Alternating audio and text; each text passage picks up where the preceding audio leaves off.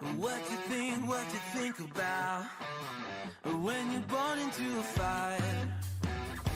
Let them burn it out. Sell them to the richest buyer. They wanna let the world decay. They tell us lies and fade away, fade away. We feel betrayed. We were raised to lose the race. Wake at the back of the pack, kill it anyway. Listen up now, because we're never dropping out. Beat the odds, beat the big house. The brains are bigger than the doubt. We've been thinking for ourselves, never let the truth fade away.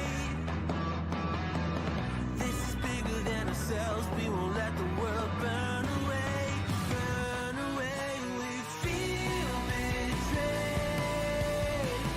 We were raised to lose the race.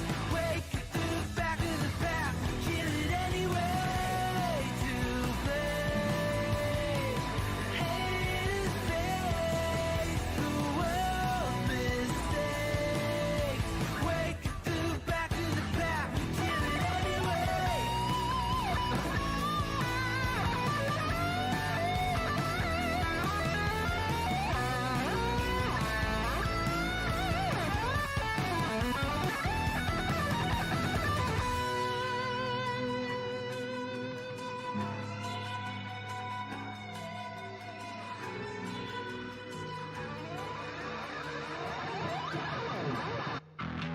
And we feel betrayed. We were raised to lose the race. Wake at the back of the pack, kill it anyway. To play,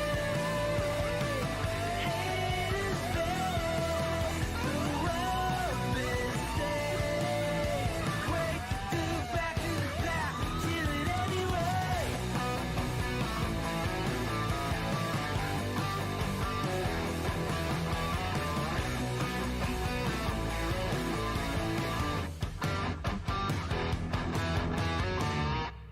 All right, we're back. How we doing, everybody? Welcome back, welcome back, welcome back. Get a few more of my social media stuff done, and we should be rocking and rolling soon. We've got a lot of work to go today, to do, to go, to be, to what is, to thee, to thy, to they. Oh my goodness, it's been a heck of a past 48 hours, but I think I've reasonably overcome, adapted, and doing what I can to come out on top of a bit of a bout, I guess I'll call it. Just a wee bit of a bout. And yeah, I think we're rocking and rolling now. We'll see how it goes. Oop, except I didn't get myself a beverage before starting the stream. For shame. Hey Siri, set a timer for 50 minutes. 50 minutes counting down. Thank you. My pleasure. All right. See, Siri's always got my back. All right. So where are we at? Clock door is still rocking and rolling. Everything else is still looking okay here. Ammo in the turrets.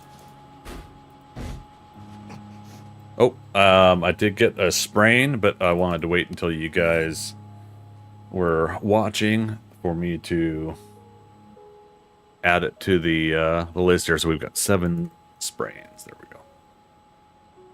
Boop. Rock and roll. And yes, I got 2 minutes left on that. I was doing some work offline, and when I closed out, that's when that occurred. And it occurred while I was working, so you know it counts.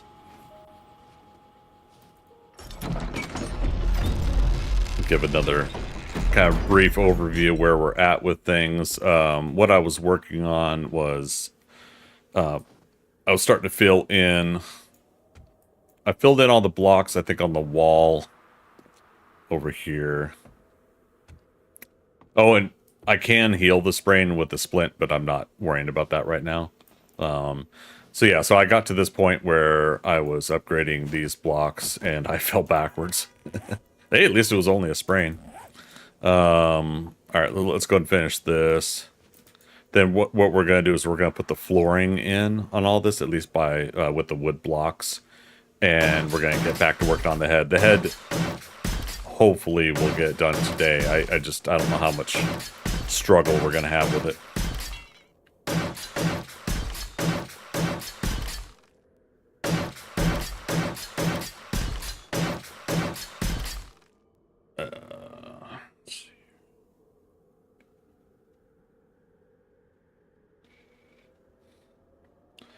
Put my phone on to Twitch. Oh, I have a text from my mother.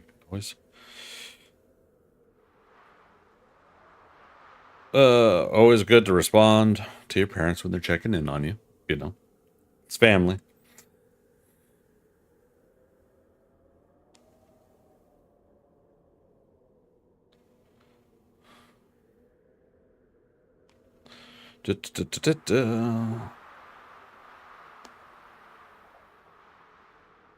Okay.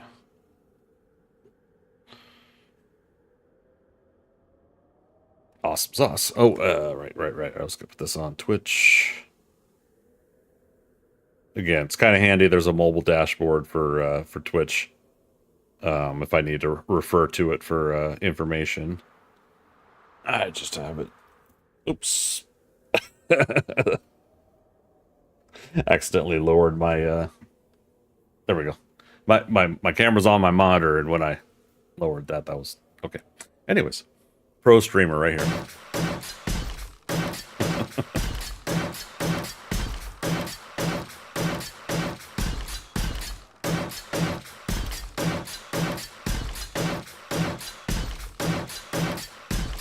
Oh, Oakley Dokley. Artichoke.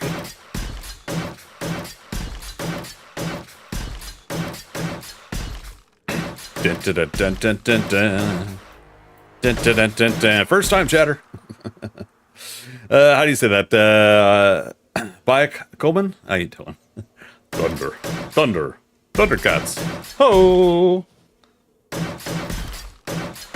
Unfortunately, like today, I'm not wearing my ThunderCats shirt today. It's my latest laundry basket. Oh, thank you for the follow. Appreciate it. We're shooting for 5,000 followers. You got me another notch closer. I appreciate that. Hope you're having a good day as well.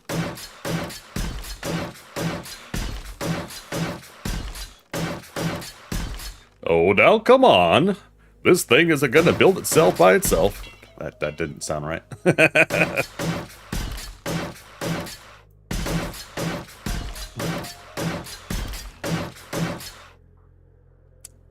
You're watching the miniseries of Flight Commander and the movie Flight Commander or Wing Commander? And my follow image there is from Starfighter, Last Starfighter, which I've got this video in progress for YouTube where I'm pitching a 10-episode web series. Wow, that's like so 2000s. A streaming series, like to put in the stratosphere. I don't know anybody. I'm not a writer and I'm not a filmmaker, but kind of a what would I do if I did a 10-episode Last Starfighter series.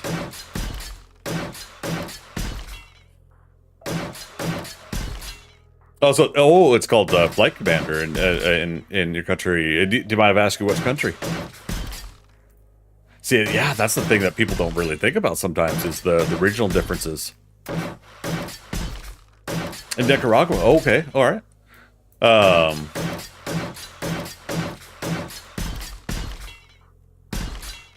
But you know, 80s third world. Oh no. I try to be that American that I even saying American, like we're all American, North America, Central America, South America, Latin America, like all of us are American.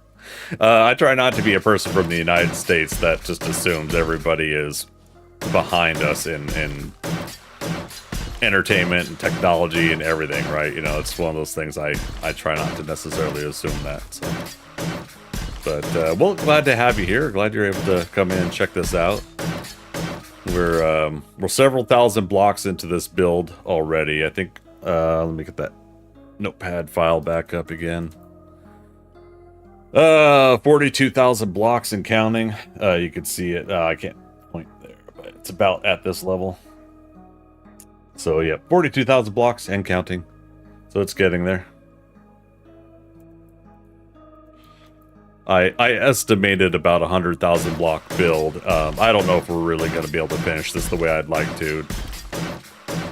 We're getting towards the end of the month, and the people that own this server are probably going to wipe and restart soon. I don't know. So I do it as a flight wing commander, late 90s, but I was like, yeah, it makes most sense. Yeah, what who's in the movie? It's what, Matt Lillard and Freddie Prinze Jr., I think,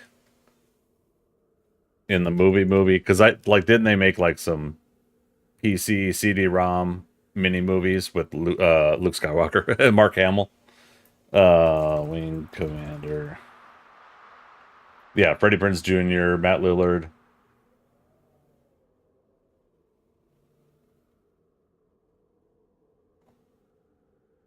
Oh wow, Saffron Burrows was in that. So she, wait a minute, she played Victoria Hand in Agents of Shield. Sorry, this is where I go down the rabbit hole. If I remember correctly, isn't she? Oh, no. She's not who I'm thinking of. Okay. She, I thought she was I thought she was the woman that Ethan Hunt fell in love with in the first Mission Possible movie, Tom Cruise movie. But no, that's a different actress. Anyways, rabbit hole. I tend to jump down them a lot. Let's see. Let me open up dashboards again. Okay, back to it. Let's see. I know I do customer service, and I'm told a lot to transfer to an American. Oh. Yeah, it's intolerant people. Well, thank you for the customer service work you do then.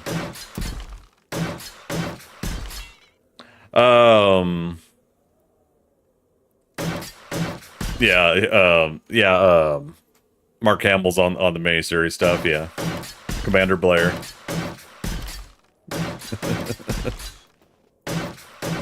Yeah, Matt Lillard, I love the dude. Like, there's no way, man. Scoop and I won't go anywhere that has creepy, spooky, or haunted in the name.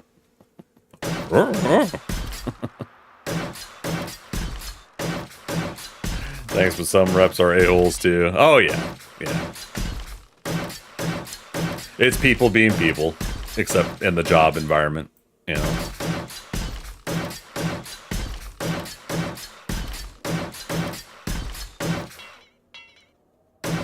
Oh, there we go. And we just finished another 1,000 blocks. Oops, what am I doing? Pro streamer. Here we go. Okay, so that's 43,000 blocks. So basically, I am doing my upgrade count every time I finish my cobble and concrete. Cobble and concrete, I'm keeping the same amount in my inventory. So with 10 stacks of 1,000 each, is that right? Yeah. Basically, it's 1,000 blocks that get upgraded when I'm done with it. Boop.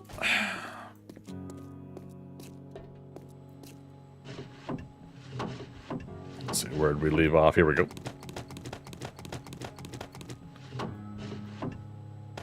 10. Okay, and then concrete mix. There we go. All right. So your dad is a retired U.S. pilot. Mom's from Nicaragua. They met here, and now I'm here. Nice. Okay, right on. So about 100,000 for baseline. Yeah, that's my rough estimate. So the brief history on this is that I tried to build this in Alpha 16, and I was keeping track of the notes and everything like that. I didn't 100% get it done, but I got up to the head, and the head was very blocky, and you can't see much in the winter here in the storm or the snow. But yeah, so just by the rough estimate of what I did before, how many more blocks we could use now with shapes and everything like that, I had estimated that the entire build itself would be about 100,000 blocks. Seeing as how we've gotten this far, and this is the image for those anybody watching now live or watching the VODs. Again, we're on Twitch, YouTube, and Kick. Just a heads up for everybody. You can see all the links down here at the bottom.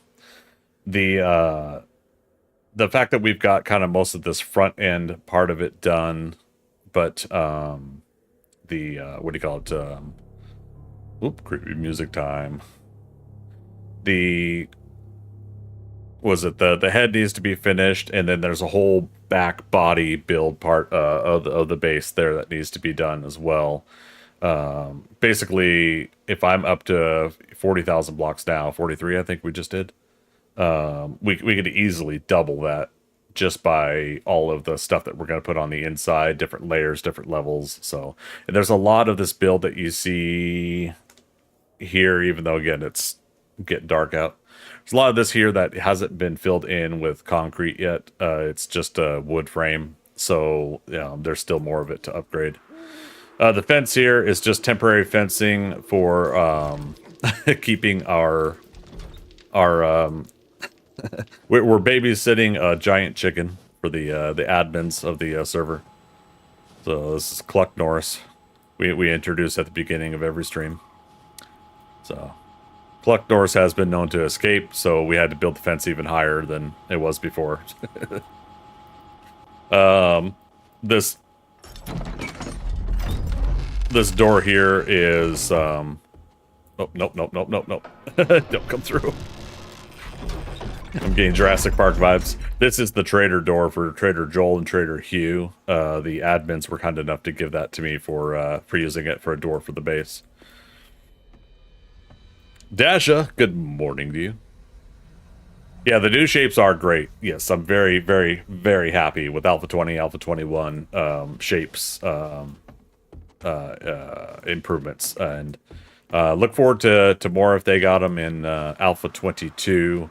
When I asked at TwitchCon, they said there will be some new blocks, but don't expect like the massive amount that we got out of Alpha 20 and Alpha 22 because their focus is other things. So yeah, looking forward to it. Yeah, Dasha is in Australia, so it's morning for him. In fact, it is 10:21 a.m. in New South Wales area of Australia. Right, did I get right, Dasha?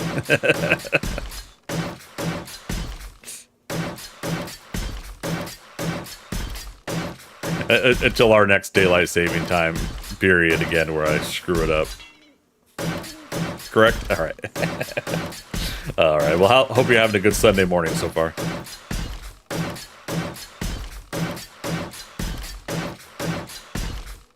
How many people we got on the server right now? Holy crap, 12 people. So the server's been known to get up to 28, 30 people when they wipe and restart. And usually the first weekend of wiping and restarting brings all the people back to the yard. It's the milkshake event of the weekend. And then it kind of dwindles from there, or varies from there. But quite honestly, for a Saturday afternoon, 12 people is pretty good. I'm pretty happy with that.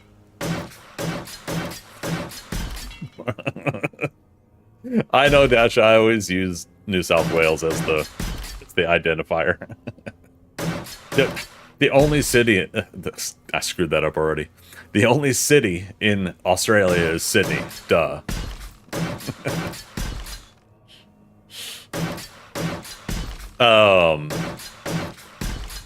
I live in ACT, Australian Capital Territory. Canberra, right? I say Canberra, but Canberra. Canberra.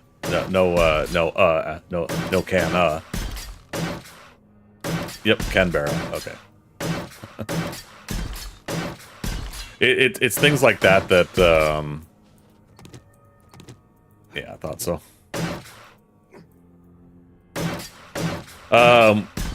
It's things like that about, like, just at least speaking for the English language. That's kind of funny how we do things like that. If it's Canberra, but I've always heard people say Canberra.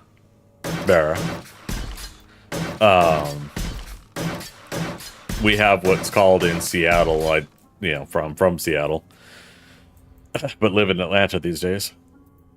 We have a place called Pike Place Market, and it's because it's off of Pike Place, the road Pike Place. And for some reason, a lot of people say Pike's Place Market. They put an S at the end. Pike's Place Market. They like that. Like it's what do you call it?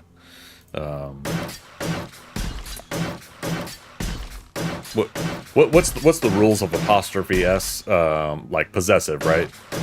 So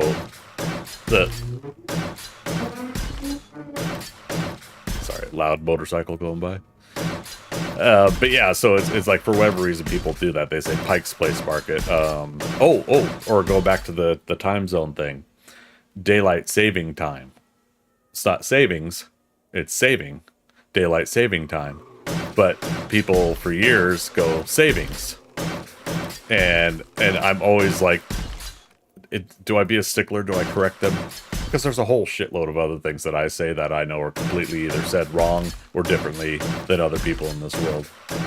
But that's one that I'm always kind of like, oh, I want to correct them, but no.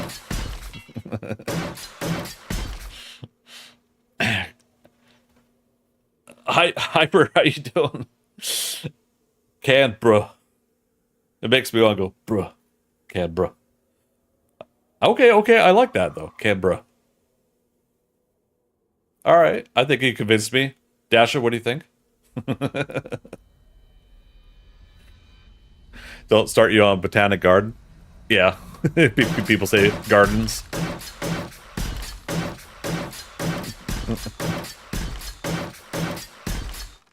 Oh, no! Damn it. Oh, that's a full break.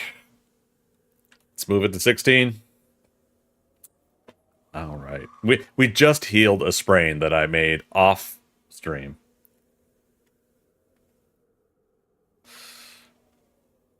Uh-oh.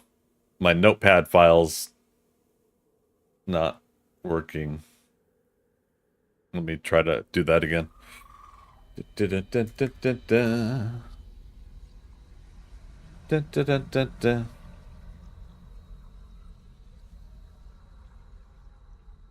Yeah, I mean, this is exactly the risk we keep taking. All right. Turn that back on. Is it working? Okay. I had the notepad file up in front of my OBS view, so I couldn't see. There we go. Okay, so we've got 7 sprains, 16 breaks. We have not fallen to our death, but we have been mauled to death by a mountain lion. So, yeah. Ow. Ow. All right. So, well, no, wait. We do have a splint on us. And then that puts it to 12 minutes. And then a health bar brings it down to 10 minutes. 10 minutes. There it goes. I was worried it almost would do that. And the front of the layer there is not open. It's just glitching out right now, showing the light through it. the server owners do not have dynamic mesh turned on. There we go. So everything is loading in by default parameters on distance.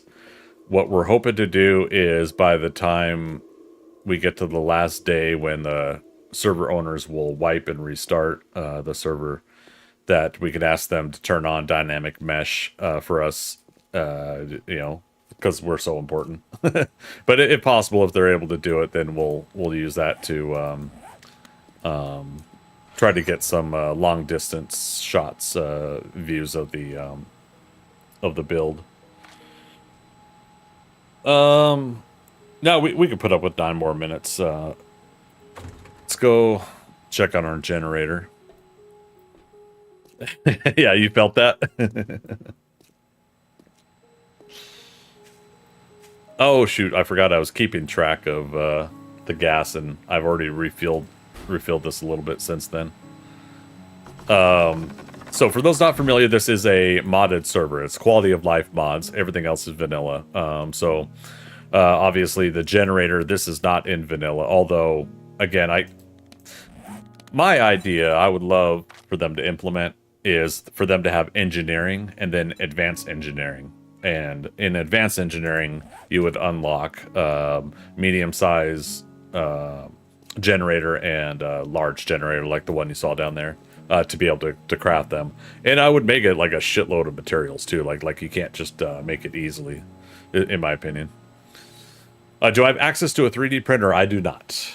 I do not. Let's see here. I'm gonna go and unlock those. Yeah, I made a whole bunch of gas.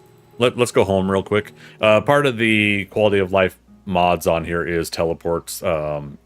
If you're not donating to the server, you have a default one home teleport, and then there's fort, market, and then if you are a donator, you can have up to 3 home teleports, which I do have at my level of donation. Then there's again market, but then there's fort, and then there's donor. You can go to a open 24/7 location full of traders that you can craft stuff at the crafting stations there. See, these are not doing good. Our home generator must be out. But yeah, so basically it's little things like that are set up to kind of help. Like if you're a player that's grinded a lot in this game, you've done years and years and years of restarting over and over again. I identify that as a comfortable way of using teleport for getting around the game versus the usual lengthy travel means that. Okay. This isn't actually on, even though it looks like it's on. Let's put 5,000 in here.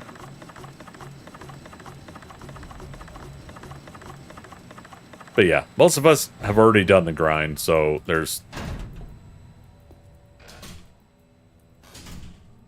Why are all the doors open?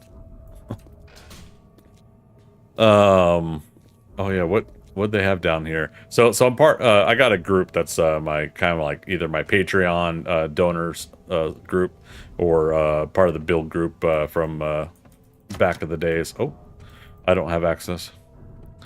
And this base camp was just going to be a quick little place for us to level up to get comfortable for being in a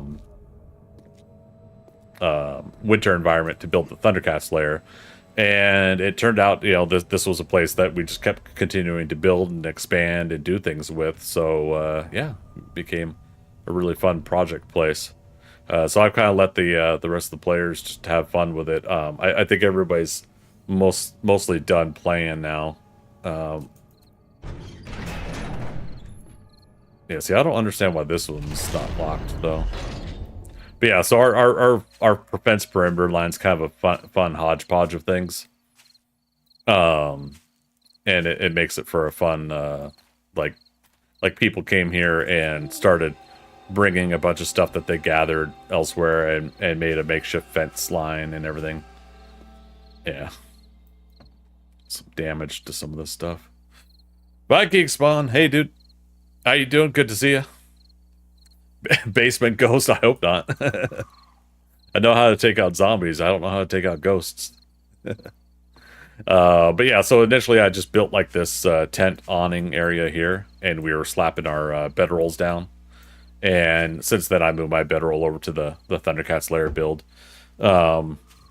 Obviously, again, these are not in the vanilla game for storage, but the server owners have created a lot of quality of life mod storage shelves here. Accessible. So. Now, since we started the generator, batteries, yeah, here it goes, starting to charge. I'm not sure what this one powers. Again, I haven't been working on this stuff, so some of the other players have. And then access to the rec room that they built.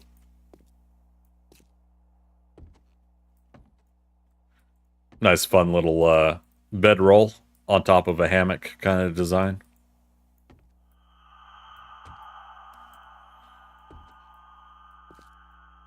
Oh, you defeat the ghost with dark type. Oh, wait, that's Pokemon. Yeah. Nice, very nice.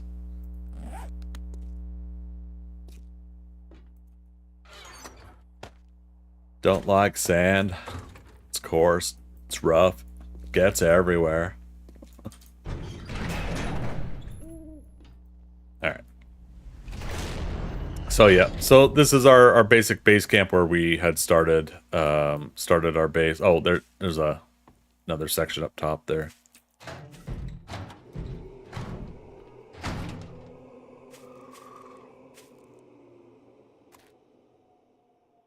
Yeah, I'm still not quite sure what this was all about, but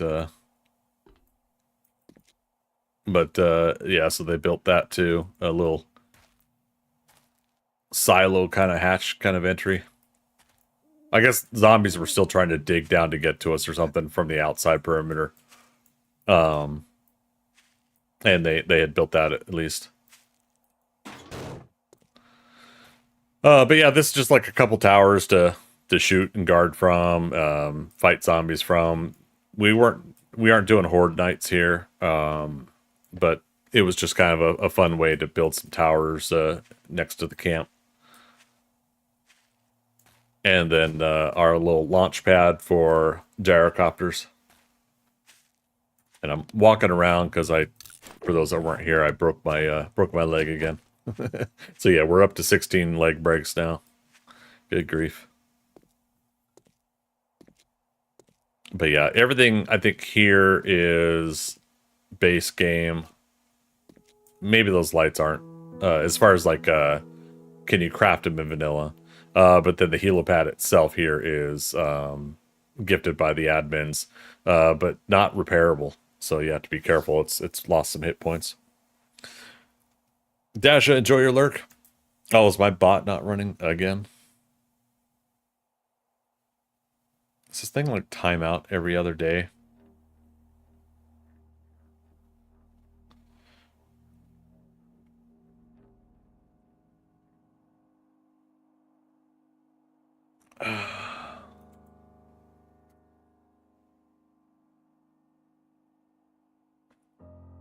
Okay, so let's go Spears. It's Britney Spears!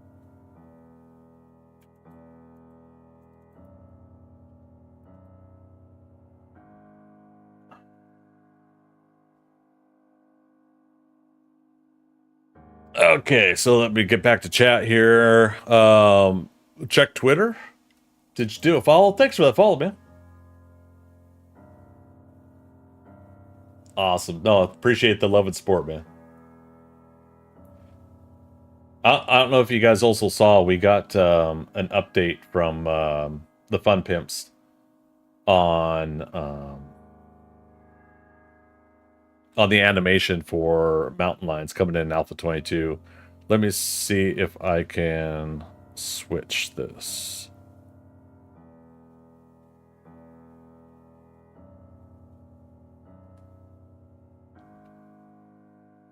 Which is it?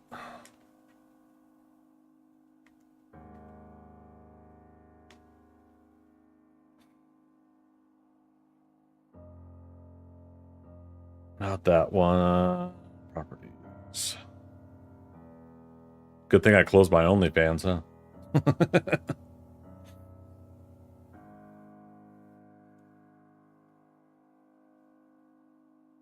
Oh, wait. No. Not that. We want live. So window capture.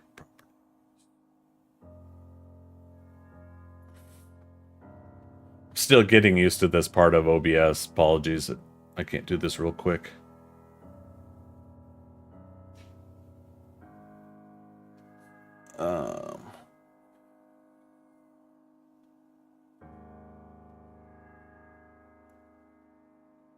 And yeah, even though it's called X now, I still call it Twitter. I don't understand why they wanted to rebrand it. Okay. There we go. Let's...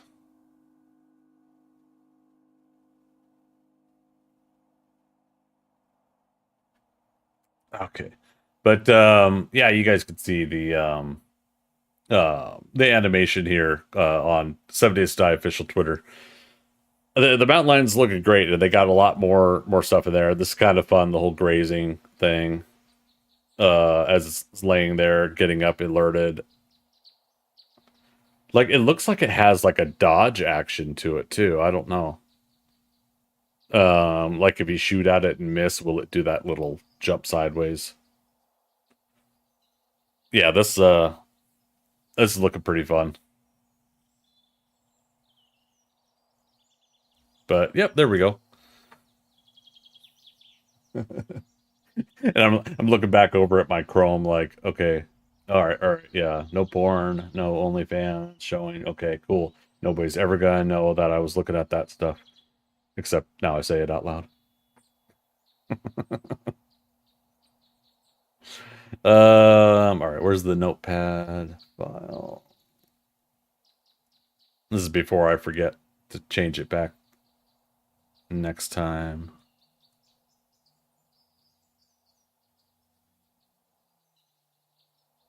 Notepad, ThunderCats, okay. And we'll put it back there again. Okay. Thanks for indulging me on that, you guys. Viking Spawn, sorry I haven't been back to help this time. No, dude, no worries. Hey, when people have help, they have time, or when they have time, they can help. Awesome. If not, you know, by all means, no worries, man.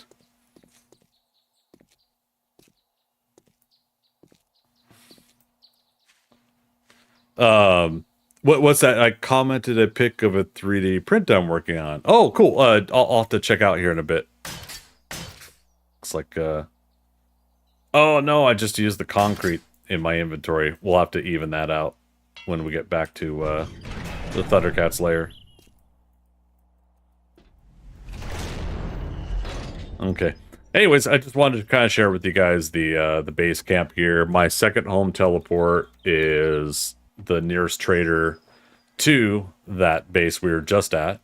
Oh, there's a bunny rabbit. Good bunny karma. Let's save him from the vicious and wicked zombies.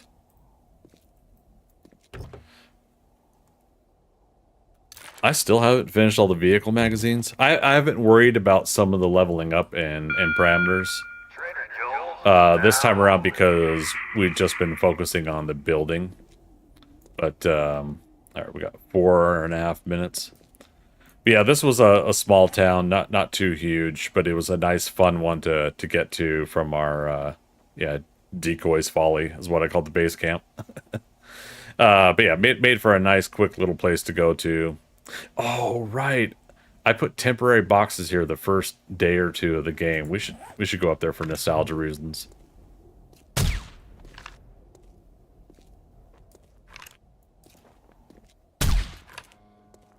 Zombies are having a slow load glitch going on, so I'll take advantage of it.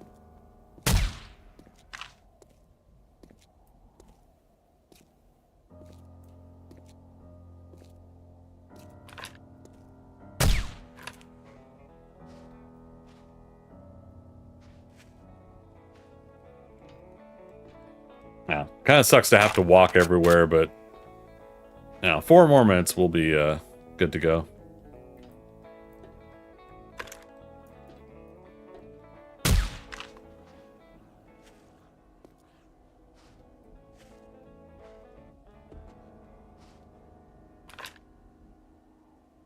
Ah. Oh, winged him. Wow. Ain't where they're going, not where they are.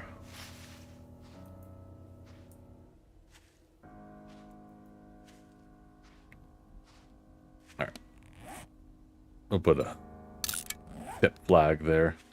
Yeah, so basically there's city reset zones on the server, and if I had put my box inside the reset zone, it would have been deleted the next city the next city reset.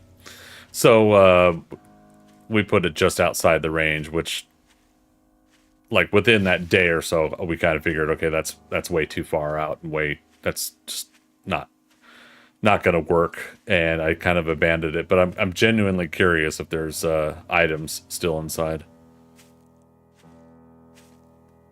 And again, we've got time to waste here till the leg is healed.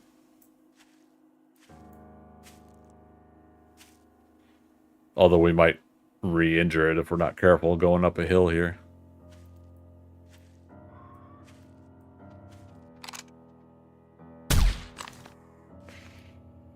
Got him. I'm getting pretty darn lucky with these shots, to be honest.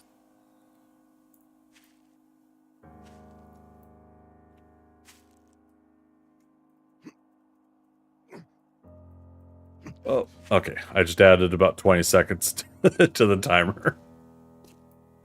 Just so I could bunny hop up here.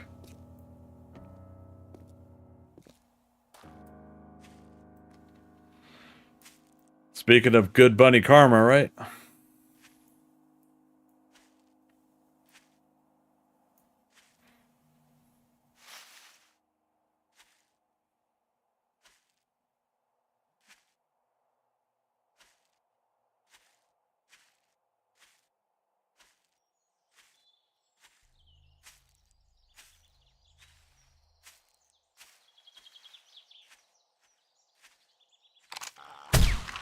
Oh, right in the neck.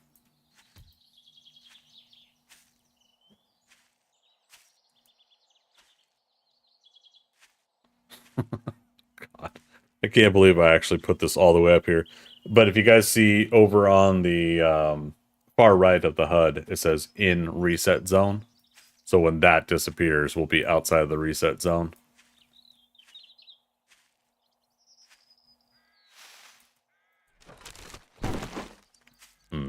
Sandwich.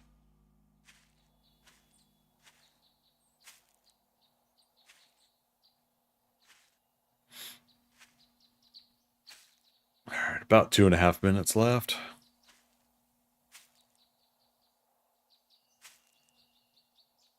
Uh-oh. Too steep?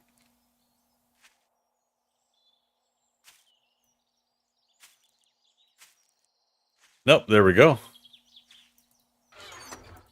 Empty. Holy cow.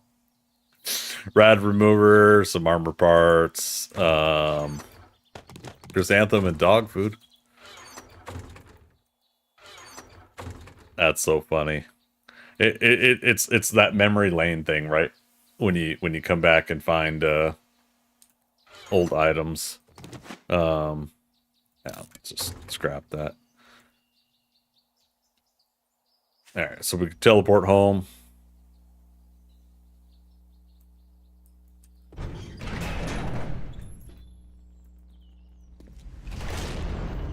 How's those batteries doing? Alright, still charging. Mods. Here. Parts. Here. Tools. Not that it's imperative for us to have another paintbrush.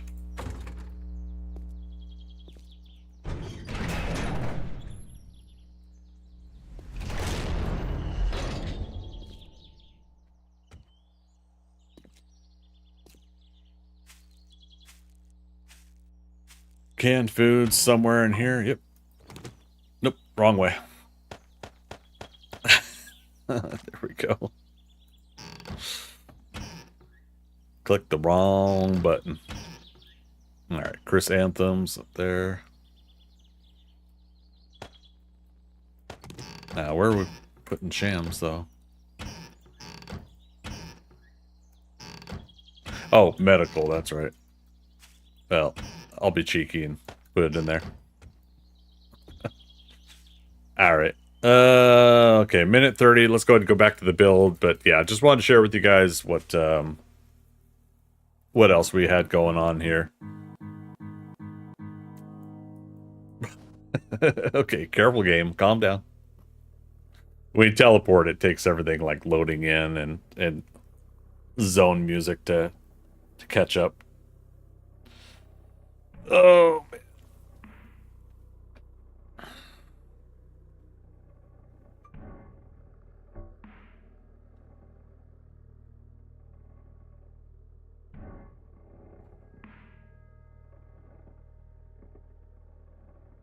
Okay.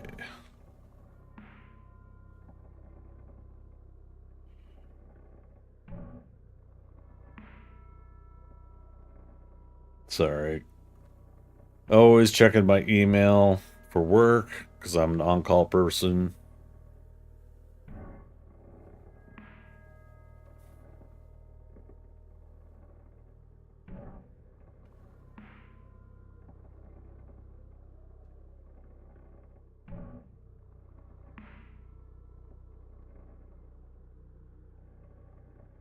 Okay.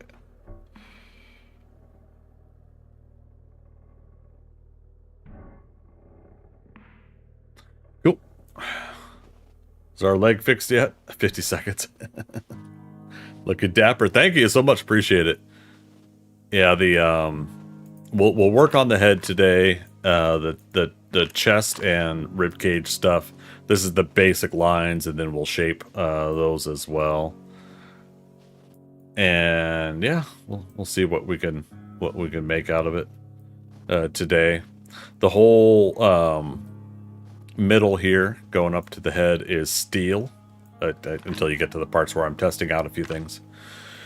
Steel holds steel most efficiently going horizontally off of the vertical stack, so that's what reason why we have steel going all the way up, even though I probably didn't need it all the way up, just needed steel to build off of. But yeah, that's why I did that. And I think we left off upgrading over there.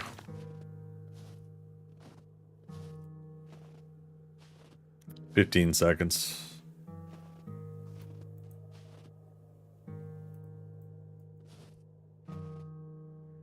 Is there not a... Okay, let's head down there. Not falling would be great. I know, right? So truthfully, we could also use, I think, was it steroids? We can run with that without it further injuring us. But I thought in the past that you could still push yourself to a limit and re-break. While it doesn't slow you down using the steroids. I thought that we had re-broke our leg once doing it that way. Basically a cast and then the steroids for moving around faster again. But, okay, so this explains one of the reasons I fell, because I thought we still had a sort of a scaffolding scenario going on here. Alright.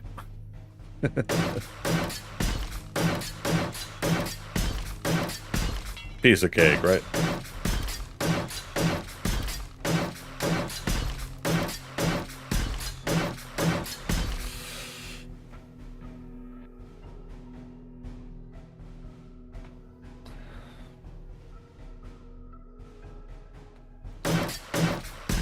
Boop. All right.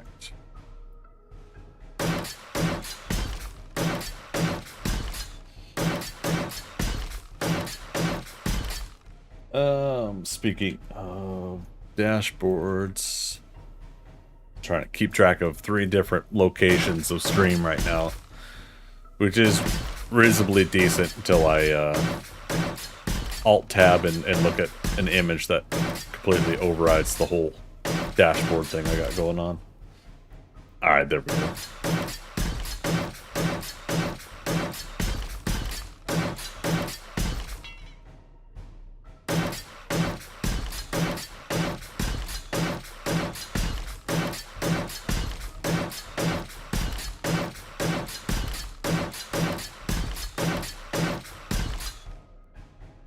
Alright, so that takes care of the wall stuff. We can start filling all this in.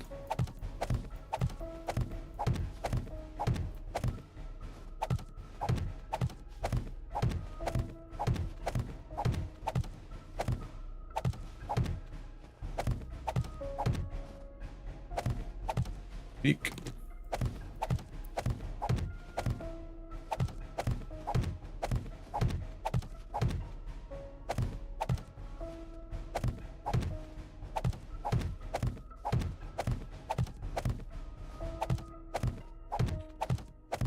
I'm actually curious. I don't know if we would necessarily, like, if I fell off of the topmost part of the head on this build.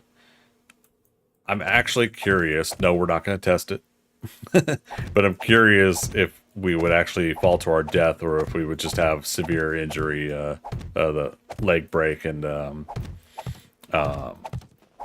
like a lot of my health would be gone. Because while I did not put any points into parkour, and I have no impact bracing mod, I don't have the book about having better fall when you have 5,000 or more dukes in your inventory. I didn't do any of those, but the one thing I didn't think about is as you level up, your health does increase, so you have more health than you did when you started out, right? Yeah, so I could have 200 health total. When you start out the game, it's 100, right? So that's another thing, is like, is fall damage more than 200 points of damage? And if so, Greetings, Starfighter. Then I probably would die. You have been recruited by the Star League to defend the frontier. Is it against Executor? Sword and the Kodan Armada. Thank you for that follow. Appreciate it. Prepare for blast off. You guys are awesome. You're getting me more and more closer to that 5,000 follower goal. Hope you're having a wonderful day as well.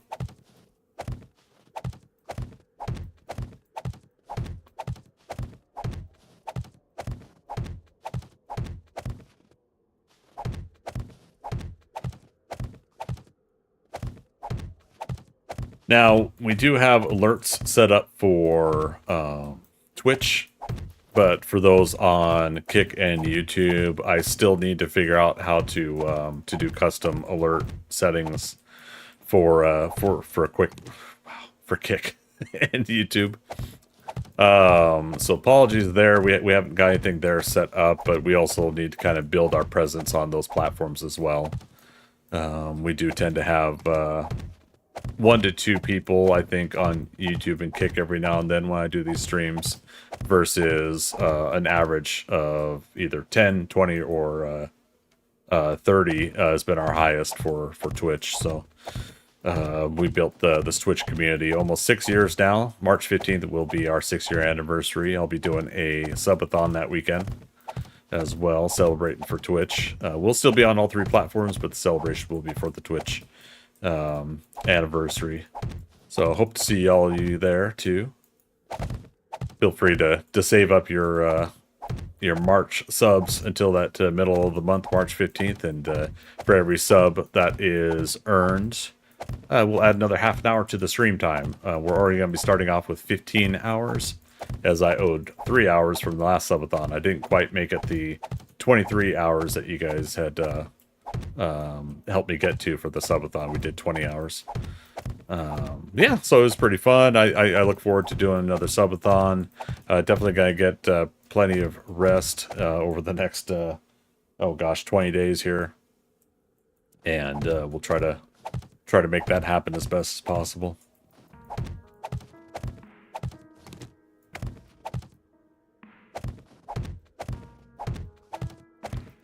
I think I might end up taking like that following Monday off from work, and I'll use that day to rest up and get healthy after a weekend of doing subathon. Colonel Clink, What's up, buddy? Good to see you. How you been?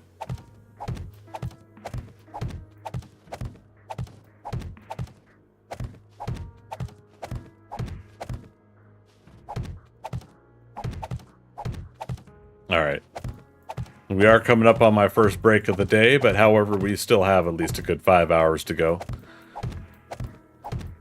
Top of the hour breaks, usually 3 minutes. Sometimes I'll take a 5-minute. I'll do on Twitch an ad break during that time. But it's a good time for all of us to kind of get up, stretch, and get a new refreshment or something like that, which is what I'm definitely going to do. Friendly reminder, if you don't want to see the ads, got the Twitch sub, you got the Prime sub, and of course I think some people are using Twitch Turbo as well. Either way. Not everybody's favorite thing, but it does help the channel out, and I certainly appreciate you guys completely understanding that from either me or for other people that do streaming. That does help us earn what we can with what we do here.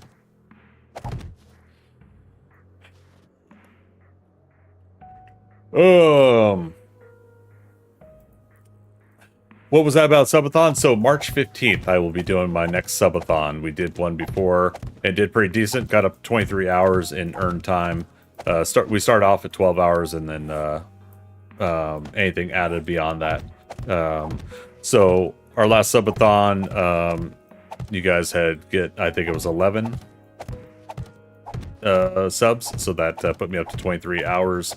I was only able to go 20 hours that day though, with health and everything like that. I do have to be careful, but since I had 3 hours left over from that subathon, we're adding it to this next one, so we're starting off the next subathon with 15 hours, which matches the March 15th. I thought that was a pretty good numbers thing there. So yep, and I believe we'll be able to do it on March 15th, right? Let me look at the calendar here. March 15th is a Friday, and we'll likely start Friday, probably 6 p.m. Eastern Standard Time, and we'll then go from there and see how we go through the weekend. Unless I get a noise complaint. We had an email this morning about friendly reminder to residents about noise, and I think it's because I woke up last night and I watched all of the Avatar: The Last Airbender live action series. Loved it, really enjoyed it, and then I finished the last 2 episodes of One Piece, also the live action version. Loved it too, so I can't wait till they get the second seasons going on those. But I think I might have left the volume up a little too loud when I was watching it, passing out, rewatching it, things like that. And so same thing with us doing things with streaming, is, you know, my voice can carry, and we're in an apartment here, so it's trying to be considerate to our neighbors as best as possible, and I completely understand that. Yeah, my subathon, we're going to officially restart my my house down payment goal as well. Unfortunately, most of that had to be used for an emergency that we had earned before. So we got to restart again. It was going to be used for my moving to a smaller apartment, and all that stuff got screwed up as well. So needless to say, it sucks, but we got to restart. But I mean, that's the way it goes. That's the way the cookie crumbles. When we're all saving up and doing the things that we want to do in our lives, and working hard for it, and trying to be more financially responsible. Sometimes some of those things do come up. I know I talked to a lot of the homeowners that I know, and you know, it's always a washer and dryer goes out, or some sort of a plumbing emergency. You know, it just never ends, right? When you're a homeowner. Now in my case, it's apartment living, but there are other things that, you know, that came up. So yeah, we tend to have these things happen in our lives, and best we could do is just keep on trying, right? I'll read up on chat here. I gotta go take my break real quick. Mr. Whiskey, hey, good to see you again, man. How you doing? In Japan, there are ad breaks on TV for about 30 to 45 minutes, depending on the day. 30 to 45 minutes. Good grief. Um.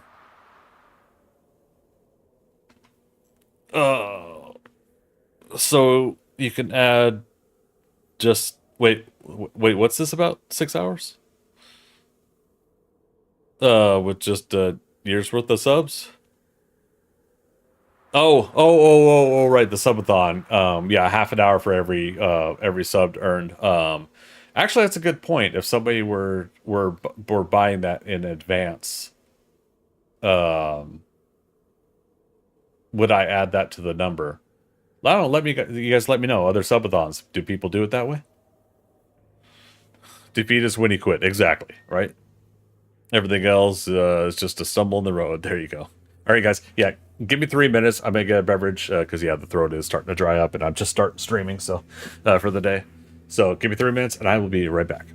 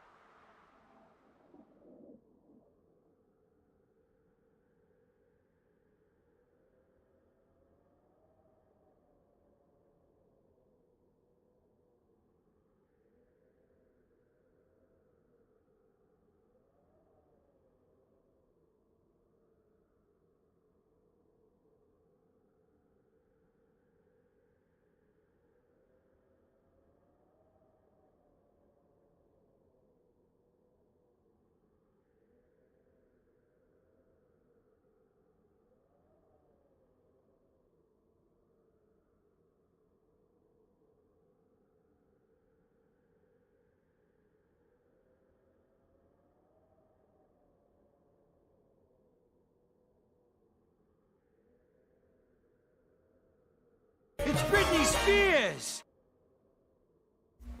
Might be Brittany.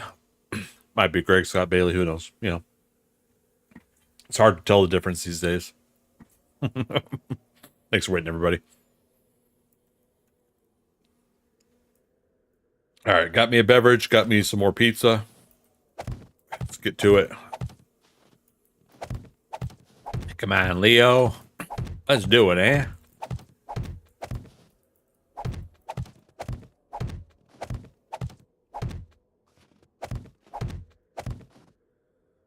Who plays D&D? Like, so I both love and appreciate tabletop role-playing games, but I suck at them. If I'm to be perfectly frank, I have a hard time like locking in on the mechanics of it all and remembering the dice rolls and everything. But I absolutely love the role-play aspect of it, even if I'm not good at it. The games that I used to play growing up, I used to do Shadowrun and Rifts. And as early as like 10 years ago, we had an active Vampire the Masquerade game going, and had a lot of fun with that with a bunch of friends that would come over, and we would get that tabletop game going. And it's like as much as I really like enjoyed the company of everybody and enjoyed the game overall, it was ran really wonderfully. I felt so like lost with the, you know, this is when you roll for initiative, you know, this is when you roll for perception and stuff like it was commonplace for everybody else but me, and I was too really chicken shit to tell everybody I didn't know what I was doing. You know.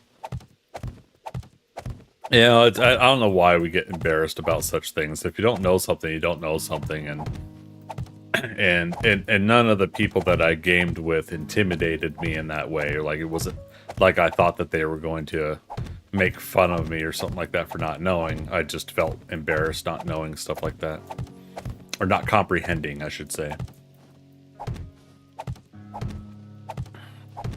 Yeah, so it was real fun. Like back when I played Shadowrun with my friends in like high school and just out of high school, we had a pretty good group that didn't really emphasize anything heavy on the dice roll part of it. You know, we just kind of really had fun and talked our way through most of the adventures, and because of that, I think we had some really good times together. It coined the phrase "you shot me, you lived," which was one of the people in the group went to betray another person in the group, and through the dice roll, they rolled that they had pulled out their weapon or whatever and tried to attack the person unbeknownst, you know. It's tried to surprise attack them or whatever. And doing such a horrible dice roll, they got the surprise attack, but the damage was like compared to what the damage that the character could take and soak. So okay, maybe I understand some of this, but you know, basically like they didn't do enough damage to do anything really at all significant, just like a scratch. And so the person that got shot says, "You shot me." And then the person that did the shooting said, "You lived." So, and it was just like they played out that moment so well, so fun. Yeah.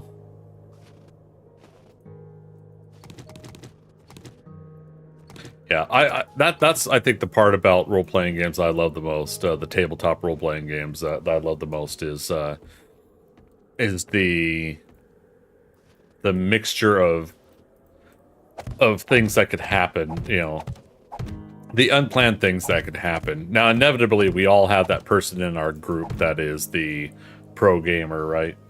They've got every rule memorized for every game, and they challenge every game master.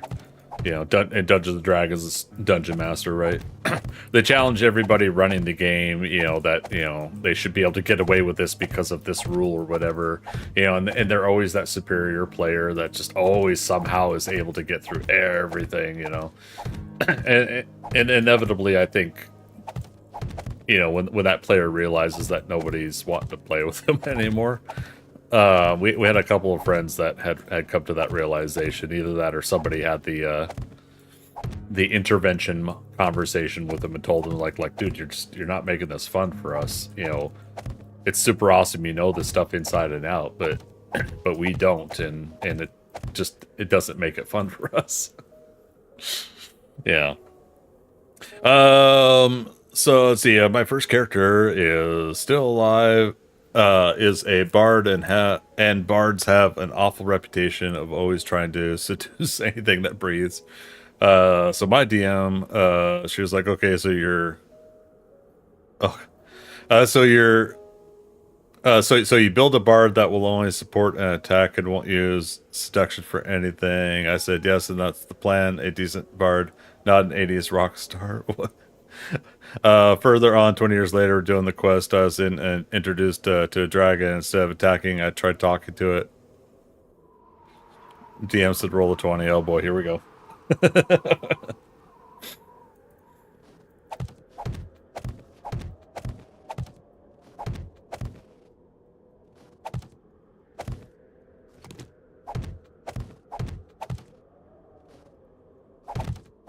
And now you're keeping me in suspense.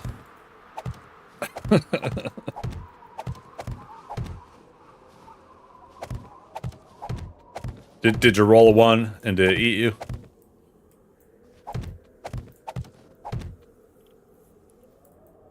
The dragon princess fell in love with it. Aww. See, you gotta roll a 1. Dragon's gotta eat you after like years of reputation. That's gotta be the twist, right? You know, that's gotta be the... Nah. Yeah, see, I could never get that deep into the games to go for stuff like that, but yeah. Got married and she is an allowed NPC on the party. I guess I did have like occasionally some things like get to that extreme. We had one controversial moment. Controversy in the gaming community. In Shadowrun, I kept saving up like a lot of my coin to get vehicles. And we had, I think, a good 4, maybe, yeah, there was 5 altogether people that were decent at running the games that we would all group up and game together. And so with that, you know, everybody knew that I kept saving up my coin and I kept buying vehicles in the game. Well, I had said that I was storing my my vehicles in like a warehouse or whatever. You know, we tried working together this this storyline where I've got all the vehicles stored somewhere, and this one jerk of a DM that was trying to be edgy, in my opinion, to the group, gets all of our characters, our parameters, stuff like that the day before, and gets ready to set up the campaign and stuff. And starts off, there's like, I think there's 10 of us playing, and then 11 plus the DM, right?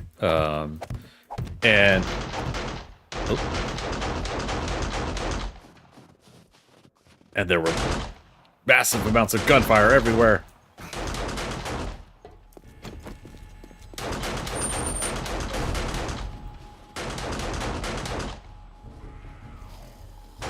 Oh, look at these guys. Where'd they come from?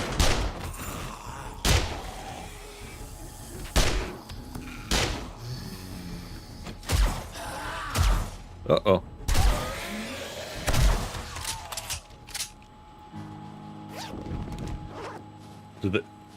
So they came from up here somehow.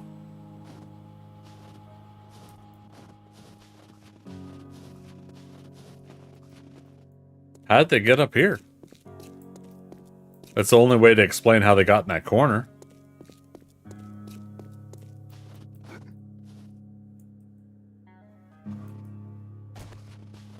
Unless did they walk alongside the wall and the turret didn't get them?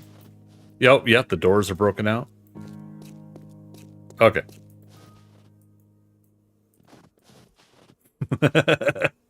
I kept saying I need to put turrets off to the side here, too. Yeah, look at that damage.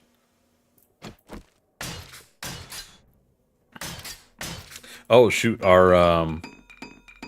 We need to make sure we match the cobble and the concrete. I'm using concrete to repair.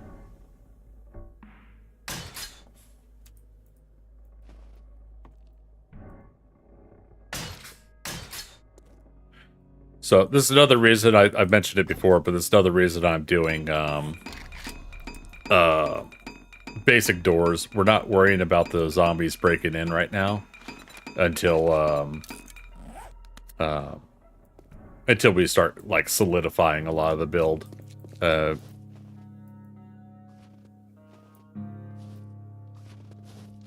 Okay, yeah. So yeah, they must have broke down the wall here. Or wall. The door. And then walked here, which I think that made them avoid, unless, did this turret go off? Yeah, one shot, and I heard that while we were down here, so. Okay, refill that. Yeah, it's always interesting to see, like, where the zombies are pathing. And interesting, so this turret was shooting them.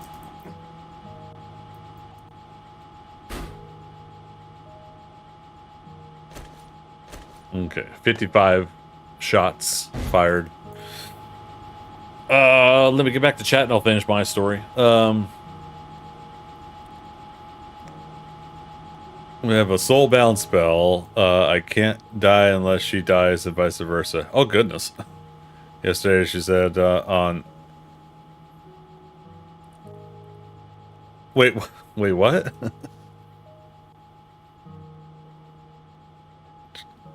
Roll a dice 20, rolled a 7, now I'd be a daddy?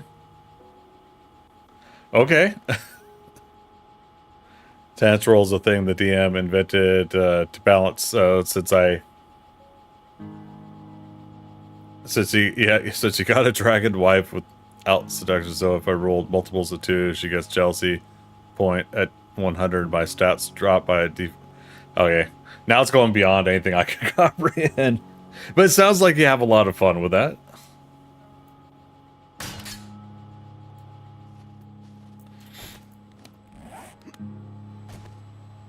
Alright.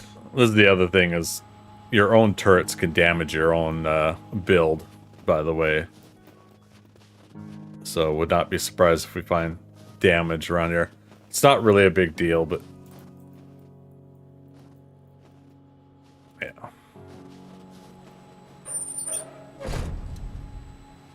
Okay, so I've got stuff in here. So 670 in cobble, which means there we go. 670 in concrete. Cool. Because again, we gotta keep these numbers even.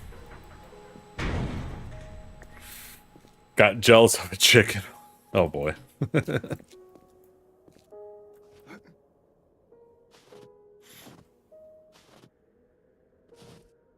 Let's see, is this where we left off? No, we were doing this floor down there.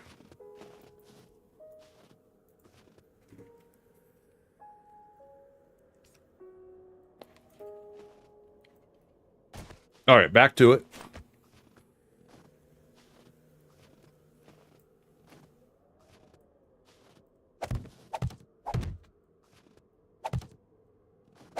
Oh, yeah, where was I at with my story? So, oh yeah, so this new jerk of a DM, someone our group was familiar with, he got all of our stats the night before, so built a campaign for us.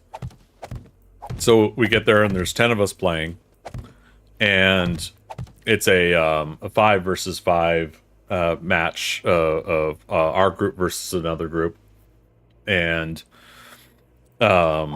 so he's basically having us in certain segments pass notes with each other, you know, what we're doing, things that we don't want the other group to know. Basically, it's each group's been hired to do a job, and whoever completes it gets the gets the reward point or the reward bonus of completing the job. But the reason I call him a jerk DM is because our GM, because it's Shadowrun, is he opens up the campaign to all of us by announcing that I am getting back to my neighborhood where my warehouse of all my vehicles are to witness my entire warehouse is burning down. AKA all of my vehicles have been destroyed. Now, I've gone back and forth through the years contemplating how I feel about that, because I know in some cases that's somebody doing a daring thing, like, oh my god, he did that, he went there. But he did it with my stuff. So he told me to take my my vehicle sheet with all my vehicles and rip it up. All my vehicles are destroyed. So I had to decide at that point, is it more important that we get through a weekend adventure, you know, because this is a, you know, all of us get together on a Saturday afternoon and game into Sunday kind of scenario. I had to decide if I was going to be that person that throws a fit, you know, gets pissed off, or if I roll with it. And I basically rolled with it. I was like, fine, all right. But needless to say, when he tried to run campaigns again after that, I was like, no thanks. You know, I had spent like 3 years at that point between all the different gaming sessions that we had gotten to get all those vehicles. And I know that a little bit of the reality of the situation is that shit like that does happen to people. You know, people get really nice things and other people ruin it for others. They steal it, destroy it, you know, those things can happen. But when we're talking about like a gaming session where we're trying to make sure everybody's just having a good time, you know, overall, you know, sometimes characters do die in games. You know, that's the dice roll sometimes, but at this point, if your opening story to your game session that you're running is by destroying somebody's stuff that they've earned over 3 years of gaming, you know, yeah, from like when I was 15 to 18, I had earned all of that stuff. Yeah, I was none too pleased. And I've never talked to that person since that year. Yeah, not because of that, but that's one of the reasons, because obviously it's like I didn't want to really associate with someone that has that kind of a mindset. I would have suicided my character ASAP in battles. I thought about it. I thought it was like, okay, that's it. You know, this character in the role-playing game is done. You know, what's the point? You know. But yeah, it's like, again, I kept it together for the sake of the group, because you know how those moments can get, right? Like you're going to be that person that is arguing with this other person, and everybody's weekend is ruined because you guys aren't getting along. Like in a flash of a moment, I kind of realized I was gonna be that person to do it, even though I felt like he started it by doing that. It just, I never really heard like any justifiable reason. He knew I was pissed off about it too.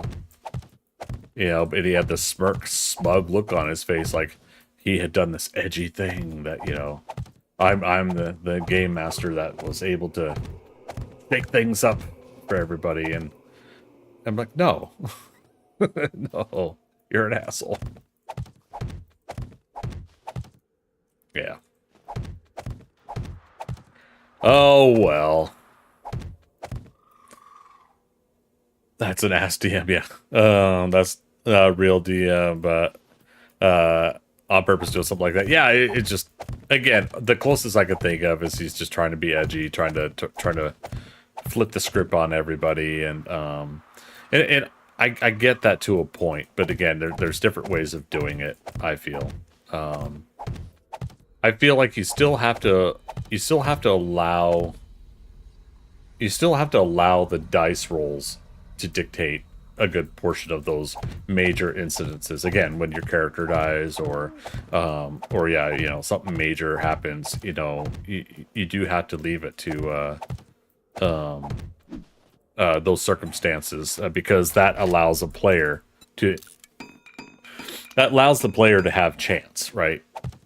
You know, I feel like that is why you roll initiative. Would you initiative, perception? Again, it's like if I can remember the things I'm trying to remember about these games, you're trying to see if you yourself can perceive that something's happening quicker than most other people, and can you react or act upon it in a manner that prevents something severe from happening, you know. And you know, again, I guess maybe I do understand it more than I think. It's just back when I played these games, it was difficult for me to understand. Yeah.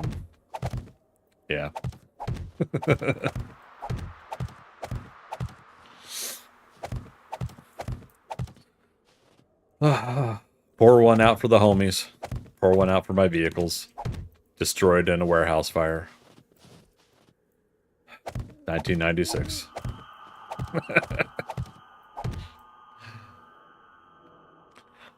Let's see, we got our ship stolen, and was a quest, fun one actually, and was for a good cause. Some kid stole it to try to pay for orphanage, church sister to not be sold to slaves. Oh my goodness.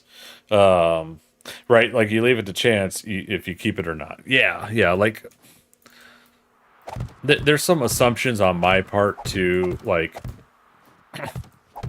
in the world of Shadowrun, at least my perception of the world of Shadowrun is, with technology and magics and everything like that, one would assume that, you know, you have, and sorry, I'm backpedaling a little bit because as I'm saying it, I'm starting to kind of think of things. One would assume that you would have like a security system or something like that that would detect people breaking into your place and stuff like that. Okay, so then if this is the other players, that are breaking into my place and destroying it, they're going to have to roll in order to bypass my security system or whatever. Okay, cool. I can see that happening. But if it's just NPC, like retaliation moment or whatever, like you have too much stuff, therefore we're destroying it moment. At the very, excuse me, at the very least, I should be able to kind of have to roll for my security system or whatnot, like do some sort of a event that leads to that. I think that would have made it a lot more more comfortable of a moment. But at the same time, you can't help but just like think like, okay, the person who's running the game is just doing this specifically targeting me because I've got a cache of things, in this case vehicles, that that makes for again an edgy thing to do to the players, you know. I don't know. At the end of the day, our group ended up winning back. It ended up. We kind of won the contest aspect of it. Our group got the got the prize. And we beat the other group. But it was pretty close. I don't know if you guys ever seen the movie Midnight Madness.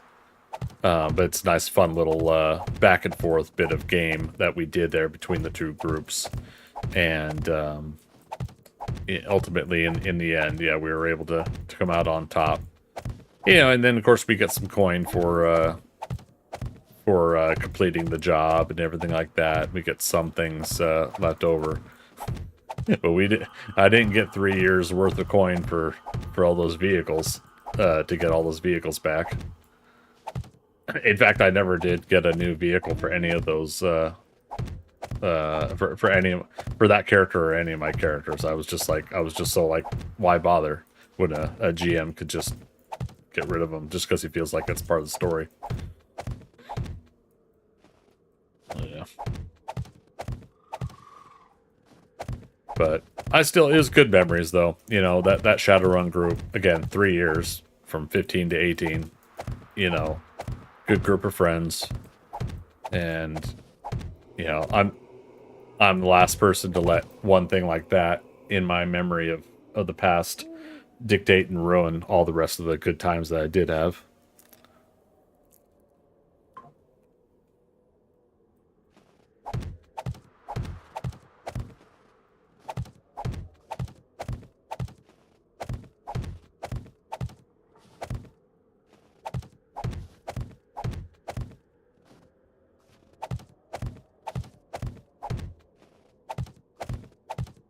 Okay.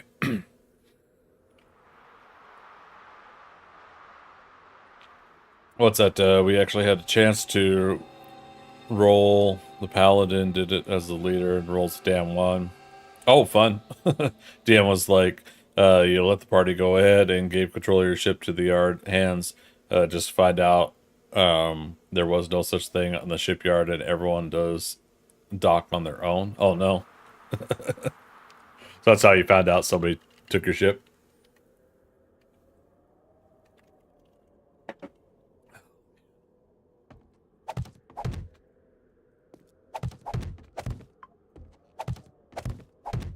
Yeah, while this wasn't the same adventure, my first Shadowrun adventure was also a group versus group match, as a 4 versus 4 group. Same group of individuals I had initially met. This was our first time we had done one. Basically, 2 groups were hired to get the daughter of the person hiring us back, and the basic that you know, doing a basic premise of that, you know, like help rescue the kidnapped child no, not child, it was like a teenager or 20-year-old or whatever, I don't know. Basically it was it ended up being the daughter of the Johnson that hired us. And the cool fun thing that they came up with that ended up like this is where this group of friends basically wanted me to keep coming back, is I forget who it was, but we had someone that could help with what was it, casting an illusion spell or something like that, or was it see, it's been so many years I can't remember if Shadowrun was spell with illusions or if we did some sort of like cyber whatever. Basically, we got to her first, but we knew that the other group was overpowered. Like they would be able to take her from us. They would take us out and take her and therefore get back. So what we ended up doing is I asked for someone in our group to modify me to look like the girl. Basically, I think it was a spell, casting a spell, so that I would basically a glamour that would make me look like the girl that they're trying to rescue. And so by doing so, I was now an infiltrator in the other group, and I had to weigh out my options in that group. But basically, first I started off by sabotaging, but then second I was basically going to take out the leader of their group, or at least a couple of them if I could, and kind of make a sacrifice play in a way, so that when and if they did find out I was not actually the girl that was they're trying to rescue, most likely they would have gotten rid of me. And that was where I ended up pulling off just some really good dice rolls, and I got out of that situation, and we ended up as a group getting the gal back to her father, and we got the payment. And it ended up being like this really fun, like, again, because if you're doing two groups versus each other, it was trying to find a way to talk and discuss the campaign in a way, that the GM had to run events without giving away what each other is doing, so that you obviously give a meta, like if you tell somebody, I told you this, but I want you to forget it because you're not supposed to know this. Your character's not supposed to know this. It's not going to happen. They're still going to make judgments based on what they just heard. They could do their best morally to try to say, but I wouldn't know that, So instead, you have to try to still keep things confined to the group. So there was a lot of handing notes back and forth to the GM, to each other in a lot of cases. And it made for a really fun session because, again, everybody's sitting there like trying to figure out like what the other group's doing. And yeah, it was so fun to do that. Take it by damn kids. We roll that on in for the whole campaign. Oh no. Mirage, I can't remember what it is in Shadowrun anymore, but I definitely think it was a spell versus like hologram technology or something like that to do it. Yeah, I feel like I think Glamour's Changeling, isn't it? That's one of those other role-playing games. We played that one a couple times, but I didn't really get into it. But either way, yeah, it was just basically like casting a spell to make me look like the hostage that we're trying to rescue.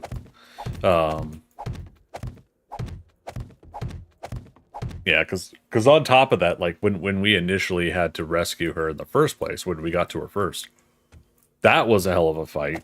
So we were already like down on resources and injuries were, occurring. So as we started realizing the other group was almost there, it was just like what are we gonna do?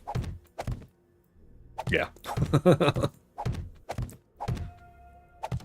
Yeah, I always thought that would have been a fun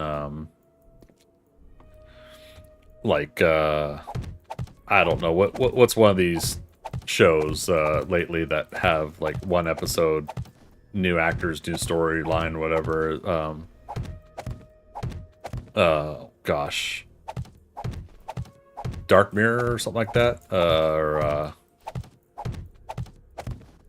I can't remember. But sometimes there's like some real fun sci-fi stories in these shows. Black Mirror, is that what it is? Yeah, on Netflix, right? I thought that would be fun to have like a story in one of those shows that you could have that not twist, but you follow the group as they make that decision to try to fool the other group.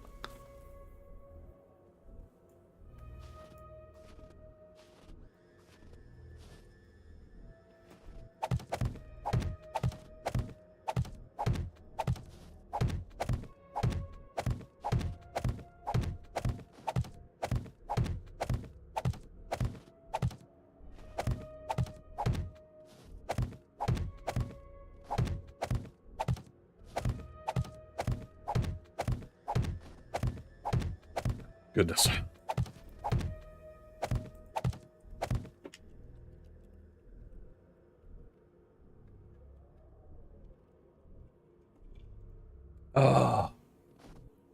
Not as good as it could be. So the last grocery delivery I got, the gal that brought the groceries didn't look correctly at the Mountain Dews, and one of them's diet Mountain Dew. I can't stand diet sodas, they hurt my throat. But diet Mountain Dews doesn't do it as bad as like the colas. So can't complain too much though. I shouldn't be drinking sodas anyways. But Saturdays tend to always be my kind of my cheat day, my day to it's the weekend to relax, get to enjoy some of the stuff. Yeah, like ordering pizza and getting soda.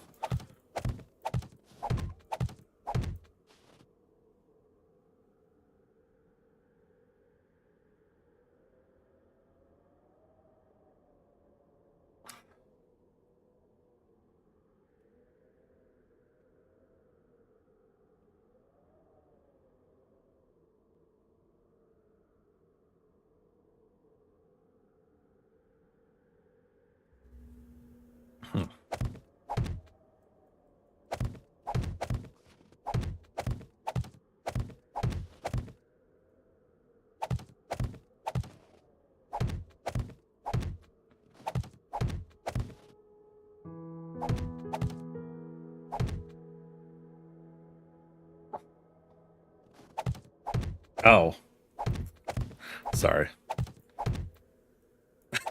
got a weird text and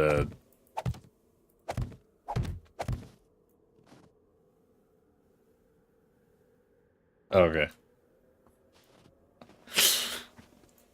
I'm always so skeptical of texts I receive and messages and emails and everything like that. I feel like 9 times out of 10, people aren't who they are, and they're always trying to scam money out of me, money I don't have. You know? And so I'm always leery about some of the text messages I'm getting from people these days. I feel so bad because when it's from a friend or family member, like, because the text looks off, I'm thinking like their account got spoofed or something like that.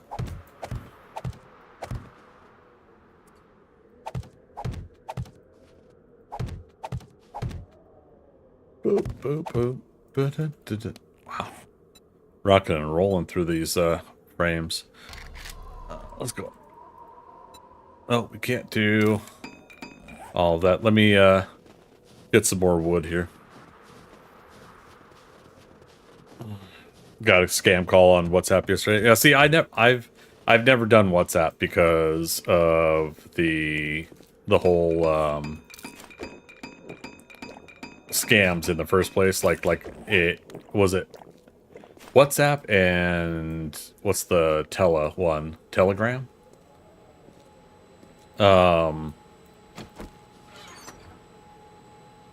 Yeah, so like for whatever reason, I know these are new forms of communication overall that people use around the world, but they're also heavily used by scammers. And nobody I knew personally was using these apps for communication with me or needing communication with me, excuse me, soda. So I had never like pushed to have any of those apps. I'd never been interested. But it was hilarious that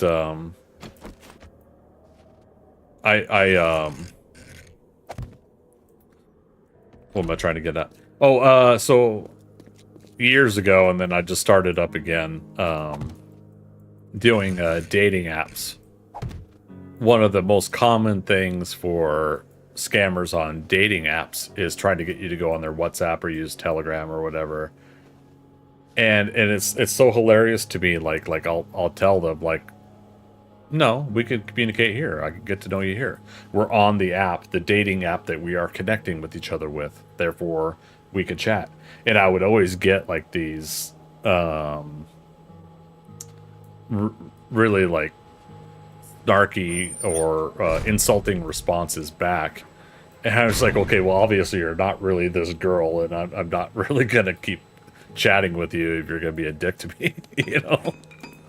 But yeah, so I mean, like I was always noticing stuff like that. So that pushed me even further away from using WhatsApp or Telegram or anything like that, because yeah, they're just, you know, they're used for scams and stuff. And in case of point, like you said, you know, someone trying to scam you on it.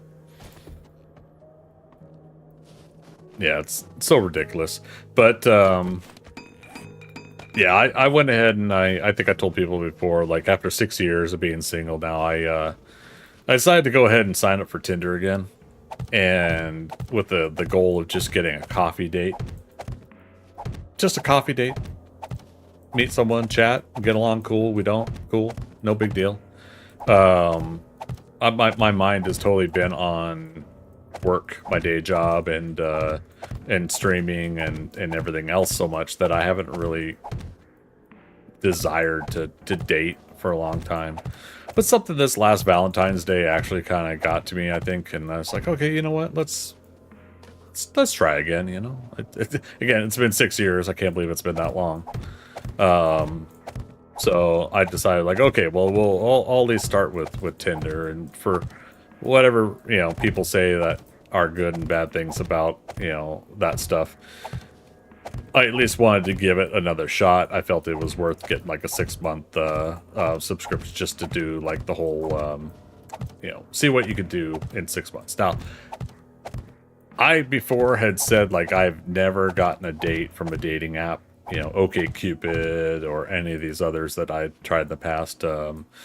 And I had realized at one point, like, no, I actually got a date once from geek2geek.com, and that site's a piece of crap. That they haven't done jack shit to it in all these years, and it's like the idea is sound that, you know, if you're a geeky or nerdy person, you find like-minded geeky or nerdy people, right? You know, and thinking back on it, like, okay, wait, no, there was this gal who was a cosplayer, and I ended up dating her briefly, and real sweet gal. She, you know, now she's married and has kids with a really wonderful guy, and I'm very, very happy for her. And when we were dating, you know, I told her, it's like, look, I'm polyamorous, you know, it's not everybody's thing. And, you know, so she said she wanted to still date, and I'm like, all right, that's cool. Really the thing that didn't work out for us is that she kept saying she didn't know how she would compare to other girls that I had dated, and that eventually turned me off, because it's like, I don't care about the other girls I've dated. I'm caring about you. I'm with you. We're dating, and my time with you is with you. You know, and she wouldn't stop doing that. So we ended up stop dating. But again, real sweet gal, and I'm really happy for her. She's got to get a family going. You know, if you're someone that wants a family, it's always great to hear when other people that want families are able to get one going too. So very happy for her in that sense. But that was the one and only time a dating app I had ever gotten a date, let alone that one date. It did turn into multiple dates afterwards, getting serious, then breaking it off. You know, it was it was really nice. Yeah, I hope she does understand that I did really appreciate her. Yeah, we don't talk much these days, but we're still, I think, friends on Facebook or something. So yeah, we'll see how it goes. I'll keep you guys updated, because, you know, streamer, content creator, have to tell you all about our personal lives, right? I don't know. It just seems like something kind of I don't mind sharing these days, is just to kind of say, it's like, hey, you know, this is something new in my life. I think it would be, it will be interesting, you know, past tense, present tense, whatever, future tense. It'll be interesting to see what happens if I do date and I do get serious with somebody again in my life at some point, because what do I do then with streaming, with content creation, let alone my day job and everything like that? Because there's only so much time in a day and a week that we could do the things that we want to do. And I do feel like, having been somebody that has been married, has had 3 kids, has had a couple of decent relationships after marriage that have come and gone, I do think that part of the big thing about all of that is time management. You know, if you are wanting a relationship with somebody, there is a need to commit time to them that they would like you to reciprocate back. You know, nothing is owed, but if you do care about somebody, you at least want to make sure that they are getting the fulfillment out of the relationship that you want out of it too. So yeah, so that's my other thinking too, is I'm trying to remind myself that if I do get into a relationship again, it is going to be about time management, and being for them just as much as I want them to be there for me. So yeah, well, we'll see how it goes. Good luck. Oh, thanks, appreciate it. Yeah, it is what it is. I think I'm content to go the rest of my days single if it really does come down to it. I was way too needy for a relationship in the past anyways, and that made me do some things I don't regret, but per se. I don't feel like you should necessarily regret things that you've done in life, but you should learn from them, right? There are mistakes made. Actions made, things done can be mistakes made, but you can also learn from those mistakes, and you can better yourself. You can help better the people around you by expressing, hey, I did wrong, but I should do better. And you've shown me that, you can let people know that, because of that, you've grown. If someone you've been in a relationship isn't going to work out compatibly for you, at the very least, there's nothing wrong with, I think, saying to them that, hey, because of this, I've grown to be a better person. That better person may still not be the person you want to be with, but regardless, you helped me become a better person by being in my life, and I say that about each and every person that I've dated in my life. They've helped me grow into a better person, and for better or for worse, so yeah, so I mean, I look forward to it if it happens. It'll be really interesting because I'm very, very skeptical of all these accounts on dating apps, and I sure as hell am not spending like hundreds of dollars on a dating app just to have to deal with fake accounts all the time. Oddly enough, this time around, because before Tinder would be just, I would get matches, like 5, 6, 7 matches an hour on Tinder, but each and every one of them were fake accounts. So, it wasn't a real person that I clicked on that I liked that would then like me back. It was all fake accounts. Now, this time around, I think perhaps Tinder has cracked down well enough on that, or maybe by random chance, I'm just not getting those matches anymore, because I'm not getting really any matches either. But I think maybe Tinder has kind of cracked down a little bit on that. The other thing that I put down in my bio is that I'm not interested in your Snapchat. I'm not interested in your product or whatever. If you're someone using a dating app to sell your sex work, which I support sex work 100%, but I don't support it as a means of going on a dating app to use to advertise. And then of course, I let them know it's like I'm not here for all that. I'm here for genuine connections. Just a simple coffee date. That's all I'm looking for. And if I make a new friend, if I get a relationship out of it, awesome. So I think some of that has kind of helped with me not getting the like the OnlyFans or other groups. I think a lot of that has cut down a lot of those kind of profiles. So that's been nice, at least. Oh, your OnlyFans, your hub site.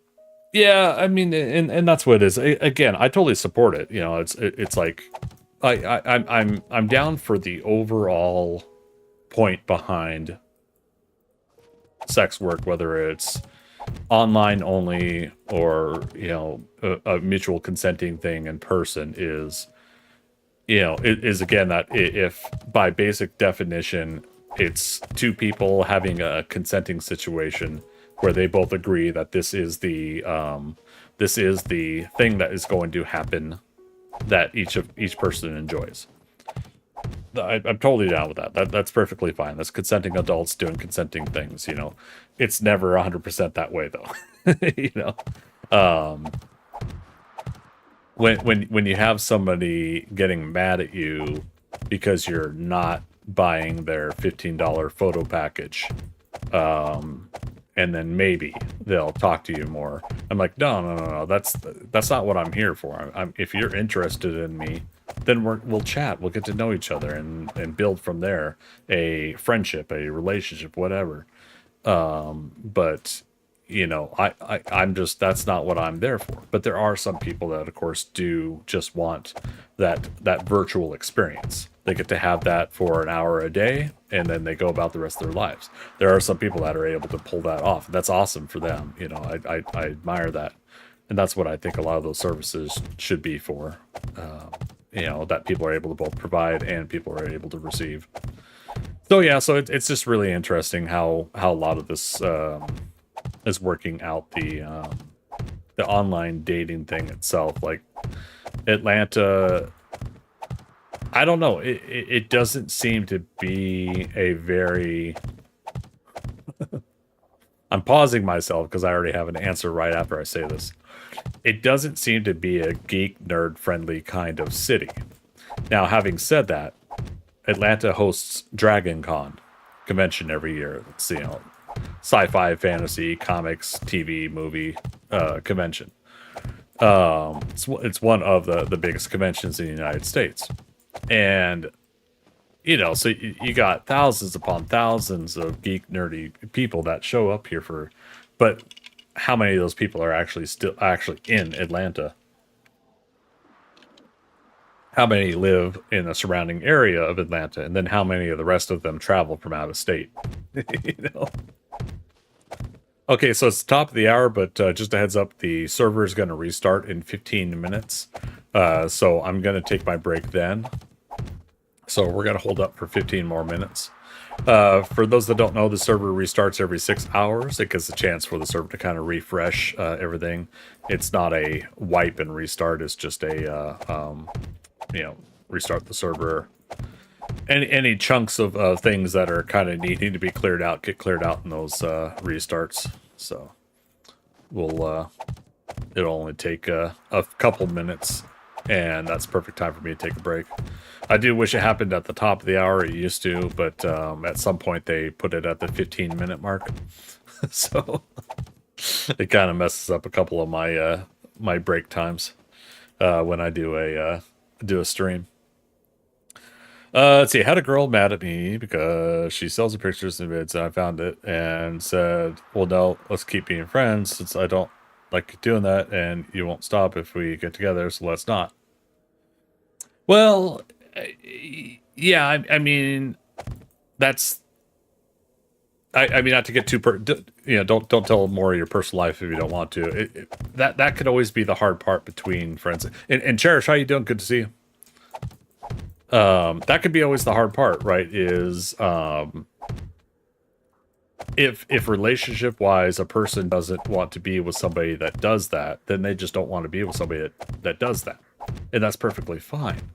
Yeah, it's when one side or the other wants to kind of like force the issue, you know. It's like you have to stop doing that, and it's kind of like, no, they don't have to stop doing anything. It's just you are now not compatible relationship wise. If you want to be with someone that doesn't do that kind of content, then, you know, somebody out there that doesn't do that kind of content. I personally, I don't mind.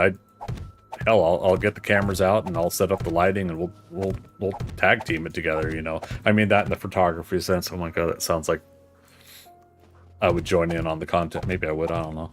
But point being is just like that stuff doesn't really bother me. With the power of Grayskull. I have the power. Wait, what's just happened? Dorkster. How you doing, buddy? I have to like look all around on my alerts.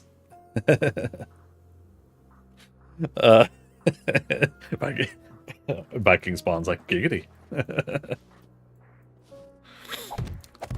Again, I want my kids out of high school before I do anything really cheeky like that in my life. You know, it's one of those things like I want them like to then say, like, Dad, we don't appreciate you doing that stuff in your life, and I can have an adult conversation with them about it. Versus, you know, kids not understanding these days, you know, these days. It's not about these days. Kids not understanding, you know, it's like, you know, people do what they do in their lives. Yeah, the next 2 years, you guys, is going to be a real interesting one for me. Like I said, all three of my kids will be out of high school by June 2025. And at that point, trying to decide what exactly I'm going to be doing with my life, that any further changes. Because a lot of the stuff that I don't take a risk on, it's because I want to make sure my kids are still taken care of while they're kids, you know. And that doesn't stop just because they become adults. It just changes a little bit because now I talk to them directly versus talking to my ex-wife. You know, and on all the things that we talk about and we plan and try to do are gonna come as that result of me and my kids interacting, and only me and my kids interacting, and not having the concern of you know, a divorce situation dictating what is or is not morally acceptable in my life. Just posted a pic of my dinner and the health and food. Oh, I gotta go look. So for those that don't know what Dorks talking about, Patreon supporters have access to our Discord. And so it was a, how do you say that? Birria? Or taco soup? All right. Actually, it looks pretty good, man. Not gonna lie. And we were just talking about tacos right before you, huh? Blue Joy and I. Nice, man. Yeah, I gotta get back into making the handmade pizza. Today I'm just, I don't know, for anybody that read some of my recent updates, I just got, I think, I'm hoping I'm over it. a real bad bout of depression this past week, and I just I slept a lot in the last 48 hours, just not wanting to really do much. And I'm kind of hoping I got that out of my system. I'm feeling better today, and yeah, it's like, okay, I'm gonna order myself a pizza. Gonna finish off this Diet Mountain Dew. I hate diet, but yeah, I'm not gonna waste it either. And yeah, we'll go from there. It's so good. Nice. Glad to hear, buddy. Oh, speaking of which, I'm sitting here with like a full slice of pizza I haven't been chewing on.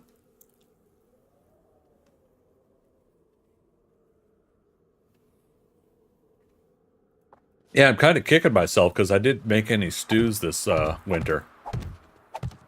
I still can. You know, winter's not over with yet. Kind of.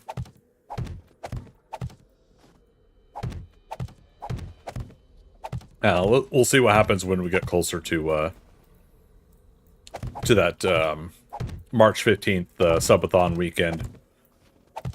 Make myself a nice thing of beef stew that weekend, maybe. Oh. Ooh, I almost had another broken leg. But yeah, I'll probably do another like beef stew. I'll go heavy on the carrots on the next one too, because I really like steamed carrots and carrots and stew. The carrots and celery will be hefty. We'll do a half a onion, yellow onion. I'm trying to think. I wanted to add one more thing, but I'm not sure what to add to a beef stew. Other than what I mentioned. Yeah, carrots, celery, onion. Obviously the beef. Where's the beef?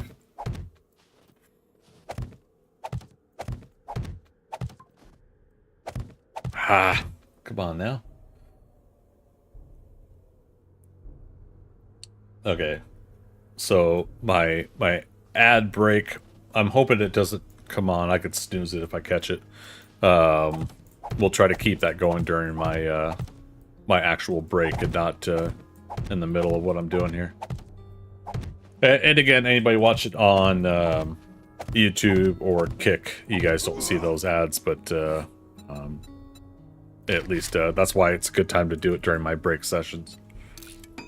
Carrots, celery, onions with a splash of garlic. Oh yeah, yeah. No, now normally I do the garlic out of the what do you call it? Ground garlic already, like a garlic seasoning or something like that. But cloves, I wouldn't mind putting like at least a half a clove of garlic in the next one. Good call. Again, I'm not dating anybody. I can have as much garlic as I want, right?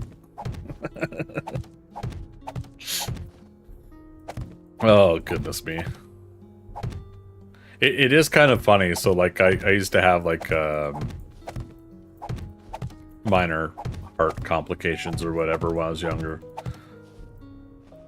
And isn't it garlic that they say it's good for the heart? Like, at some point after 25, I didn't really care for garlic much when I was younger. But something around, like, when I was 25, I ended up having, like, a little bit more garlic in my diet. Whether it is just, like, the garlic powder seasonings or the cloves of garlic in some certain foods.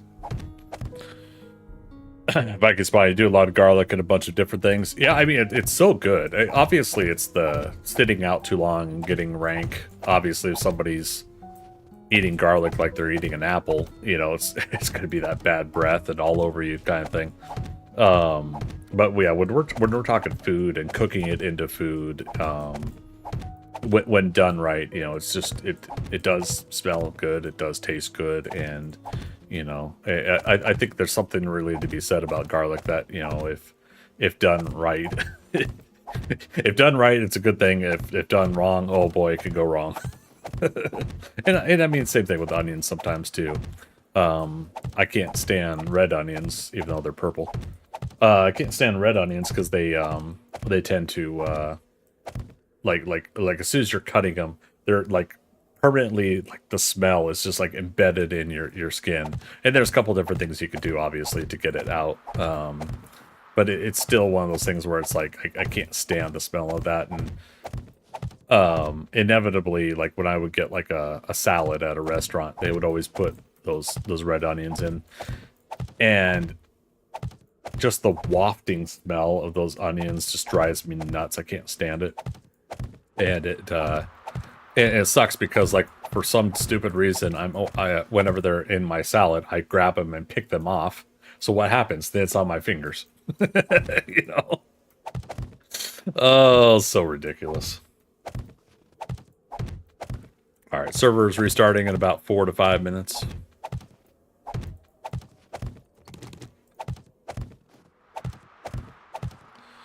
Caleb, hey, good to see you, man. Blasphemy, red is the best. It just, again, the smell and the taste just doesn't work for me. Yellow onion works, and in small quantities. That's why I said like a half of a yellow onion for, likely for the stew that I would make. Greg's never heard of a toothpick.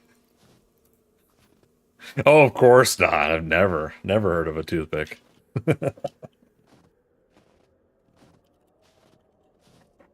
There's going to be a lot of garlic in this hot sauce I'm making, but the types of peppers I'm adding are going to be so hot that honestly I won't even be able to taste the garlic. There you go. Dude, that's awesome. Yeah, you know, that's something else I should work on is a hot sauce. Let's...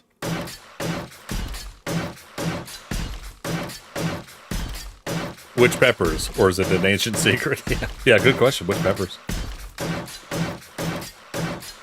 Yeah, I'll get into salsas at some point, I'm sure. I'm wanting to get one of those vegetable blender, like I have my little bullet thing for making my protein shakes and everything. And which after this drink I should get a protein shake for the evening. But yeah, but I want something that like mixes stuff up for a salsa really well, so I should try to get one of those. I know I could just like hand cut everything, but something really fun about kind of blending a lot of that up.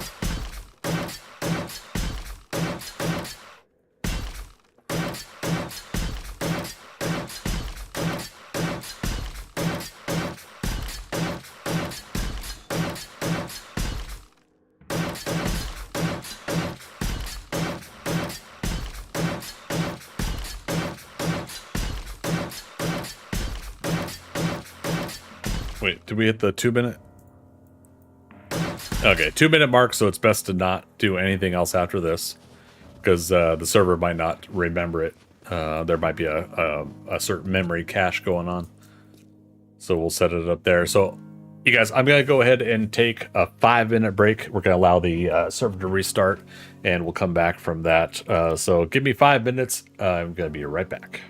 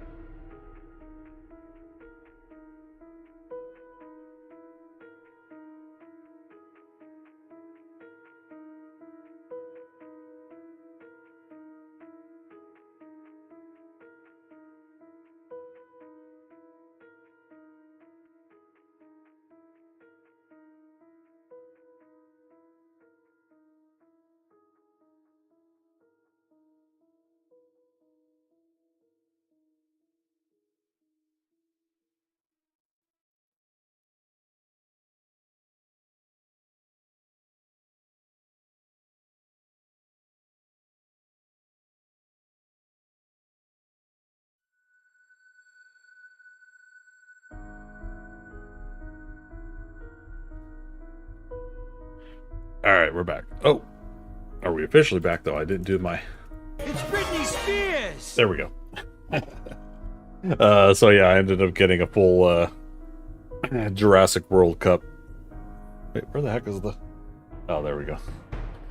Product placement. You gotta aim it towards the camera. Yeah, I got the whole thing filled up there, blended together a nice little. It's like a banana and concoction with coffee. Coffee. All right, let's jump back into the game. Back to the game. Back to the game. Let's see, where were we?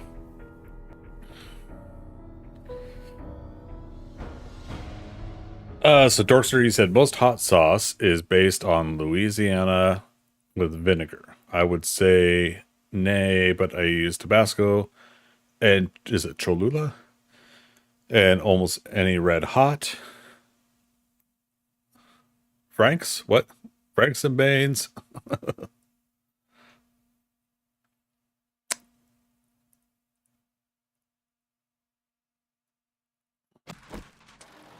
Now you're saying, so Viking Spawn, you're saying most of your stuff you're getting from the foods and health section of the stores you go to? All right, we're back in.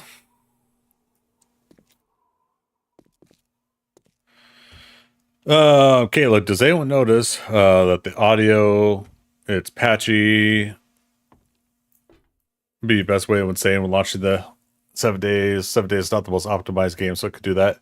Yeah, I was thinking about that too with the opening music. I feel like the audio file, yes, for some reason, it's getting some sort of a splotchy replay when it opens up.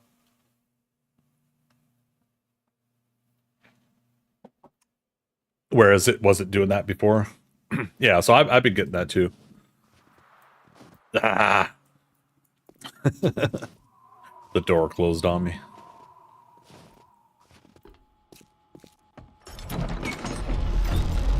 No, like 12 of the types of peppers going into my hot sauce at now down in the foods and health section on Discord. Oh, you posted it in the Discord. Okay. Sorry.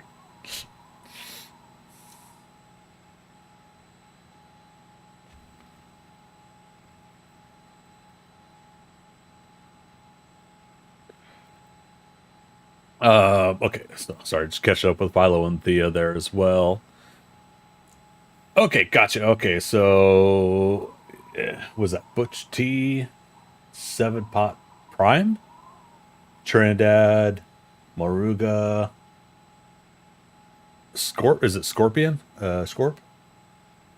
Carolina. Unfortunately, it doesn't show the whole name of everything is showing there. Okay, cool though, man. Oh no, Philothea. I don't have your audio file ready. Fail.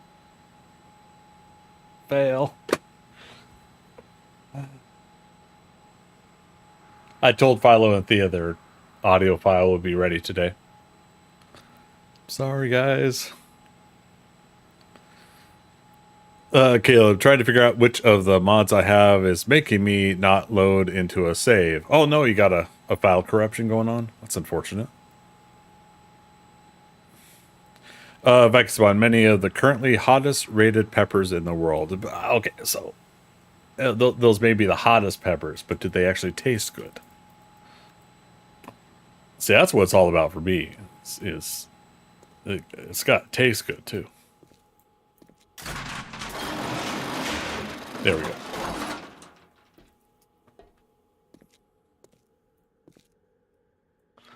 I don't know, because it fails to load almost everything. Yeah. If you're able to, I'd say remove them one at a time. And then when it finally works again, you might be able to find out which one's conflicting. That's what I had done in the past, but we're talking like 5 years ago. Yeah, I don't do much mods on my gaming. Bigger backpack mod, the row lock mod, which is now part of the game now, in vanilla. Oh, that's right. We're also gonna check.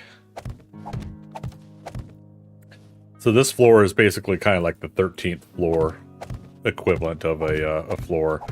So, and it gives us 1, 2, 3 blocks high. That's fine. But that way it is, yeah, 1, 2, 3, 4, 5. Block is 6, 7, 8, 9, and then the 10th block is the floor. So floors are increments of 10, so to speak. Viking spot, of course, it's good. I made it. Well, there you go. All right. Again, let's get back to. Oh, wait. No, I have to. We were finishing over here, weren't we? Jumping around on projects.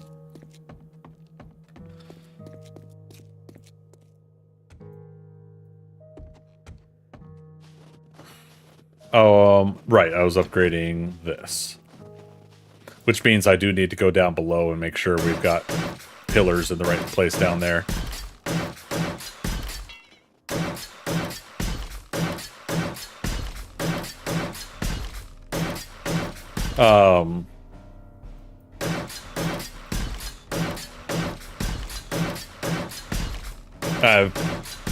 Okay, sorry, I'm jumping. I'm kind of lost on conversations here. Apologies. So Caleb, so you have 4 right now, which seems to work. It's just quality of life mods you have. Okay, but one of them apparently is conflicting. You think with starting your game?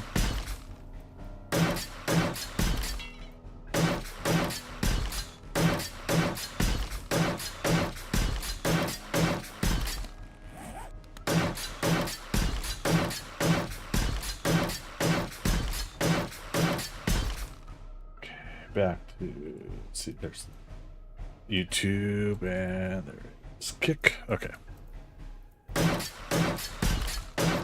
You think you know which one it is? Okay.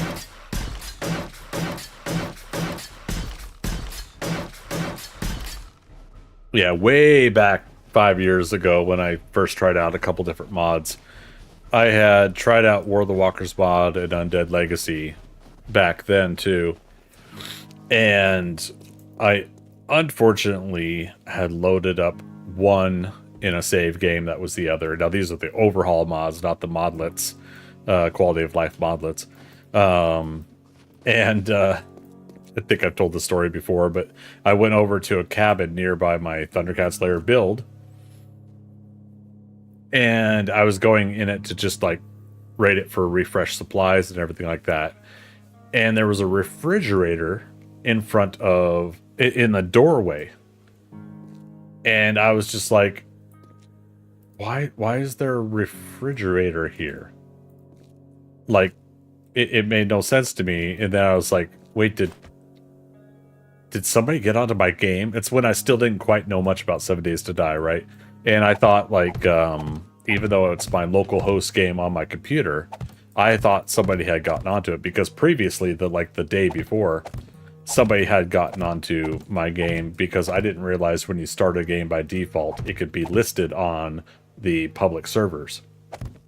And so someone had logged into my game that I was hosting on my computer. I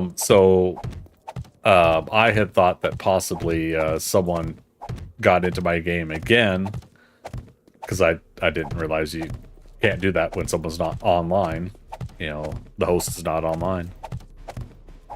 And yeah, I ended up thinking that was the case. Well, for some reason, an object or item recognition was different between War of the Walkers mod and Undead Legacy or something like that. And anyways, one basically had turned the door into a refrigerator for some reason. It was like the object ID or whatever was the same number or whatever, but different in the other mod. So, and that was the thing. Oh wait, because I logged out in that cabin, and so when I tried to leave the cabin, when I logged back in, yeah, there was a refrigerator in the doorway. I'm like, what? Somebody's been in my game. Wah! And then so then you're like okay, but how does somebody put a refrigerator in your doorway? I was like, well, obviously if they're hacking into my game, they can hack in and get the objects. And oh, that was a heck of a day.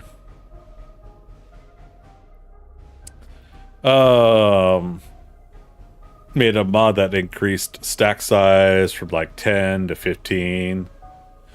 Oh, you mean like if you have 1,000 concrete mix, you could have 1,500 concrete mix, something like that?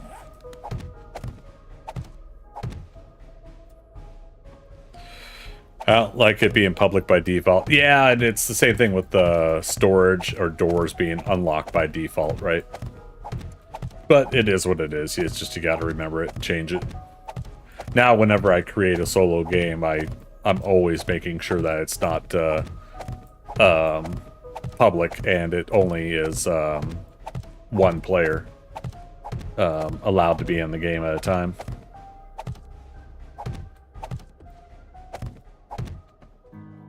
No, like like a gazillion per stack. I'll say gazillion. How about that?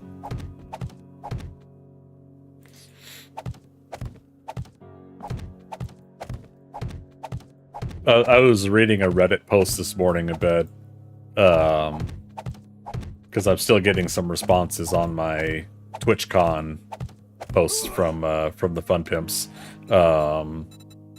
When I posted updates from the Fun Pimps booth, and I was reading a post from somebody that was talking about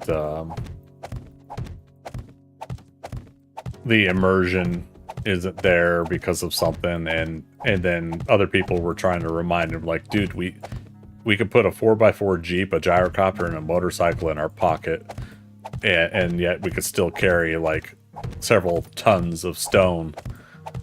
What kind of immersion are you looking for? I was like, oh, okay, that's a good point too. That you know, and that's what I try to remind people too. It's like, you know, it's to a certain extent, this game is a video game. You know, it's not going to be 100% immersive.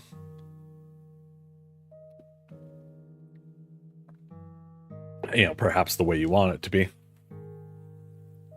Viking Spawn, I set mine to not public, but also add a password. Yeah, I could see that.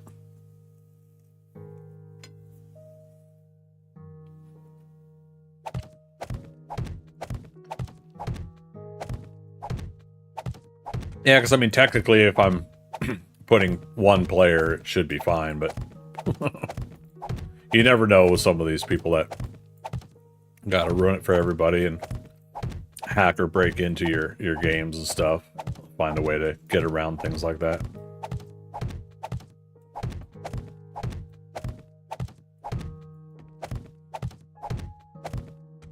I don't lower the number of players in case a friend wants to join in. Yeah, but I mean, you know me, like if I'm doing a solo game and it's gonna be for YouTube, you know, it's just gonna be me. It's gonna be me. Sorry, I couldn't resist. What's that, Caleb? Don't like... Oh, 10 frames per second. Oh, dude. Yeah, that's no fun. Yeah, right now I'm getting 86, 93, 97, 100. But again, when I had this computer built, I had it made specifically to get high frames, and then I bought... Fortunately, I was able to buy this ultra-wide monitor, which can handle higher gigahertz.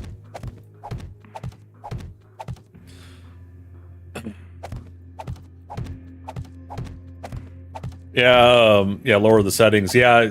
If you, not to assume, Caleb. I know you're trying to work on computer stuff before, but yeah, have you tried adjusting it until you get a higher frame rate? I know it sucks to have to dump some of the graphics down, but in some cases we have to, right? You know, I'll likely do that whenever Alpha 22 comes out. I'll put everything on high again and adjust from there. So someone brought up a good point on another Reddit post, which is, when do we think Alpha 22 is coming out? Which, I mean, we seem to do this every year, right? Go for long and prolonged times of guessing when the next alpha is going to be, even though, you know, we still can enjoy the current alpha just as it is, but that's me. But someone brought up a good point. The Fun Pimps are going to be at PAX East next month, and they're going to have a demo of console there, just like the one I played at TwitchCon last October. So someone brought up a good point that if they're saying that they're going to have the console demo at PAX East, it's probably also a good way to indicate that we know Alpha 22 won't come out until at least after that convention, right? That there's at least some of a timeline where we know it won't come out. So I thought, okay, that's actually a good reminder, a good way to do it, you know, to at least look at that timeline. The other thing people keep bringing up is that the Fun Pip said Q1 of 2024. But at the same time, like I don't hold the Fun Pimps to that anymore. It doesn't seem it doesn't seem right to kind of like to get like so hung up on a release date. I want to know it as a streamer, as a content creator, because I want to be able to schedule around a release time and whatnot. But as a player, I'll take it when it happens. You know, it's just like I would love to get the next version, obviously. But so PAX East is March 21st, March 21st through 24th. So I would say if they were to release Alpha 22, it would be no sooner than April, I think. I think April would be the closest. But I bet you, I'm gonna bet here that it's gonna be between April and July. It's just a guess. No hardcore evidence, nothing, right? But that's my guess. I bet you we're gonna get Alpha 22 between April and July. Now watch, it'll be like July 31st. It'll still count. But that's going to be my guess, really, is because I know Rick Hunick said that ideally, and again, this is the good point to remember. Don't hold specifically to the words, but ideally they would like to get Alpha 22 out sooner than Alpha 21, because Alpha 21 had about a year and a half, I think, between Alpha 20 and 21. So if you kind of not necessarily hold them to that, but if you kind of look at that, means that they ideally are trying to get a sooner release time, and April to July would be a really good time, I think, to release those. When does Steam have their summer sale? I can't remember. Is that May or June? Do you guys remember? It's a fresh install, so my settings got messed up. Oh, right, because they'll go back to default, right? Your settings, if you did a fresh install. Viking Spawn, September to January. Oh, you think it's gonna come out September to January? I don't know, what did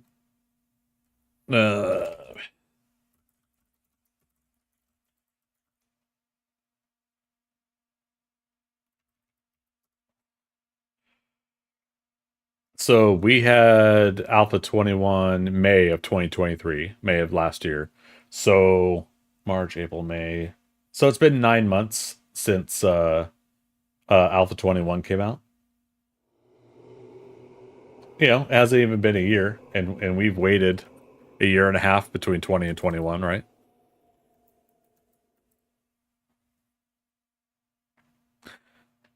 I'm curious more what changes they are making more than the exact date. Yeah, me too. I'd like to know more about the specific. Like again, earlier, I was sharing the if you guys haven't seen it, the Mountain Lion animation's been updated for Alpha 22, and they shared that with us on Twitter.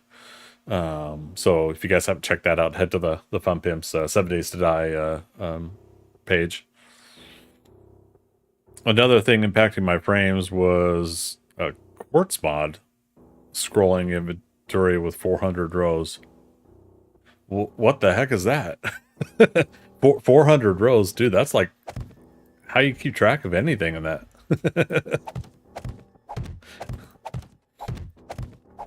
It is possible you're probably pushing some of the limits of how much it wants to keep track of stuff in the HUD there. But that's just me guessing. 400 times 9? Good golly, man.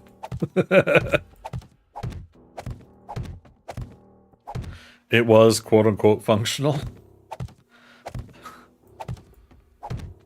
I don't know. The basic bigger backpacks have been fine for me, but that's me.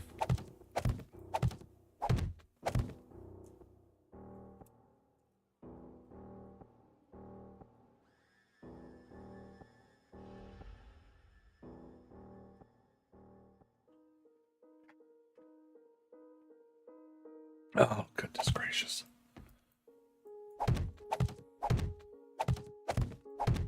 God, I wish water tasted that good. I'm a loot goblin, but screw that. Yeah, I was gonna say Viking spawn. Yeah, you love grabbing loot, but no, I mean ultimately, Caleb. Honestly, if it's working for you, it's working for you, specifically. But if it's affecting your system, then that's going to be the ultimate choice you have to make there, right? It's do you keep that going, or do you scale it back a bit? I'm betting you'll have much better performance issues if you scaled that down a little bit. As much as it would be to suck to have to lose some of those bonus storage capabilities. All right, we had just enough frames to get that, and now we got 3 more.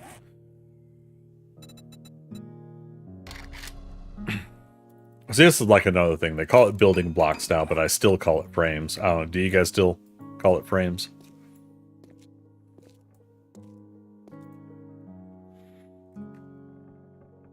It's just for lols anyways.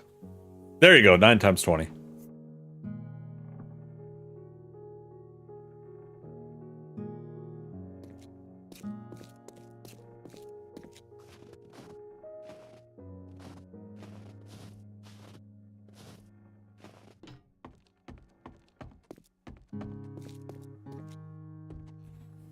All right, so a couple different reasons also why I was putting these floors in. I wanted to finish adding these ones in here and upgrading them.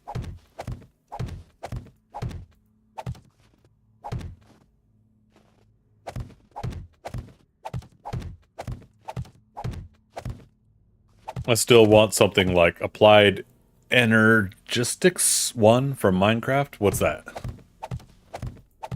I guess I didn't get into Minecraft enough to know what that is. A computer storage system for the items that you can craft from. Oh, interesting. Okay. I do like, and I know other games and other things are adopting this system too. Craft from storage, basically, Subquake put that into Undead Legacy, and if you're within your certain range, 10-meter range or something like that, that you'll be able to craft from your storage boxes. I love that.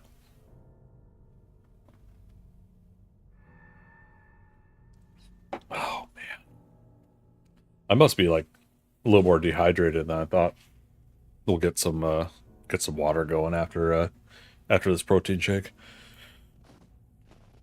Pal World has it. Yes, I've really enjoyed that about Pal World. I don't know about you guys. I'm enjoying Pal World, but I definitely feel like I'm at the stage where I was with Raft and Grounded, where I'm kind of waiting for them to fix some things. Oh, Jiminy Christmas. Cluck Norris just scared the shit out of me. I thought we had a bear in the base. My character can handle a bear easily now. It's just, oh my god, that's so funny. I'm awake.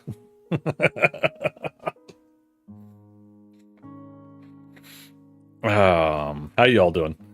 So, what was I saying? Pal World. So for Pal World, I think I'm actually going to cut back on Pal World and let it get updated a little bit more before getting heavily back into it again. But my question to you guys, for a lot of my regulars that have been here, or anybody that's new today, how do you guys feel? Do you guys want me to keep playing Pal World for stream? Keep in mind that I am reducing my hours again. From 8 p.m. to 10 p.m. on weekdays is my stream days. And I'm looking at taking Mondays off again. Let's see. 2, 3, 4, 5, 6, 7, 8, 9, 10, 11, or 10. 1, 2, 3, 4, 5, 6, 7, 8, 9.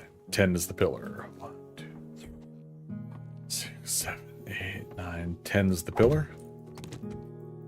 Yes, it is. 1, 2, 3, 4, 5, 6, 7, 8, 9. 10 is the pillar. 1, 2, 6, 7, 8, 9. 10 is the pillar. 1, 2, 3, 8, 10 is the pillar. 6, 7, 8, 9, 10. 6, 7, 8, 9, 10.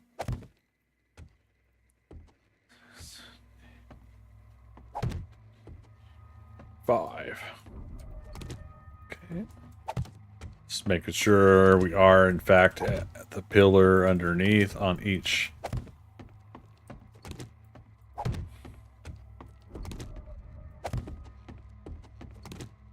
Awesome. Okay. Dorkster votes yes. Okay, keep playing Pal World. Appreciate it, Dorkster. We started stream with just me and now we're 16. What's that mean? I'm sorry.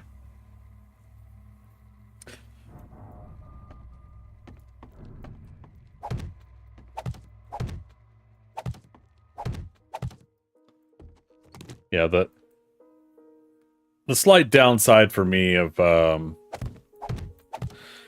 mostly being a 7 Days to Die streamer is honestly, I do still get most of my views from 7 Days to Die content, whether it's YouTube or streaming live now on all 3 platforms. So the hard part now is trying to find other games or topics of things that can earn me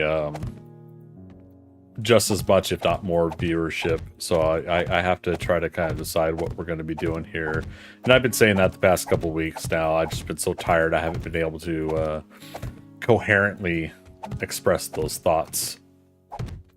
And haven't really been able to talk to anybody about it or have a soundboard to talk to anybody about it either. So lately it's been kind of rough to try and decide what the heck I'm actually going to be doing with my streaming and content creation.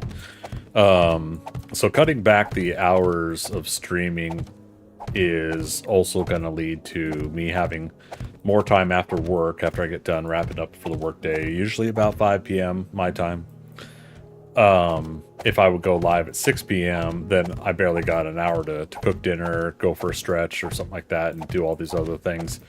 And then after I'm done with streaming, 6 p.m. to 10 or 11, you know, I basically am just going right to bed. So I haven't had much of a life lately either.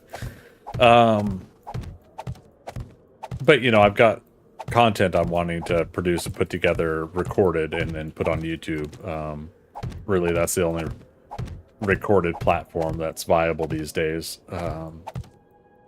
And we only need I think, what I say, 1,300 more hours watched on YouTube, and I could unlock the first stage of, I think, the partner program, or I'll at least apply for it. And then if I get approved, we'll be able to start earning some loose revenue on YouTube, I believe. And that's going to help greatly because that's one of the other reasons to expand to Kick and YouTube is to try to diversify the platforms. And I've had people for years that told me, it's like, you know, well, I'll watch your stuff when you're streaming live on YouTube. One of those people is checking out my stuff, but they're working while I'm streaming live during these hours. And so they watch my recorded version at least. But yeah, so they were kind enough to say, hey, good to see you finally streaming live on YouTube.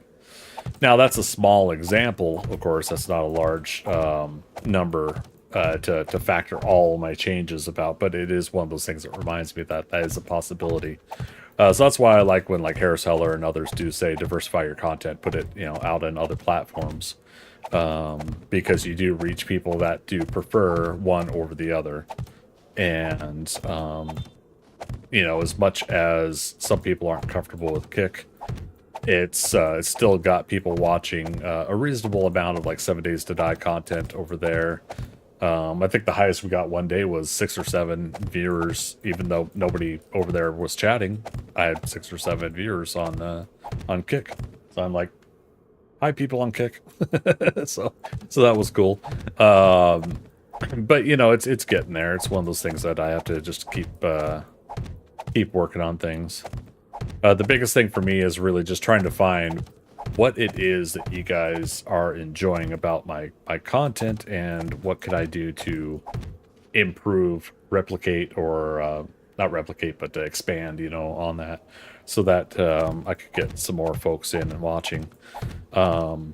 Now, initially, years back, a lot of you guys did say that you like the laid back, chill atmosphere of the streams that I put together, and I like it too. I like having these casual conversations. I know there can be hours that can go by sometimes where I'm talking to myself, so to speak. You know, people are lurking, nobody's talking back, and that's fine.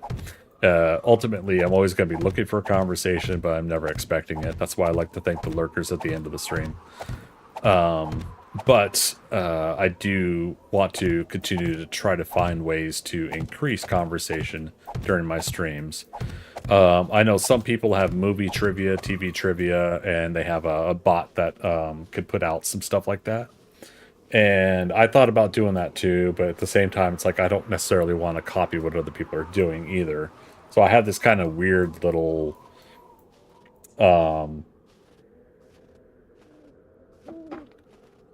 back and forth mindset about not wanting to copy others, but wanting to do things that others do that people may or may not like to see on my channel.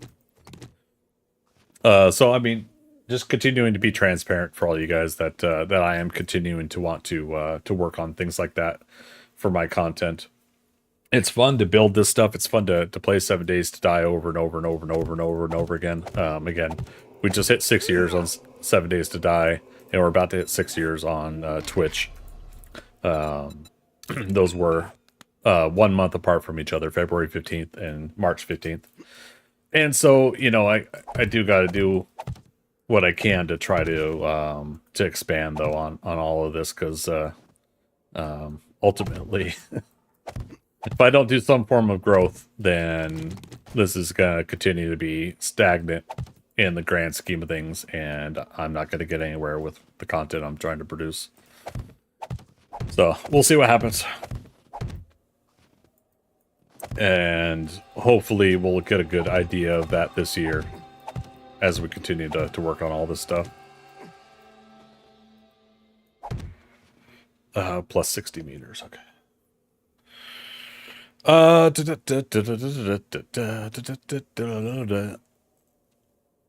Darkstar, last time I played was with Barry. It was fun, but I can't, will not catch them all. Oh, Power World. Just hang with Barry and do 1 damage and get credit for the kill. There you go. Oh, Dorkster, I went to the base and the doors were all open. Were you on game recently? Generator was out of fuel too, so I filled up. I put 5,000 gas in over at the base camp. And say I haven't been over to the new desert one you guys were building. Gotta go have fun. Hey, take care. Thanks for coming in. Thanks for the follow and the conversation, man. Hope you have a good one, and we'll catch you on the flip side, all right?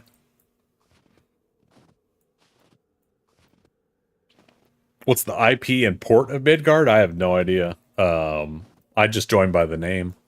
And again, anybody watching, if you're not familiar, I let everybody know this public server I'm on. It's Skynet Gamers. It's called Midgard. It's their medium level server. They have Vikings, Midgard, Valhalla. So easy, medium, Midgard, and Vikings is, or sorry, Valhalla is their difficult. And then they have Decimation, which is the Darkness Falls server. While I don't team up with people randomly from stream, I do like to let people know what server this is, because I enjoy the server and I think other people should enjoy it too if they're looking for a quality of life server, quality of life mod server to play on. I want people to always feel comfortable to check this one out. If it's not for you, it's not for you. But I do like to tell people about this server.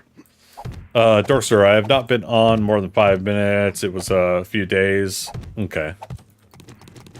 Yeah, I found an outside door wide open, and I found doors down in the basement open. The double doors getting down to the basement are also unlocked, so I don't know if that was intentional. We're at the end of the life cycle for this build and server, anyways. But yeah, just in case.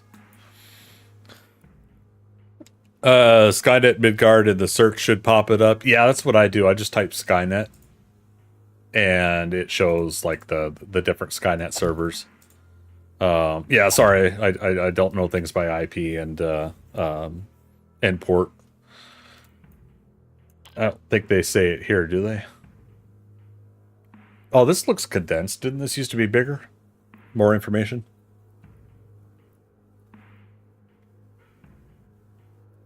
Yeah, like here's some basic rules. All players are allowed 1 land claim block. Donors are allowed 2 land claim blocks. Higher level donors get more, I think. I think up to 4 land claim blocks. Dorkster, you can correct me on that if I'm wrong. If you're gone more than 14 days, your land claim block will expire and area reset. Contact admin for more time. Because they do have a Discord. You can put in a ticket on their Discord. That's the other thing I love about playing on this server. Even though there could be some lag issues and stuff by a lot of people playing, there are a lot of people playing, and they have a lot of admins. And reasonably, you could submit a ticket, and an admin will come in and help you out with an issue. It's pretty darn comfortable for someone organizing a helpful server that has admins. Whereas 99% of the other servers are just people just kind of running things, whether they bought like a Blue Fang server or another host or something like that, or they're hosting it on their own computer. The fact that, that these guys have put together a pretty reasonable system is what makes it enjoyable for me to keep coming back to. Maybe someday the servers won't be as laggy. The frame rate drops won't be as bad. And I look forward to that day, but still it's not as bad for me, for the gameplay and the style that I play. This is a PvE server, so no PvP allowed outside of admin run events. Keep the chat and language respectful. No defamatory, derogatory, racist comments or names. No looting bases claimed by a land claim block. This includes anything on their property other than an airdrop. Looting other player bags is not allowed. No griefing other players. This covers both actions verbal and physical in game. All vehicles are a ride at your own risk. We will not replace when they get bugged out. Do not forget to lock your vehicles. Those left unlocked are considered free for use, or free for all. Glitching, cheating, and using exploits not permitted. Please do not block or destroy any roads. The biker gangs need them. I do like that rule, though, in a public server like this. Yeah, breaking up roads where people are technically using those to get between towns. It's not cool. Don't, like, build a base over top of a road either, something like that. Where is it? No fully floating bases are allowed. They must have at least 3 corners filled with solid blocks. I'm not quite sure why that rule's in there, but it's their server, their rules. Landmines and explosive ordnance need to be kept on your own property inside a fence. And then, of course, they let you know you can vote for the server and get goodies. So, actually, it's a good point. I haven't voted today. I haven't done really well this time around for voting. But when you go and you vote for this, you're basically helping the server be on a list of servers that have had people voting for it, and by that, by doing your daily vote, you get 200 sky coins. Sky coins get to be turned in for goodies on. There you go. Yeah, 200 sky coins. So now I can go and I can purchase stuff in their server side CSMM shop. So you could buy ammo, you could buy tools, you could buy vehicles, things like that. An example of this, I would get some of the stacks of wood. It says I bought it 138 times. But so for that 200 coin, I could get 6,000 wood. Got wood. So when I'm doing something like this build, I save up all these sky coins for this. I'm up to 7,711, and Dorkster's got like 1 billion points. So, but something like this is fun. Like this time, I'm saving now the rest of my points, so that when we wipe and restart to a new map, that coin will still be there. It just can't carry over for the alpha. I think if so, when we go to alpha 22, I don't think our sky coins will carry over. But I'll have to ask about that, unless like Dorster again, if you want to chime in on that. But yeah, so if I could get up to about 10,000 sky coins when we start the next wipe and restart, I'm going to preemptively buy some goods on that map so that I can get a head start on that map. Because the next time we wipe and restart, I'm going to be doing a Wastelands build. No big builds, but the idea there is I want to have like I want to have the kind of semi-challenge of living in the Wastelands. It's gonna be dreary and uncomfortable, but most of my initial questing will not be in the Wastelands until we level up more. But at some point, I'll probably like within that first weekend, I'll probably get myself leveled up so I can comfortably survive in the Wastelands in the first place. Let's see, back to chat on Twitch. A floating base can be made AFK and may create other issues. Oh, right. So someone could have an AFK base, is what you're saying, and they won't get attacked or have any issues or concerns. Okay.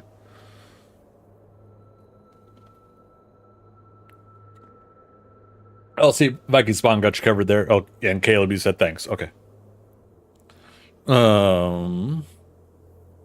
Yeah, they have new players joining daily. Most will help the new players if wanted also. Yeah. Okay, wait a minute. Am I missing more chat?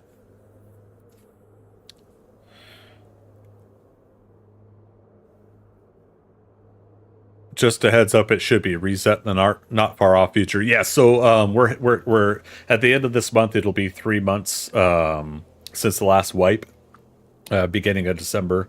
So then January, February, and they usually roughly around 3 months wipe and restart this map to a new map. So we're coming up soon, which is another reason I got to get this this build finished. As I'm sitting here standing here not doing anything while talking. No, let's be honest here. I'm not going to get this build finished the way I would like to. Again, we're going to go work on the head here soon. I'm just going to try to get the rest of this flooring put in. Yeah, kind of sucks. I would love to have gotten a real intricate build done.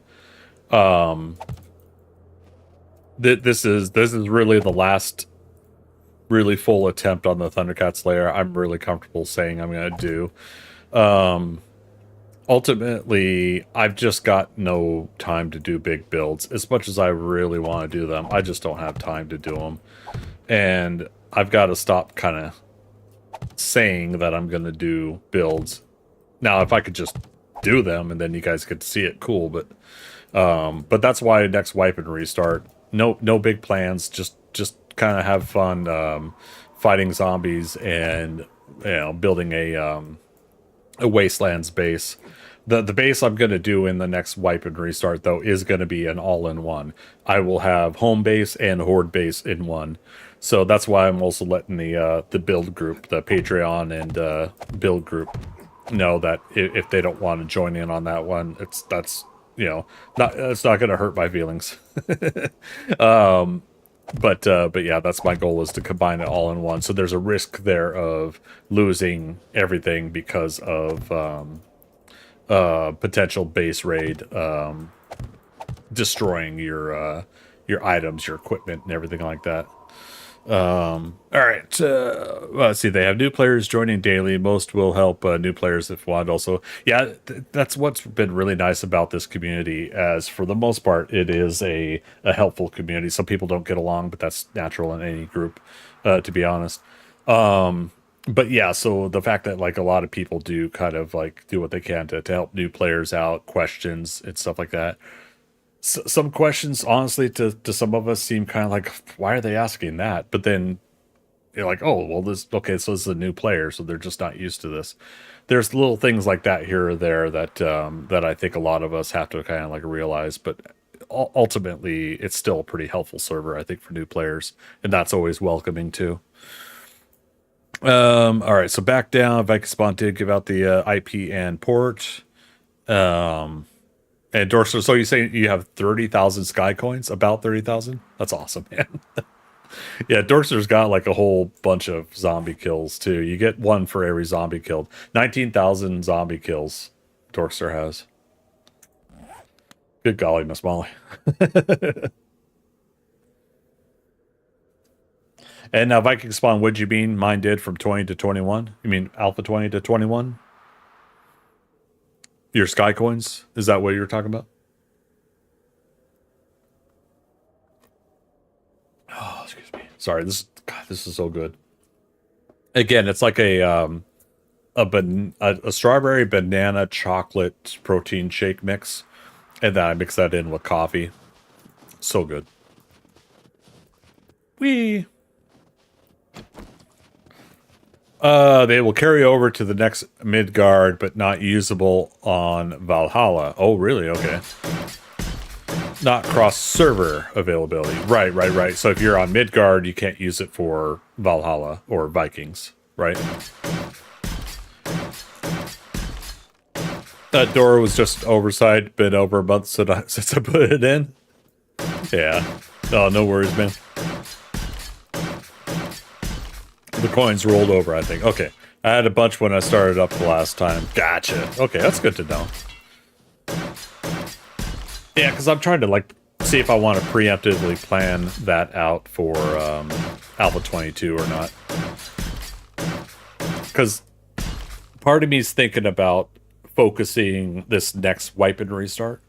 I'm thinking about focusing on zombie kills, like constantly hitting up the tier 5s, tier 6.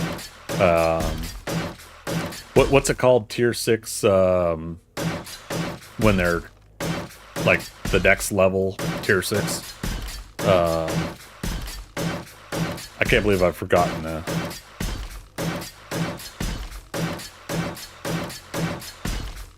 Infestation, thank you. I do like that they added infestation. I know to some people it's still not hard enough or difficult enough. I'm like, sorry. But it is for me. But yeah, that's cool.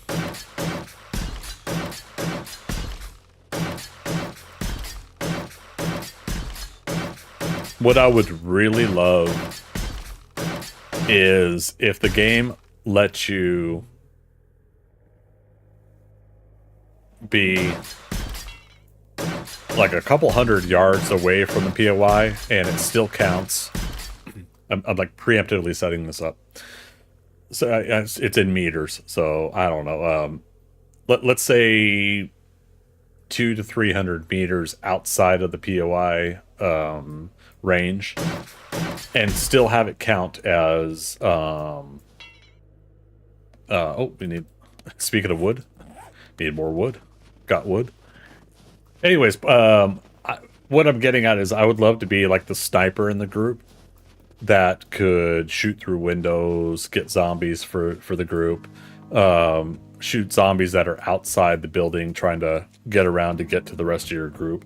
I would love to be that kind of like support person for a a group that's doing a job in the game. That was so fun. Bookstores. I need to finish the book collection reading. Still have never once managed that. Oh no. How far have I gotten on this character? Bar brawling, I still need to. Great heist, need to. Magnum enforcer. So I've still got a ways to go on a couple of these. Well, here's what I should do. I'm gonna cheat Viking Spawn.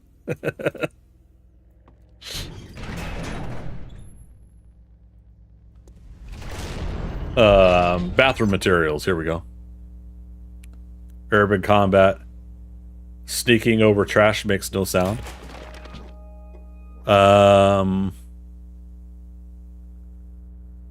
Not really a lot of others that I haven't read. Okay. Tools Digest. There's one book I can't read on this playthrough, and that again is the 5,000 Dukes. Crap. Was that Urban Combat? No. I don't know why I'm always forgetting this. Great Heist? Yeah, Great Heist 5. Adrenaline Fall. Use adrenaline to your full advantage. You could fall up to 15 meters without taking any damage while carrying 5,000 dukes or more. Now I determined that I'm not going to read this book because while I could have less than 5,000 dukes in my inventory, I might forget. The whole point of building the ThunderCats lair is that we have that risk. You know, we have the 16 leg breaks right now. We just got up to 7 sprains. I sprained my leg right before the start of stream, so yeah. I'm the auto shotty with the slugs. I don't open doors. I erase them. Yeah, you do. Plus a couple of you guys, Dorkster, you, Viking, a couple others. You guys are like finish a job in 15 seconds kind of people. What was it the first time I wanted to do the housing development? You know, where you got like the houses being built and everything like that. I had never done it before at all, and so I was like, okay, here we go. We're streaming it. So okay, here's my first experience doing this thing, and you guys wanted to come along, and so we team up and we go, and you guys just run off ahead and you like clear out everything, and I'm like, all right, well, so much for that. Try to savor it. You guys seen that movie, No Hard Feelings, with Jennifer Lawrence? Gosh, she's so hot. And Matthew Broderick, the father of the guy that she's dating, which is so funny. Like to think of Ferris Bueller as the father in a movie like this. But he's telling his son to savor the wine. You want to savor it? Savor it. It sounds like glug, glug, glug, glug, glug. Greg was sightseeing. Yeah, you know, it's first time going through a POI. You gotta enjoy the experience. So yeah, just a heads up. Yeah, if I'm streaming a first time going through a building and we team up, that is my preference. Is that we take our time on that. All right. And yeah, Dorkster, this is the door that's unlocked. Oh, you're on the server. That's right. There.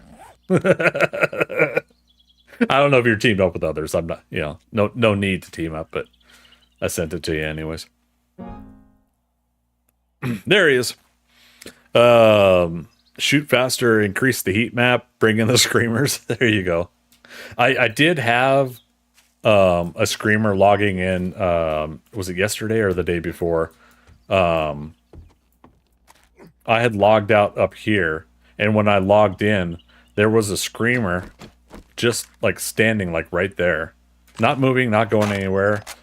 She would occasionally do the jump thing and jump stuff like that, and apparently our generator was out of power then because the turrets didn't go off. But yeah, so I was just kind of like, all right.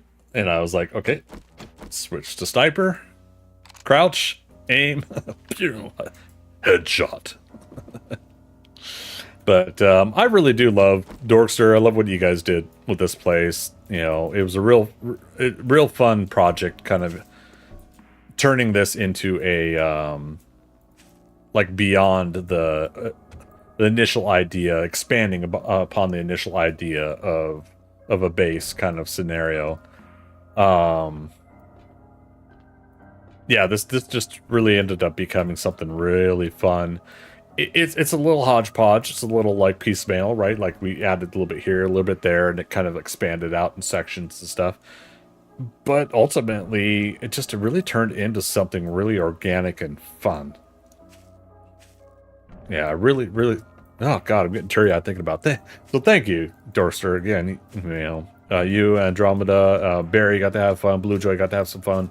You know, you guys got to really make something out of this, and I really enjoy what we got to do with this. It's real fun. Though I'm still confused with this whole thing you guys did here, but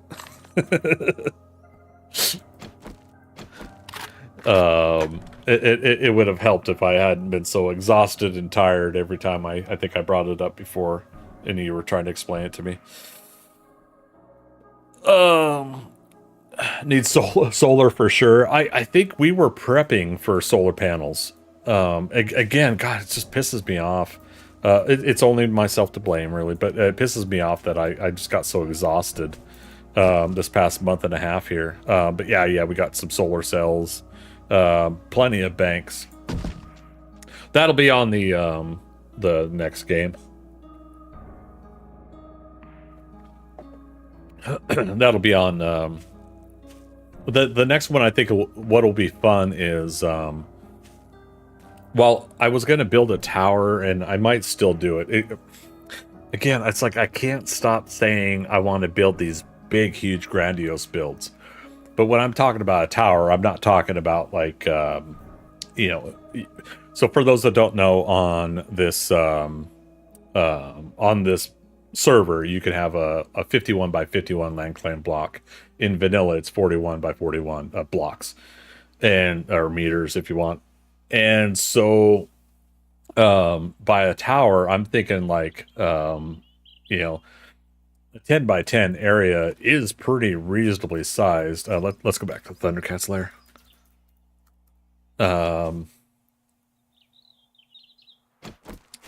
Yeah, how wide is this? 1, 2, 3, 4, 5, 6, 7, 8, 9, 10.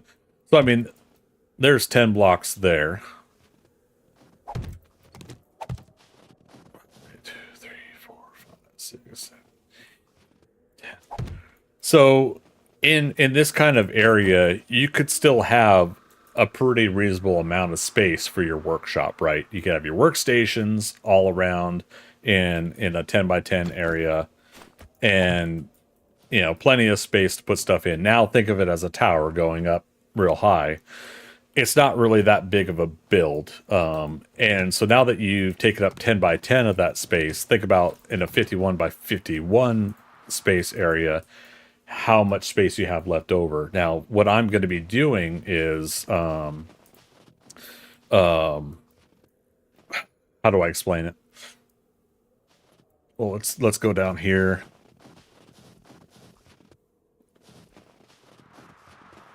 Using this as an example, right? Okay, so if this is the start of it, let's just go 10 blocks out from here. So it'll be 11 by 11. 1, 2, 3, 4, 5, 6, 7, 8, 9, 10. 2, 3, 4, 5, 6, 7, 10. Yeah.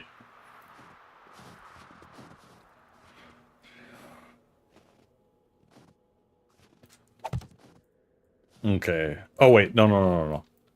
I said the build area is going to be 10 by 10, so it's just 5 out. 3, 4, 5. 3, 4, 5. Okay.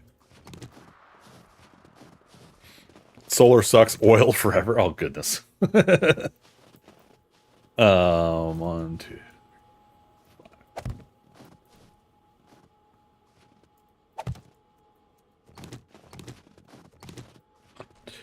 4, 5. Okay.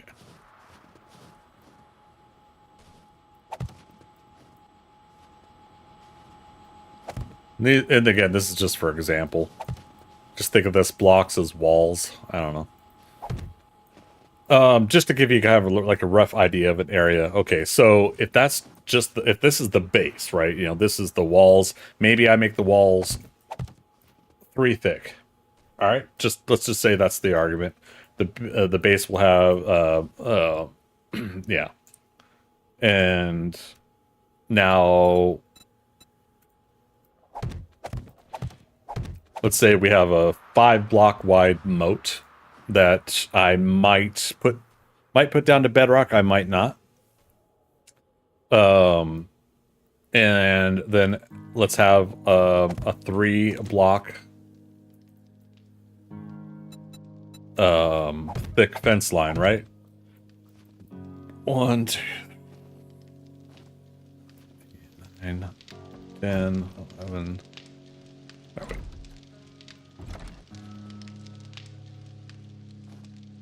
Okay, yeah, so the end of the land claim area is right here. So you can already see like how far out this is from the build, this is just one side of the land claim area. It obviously goes the same amount of distance on the other side. So what I'm going to do is I'm most likely going to do a, I'll probably do an even bigger moat. I don't know.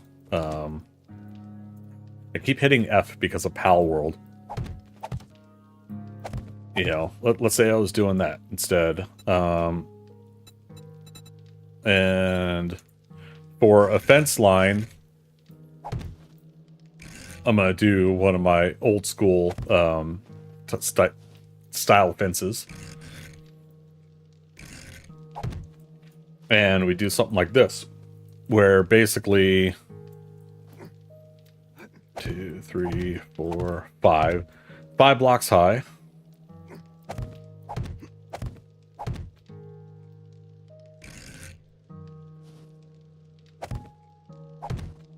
Okay, so think about this. Like, I upgrade this fence line to steel. These bars will be steel blocks, right? And so at that point, you've got steel all the way through, but you could also shoot through them, right?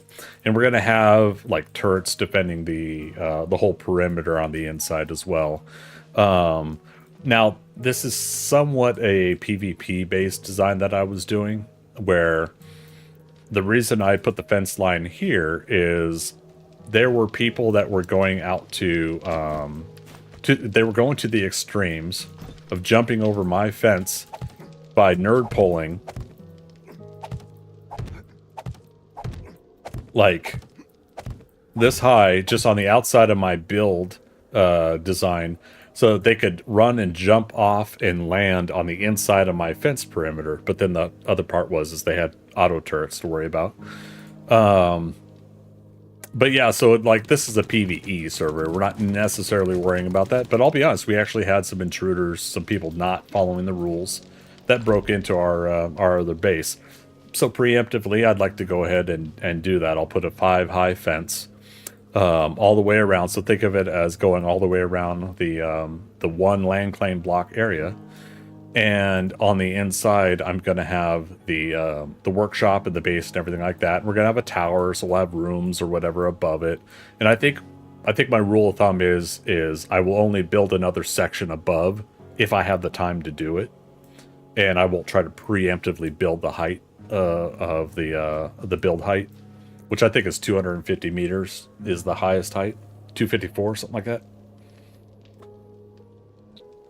Strong ass base, yes. So the thing is, though, is the base that I'm going to make on the next map is also going to be a horde base and a home base. So one of the opening front area is going to be made specifically to try to have the zombies path around to the front to get to us. Cluck Norris, are you enjoying the new blocks I have here? He was nesting up there for a moment. But yeah, so the idea here is we're also going to want to set up, let's say this was the front, right? And you want to limit the pathing so that it comes in where you want it to, right? Now, if you have multiple people fighting at your base, one of the hard parts is giving them actual place to fight from, right? Now we could, you know, at the front door, so to speak. You know, we could have bars here set up so that you know, people would be able to shoot. But the thing that we're going to be creating is, you know, that there will be a flat drawbridge pathing, whatever we need up front, for them to the zombies to come in. But the other reason to not do a really wide fence line is because if you do it right and you make the fence 3 blocks thick, technically, again with the bars, I'll show it again. If you know, if you do something like this, or wait, yeah, let's just say that again. If these are technically 3 blocks worth of space, right? Oops, that's not what I wanted. Copy shape. 1, 2, and 3. So you see how that takes up 3 blocks worth of space. So the game registers it. The zombies register it because of their advanced engineering degrees. They register as 3 blocks thick. But then what you do at your front entrance is you either don't make that 3 blocks thick, or you make it a reason, like make something there so that is only like 1 block. If it's like 10,000 hit points, how many? Do you guys remember how many block? Oh, wait, we can look at steel right here. Steel hit points, 10,000. Yes. So if you have all of this as steel, this is 30,000 hit points, let's say, of blocks that they have to go through. But oh wait, it's not just 30,000, it's 60,000 because they have to get through technically 2 layers of it, right? Sometimes they can crawl through it. But they have to break through 60,000 roughly hit points at minimum to get through. So what we do is we actually give them a pathing to go through that is weak, considerably weak, and I don't know, what am I doing here? But yeah, so let's say that they would path in through here to come get to us, right? And maybe we put a door in there, but we opened up the door for Horde Night. Maybe that's what we'll do. I'll probably practice it a little bit. But yeah, for those unaware, that's kind of what you do to force the zombie pathing to where you want it to. By having a smaller fence line, like at closer in to where you're fighting, the zombies will go all the way around your base and they will come to the front where you want them to path to in order to do that. We have played around with this on Alpha 19 and 20, thanks to Crimson and some of the modifications he made on my previous base design. We started seeing that pathing possible. You're not going to have all the zombies do that. There's going to be 1 or 2 that are the outliers that will do it differently. But the idea here is that you're still creating a specific place for the zombies to go, to path to get to you. And so again, I'm talking about what we're going to do later, but since I'm on the topic, I wanted to stick with it.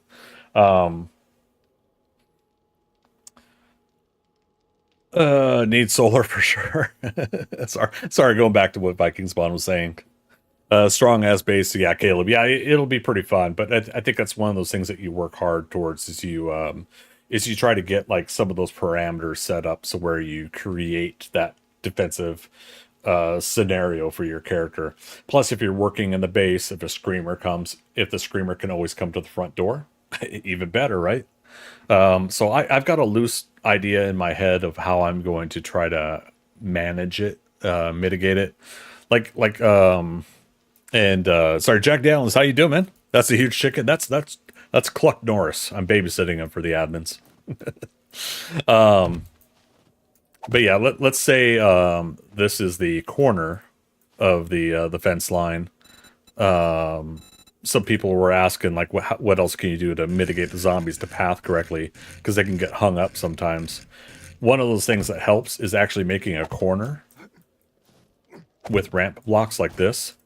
The zombies do tend to, when they path to try to get to you, and if they try to turn, they'll get hung up on a square block, right? So just go ahead and put something like this in, and they'll actually smoothly wrap around it. You could even do it even more smoothly with wedge and wedge tips and stuff, or the narrow wedge. I haven't done narrow wedge and made like a big huge corner. But I think one of the things I am going to do for my next fence design, I think we tried it once. And it's going to be something like this, right? And technically, I think this corner piece, we can grab this corner block, right? And do it like that. And so this right here becomes that that double up moment. The thing I'm worried about this design is, will the zombies at all see the corner as a weak entry point? So technically that's 1 block, 2 blocks to get through there, whereas it's 3 blocks elsewhere, right? So yeah, so I mean that's kind of a food for thought. Also, is a design wise, will that make the corners weaker by doing it this way? I don't know. Andromeda, speaking of which, Andromeda, how you doing? We are talking about you earlier. I was thanking Dorkster and you guys for the work you guys have done on the server. Hope all is going well. Hope your family's doing good. Oh my god, my pizza, I'm still not done with it.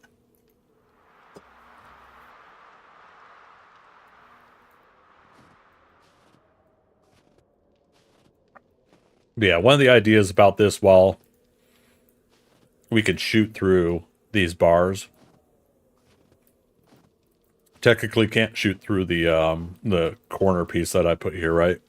So that's kind of the difficult part, but if done right, I don't think any zombies or anything will come up to this as a blind spot anyways. If we're going to be in the wastelands, I don't want to put any motion sensors or turrets on the outside of the fence line or within spitting distance, because zombie cops will actually spit and destroy your motion sensors, your turrets, electric fence poles, things like that. I have had examples of them doing that in the past. Doing okay. Started spring cleaning early. Nice. Right on. I think this next week is... Cluck Norris fell down, go bump. I think I'm going to be starting some spring cleaning myself this next week here. Yeah, I'm starting to feel a little bit better myself. So all the boxes that I was initially going to move to the new apartment with, or not the boxes I was cleaning up. I need to finish that job. So even though I'm not moving, I've decided I really got to clean up a lot of stuff I have in my life, metaphorically and physically.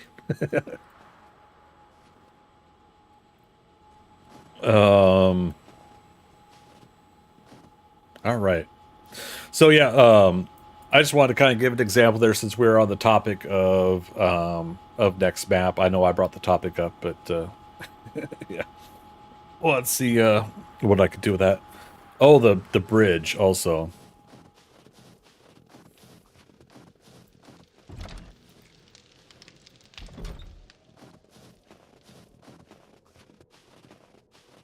So the bridge I need to work on, because we're going to turn it.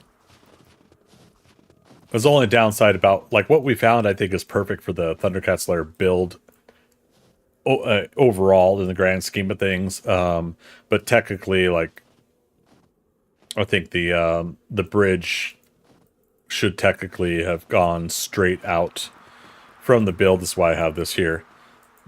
Technically, it should have gone straight out from there. But it wouldn't connect right over this water. So building it out from the road over there, I also had to kind of find the right spot to build to pick a build height. So I found the plus 43 meters height when I got here, and this actually determined what base level build height it was for the ThunderCats Lair. And again, the dynamic mesh unfortunately is not turned on the server, so we won't be able to get a large load distance going on until maybe the server admins can turn it on for us the last day. Anyways, so yeah, so we're gonna build straight over to the door you see there is offset by 1. It's actually been bugging me lately, and then the burn barrel is right in the middle. So I've been meaning to change that. Let's go ahead and do that now. And then yeah, we were starting to continue to build the bridge out over there. Unfortunately, it's for whatever reason I just didn't think that through right. All right. Burn barrel. All right. Door. Oh, right. We were trying to get some wood for the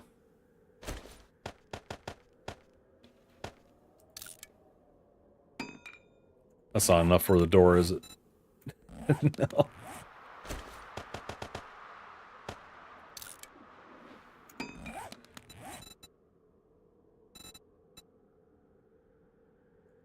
Is it still not? What's how much wood is a regular wood door? We got all these doors on here from the modded in quality of life doors. Oh no, here it is. Okay. It's 10. All right. Thought it was 10. We'll still go get our stack of wood here in a moment.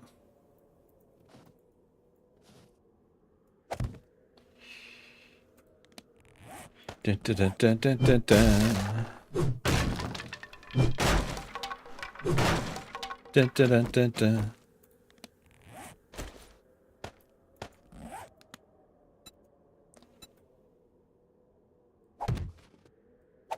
There. Now the bear is offset. The bear rug. Oh, man. How long it took me to finally change that door? Yeah, because look, this is the exact middle of the build. Yeah. Dorkster, Andromeda, did one of you put the bear rug there? That was super awesome of you guys to do that.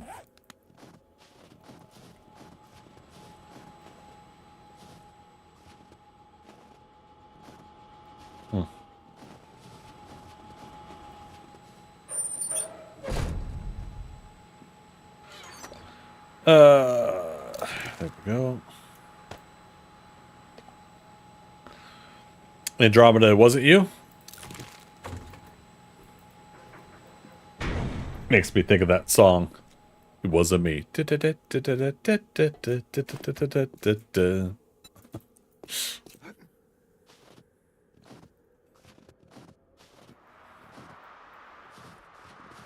Got me on the counter. Wasn't me. I don't remember the rest of the lyrics. Oh, wait, we can't do that until we get the pillars in. And didn't we leave off over here again?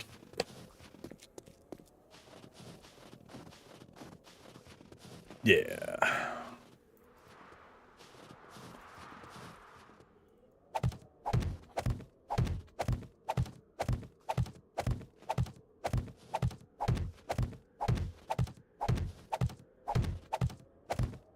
I don't know. So I say 10 by 10. Then I moved to like 11 by 11. I believe concrete you could do 12 by 12 comfortably. So, you know, thinking ahead, I could probably do 12 by 12, which would leave 11 by 11, I think, on the interior of build space for that wastelands base. And then the walls would be 3 blocks thick, and we would eventually upgrade those to concrete. Yeah, this is officially where we left off. I ran out of wood. Giggity.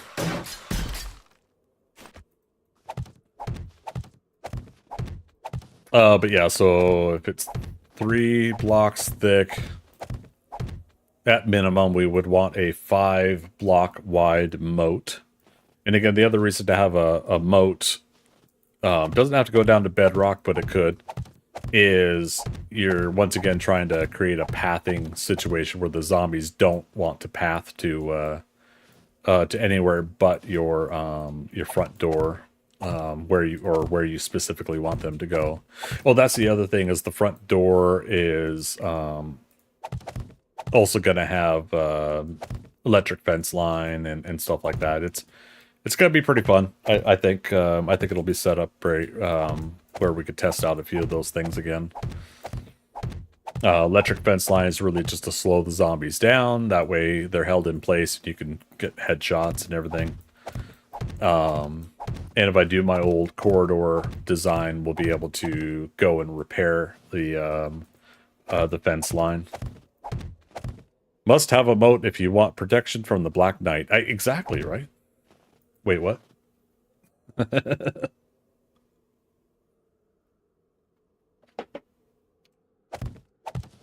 All right, so I think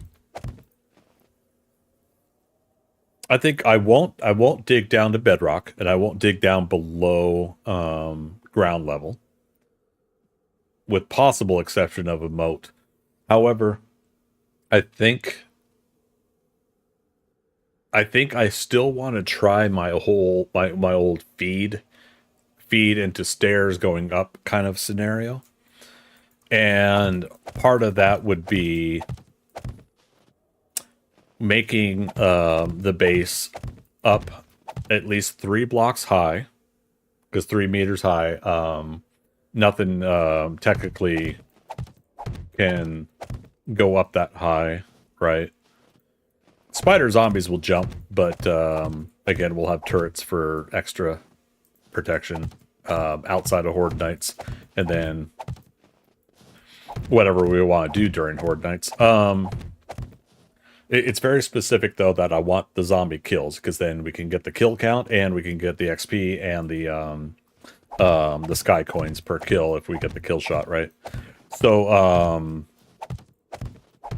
if I were to build the initial part of the base up 3 blocks high, then towards the front of the base, we would have stairs going up to that. But then you want the zombies to freely turn the corner, enter the entryway to go up the stairs without getting hung up on anything in that entryway.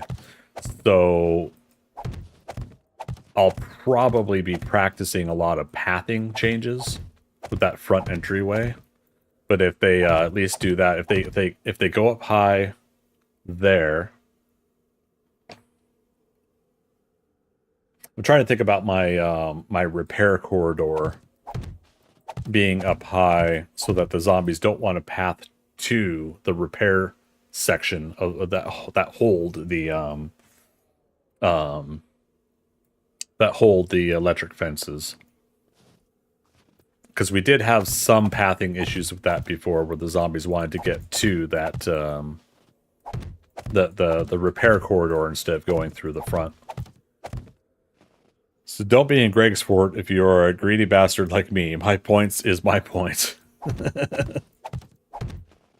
Well, I mean, same with what you guys were doing at Barry's Wastelands one, right? And that's part of the inspiration a little bit, is what you guys were doing there.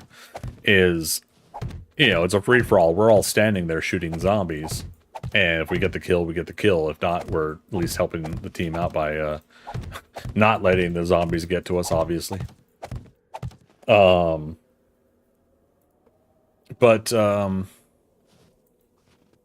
Yeah, it's definitely one of those things where this base is also going to be designed for that purpose, that we make the kill count. Now, AFK wise, when we're working on the base in the shop or whatever like that, you know, we're building, crafting, doing whatever, we're running 16 forges and screamers are constantly coming to the base. Well, at that point, flip the switch, turn on the actual defense perimeter turrets, and just let them AFK take care of those zombies, you know, just so we don't have to worry about them, right? But yeah, when it comes to Horde Nights, that's when I want to get those zombie kills.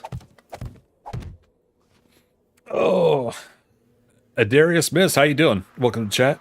Wanting to play this again until Undead Legacy releases for Alpha 21. Been away 5 months. Heck yeah. Yeah, Subquake comes in once in a while, and I know he's working on it as best he can. We were talking about Alpha 22 and the possibilities of that early on in my stream. Did I totally miss my 9 o'clock break? Oh well, it's almost 10 o'clock now. No. We did the 8:15 break because of the server restarting, and I didn't even think about 9 o'clock. Anyways, squirrel. So Subquake, he's working on what he can, but it is interesting. Like, would he be able to get it done in time before Alpha 22 comes out? Now, Alpha 22, no specific date release, but we were talking about how the Fun Pimps are going to be at PAX East, which is March 21st to 24th. And they had said that they're going to have a console demo at the show, which they did at the TwitchCon. I got to play the console demo there, and played real smooth, real nice for PS5. And reason I bring that up is because trying to gauge out an idea of when Alpha 22 is going to come out and how that timeline applies to what Subquake's trying to work on for Undead Legacy.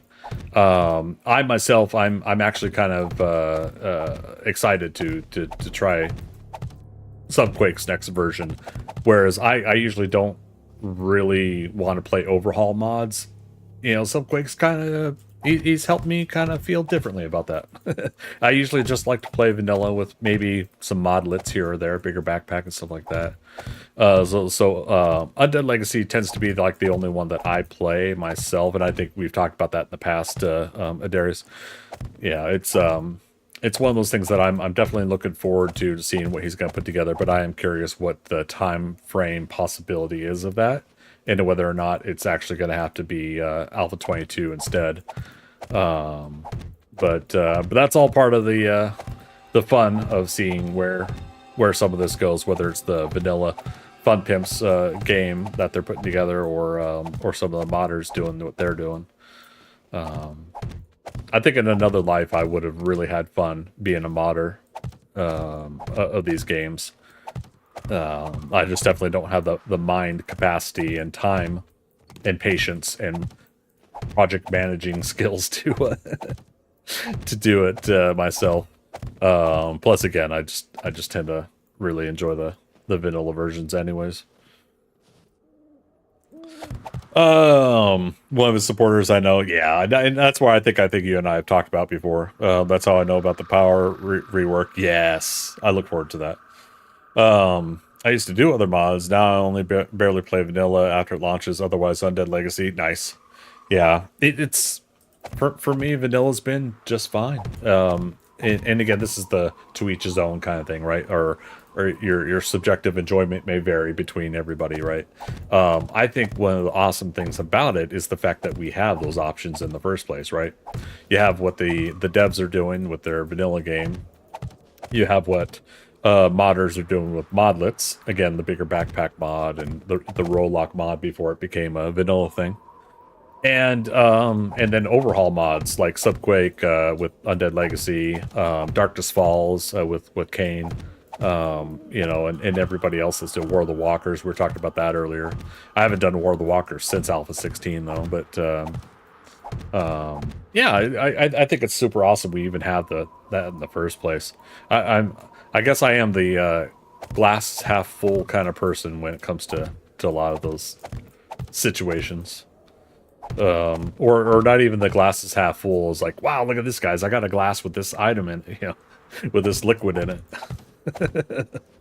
I'm just happy to have the glass with the tasty beverage in the first place. Speaking of which,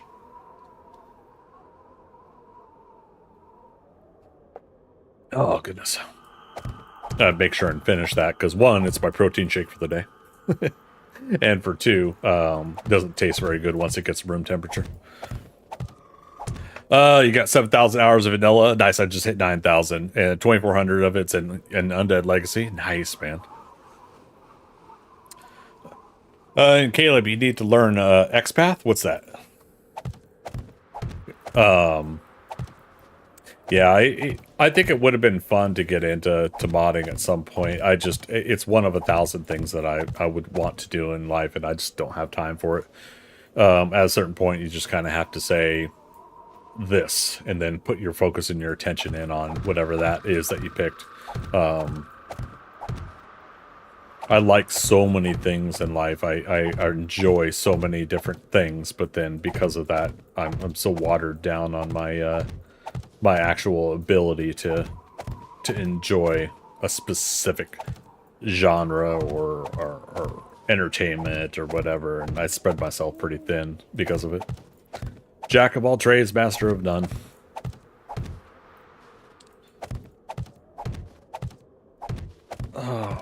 Speaking of which, I haven't gone back and thought about it in a while since Alpha 21 started. But someone was asking before if I was going to do another Jack of all trades series on YouTube, and I'm actually kind of curious how I would do that with Alpha 21, with now the magazines in addition to the books and everything like that, the point expenditures. For those unaware, my initial Jack of all trades was basically you could put 1 point into as you learn things, you could put 1 point into a perk, but then you couldn't put a second point in until you put 1 point into every single category of something. So once you've done all the way up to intellect, so once you put 1 point into everything, then you could do perception 2. And then whatever is unlocked in perception 2, you could put a point in. And if something doesn't unlock to like perception 3, then you could put the point in there and you could skip over that by default. But so Jack of all trades has you basically leveling up everything evenly throughout the entire thing, but you become master of none because it's easy reasonably to do strength and fortitude, I think. And by doing, like shotguns and machine guns and stuff like that, and your Pummel Pete or Skull Crusher, like if you put all of your focus into that stuff early game, you're a powerhouse. You can kill zombies pretty efficiently. But if you're doing something like Jack of all trades, then basically you're trying the challenge of not leveling things up as fast, and it also kind of gets you trying things you don't normally try. Before Alpha 21, trying spears out more than usual was fun. Now, I do miss the throwing spears aspect, but spears early game in Alpha 21 became reasonably OP, I think. People would make sure they would go through a small town and hit up all the mailboxes, and you would level up spears, you would level up... oh gosh, remind me again. What were the others that you would get to early game? It was Spear Hunter. The tailoring one.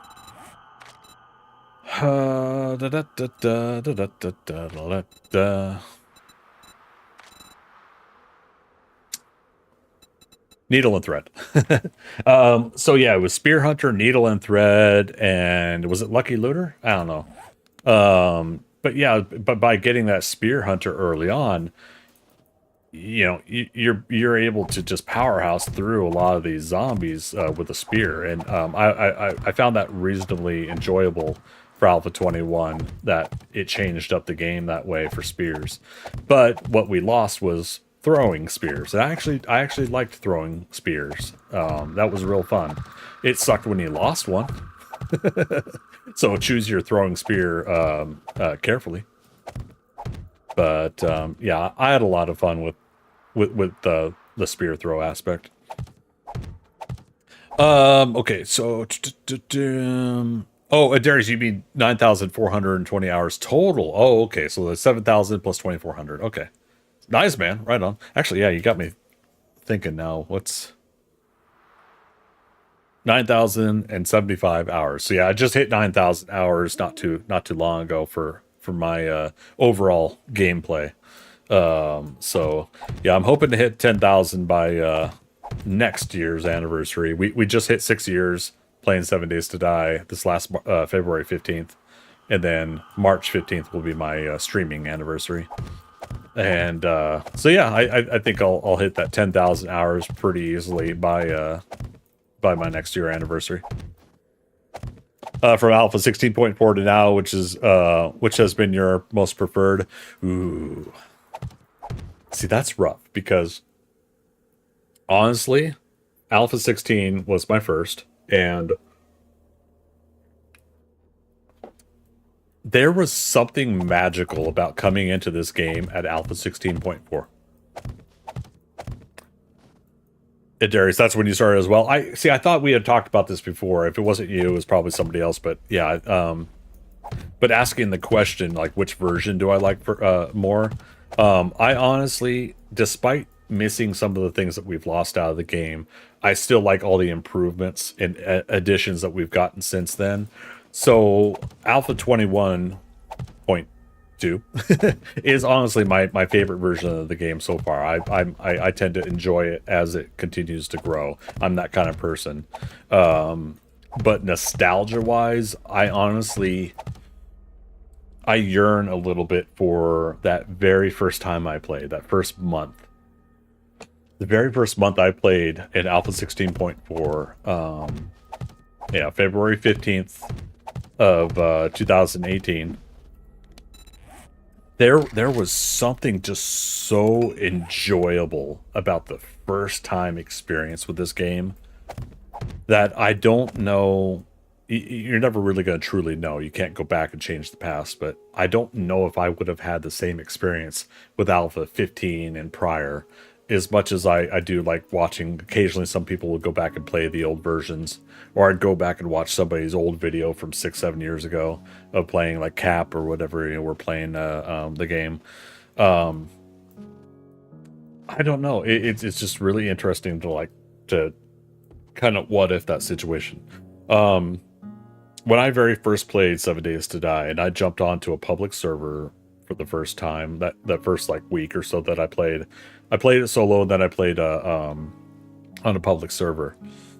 There was this group of guys that basically welcomed me into their group as a new player, and like the day I joined was like a day before Horde Night or whatever. It was like day 13, and we're coming up on day 14 Horde.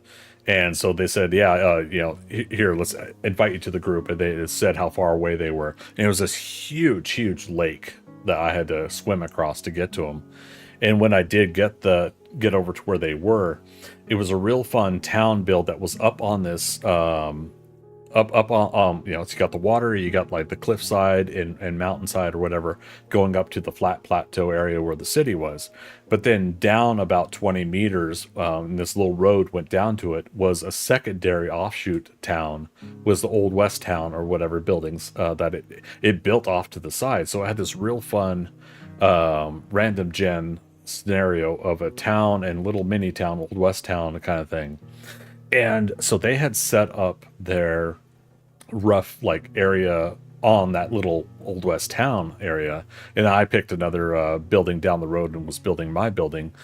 And we were having Horde Nights there, and they were up high enough level that we were getting rad zombies then, and that was Alpha 16 for the Horde Night. So maybe it wasn't like day 13, but as an example, right, it was like, one day before Horde Night.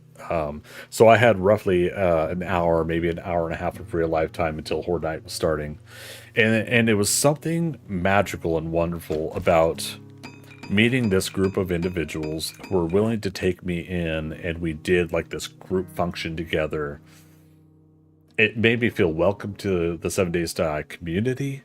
It made me feel like I was doing something that was fun and enjoyable, and I got to experience what like the Horde Nights were going to be like when they get to that severity, because previously I had only done them in my solo game, right? And so at that point, I had only done maybe day 7, 14, maybe 21 Horde Nights. And Alpha 16, that was a reasonable scale there. Just something about it was just wonderful. The exploration of it all. The zombies were tunneling underneath us in the town, so they were underneath the concrete road. Because this Old West town at least had concrete roads still going through the town, so to speak. But because we were on the cliffside going down to the water, to the lake, the zombies pathed and went underneath, and they really couldn't dig up at that point. I think zombies now have a better pathing to dig up to get to you. But yeah, they were digging underneath the road, So while we were fighting zombies up top, there were still some underneath the ground after Horde Night was over. And we heard them smacking things and everything. So we were like, where are they? You know, we're hunting around. We're finding the tunnels where they entered to get to them. It was just a real like fun archaeological kind of feel to it as well. And I'm never going to have that experience again. Not with 7 Days to Die, not with the game. And that's all right. But it was a great memory to go back to think about, because it was because of that like first chunk of things that made me really love this game right off the back. And you know, again, never going to have that first time experience again, but it's always fun to reflect back on that. 5, 6, 7, 8, 9, 10. Yep. So let's go back to chat here over on Twitch. Adair is I liked Learn by Doing as part of Alpha 16, along with being able to jump the mini bike off of ramps. There you go.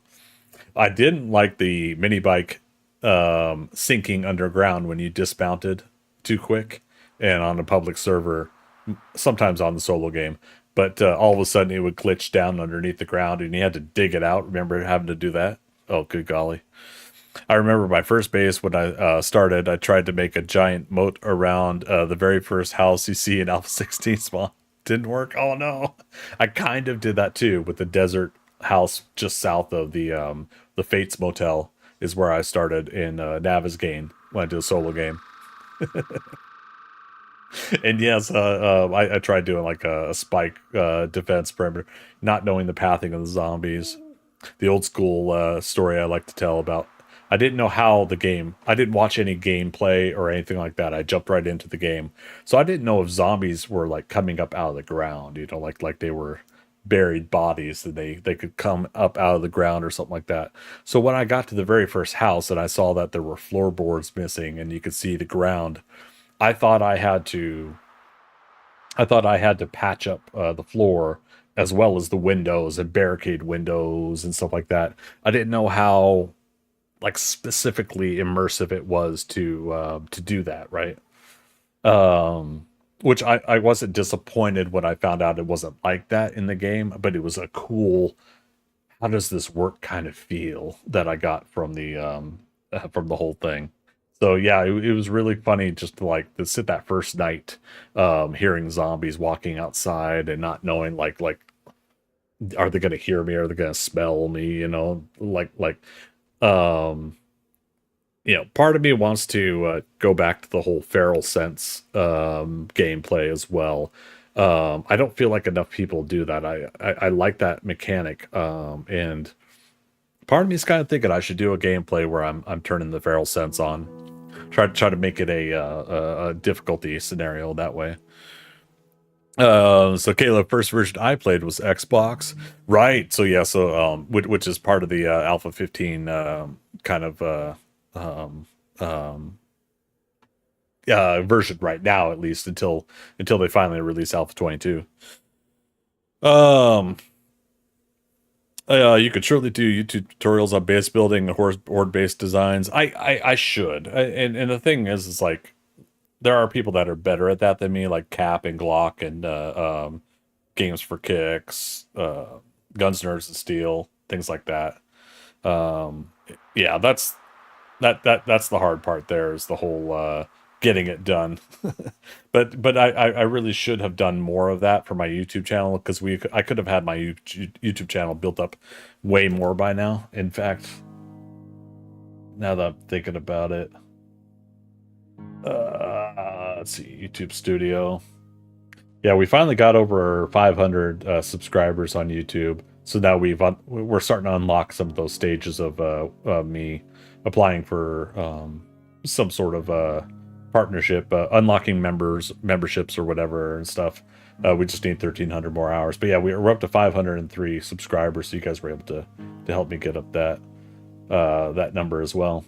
But yeah, it's really interesting because like when I did my PvP based tour, I think that's one of my highest viewed videos on my YouTube channel, not counting shorts. Shorts tend to get a big splurge of views.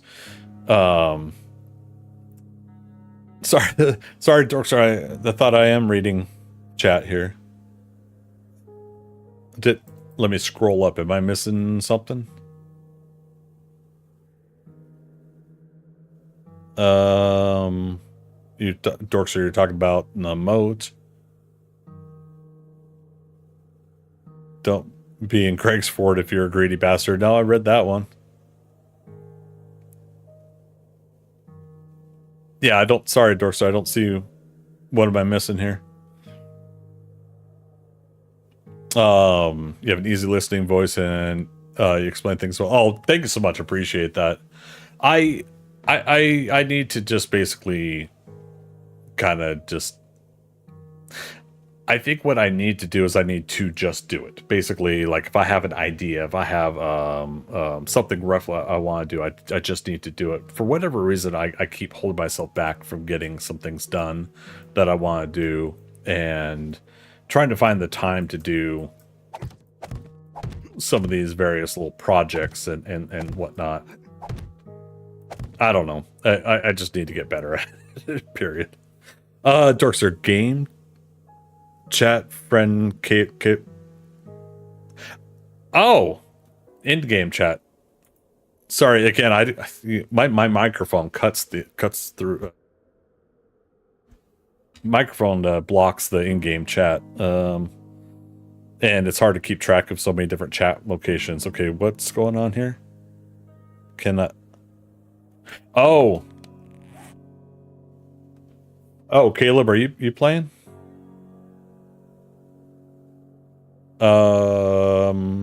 Okay. There we go. In fact, Dorkster, you're leader. Okay.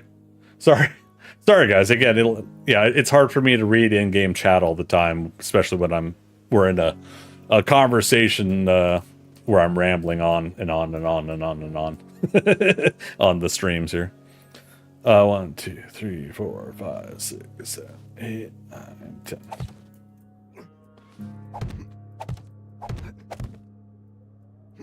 Okay. But yeah, Caleb, welcome back to the server. I know you're playing last time too.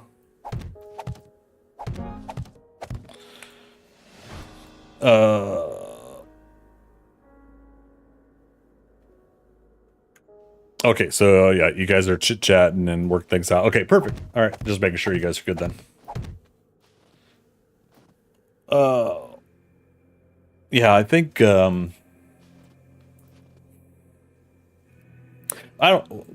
what do you guys think?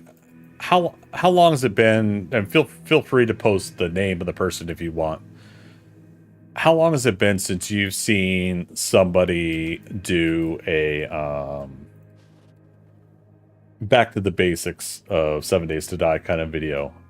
Has Cap, Glock, Guns, Nerds, and Steel, have they done just like a basic walkthrough of your first 7 days, let's say, of 7 Days to Die?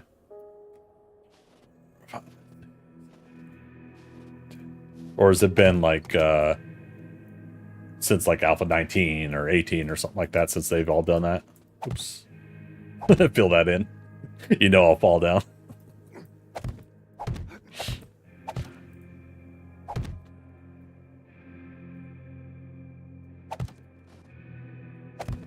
I think one of the hard parts about doing a video like that is, what if I do it and then Alpha 22 comes out a couple months later, right?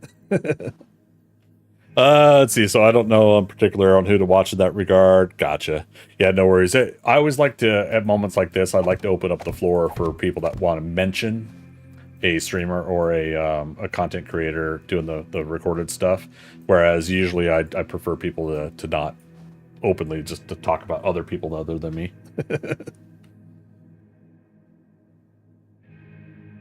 Now, Darius, are you following me on YouTube as well? As I say, the link information is down here at the below of the stream. If you guys are not following me over there, small solicitation there just to get you guys to help me with the kick in with the YouTube. And again, I think the one I'm expecting the least amount of viewership on is Kick, but I tend to not fit in that, I think, vibe that Kick has these days. Now that doesn't necessarily mean I'm ready to talk about the controversial stuff that people talk about with Kick, but I understand it. That's there. 3, 4, 5, 6, 7, 8, 9, 10. Okay. 6, 7, 8, 9, 10. 3, 4, 5, 6, 7, 8, 9, 10. So there's 2 videos that I'm currently working on right now. I'm scripting out what I'm going to be doing with them. And one is going to be the ThunderCats, since we are doing the ThunderCats Lair, and I should have started this 2 months ago. I am currently rewatching the 1980s ThunderCats cartoon and doing a recap and review of the episodes. And I mean, the episodes are like 22 minutes long, but I found out recently that there's 64, 65 episodes in the first season, and then it's like 20 to 25 the next subsequent seasons. So I still don't understand why they did that many episodes for a first season, but I mean, who's to say there was a rule not to, right? It just seems like when you get used to something like Star Trek The Next Generation, Deep Space Nine, Voyager, or whatever, it seemed like there was like 22 episodes or something like that a season. So I guess I assumed that a cartoon also would have no more than something like that for their seasons. But yeah, so I'm gonna do that recap and that review, and I got that itch again to do to start writing my treatment for The Last Starfighter, and what I would do with a 10 episode streaming series. Like if I were to create a streaming series for The Last Starfighter, I have a rough idea of what I would like to. So I'm gonna try to speak and do a treatment of sorts, or a pitch of what I would do with a Last Starfighter TV series. Streaming TV series.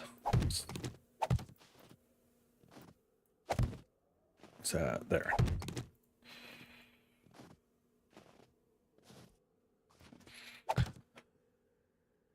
Oh, excuse me. For whatever reason, I don't see said link. Oh, you don't see the bottom half of my stream that says Kick, Twitch, YouTube, all that stuff? Everything's at Greg Scott Bailey. So if you're here on Twitch, twitch.tv/Greg Scott Bailey. It's the same thing on YouTube, youtube.com/Greg Scott Bailey. I had partnership with YouTube before the 6.5 years ago cleanup, where they removed everyone's partnership if they were below a certain threshold. I was below that certain threshold. So, but what they did is they didn't take away my /Greg Scott Bailey. Whereas until you had partnership, you had like youtube.com/numbers, letters, exclamation points, whatever, kind of a name for your your page. I want to see just how you manage this. Surely the head will be a challenge as it pertains to structural support. Yeah, you know what? Yeah, let's stop working on the back end here, because I'm honestly, it's easy for me to casually work on the basics here. And I said we were going to be working on the head today. So speaking of structural support, that's why this is steel going all the way up. I do have blocks of steel still in my inventory. Plus I also, on my notepad file, I wrote it down. So right at the bottom here, frame block, wood block, cobble blocks, concrete blocks, steel blocks. I put the mass and the support. So all the way down at the bottom, steel block mass is 20, horizontal support 300, so it could do 15 blocks. So if you can go 15 blocks out, the 16th block will make it collapse. But then if you're also spread out, in this case, in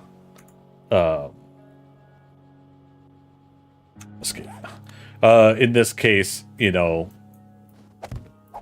if you got stuff spreading out from this, sometimes it spreads out that displaced weight support. So right now, yeah, let's go back up to the head there. What? Yeah, we got the staircase going all the way up the head, back of the neck kind of area. Oh my lord, I thought I was the only one who remembered. Wait, TLS? What movie was that? I have a spastic brain too, so if I mentioned something, I totally apologize. I'm horrible with The Last Starfighter. Gotcha. Of course. Yes, The Last Starfighter. It's the what used to be my Wilhelm for when people follow my channel on Twitch. It's now the Last Starfighter saying "Greetings, Starfighter."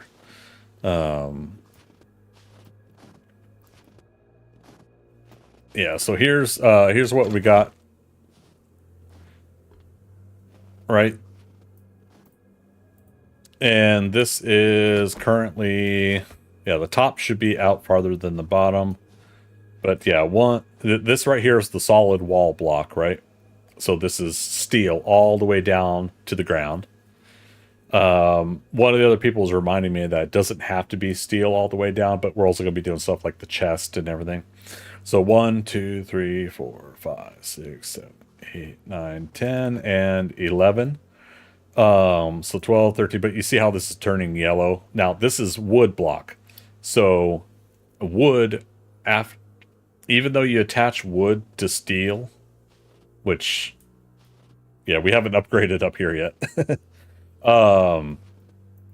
The wood is having a little bit of structural integrity from some of the stuff we've done here. So thank goodness that.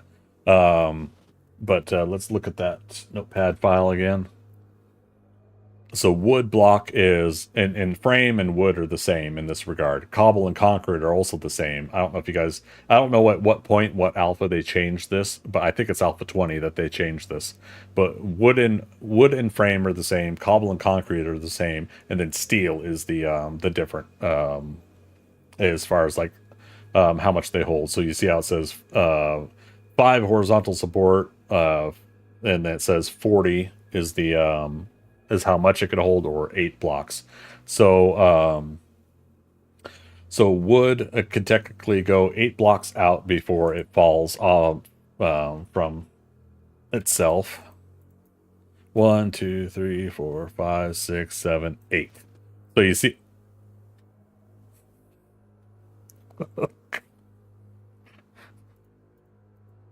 Slowly move ourselves back to the front here.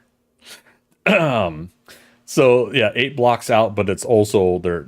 It's spread out right from itself. So you have to be careful. But the discoloration shows you right here is where it starts getting really weak. Right when it gets to pink and then red is a definite no. You don't add another block when it's red. So we're already at a kind of a length out from the build as it is. We might be able to go out a little bit further, which means I might put this jaw line out maybe 1 more block, and up top here I might put out 2 more blocks. If I specifically do the neck and the chest, because the chest is going out what 3 blocks there. So we might be able to still put this out a little bit further. That's why I've only got wood here.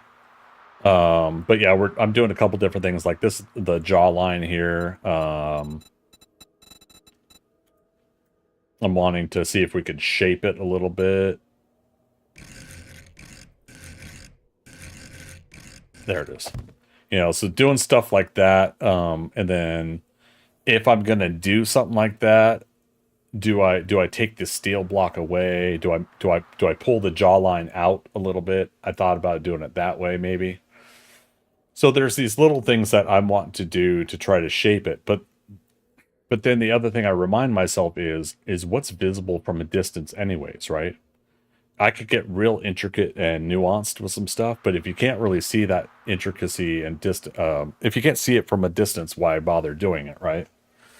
So yeah, so up here, we'll make this probably 3 blocks high, as far as like the jawline going up to the teeth, the teeth going up to the snoot. Oh, let's show you guys sample image. Now you still can't see it as well here, but it's got to have enough for the upper lip going to the nose of the Thundercats layer. You see how the head itself kind of goes out a little bit from the face.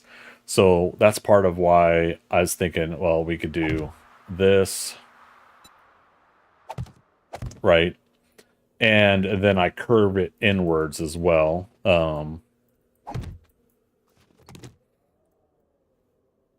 Let's say wedge and wedge tip. Let's see how this looks. And again, we have to be careful on how we place these blocks, because also, how's the structural integrity as we build out from the support structure? That's also going to add weight to the vertical part of it. So, so it's little things like that. Copy rotation. So it's doing something like that, right? Where it curves inwards. Copy shape, rotation. And basically that would pull it into the side of the face, but it would still have that jaw and outwardness to it, right? Is what I'm trying to create there. So I think that's a reasonable way to do it. Adarius, my big project for Alpha 21 was a 5x5 fully concrete, lit and painted 2.2 kilometers underground tunnel that exited to a ramp which angles up 90 meters to a raised 5x5 sky tunnel. 1.9 kilometers with 3 sides of bulletproof glass windows, ramps about 400 meters between the two. Holy cow. Yeah, man. So I think we all like want to do all these big builds, right? Not everybody, of course, but a lot of us do want to do like these big builds. But it's like, do we have the time to do them? Do we have the ability to do what we say we want to do? That's always the rough part, I have all these things that I want to do in these games. When we started, the reason I fully started this build again, because this is, I tell everybody it's the 10th and final time. Whether or not that is accurate, I don't know. There's been at least 8 or 9 tries to build this thing since Alpha 16. I had started to build this again because back in December when we wiped and restarted the server, when the server owners wiped and restarted, I had thought we had like the right timing. It was winter, and at that point my work schedule for my day job was cooling down a little bit.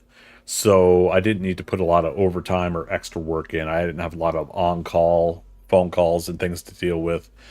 And then Christmas time came and I went to Arizona to spend time with my parents, my family. After that, like work started getting busy again. I started getting depressed and fatigued and health. And it sucks because it's like we started out so well this time. Dorkster, Andromeda, again, Blue Joy, Barry, FD Magic, all these guys came in and helped. We dug out this mountain thanks to these wonderful people that helped out. All this mountain was dug out. So some of it was blasted out. Thank you, Barry. And then other parts were dug out and everything. So like all this work's been put in, all the materials I have, all of the wood, the concrete, a lot of this stuff is because of the build group, the Patreon and build group that we've had. So I wouldn't even be this far along in the first place if it wasn't for these wonderful, amazing people. But yeah, then the last like 6 weeks or so, I've just been so exhausted, fatigued, and wiped out. And unfortunately, that also means that people even subconsciously will kind of get disinterested as well. So I really have to like sit here and remind myself, if I'm going to do a big build, should I really say I'm going to do it? Because once again, I'm having a hard time completing the things that I say I'm going to do. So ultimately, I need to get better at kind of describing what I would like to do versus what I can do, to be perfectly frank. Um, and so that's always going to be an ever ongoing struggle for me, because it's important for me. If I say I'm going to finish something, I truly do want to finish it. It is not my desire to not finish a big build project. But I can't blame people for losing interest over time, because yeah, we're about 2.5 months since I started this, and I honestly should be at this point. I should have been done with this build, and we should have been tweaking and modifying rooms and decor and different things inside the build. Because there's no way I'm going to be able to design the inside now. Basically, we're going to get the whole structure built, and then it's going to be time for the server owners to wipe and restart again. And someone brought up a good point. Like, we could have probably we could probably have this exported by the admins. They can give me the file, but I think we're going to basically move on after that, because ultimately,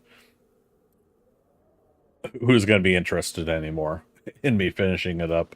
It's really just a passion project of mine, and possibly something that people say, "Oh, neat," and then go on to the next neat thing after that. Other than my, and I'm not trying to disparage or discourage. It just is what it is. People lose interest in things like that over time, anyway. So, but yeah, it's been a fun build project. It's been great to come back to it again. It's great that there's more shapes that we could build with this time around. So ultimately, I'm always going to be grateful that the Fun Pimps added more shapes, and that is part of the encouraging aspect of this Alpha 20 and then Alpha 21.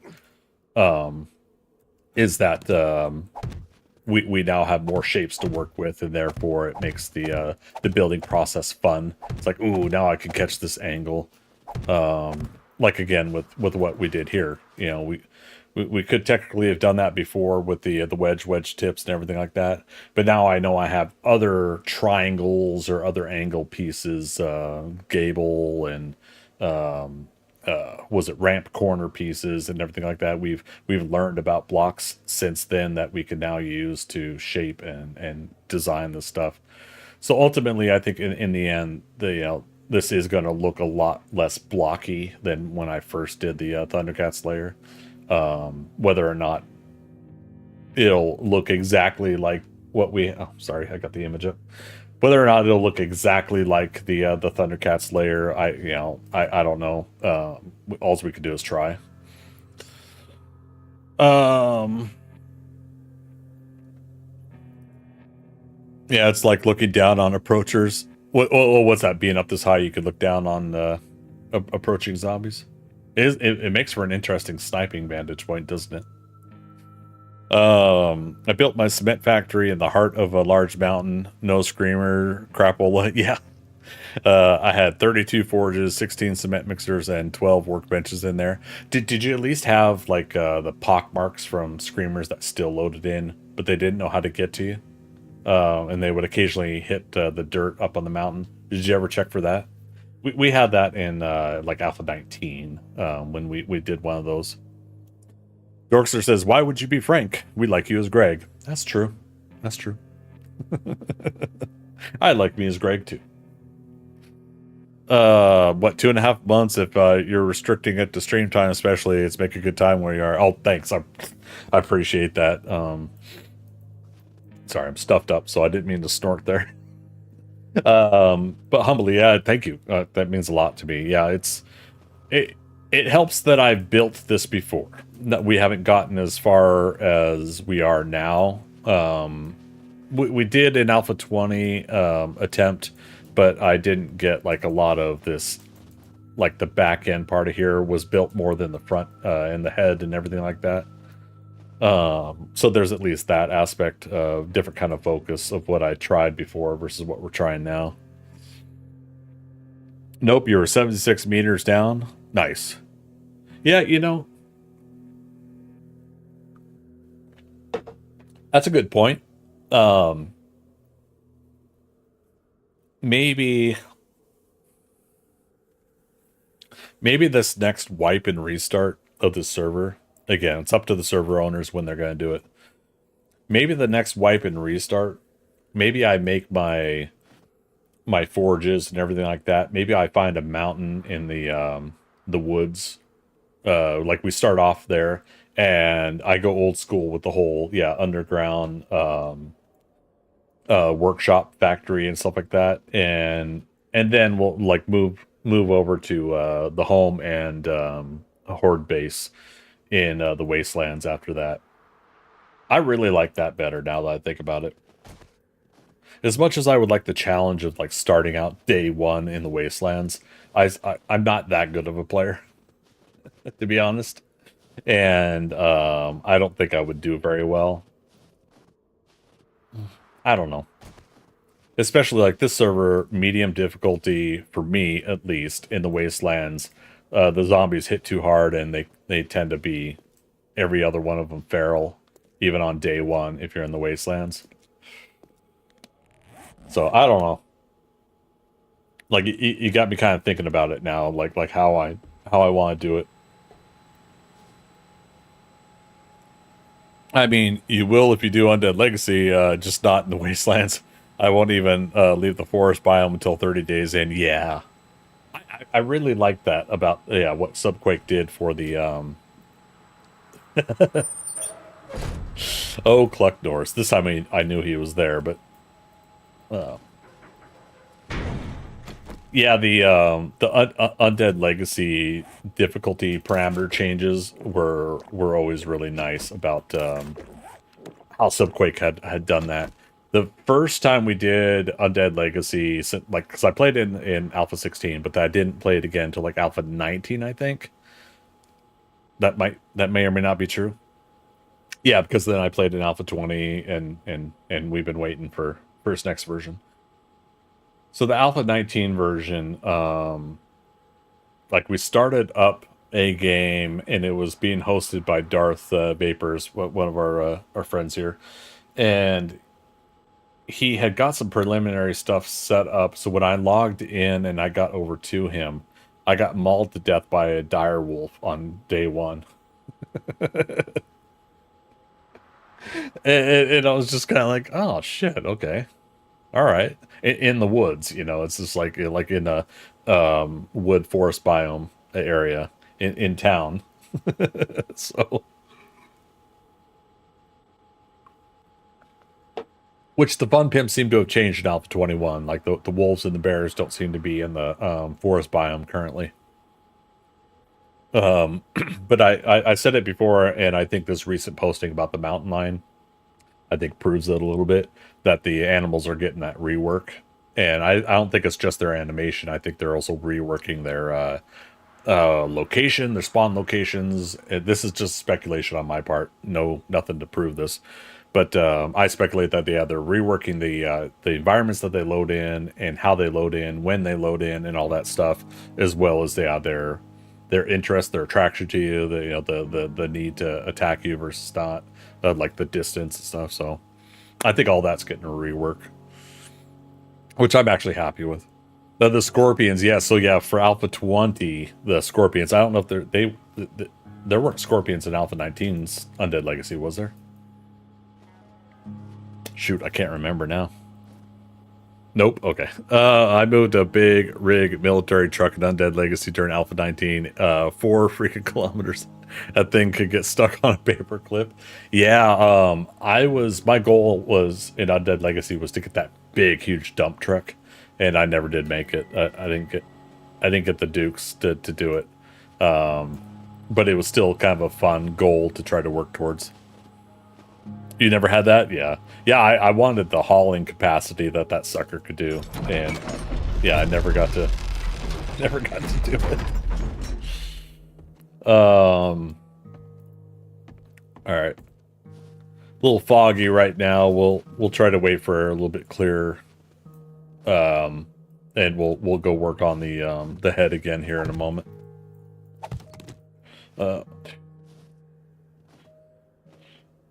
And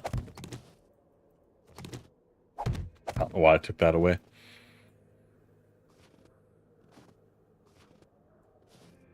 Yeah, what I really enjoyed about the vehicles with Undead Legacy is Subquake made them feel like they were drivable and they had enough of a design to them and what you had to do to get them felt accomplished, getting them. It was a little frustrating to do the repair kits specifically towards repairing what you're going for and what you had to do to get up to earning them. But then when you did earn those vehicles, whether, you repaired them or bought them or whatever, it felt earned. And so I really do like that aspect of Undead Legacy. As frustrating as it is to grind to that earning stage. I want those vehicles now. I'm the Veruca Salt of 7 Days to Die. I want it now. But yeah, so yeah, the military truck was fun to finally get and unlock.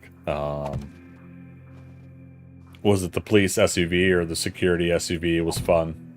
I like those.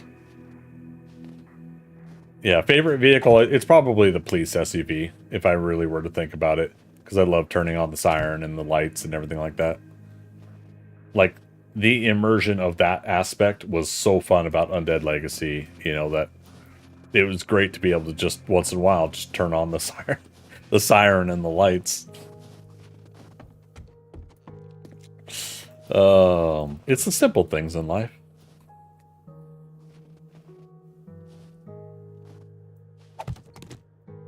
Okay. Yours is the Phantom. Somebody else had said that too, that they like the Phantom. It was pretty cool. It was good speed, right? Good fuel efficiency, and the hauling cargo was reasonable. 10. 6. Got up to 76 kilometers an hour. Yeah. Yeah. Getting somewhere with it was really nice. Yeah, I agree. 10.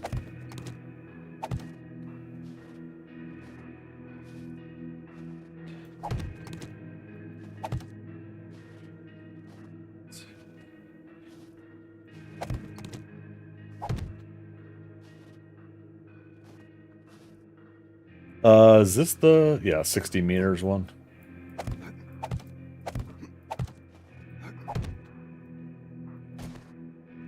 Won't sprain our ankles if we shimmy down the side.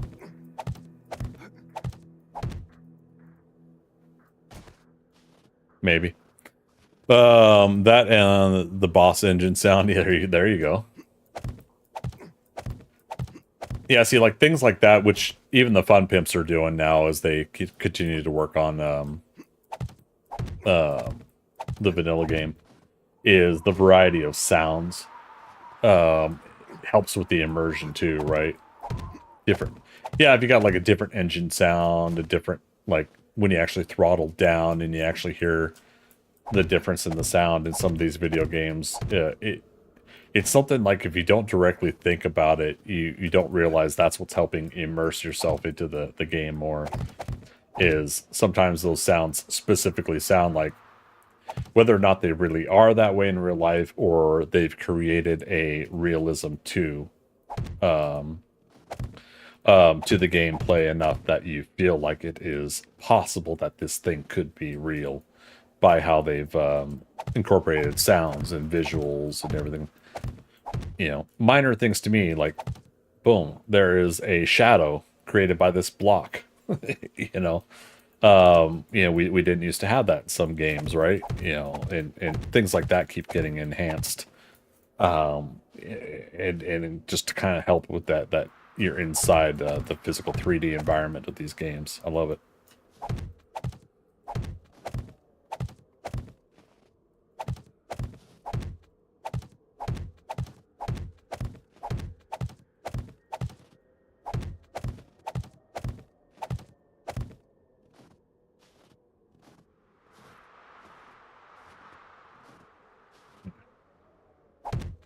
Dang, I missed my 10 o'clock break, too. Stop giving me good conversation. Oh, darn, right? No, that's good. Again, I keep meaning to set some sort of a timer or whatever. Remind me to take breaks. Because it's good to get up, get stretched out and stuff. I'm back to a workout routine today. So again, that's why it was good to have my protein shake. It's almost gone. Thankfully, it's still cool. But yeah, as soon as that thing hits room temperature, God's sakes, take a man. For God's sakes, man, take a break. I gotta do it at the top of the hour. I'm that semi-obsessive compulsive on that nature. Top of the hour breaks, and then if I cycle it right, the Twitch ad breaks will. If I do the 3-minute ad break, it keeps them at those hours, so I can at least regulate how long when they happen. Last 2 hours now they've happened on a timer because I haven't done my hourly breaks.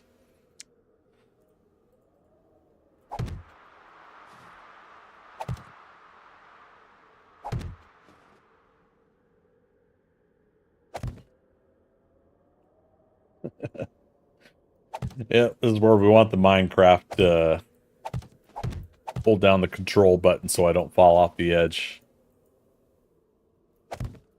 I say it every time we have a stream where I'm doing these builds.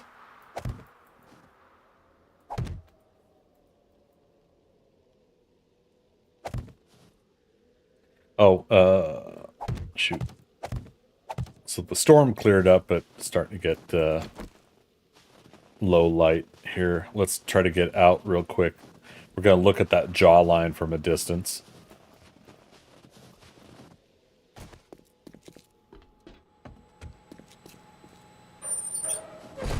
Leave that open. Cluck Norris can't fit in through that door, so I don't mind it being open.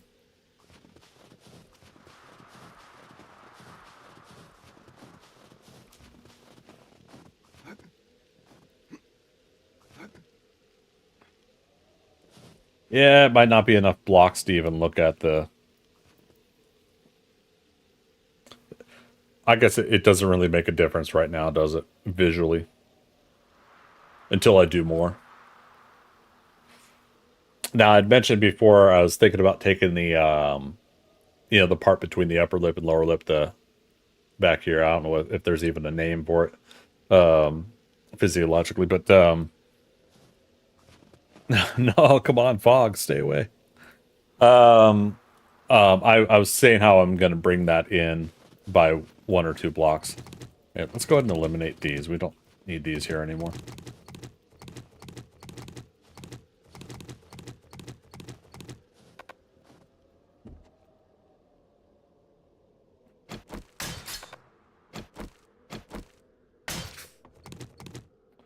Something damaged those.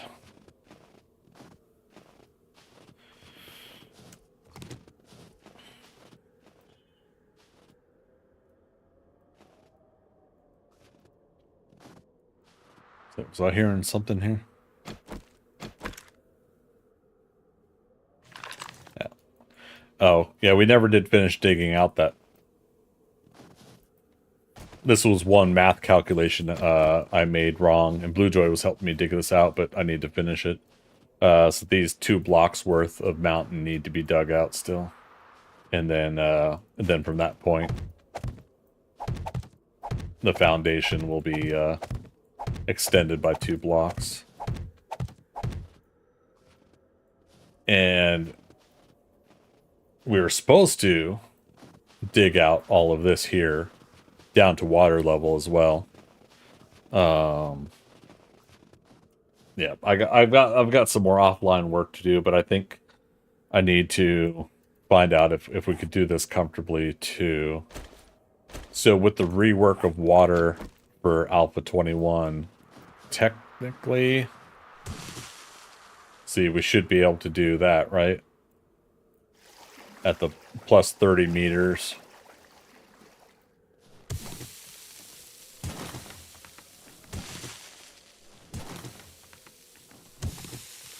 Try not to go too deep. But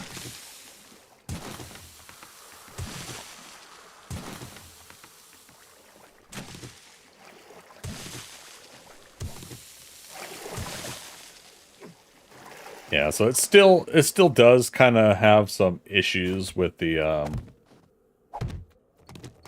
water, but it's still or with the rework they've done, it flows better now. And then you saw what I did is I put blocks above it, and so water wants to reattach and repath smoothly, so it fixes some of those glitched out areas. So the idea here is going to be digging down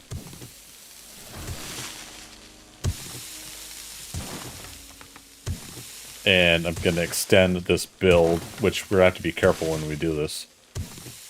But this build is going to get the concrete all the way down to water level. What did I say it was? Plus 30? Yeah, plus 30 meters.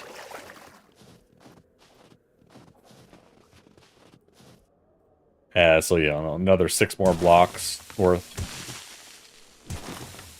Not to get sidetracked on another job, but it is something that we'll have to work on, of course, at some point. And we're running out of time. Again, today's the 24th. There's a good chance that we have 5 more days of this server before the server owners decide to wipe and restart. So it's basically trying to get as much done in a large chunk on stream today. I'm considering next week streams being all 7 days to die, so that everything we do next week is strictly working on this. But we'll see. On top of that, when's the 29th? So the 29th is on a Thursday. Part of me has to believe that if they were to wipe and restart, that they wouldn't do it until like Saturday, the 2nd of March. I'm guessing. So, but then the thing is, they've been having fun. The server owners have been having fun with basically doing a what am I trying to say? A PvP day. The last day of the server, they turn PvP on and let everybody get crazy, chaotic, and destructive. And while I'm not doing it for this build, I think I'm gonna plan something for the next wipe and restart, so that when that one is gone 3 months and we're ready for PvP to turn on, I think I'm going to allow. I'm gonna play the PvP day, the last day, and I'm going to basically challenge people to try to come get me. And but you know, again, that's about 3.5 months from now, probably. So I think that'll be fun. Another fun thing to do later, if we can get to it, kind of thing. Oh, we broke our leg. That was like, what, 3 game days ago? 3 real life hours ago? Yeah, that sounds about right. So, days since last accident, 3 days.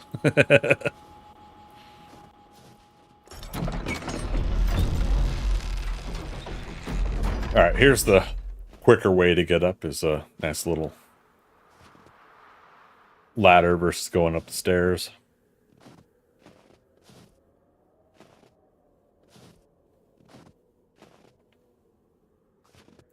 Which I thought about doing with the staircase here.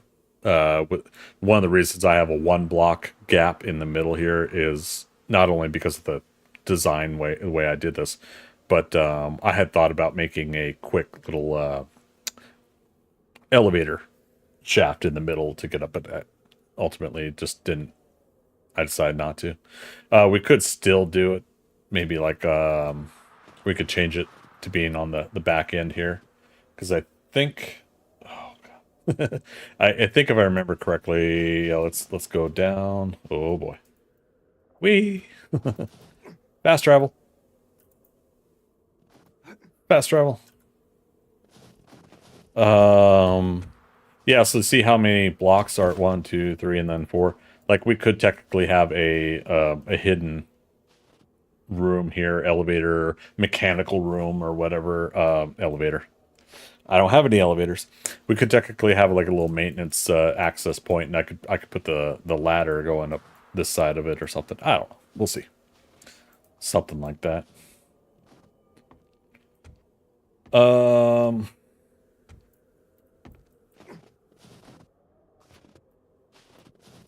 right.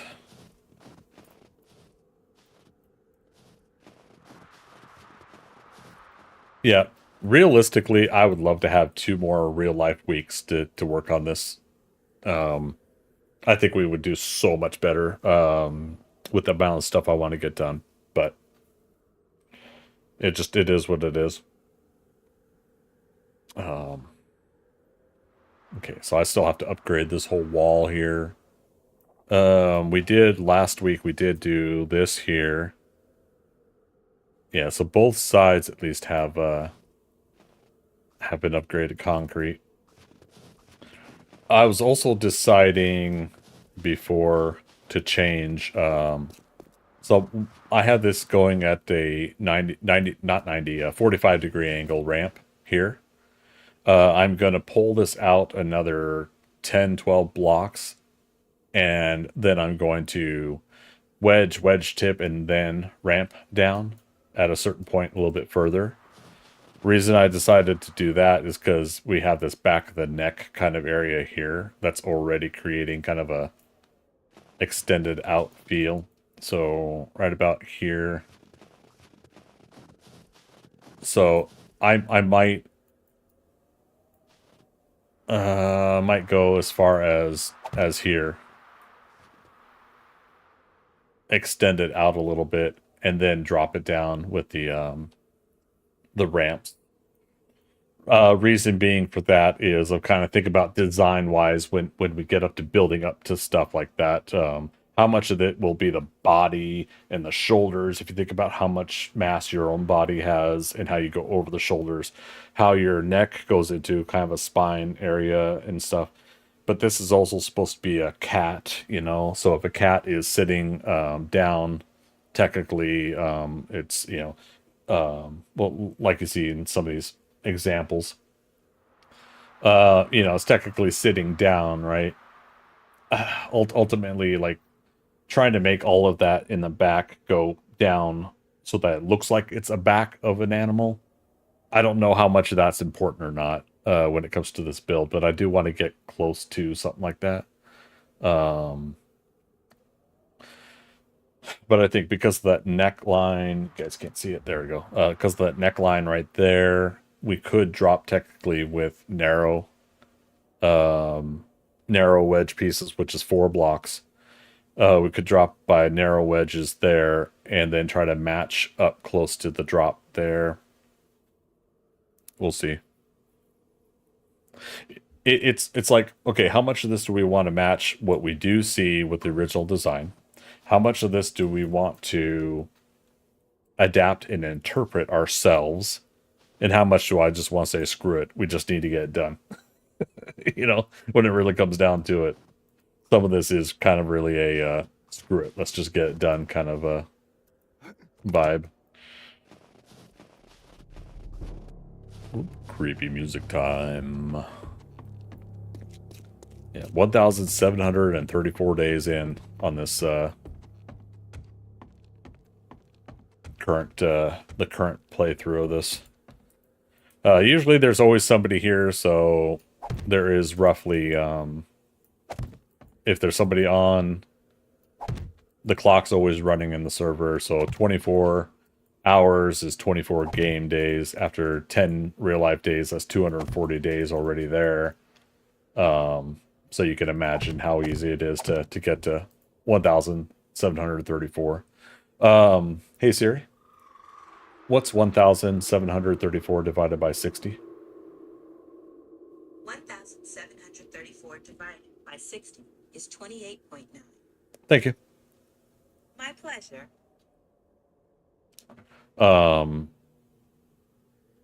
So technically is that 28 real life days.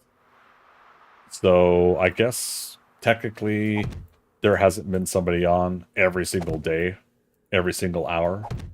Because, technically Hey Siri, how many days has it been since December 1st, 2023? It was 85 days ago. Thank you. No problem. 85 days ago. So that's one of those things where I think there's a very obvious sense. There's also loss of time for server restarts. Now it's a minute or two. City reset days are about 2 to 5 minutes or something like that, depending. So all of that adds up over time as well. That happens twice a week, the city reset days. So those server restart days can be added up over time as well.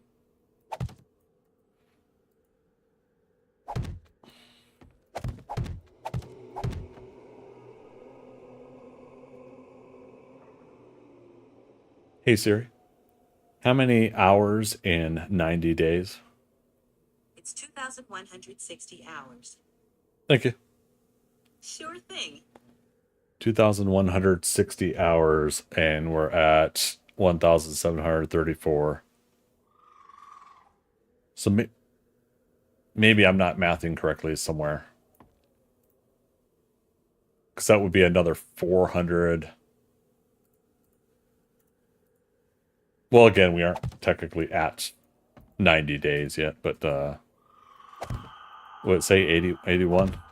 I don't know. You guys at least see the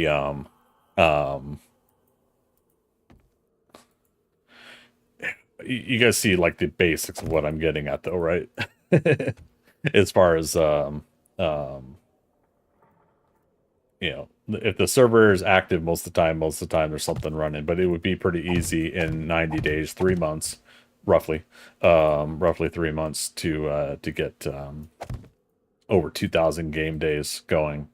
If there's always somebody on at all times, at least one person, the clock's always running at that point. So, yeah, I'm trying to remember before, like, sometimes they would wipe and restart at around 1,800 days. But I think it's been more comfortable to say at the 3-month mark. Now, if people are playing a lot and people are still enjoying the server, and it's 3 months in, but people are still playing frequently, then for the most part, most people will ask not to wipe and restart. I don't know how long it's been since that's happened, but when I briefly was an admin for the server, there was some protests from some folks, even after 3 months, to not wipe and restart because they were still having fun and playing on the server. So it was, wasn't an easy choice probably to wipe and restart around those times. But, if 3 to 5 people are having a really good time with the server and 25 other people are not, and not playing because it's too many days in, then I could see the decision for the 25 people versus the 5 people, It sucks for those 5 people, but then those 25 other people are coming back and the server gets to be active again, or more active again.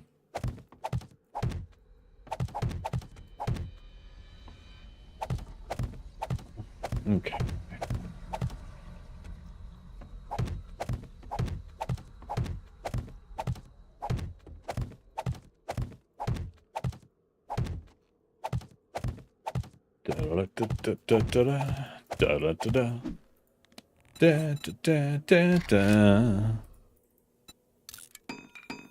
Alright. I still got another stack of 6,000 on me. We got plenty more wood in the boxes. It's just it's what I'm carrying on me that I'm running out. Yeah, so yeah, folks, we're just about to start my top of the hour break here. Just a heads up, I'll be stepping out in just a minute. Friendly reminder, it's gonna be a 3-minute break, and during that time on Twitch I'll be running an ad break. If you guys don't like ads, good time to get up and stretch yourselves. I won't be heartbroken if that's the case. Yeah, that's the best time for me to do my ad breaks is when I take my top of the hour break. Usually I like to do about 3 minutes, and then occasionally a 5-minute break to get just a little bit more stretches in there. Sometimes I'll go out. The apartment has some stairs, so I'll go and do a lot of that. kind of still rehabilitating my body. My muscles and my bones used to be pretty weak, and I spent the last 3 years doing a lot of good rehab on my body to get to the strength that I have had. Recently, I've had a bout of fatigue again, so I've lost a lot of the work that I've done early winter, excuse me, into summer going into winter. But I think doing a reasonable amount of work right now will get me right back in for spring here, so I'm looking forward to it. So, all right, I'm going to step out. It'll be 3 minutes, and appreciate y'all hanging tight, and I'll be right back.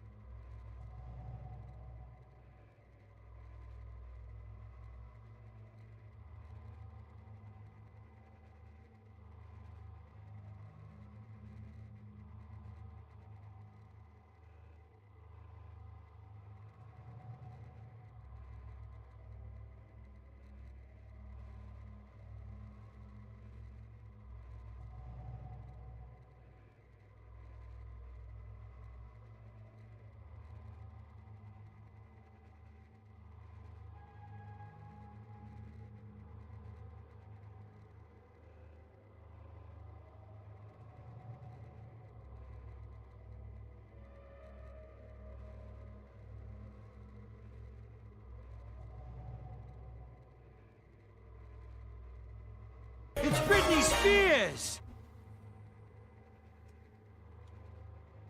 All right, quick and easy, right? And nighttime in the game. Let's see if I can spawn. I was one of those protesters of wiping. Yeah, because ultimately, I totally get it. You know, you're well. I mean, case in point, right now, you're putting time and effort invested into building something, and it's gonna get deleted. You know, and sometimes you do want the game to continue on, but I think also ultimately I find it really interesting to see a lot of these groups of people in this game got it. Is the differences of players, right? There are a lot of people that do like wiping and restarting, and starting day one, and your character's a fresh new character, you know, new stats and everything like that. And then for others, it's the they would like the idea of letting the game days just go on forever, you know, and continue to play and build and do everything in one continuous long setting. I think I don't know how I'm going to feel, but I think when and if this game ever does go gold, I feel like that's when I'm probably going to be more comfortable with having a perpetual ongoing game. I don't know. I'm still unsure how I'll feel about that. Adarius, I wouldn't be confident doing something of this magnitude on any server I didn't own. Oh, you mean building a big build like this? The only reason I'm comfortable doing it on this server is because I am comfortable and know the owners and the admins enough to know the parameters of things, which is again like 3 months, 90 days to be able to do a big build like this. I'm definitely a lot more comfortable in that aspect.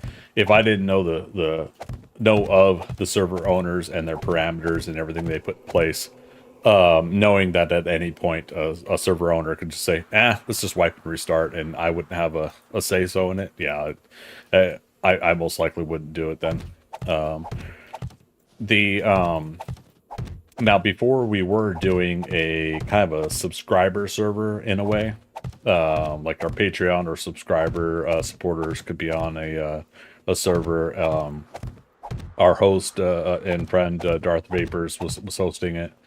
The downside there was the kind of like I didn't like the idea of putting an expectation on him, even though he was super awesome of hosting it for us.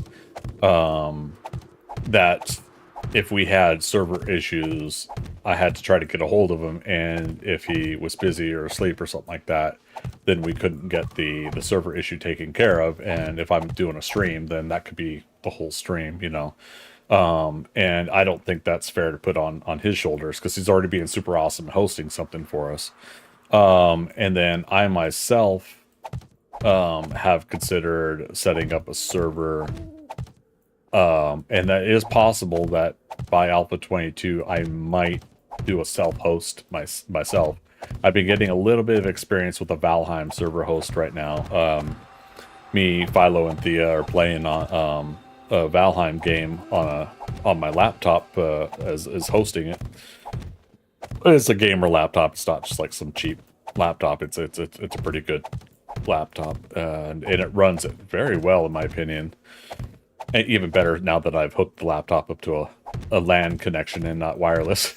but yeah, so now that I've kind of had that experience, I kind of thought about possibly setting up a server host for 7 Days to Die come Alpha 22.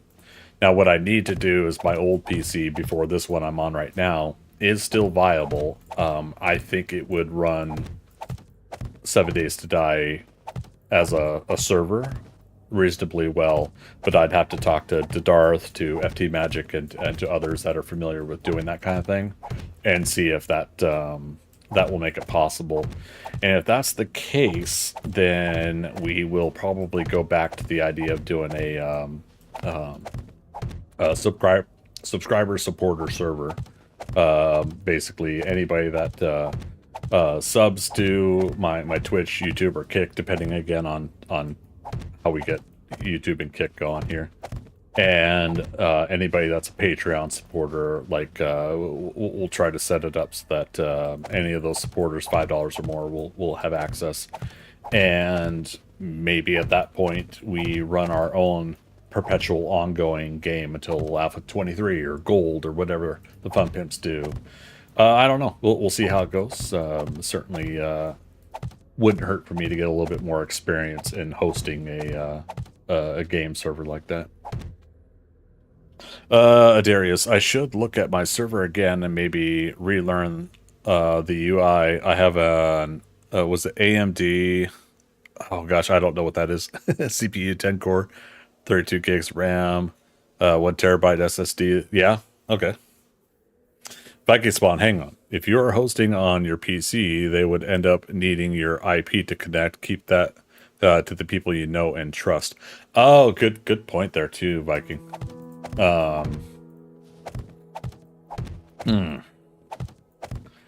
Well, we'll see that, and that's the thing. It's like it should only be the people that are on the list, right? We would whitelist them. Is that the correct term? And they would have the password and but yes, you know that's true. Is that the IP would then be available, huh? Caleb, I've hosted Minecraft servers before. Nice, right on.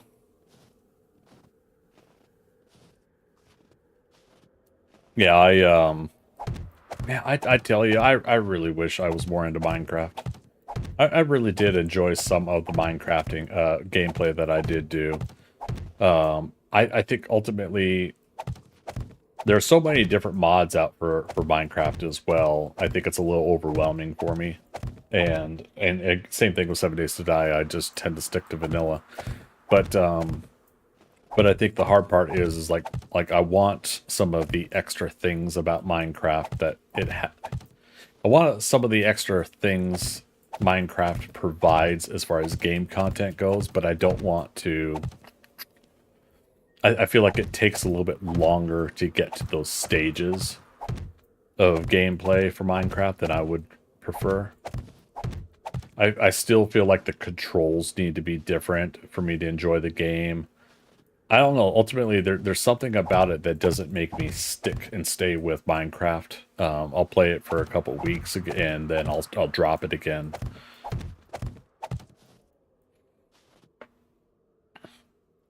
Darius, kind of funny that server originally got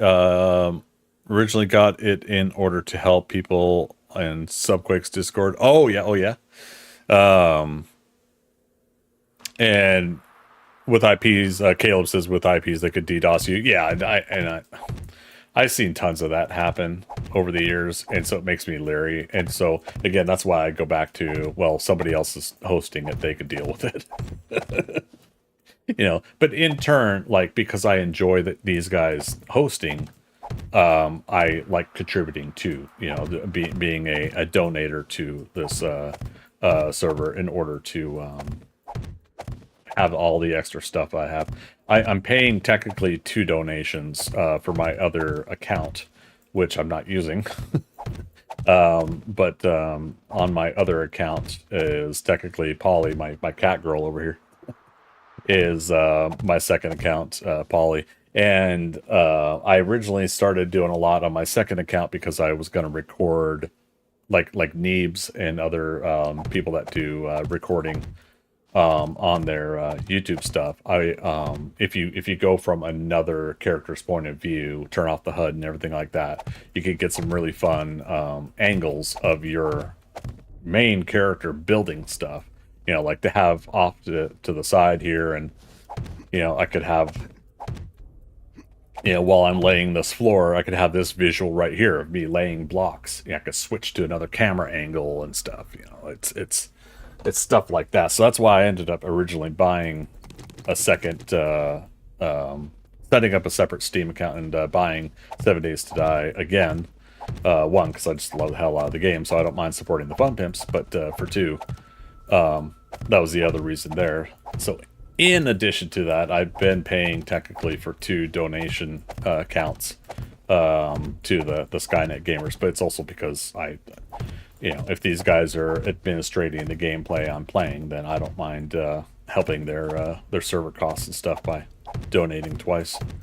You know, no, that would have helped this month's finances had I not been paying for that second account, especially since I haven't been using it. When we did the small town build, I was able to have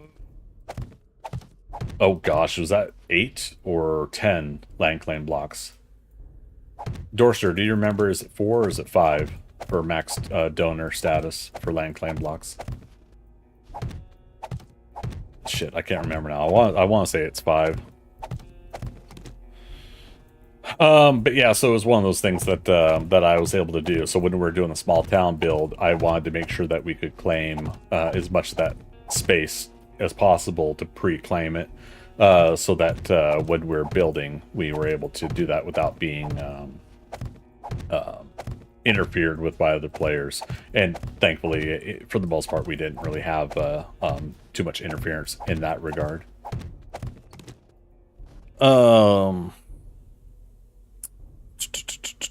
If I could spawn, we could talk offline later about it. At work, trying to close up now. Just needed to say that real quick. Yeah, let's get more into chatting, whether in Discord open chat or on private message, man. Because depending on Alpha 22 and this coming summer, I definitely want to see what we can pre-set up. The only big plans I have so far this year is going to my daughter's graduation in June. And so I want to make sure going into that quarter, into that time period, that I'm not obviously planning something big then. You know, obviously that's still 3 months away or so, but that time's going to catch up on us real quick. But otherwise, yeah, I think I want to see what would be the best bet to try to tackle some of that. Otherwise, yeah, I don't know. You know, maybe again we could talk to Darth again, or we can. Oh no! How far down does this go? Okay, not too far. We get to talk to Darth again, which I think he took his server offline anyways. Or we could look at other hosting if we want to go away from the Skynet gamers here. I'm not saying I'm going to, I'm just saying as a possibility, because again, it's the getting the experience of doing my own server hosting would be something I would like to gain at some point in my life. When it comes to working on this stuff. But ultimately, again, that's why you have other people host, is that if they already have security features or support in place, administrators, whatever, if they have all that stuff in place, then all you gotta do is just make sure you can afford the cost, and that cost is helping them deal with the headaches and not yourself, right? You know? They could deal with the DDoS attacks. They could deal with the, you know, the people that are being naughty and trying to break into your stuff. Back to chat here.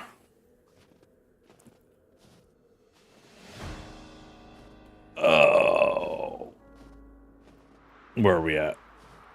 So Adarius, you're talking to Caleb. Bike spawn, the Minecraft that got you hooked was Tekkit mod. I think maybe 10k hours. That mod alone. Oh my god, dude, that's awesome.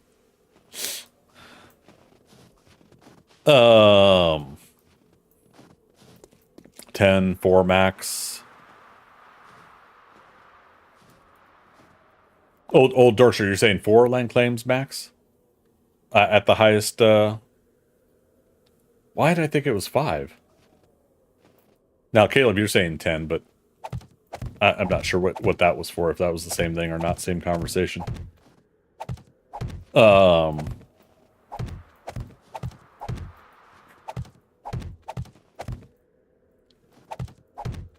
don't know. I think it says it on their website. Skynet. Bad gateway. Uh-oh. Oh, it's because I didn't go to their actual website.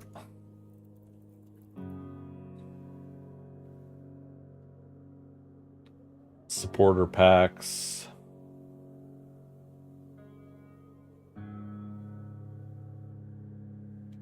Monthly support tiers. Okay, supporter tier 4.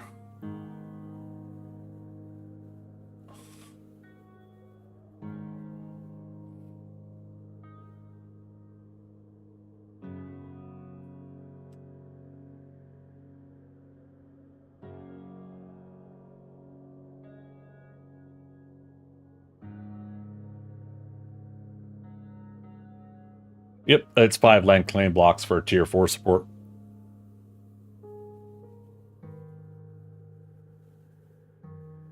Wow, graduating already? Jeez. Who's graduating, Viking?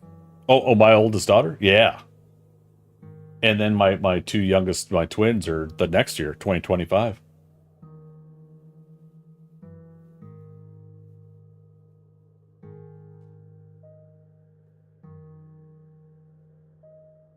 Yeah, it's crazy, but again, this is I tell people, for people that have known me long enough, this is that's part of what I've been kind of like.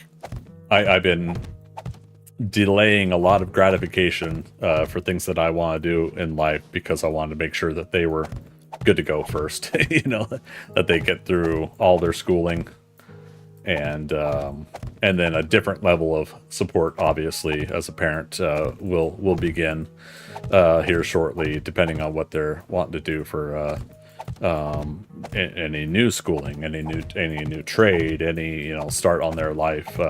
They could talk to me directly instead of me talking to my ex-wife.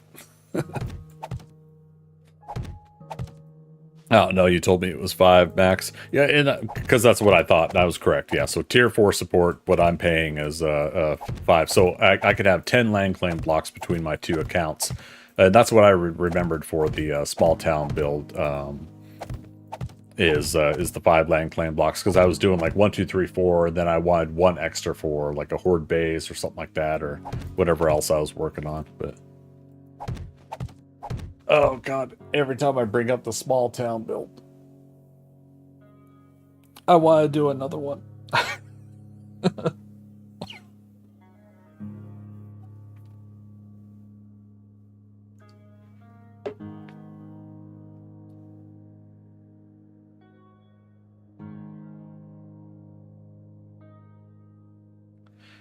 Living in the city. You hear random shit getting yelled out every 5 or 10 minutes.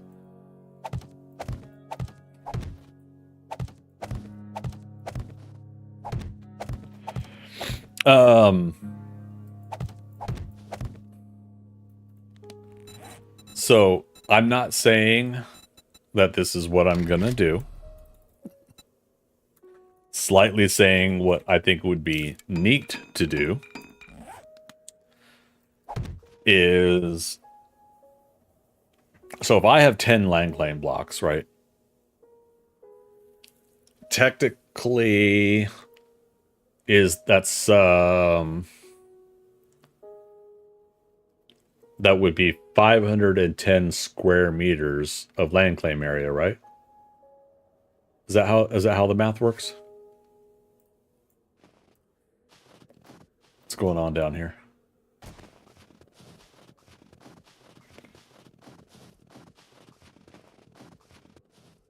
Did I run out of a block over here, or did something break through?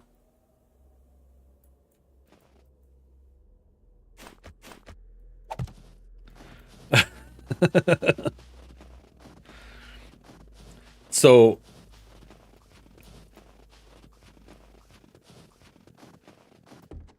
then I would be able to claim 510 by 510, right?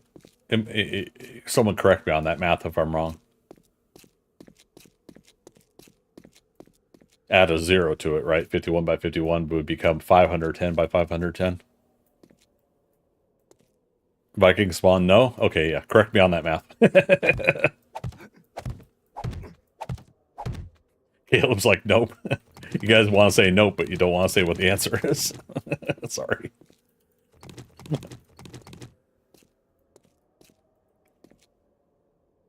$510 by 102.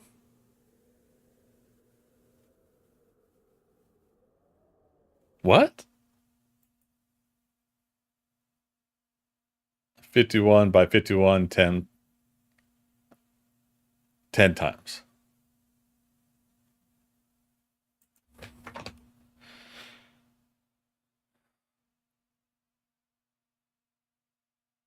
Oh god. Oh god, you guys are making me try to do math now. Divide by pi.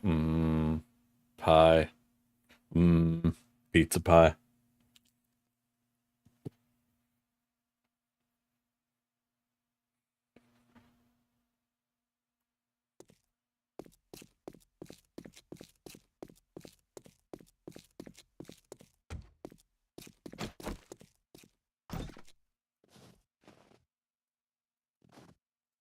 Did I not make double doors here?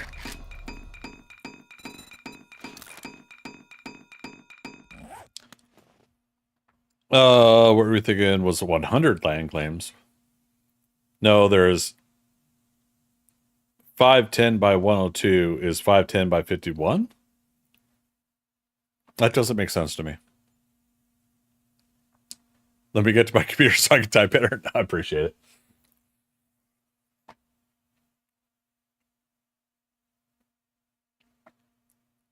Yeah, because I'm thinking of, okay, so I'm thinking of one land claim block is 51 by 51.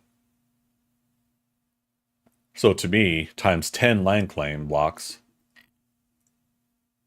I just add a 0 at the end. So that's why I get 510. Now, would that be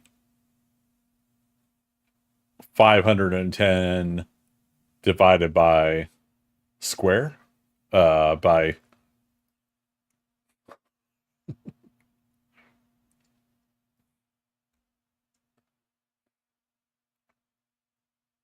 Damn it.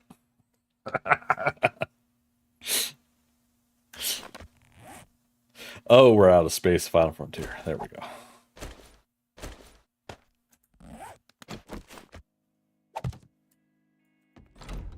There. We'll let the grass fibers, plant fibers despawn. It is 10 claim blocks only in one direction, not in both directions.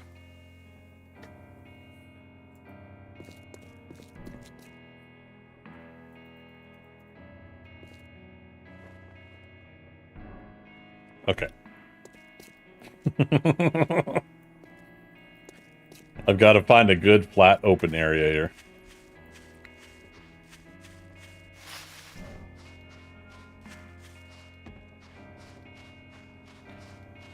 All right. So yeah, so that, I mean, that one of the things is yes. By placing those land claim blocks, can I do it evenly? You can't, right? 5 doesn't go into a 4, right, or anything like that.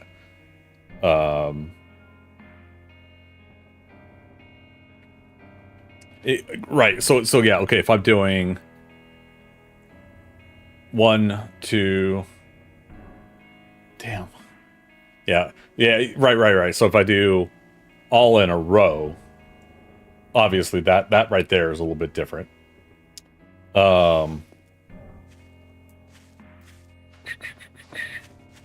I wish I was better at math. I know you guys are more right than I am. It's just... Alright. So. Land claim block.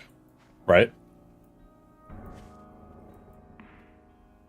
Now, 51 by 51 is 25 blocks out. So, let's go over here first. 1, 2, 3, 4, 5, 6, 7, 8, 9, 10, 11, 12, 13, 14, 16, 17, 18, 19, 20, 21, 22, 23, 24, 25.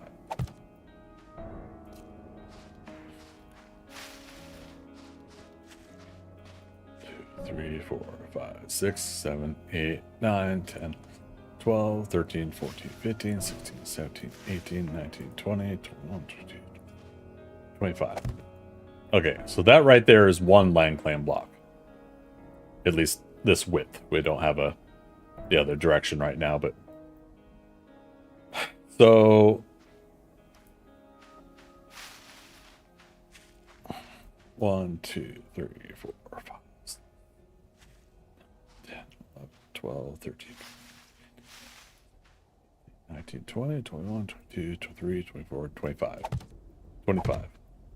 23. Or 24, 23, 22, 21, 20. 17, 16, 15, 14, 13, 8, 7, 6, 5, 4, 3, 2, 1. Land claim. Whoa.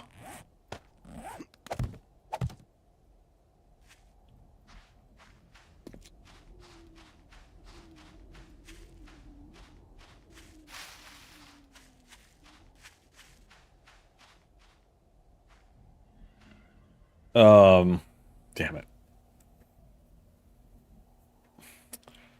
It's 10 land claim blocks only in one direction, not both directions. But how do you know which directions and how many I'm putting? Okay, so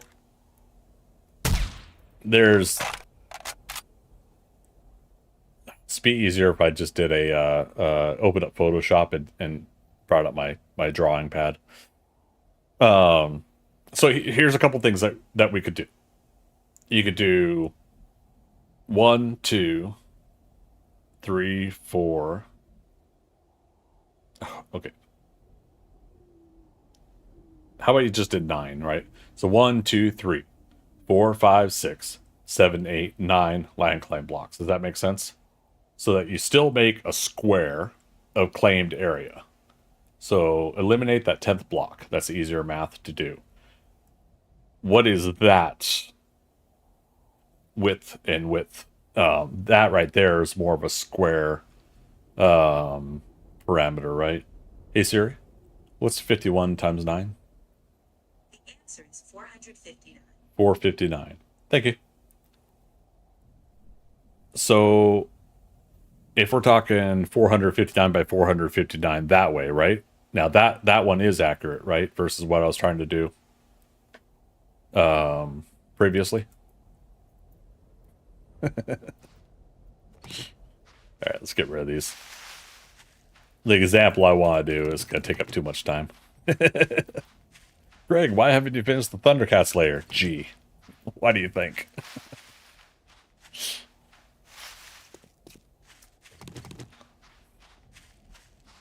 Oh, somebody left a big hole.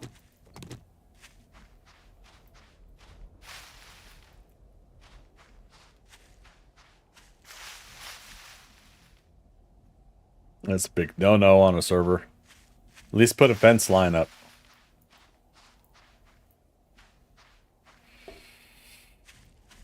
Silly other players.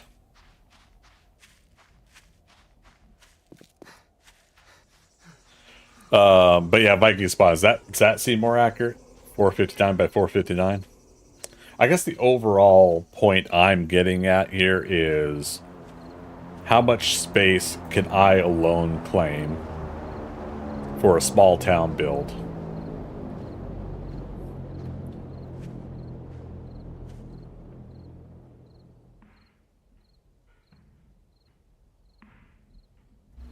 Okay, that's why. Thank you.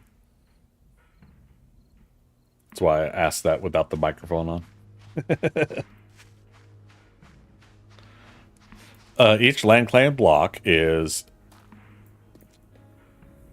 2601 blocks or 51 by 51. You get 10 off those regardless where you place them. You only get 51 by 51 times 10 or 26,100. Excuse me, 26,010 blocks. Okay. But if I'm talking about creating a square, then I want to say 9 land claims versus 10. So we cut off that one little extra piece to evenly do 3, 6, 9 land claims. Incoming. God, look at that smoke, Dorkster. Fix your shit.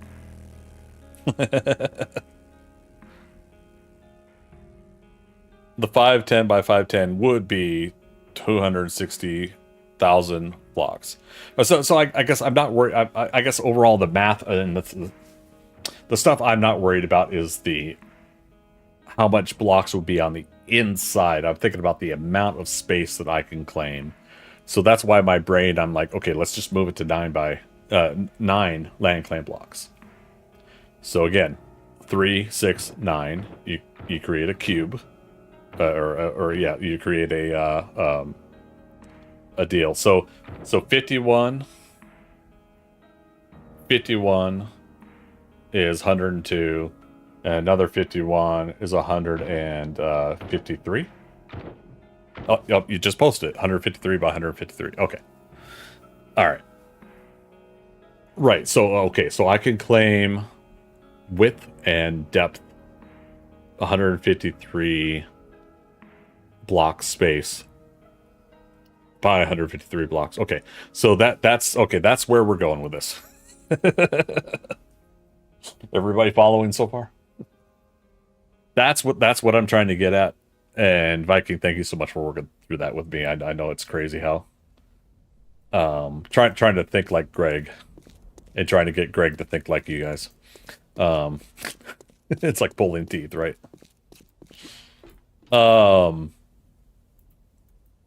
Here, let's go kill some zombies for a little bit while we're talking about some of this stuff. You can see dorks are in the distance.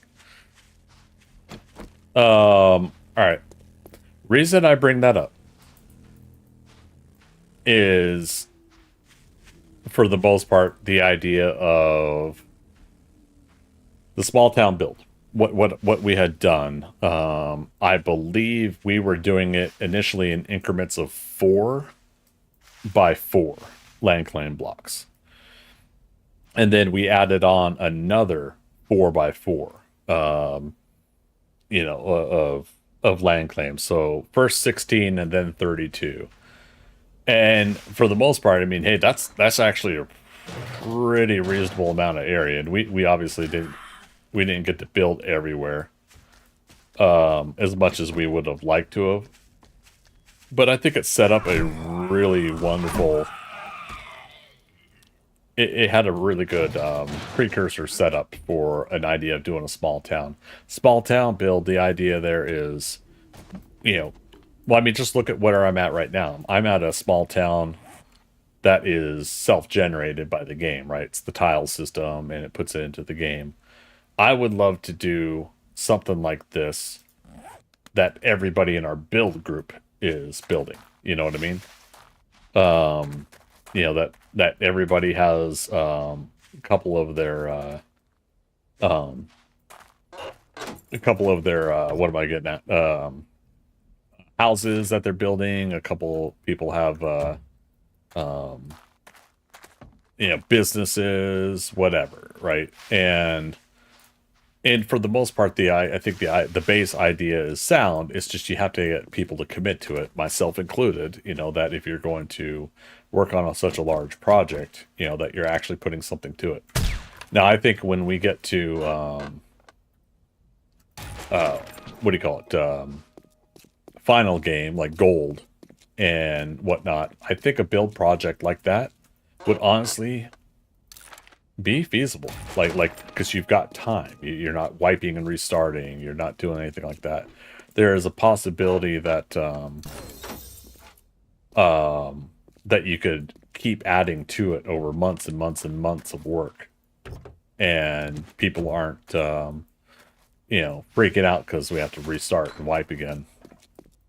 Sorry, I haven't tutored in math for like a decade. No worries. Because it's not only like what you perceive, what is the target goal of the answer, but it's also what I'm trying to get for target goal of answer, right?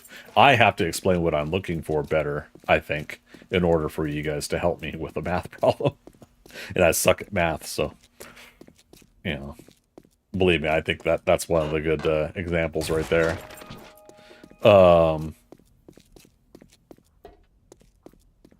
Empty police car. But yeah, reason I would want to know how much space I could take up, obviously, is because I would want to if I were to set up another small town build, I would want to once again preemptively lay out where we're building, what we're doing now. Now, when we did the small town build, creepy. So terror in the whole space-time continuum. When we did the small town build, I actually found, because the server owners published the map of the world for us to view. I found a flat spot, and I mean flat, to build on. And so because of that, we were able to plan out and grab the spot and and lay claim to as much of it as possible.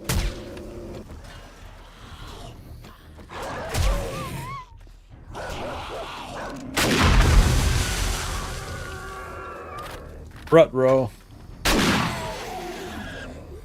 The zombie cannot run after you if it doesn't have a leg.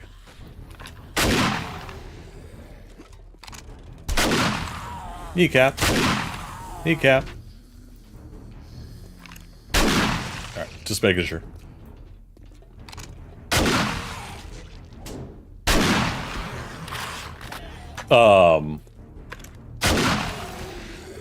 Pop goes the weasel. But yeah, if I were to do a small town build again, knowing what we did with the 16 land claimed areas, was it 12 or how many rows was it? Maybe it was only 3 rows high, but 4 rows or four claims wide. So that would be 24 altogether because we expanded to another section. And again, damn. I'm getting ahead of myself in my thought and my planning because we're not even going to be able to do this for 6 months or more away. Remove their legs and arms and you have a pet. Oh my god. I don't know about that.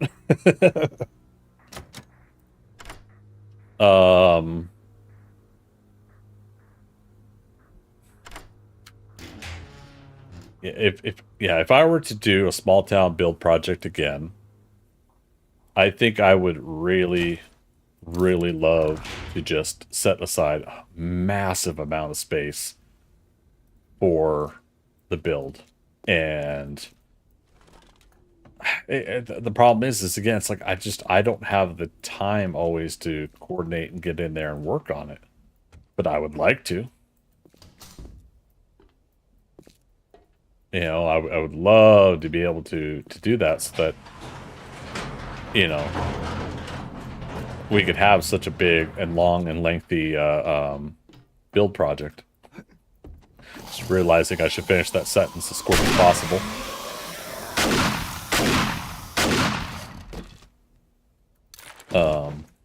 Oh no, we just grabbed cobble. That messes up our numbers. Okay. I have to subtract 50 from that.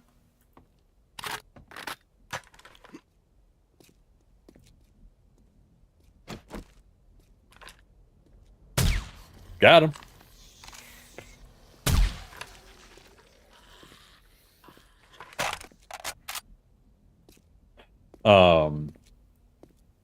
You know, and then so what's the point behind doing a small town build? Well, you know, I think one of the obvious things there is it's a build project. It's fun. You know, what do we want to make versus what a random generation make? You know, and we could make it versus the game making it again random generation.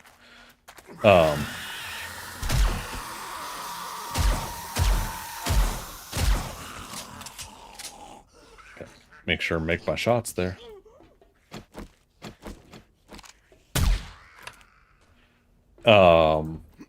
Yeah, just there's something really fun about making your own town. Now, also, ideally, doing that on a public server it would be nice for the other players that aren't part of your group to be able to come and visit. Oops. Ew. It'd be nice for the other players to be able to come and visit your town, you know, and make something out of it. Like we were making shops, but we never did make an actual full-on trade shop that other players could come to. But hindsight 2020 off of what we did, I think we learned a lot from that small town build. I think early on we could make the trade shop or the store or whatever. And I'll show you guys market here for those that aren't familiar with it on this server. Somebody big in here. Hey, big guy. Sun's getting low.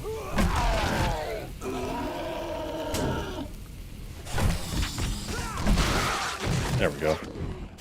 Somebody outside. Round the outside. Round the outside. Beep, beep. Aw. There we go.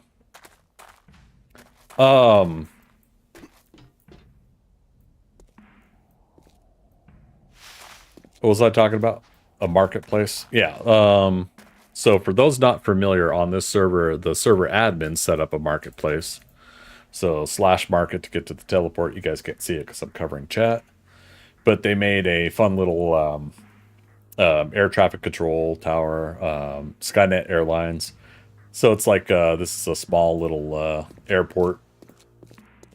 And you got fire trucks and abandoned stuff. So they built this here for a marketplace, and this is trader protected. So zombies can't get in here. But yeah, so for those unfamiliar, oh, that's kind of cool actually. I never looked over at this. Skynet Police Department, nice. Jammed. Why I oughta. But that's kind of fun. I never looked at that before. That's a little mobile command unit for a police department there. But yeah, so for those unfamiliar, all of these vending machines here, these are all player owned. So they got their names above it, or a name of their shop is something different. God of Stuff, God of Books, Banana Sales, Sherlock, Das Food, Das Miscellaneous, Sasquatch Shop, Goose's Gifts. So this is a marketplace that the players themselves have. You can see there's a lot of vending machines here.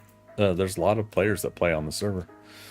But the idea would be that if we did a small town, our group itself could have its own little storefront and marketplace as well. You could go in there and there could be a store merchant area kind of set up, but then we could have our own player vending machines there as well. Now, the marketplace here, you're limited to only 2 vending machines here.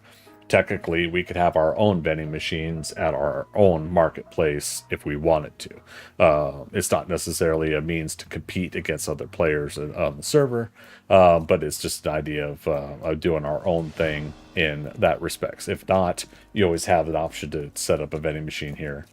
The admins have a decoration vending machine, so if you want to buy stuff that's only admin based, so there's stuff here, hedges, tree, juniper, 4 meters, things like that are in here. Bear rug, the hardened chest storages, things like that are in here. The creative decoration block, so you can get that, and then there's a lot of other blocks you can unlock in there as well. They have their own trader here, Trader Tex. He does not have any quests though, just inventory to sell or buy from. Most people won't sell a lot of the same crap anyway, and there's prices to figure in. Yeah. Well, I mean, and that's the thing. It's like after a while, admittedly, when a market is flooded and there's so many things available, we're all trying to sell to each other because we all have the same high-level goods. But the first week or two, these marketplaces are really fun to come into and buy stuff, and I've done that sometimes where I've just not wanted to worry about some aspect of the game, so I'll come and I'll buy, who's ever. Oops. Ooh. I do not like interacting with that vending machine apparently. But yeah, you can come here and find the books that you're missing. Somebody's always going to be selling the books. After a while, some people have like way too many books available, but it's your way of completing the series. Like what Viking Spawn was trying to do. That machine is bugged. Oh, does it do that to you too? Have you tried interacting with it? Yeah, that's most unfortunate. But yeah, so this is kind of fun. It's a nice little marketplace that the server admins set up. That's so unfortunate. Little blood stains. There's also the donor area. So if you're a donor to the server, this is a building. I forgot they spawn us inside now. It used to be that you can go outside, but it's locked. But this 24 hours in game will have all 5 traders. So you got Bob, you got Jedi, If you got the dukes, I'll make the time. got Wrecked. Time is money, and I'll wager you don't have any. I do. I got 2,000 dukes on me. Hugh. Are you okay there? I'm okay. And then Trader Joel. Let us speak, survivor. Appropriate job for that foul mouth, right? Hey, he was a lot nicer than usual, right? But this is kind of fun. So this is a fun little build that that the server admins did for a donor area. And again, if you're a donor, you have access to this area, and you're able to teleport in here and go to a trader at any time. There's also the workstations. So I think Joel has the workbench. Yeah, workbenches. Is he? Can't remember. Chemistry stations. One of them. Locked. Why I oughta. Oh, shooting range. Right. Best to not walk in front of that, right?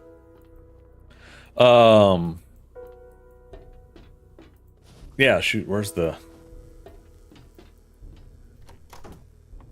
restrooms? Eek! I thought we had other crafting stations. Do not enter. Oh, but we could... Well, We- look what the cat dragged in. We can go to Jenny's. Locked.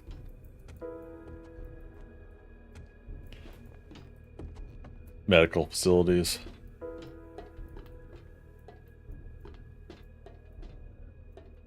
Let us visit for a while. Oh. Did they mean to leave this unlocked?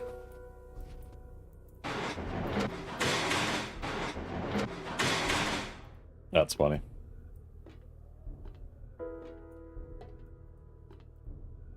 I don't know. I'm trying to remember. Did they take out the other workstations, or am I just missing them? But yeah, it used to be that you could come and do your first early stuff. You could go to a forge that was here and get some iron going or whatever. Obviously, you want to keep track of it. You want to stay at the forge and let it finish, yeah, so that somebody else doesn't take them. They're not supposed to take, obviously, that stuff that's not theirs. But you know, there are still people in this world that tend to do stuff like that. But yeah, so at the very least, you know, yeah, come to Trader Joel here. You can get the workbench stuff going. But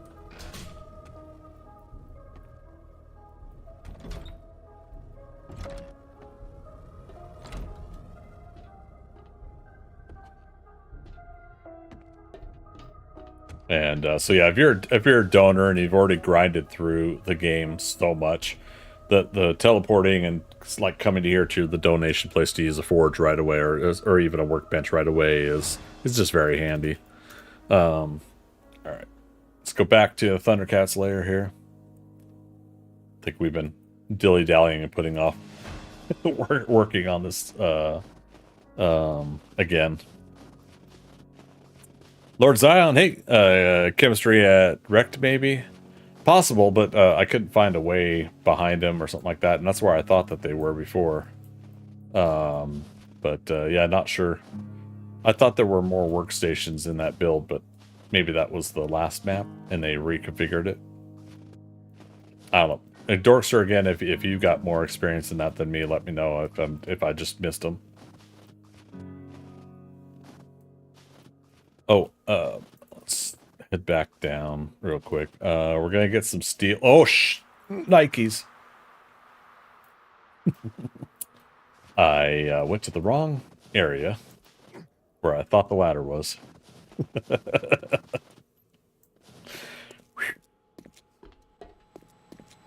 My heart sank. My stomach dropped. Good save, thanks. Very lucky save there. Steel down here. Yeah.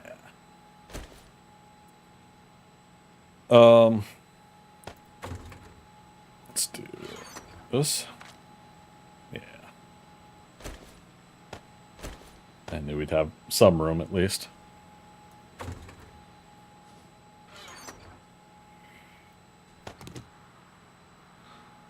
What were you asking me about? At the donor area, I saw a workbench at Trader Joel's, but I don't see any other workstations. I thought donor had all the workstations, but did they remove those?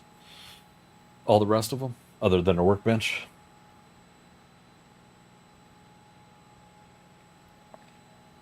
Oh man, okay. Done with the protein shake. Hit the bottom of it where the powder is. Not as mixed up anymore.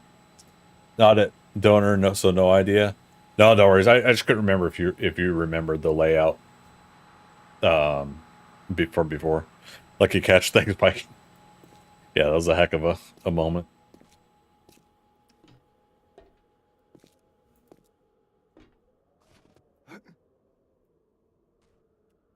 Let's head up here.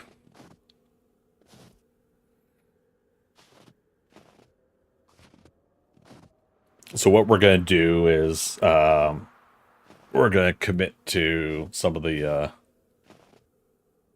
support structure of the head here.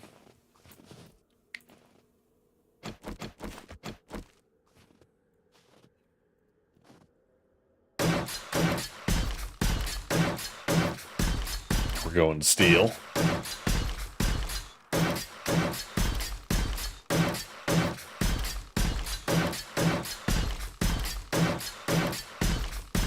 Just in case, take the ladder away.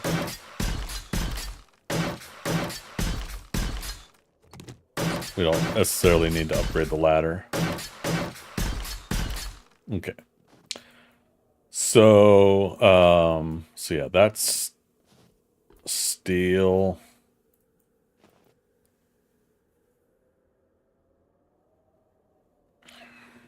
Damn.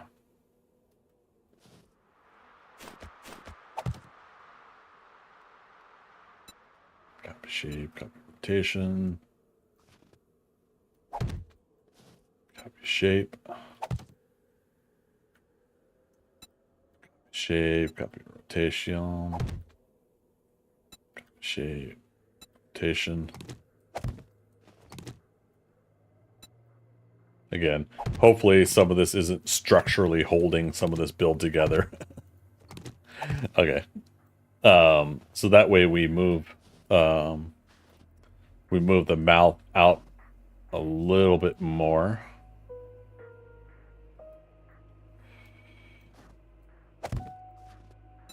Shape, copy rotation. Shape.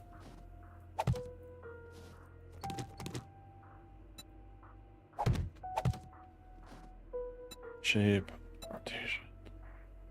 And we might be doing this again one more time just to move the build, the mouth forward a little bit. Now we can't do much, but the whole point. Let's get the sample image out. I mean the neck between this image and the big main one here, the front version. You know, we know that the neck does go out a ways from the build. So that's the hard part about trying to do this, is trying to set up that look, that feel of this. And quite honestly, I think the mouth needs to be out further.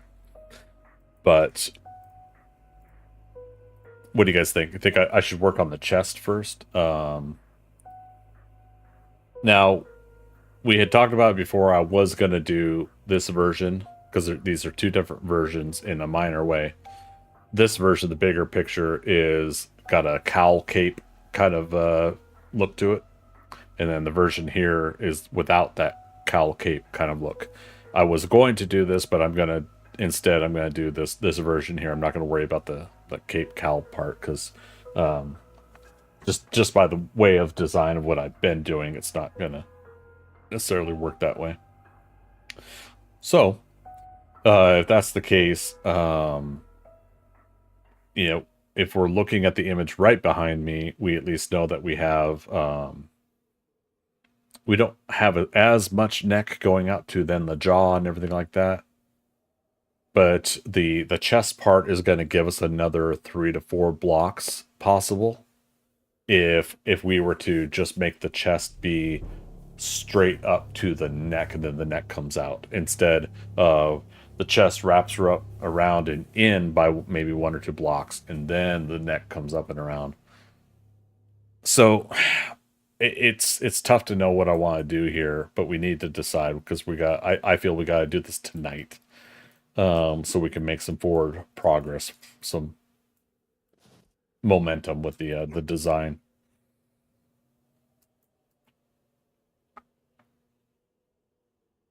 It's got to get done. Gotta.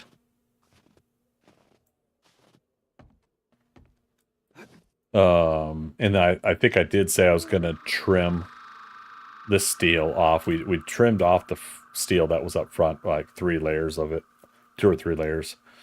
But I think if we were to change this to a half block, that might work even better. Essentially, this one.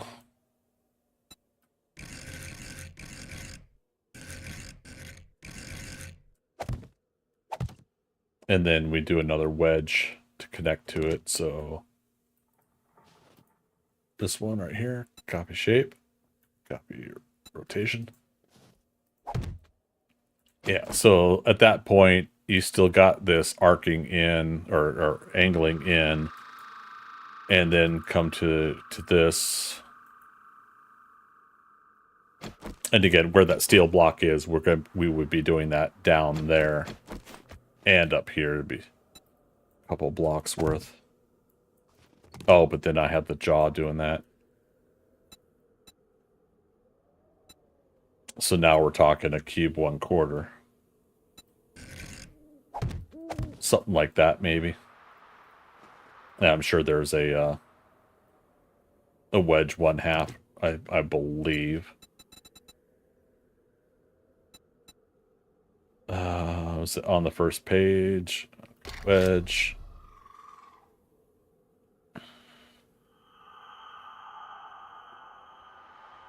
I don't know. Again, there's so many new blocks now. It's a blessing and a curse because yeah, so something like this but full. Here we go. There it is. Okay. It's a blessing and a curse to have all these blocks because now you have blocks available to make the shapes and designs that you want, but now you have to find them. You have to find what they're called. You have to go through, sift through. Ultimately, what are we up to now? 2,041 blocks. So yeah, now you have to find them. But it's top of the hour, so I'm going to go ahead and take another 3-minute break, you guys. Give me 3 minutes. I'm going to get up. I'm going to stretch, get a new beverage, and I will be right back. 3 minutes.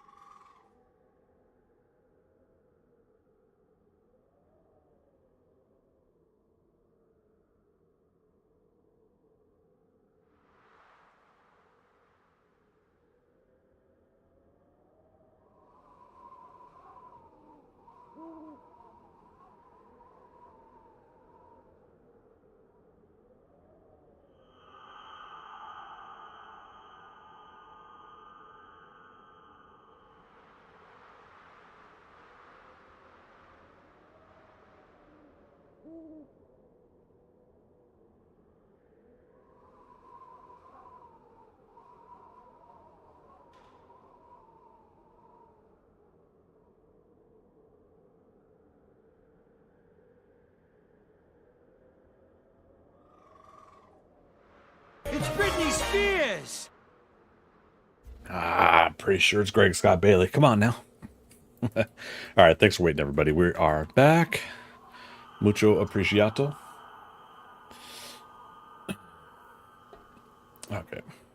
So, nighttime naturally, and I'm trying to look at the head build, but I need to stop putting off working on the head. So let's copy shape.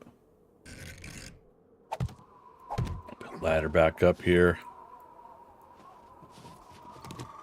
I don't know how I put a block up there. Okay, let's see if we can...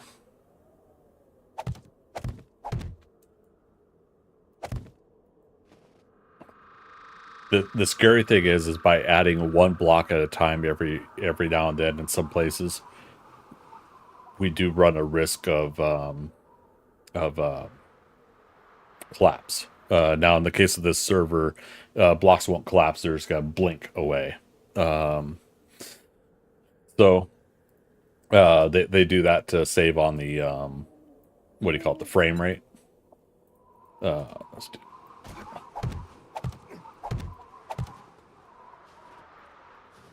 So again, maybe I should work on the chest instead and continue to give ourselves some more structural integrity at least.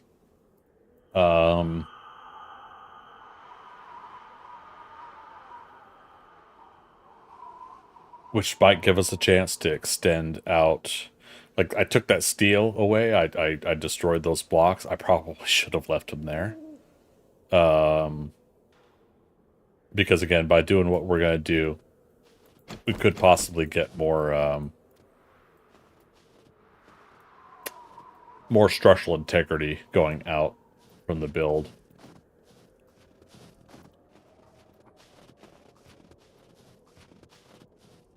I know, I definitely want to start getting the rest of the head built too. But if we don't have the structural integrity to do it, then a lot of that work may be lost.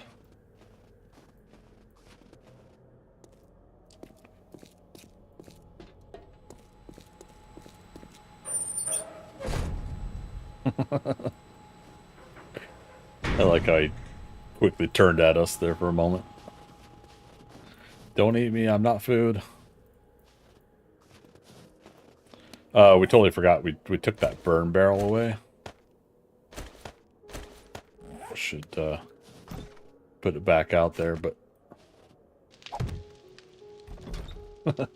we'll put it there so we accidentally walk out and step on it, right? Put it there.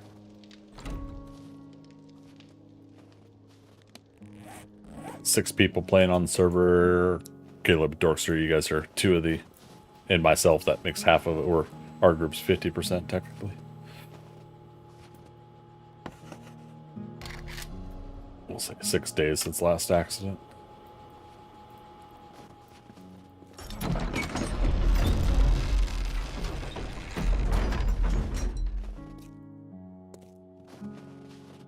Okay. Alright, so one of the things that I did is we had upgraded the concrete wall on either side of what would be now become like the chest outside of the middle, so that I can now upgrade the blocks that are the chest. I put these extra blocks here as markers more so than anything, but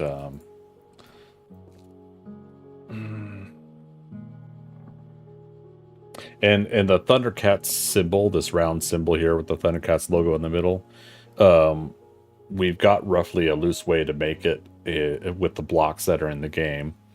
But in order for it to be visibly seen from a distance, it does have to be bigger than what we see here.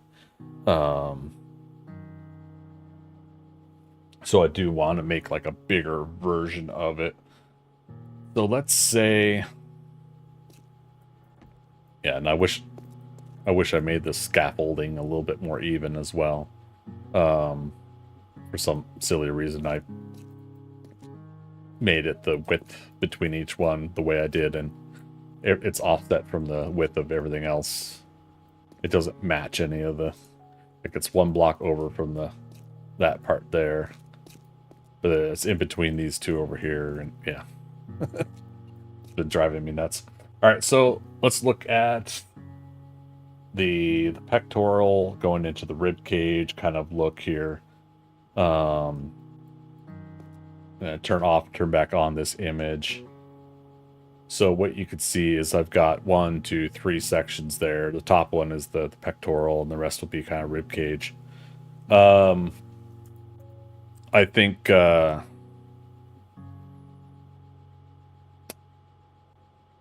ultimately we only want to curve up and kind of if I do the one right next to me and point at it, we only need to curve up by 1 block's worth of space into the logo here.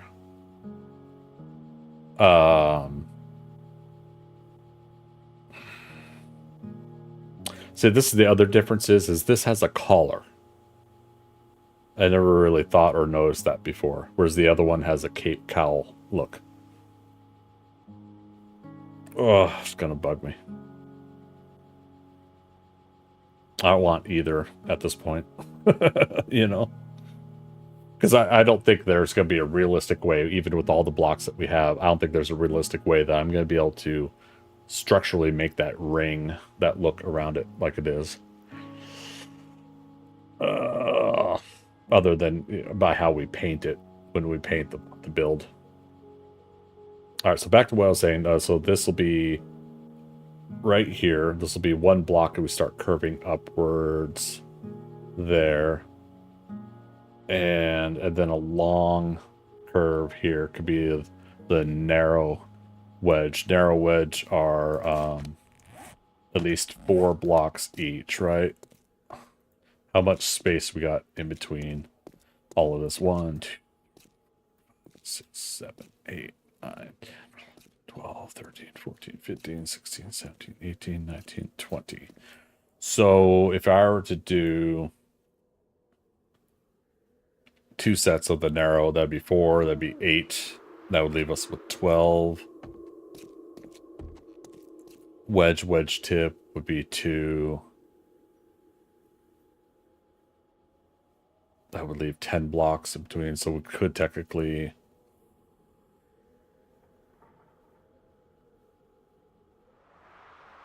Yeah, sorry, you guys can't see on the other side of the image.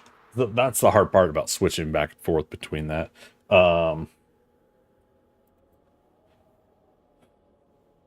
Technically, I could resize it and try to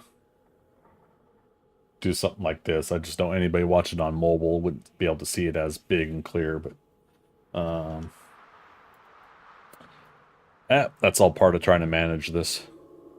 All right, so let's head up here. Yeah, for those that missed it, I put ladders in here on the scaffolding.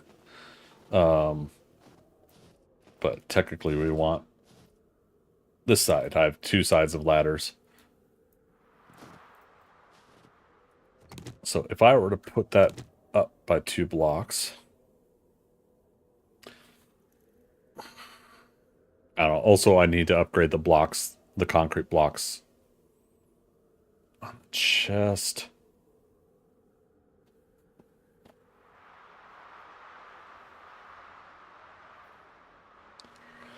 We're also going to put more steel. Oh man. Ugh. Wish I could have thought this through a little bit more.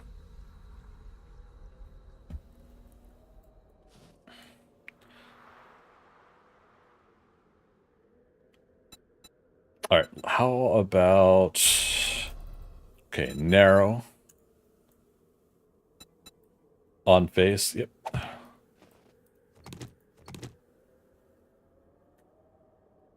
Okay, narrow next one on face.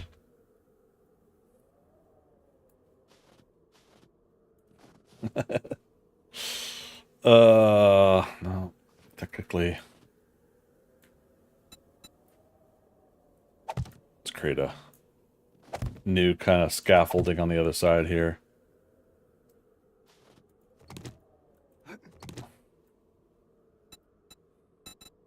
next one, and on face. Last but not least. Oh, incoming.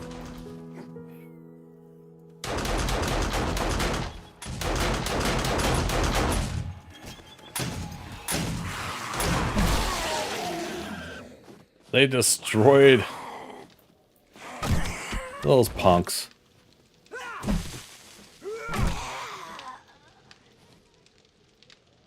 They destroyed the fence line instead of going through the doorway. That's hilarious.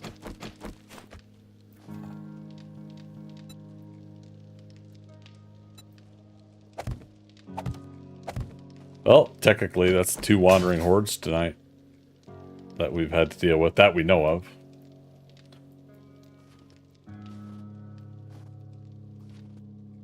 And we sprained our leg jumping down. And technically, it's while we're building, so you guys know what that means.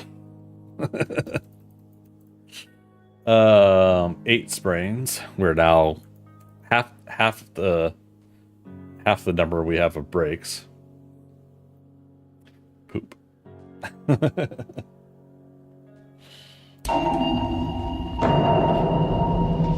One ping. One ping only, Pursuey. Magic, how you doing, man? Good to see you. Talking about you earlier. All good things, of course. Alright, this time I will heal it instantly here. We'll get a splint.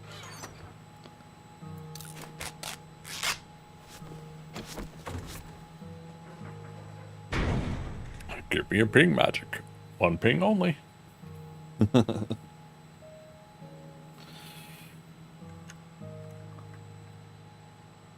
Tired? Oh, hear you there. Been a long week of 10 to 14 hour days. Good grief, man. Sounds like a lot of us can relate. Yeah. Alright, 8 shots came out of this one.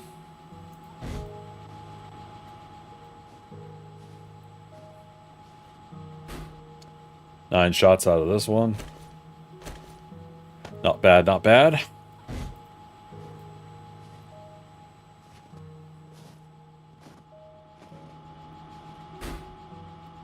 And, 33 shots out of this one.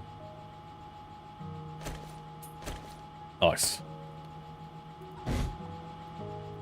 Alright, back to work.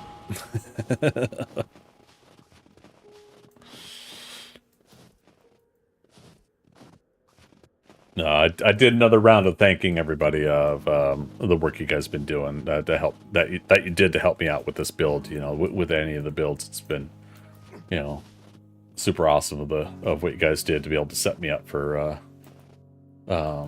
what we've been doing on these. And the materials, the digging out of the mountain and everything, you know, makes a world of difference.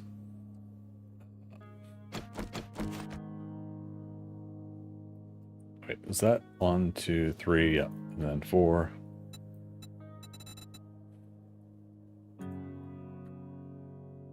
On face. That's not the way I wanted it. On face. There we go.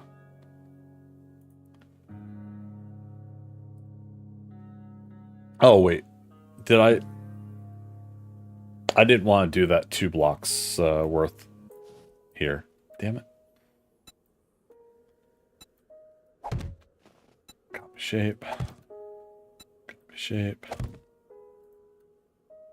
shape.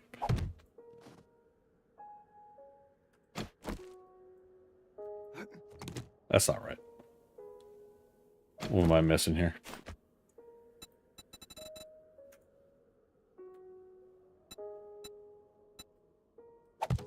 There we go. Okay. Let's go take a look and see if that even makes a difference. Makes much of a difference when it comes to visually what we could see.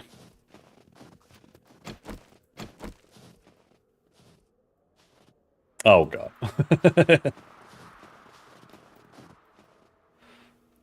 All right, so maybe I do want to do 2 blocks worth of arcing it upwards.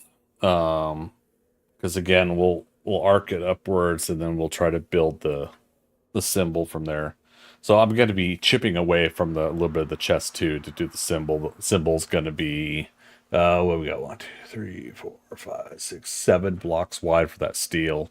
We'll probably go another 2 blocks wide on each side, so that's 11 blocks, roughly, to make the ThunderCats symbol. Oh man, part of me is wanting to pull that scaffolding out by one, but that's going to take too much work.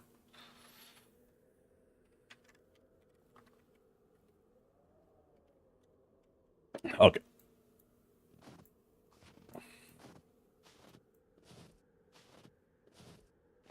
All right, I think we'll do. I'll go up there and we'll go ahead and go back to 2 blocks high up, but then like the next set will be a wedge tip instead of the narrow blocks. Wedge tip are 2 blocks. This is 4 blocks. I think it'll create a round, roughly a roundness that I think will work for this design. If not, we'll try something else. Okay, that.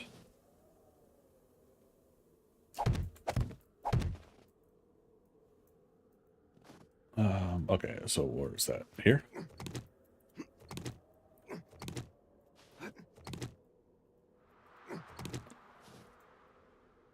Okay.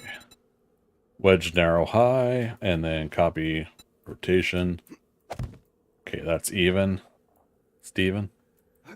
1 and 2. Now we want wedge tip. Right there, okay. I don't think it copies the same rotation, does it? Oh, maybe it does. Okay, then wedge, copy rotation. I'll be gosh darn. Alright, so back down again. Whee!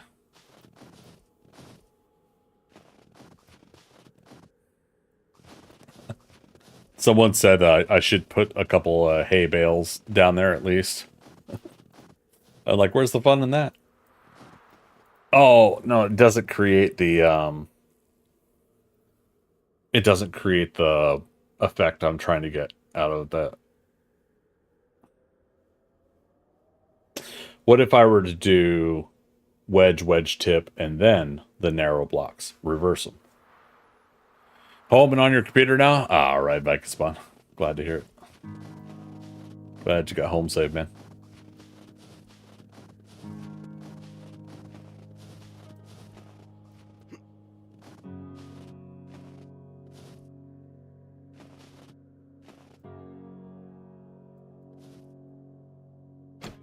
Okay, let's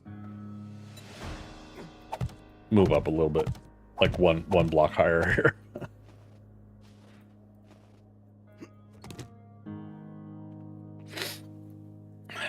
Right about here. Copy shape, copy rotation. It already is on that rotation. Gosh darn. I love it. Okay, and copy shape.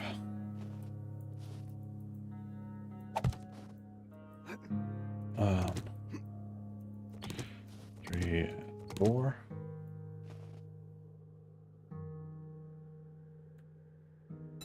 So yeah, regular block, and then back to narrow here.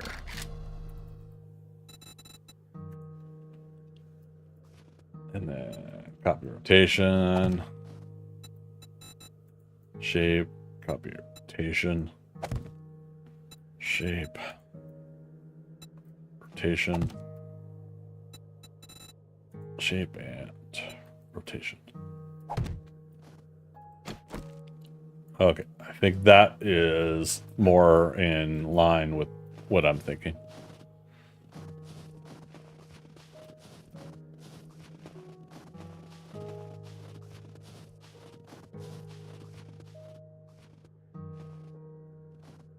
Oh yeah, that scaffolding's in the way though, but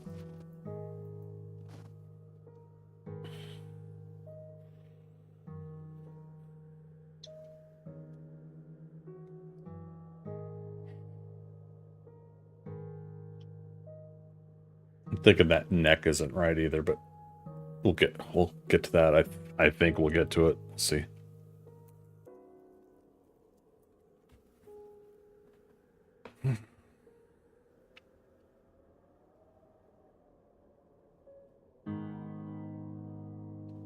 Good time for the fog to come in.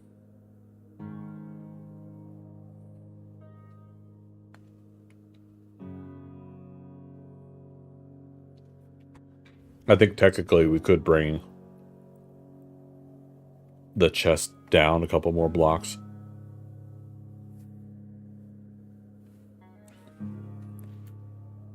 Thought I heard something walking around.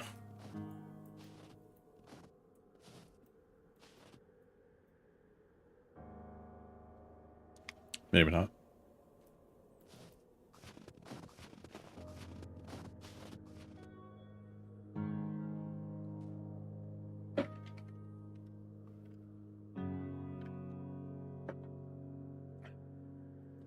Yeah, the more I look at this, the more I think we could have gone another 20 blocks higher with the build. At the shoulders and upper arms could have gone up, and then by that, the neck and the head up higher. Shoot, it's Horde Day also. Damn it. About 35 minutes here until Horde Night. Real life minutes. As fun as it is shooting and killing zombies, it's like I feel like I'm finally getting to work on this part, and I get distracted and pulled away. Okay. Let's get a visual here. I'll get back up to this spot, right? Okay.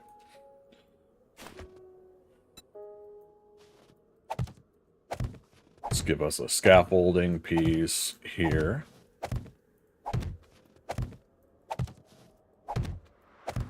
So we have something to stand on.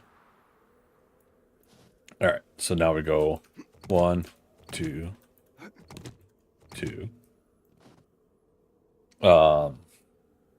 1, 2, 3, and 4. Wait, is that right?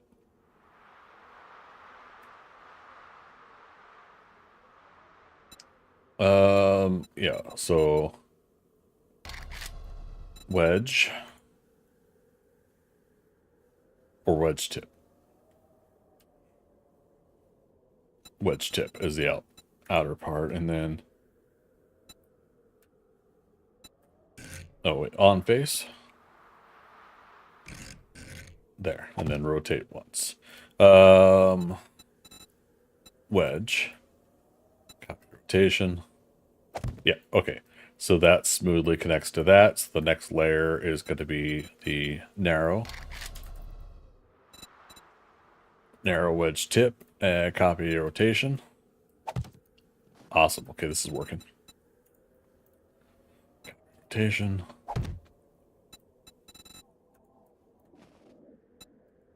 Rotation. Rotation. Okay.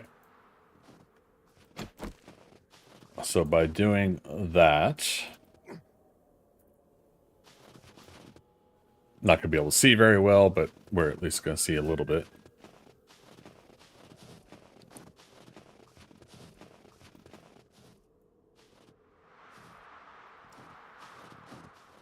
Okay. So that roughly gets the shape that we want here, right? Again, it's not as blocky as Alpha 16, but it's a chance for us to get a more curved look than we probably would have been able to have.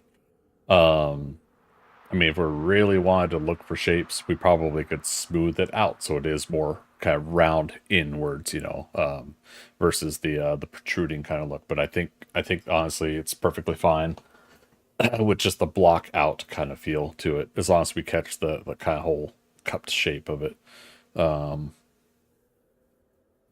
Yeah. Okay. So, and then we basically repeat the same with the rib cage, but I think I might. Yeah, because it's basically, if you look at the I'll go and enlarge it again here. If you look at it over on this example, on the bigger picture, they basically make the same arc all the way down, right? But because of like the depth and perspective and stuff like that, it definitely is going to look different than what we're going to achieve here. But we'll probably cut in the lower half a little bit differently. I don't know. It definitely tucks it in more than just what we're doing.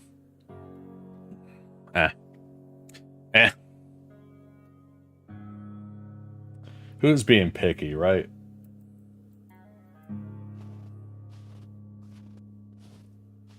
All right. But now what we need to do is we need to also upgrade the blocks there so they're not just wood blocks. We have to get the blocks on the inside upgraded.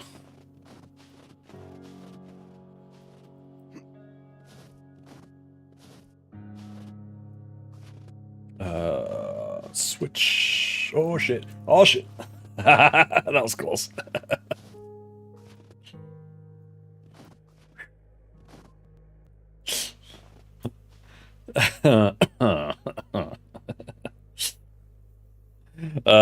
Magic me, always picky. Problem is, if I'm picky, I won't get this done. We're running out of time, so yeah.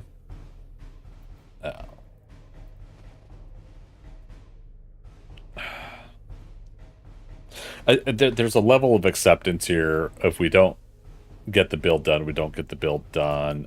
I've already been through the conversation tonight on stream about me getting projects done, but it's still, you know, it is that minor frustration of like the things I want to do versus things I can do, and blah blah blah blah blah. At a certain point here, I do have to kind of just have some acceptance. I'm just not going to be able to get big builds done the way I would like to.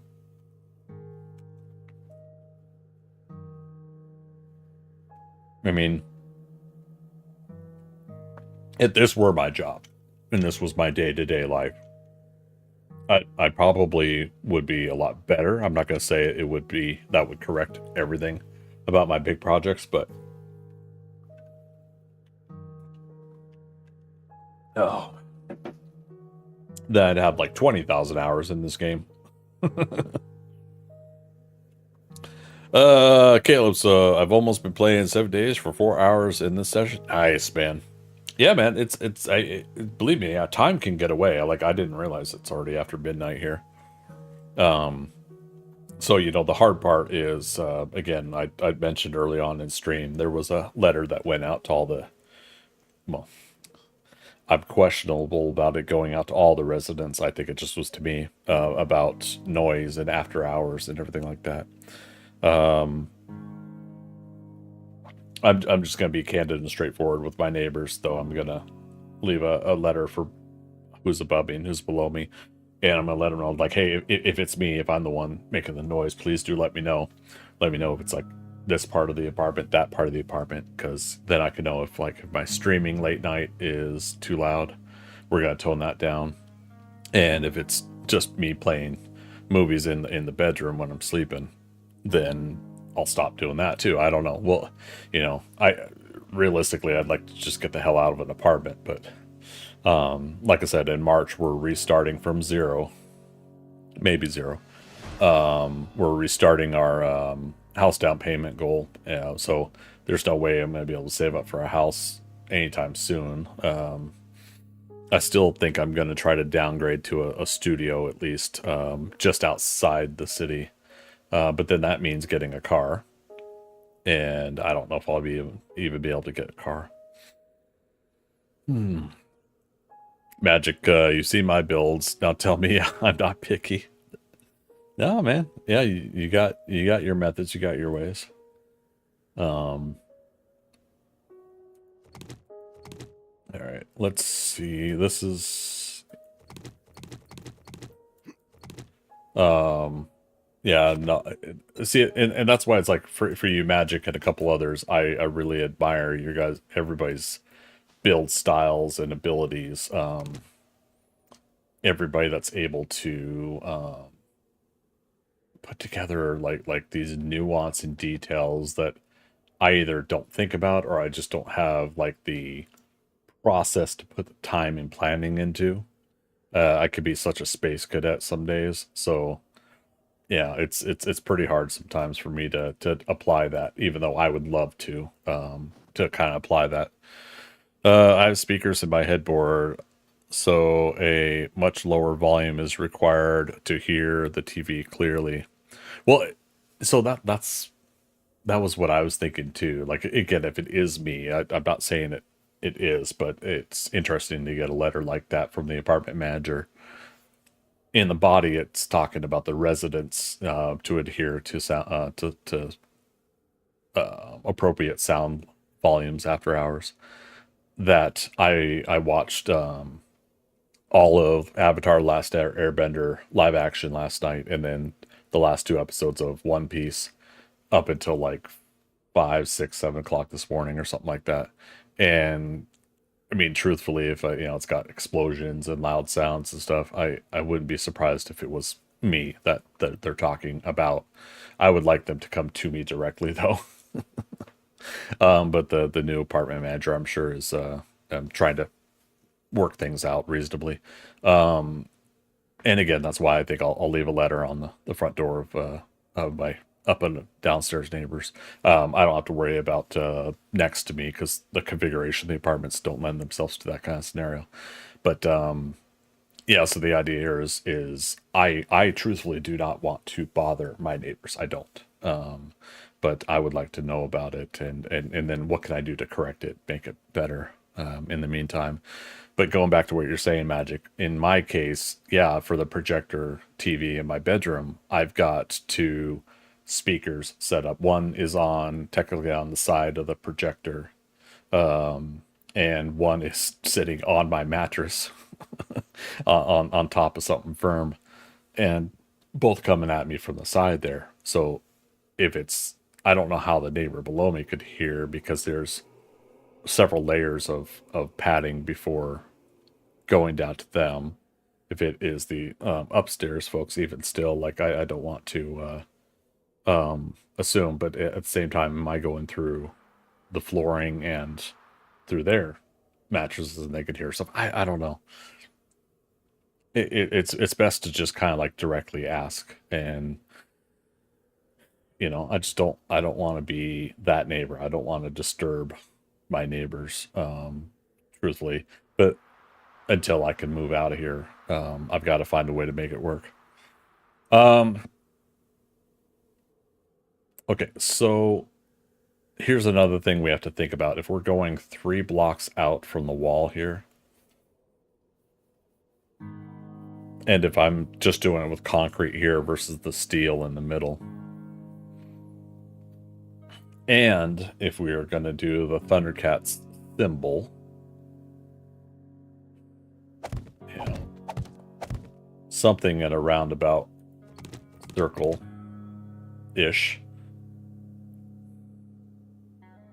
Damn.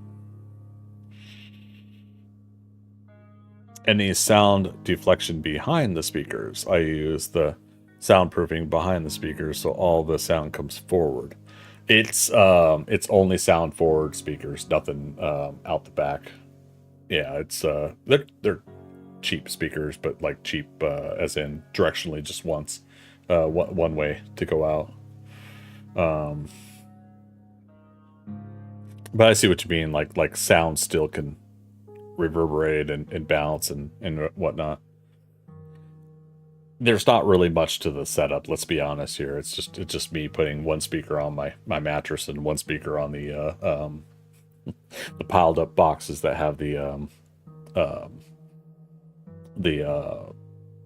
projector on it. I don't have furniture, so yeah, it's a big possibility that my setup just lends itself to being piss poor and could be amplifying or deflecting in that case. All right, so what if we do this? What if we commit to at least this layer? At the very least is concrete.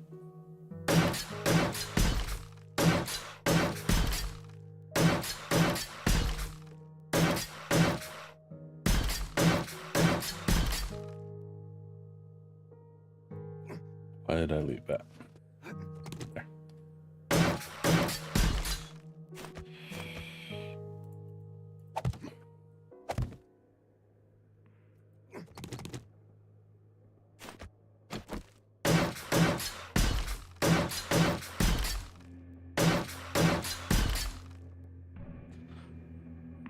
And I might be doing a layer here. We'll want at least one layer deep in the middle. That will be where we put the ThunderCats logo. This logo here. Yeah, maybe I should be doing that right now instead. What was the... We had done this before, but I forgot. Is that there are 7 meters?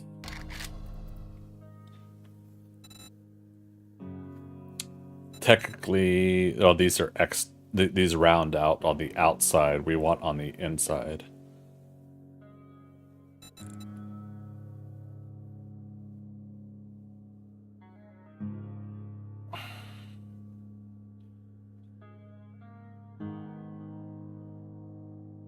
Damn.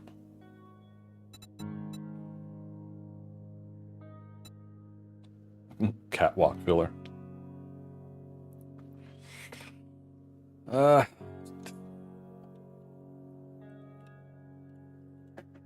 And again, I have to try to design that. Oh.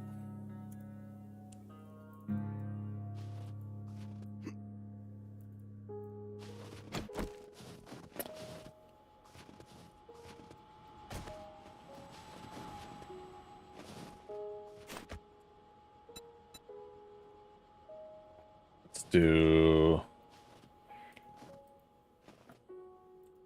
something like this. Okay, so 2, 3, 4. 1, 2, 3, 4. 2, 3, 4. 2, 3, 4.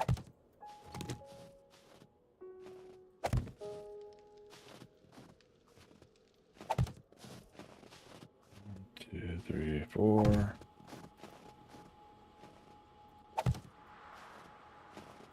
Wait, 1, 2, 3, 4, 5, 6, 7, 8, 9. Okay, so the inside.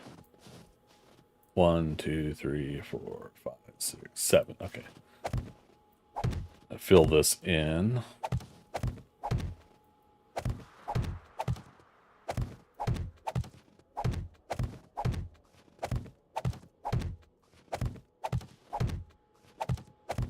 Okay.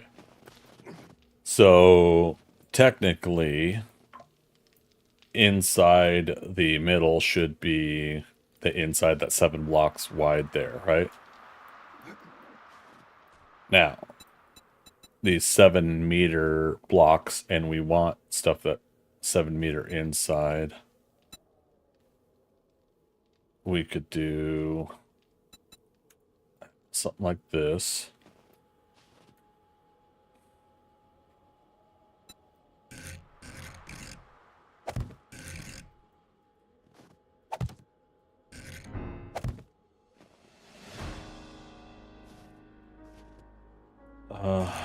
There. Okay.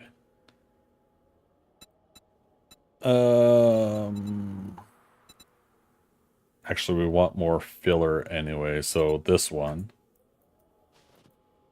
So, copy rotation. That doesn't copy rotation.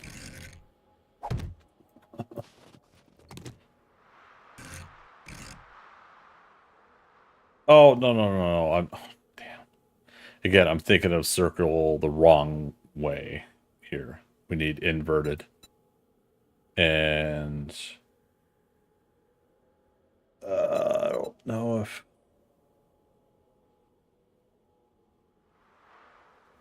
Oh, damn it. Yeah, let's go back to this. Damn it. Cluck Norris.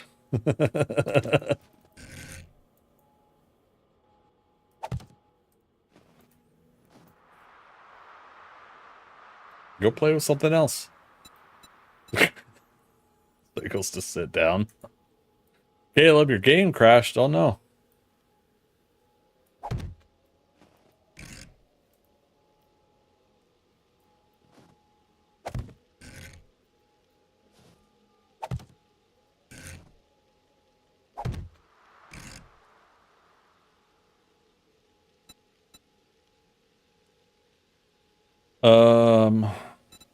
Like this one. Where is this? Where are we going? What are we doing? I renamed Barry to Caleb, so you... Oh, you're telling Caleb Dorster that you renamed a box for him.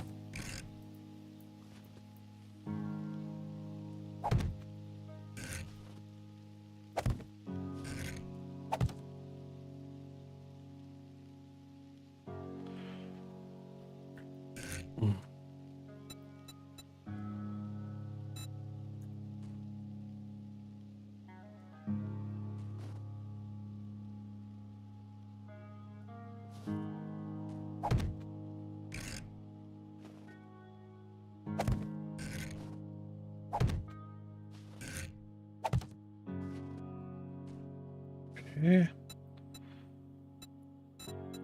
Last piece.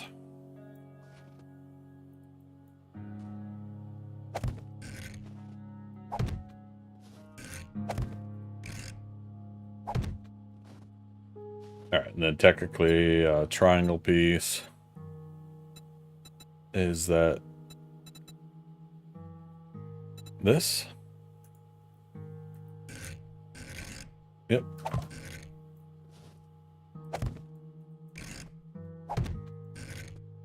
Okay.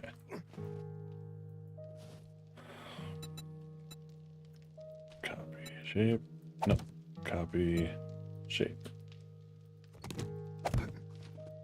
All right, so looking at this from a distance, we at least have a circle, right? At the very least right now. Now, when we are...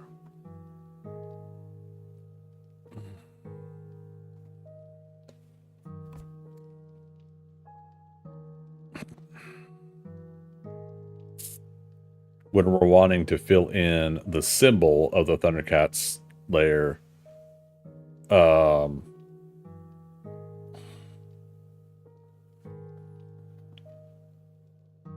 damn it.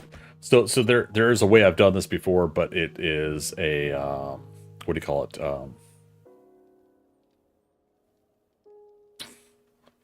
It was more blocky, more jagged edged, round shaped by what we did before. And I suppose I could still try to do it that way, but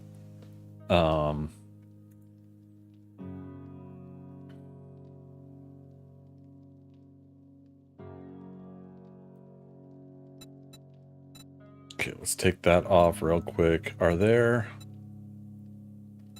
plate versions of these?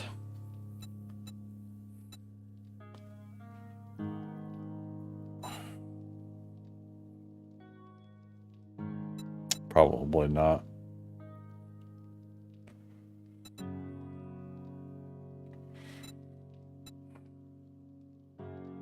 And again, awesome that there's so many new shapes in the game, but now we have to try to find them to see if they have them that fit what we're trying to do here. So basically, if I were to cover up some of this over top of it, one, we can get rid of the whole part there.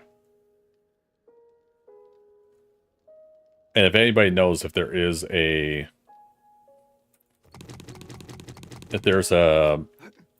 a way to make this circle on the inside like we're doing here, but fill in all of these other blocks other than doing this here. But see these holes that we have here. If there's one I'm missing like that.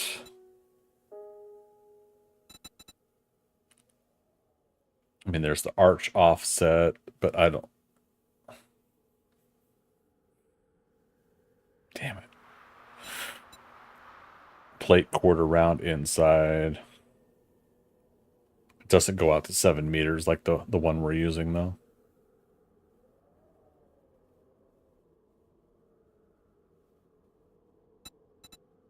And that's the neat thing about typing that in there. You type 7M, and it's like, it specifically is a 7 meters circle design.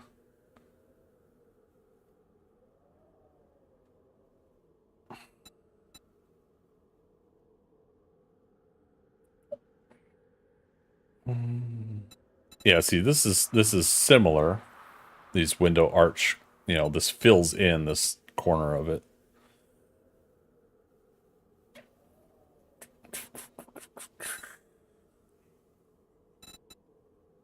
Yeah, see, there's an arch 3 meter window one.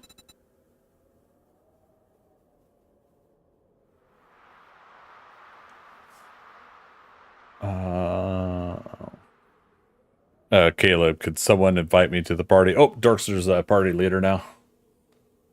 I gave him the power. I got the power. There you go.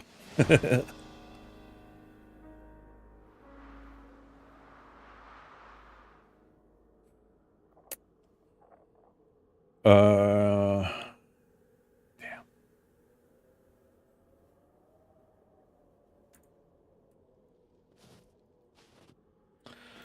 But yeah, so the design that we did before, I want to say, I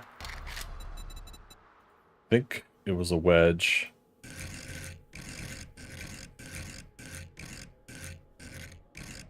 Here.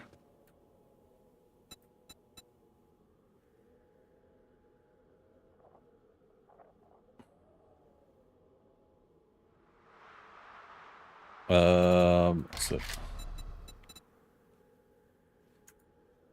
well, I think we had an arch here, did we? Okay, yeah, maybe it was an arch.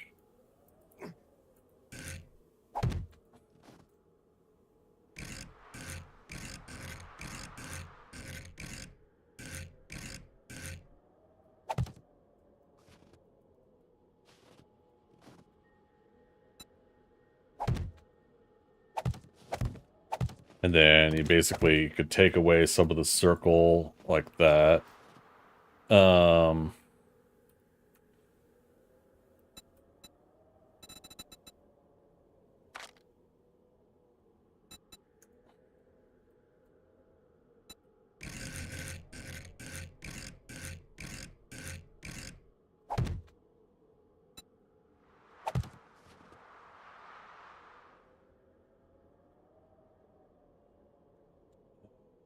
Go back to a wedge. So if we preemptively design some of this, then we could take it up to the top there.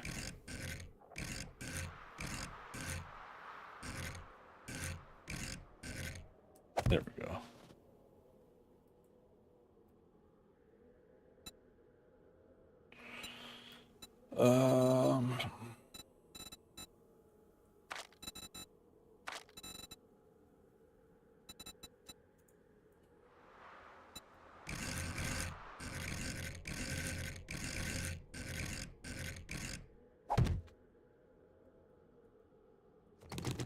Oops.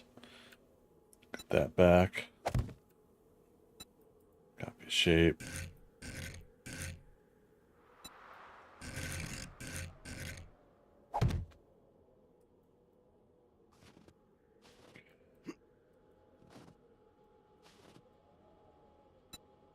Okay.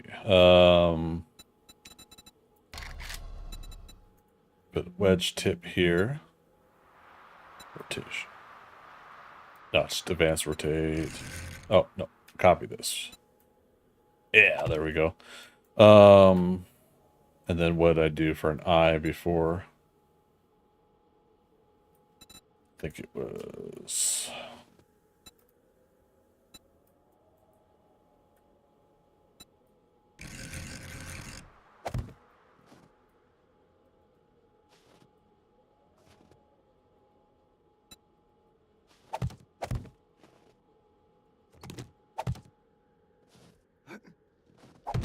You know, this will be the basic, and then we can tweak and modify from here. But yeah, see, that's, you know, that's loosely or roughly a way that we could do the ThunderCats symbol. We made a better version before. I just can't remember right offhand. 10 minutes to horde, yeah. Yeah. You can see how thrilled I am. No, it'll be fun to fight the zombies. Let's be fair.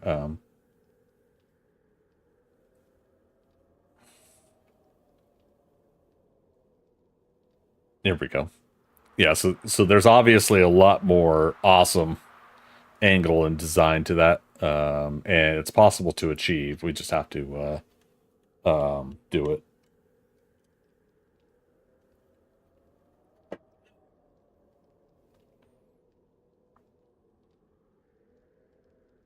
Yeah, we could pull the mouth back a little bit. We could do, instead of doing the half block above the eye, we could do something different. I couldn't dip the eye down before, but we could find a way to do it now if we really wanted to.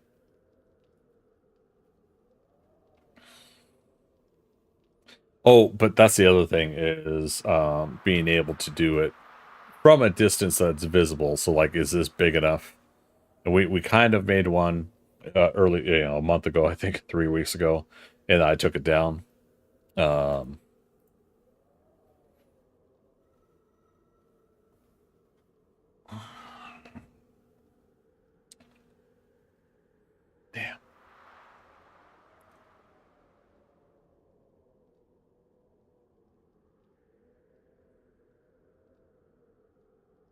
Yeah, it could just be so much better.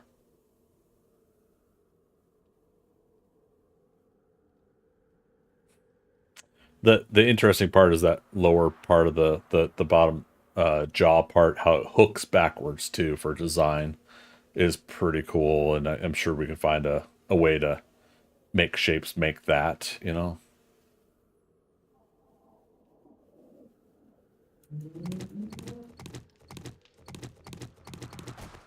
I think technically copy shape. Yeah, it's doing something like that, perhaps.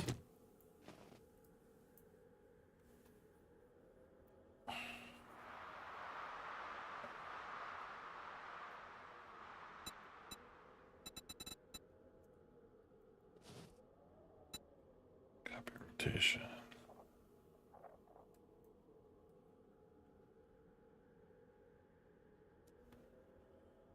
I don't know.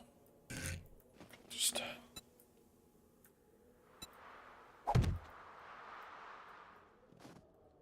could just stick to that.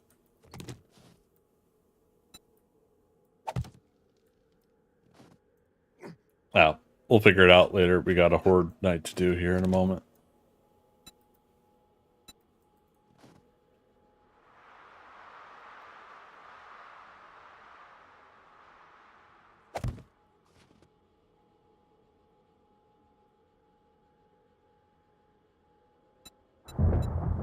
Ooh. Creepy thunder time. Get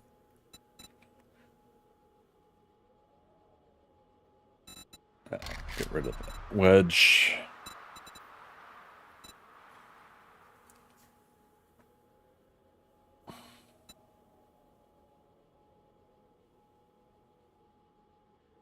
Trying to see if there's a 2 blocks in one shape that will create that eye look that we're wanting here.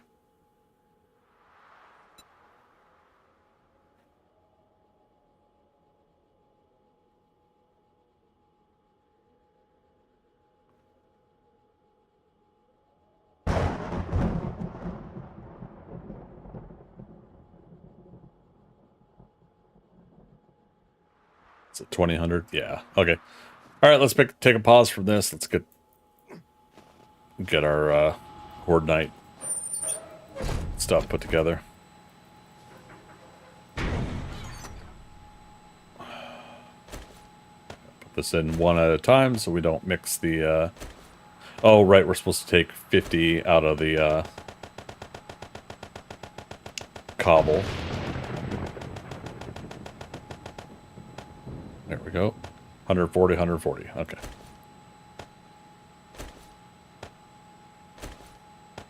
Yeah, so we don't want to shift click now because it'll combine with those other ones we have down below.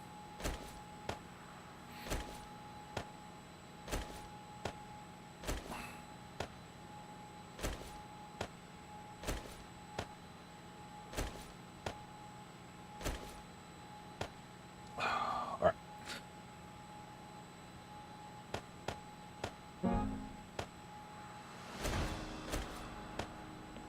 Okay, let's look at that.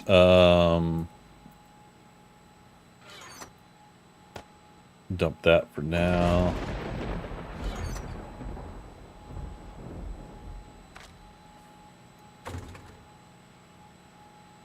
Dump chest, that's right. I did have a dump chest here.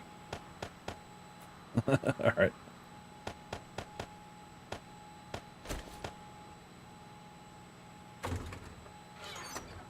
Medical supplies.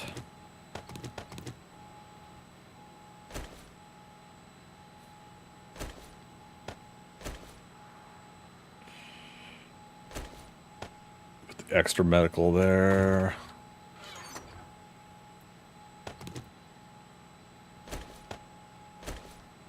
We'll do it that way. Extra bandages. I don't know how crazy this Horde Knight's gonna get. Let's put a couple. Oh, we already got some. Some shots, skull crushers. I've got vitamins. Well, we'll grab these two. We'll leave our regular stack there.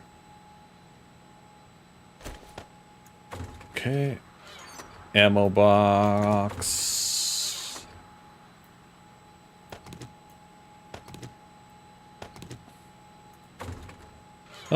Oh, there we go. I was like, maybe we did use up a lot of our ammo.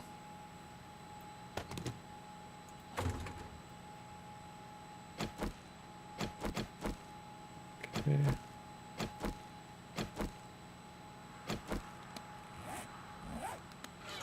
Let's see. I didn't have any explosives, so we'll grab a couple of learning elixirs here. We already got 20 on us, but I'll use these two.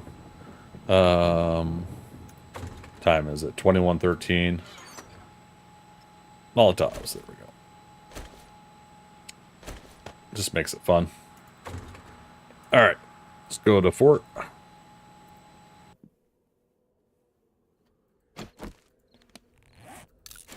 Let's have a meal. We're good on water for now.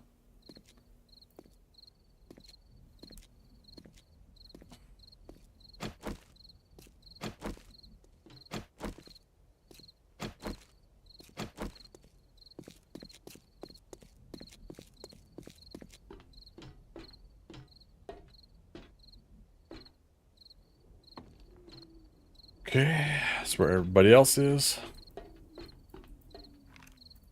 Alright, let's do our 2 vitamins. Alright, now learning elixir is 6 minutes, so 6, 12, 18. 1, 2, and 3. Okay. And numbers. If someone could write down in chat for me, 196/600/4056. 196/600/4056. I think with this group, I'm only going to get 80 zombie kills. That's my guess. Viking Spawn, thank you. 196, 600, 4,056. Caleb, thank you also. Appreciate it. Magic, appreciate it. Thanks, you guys.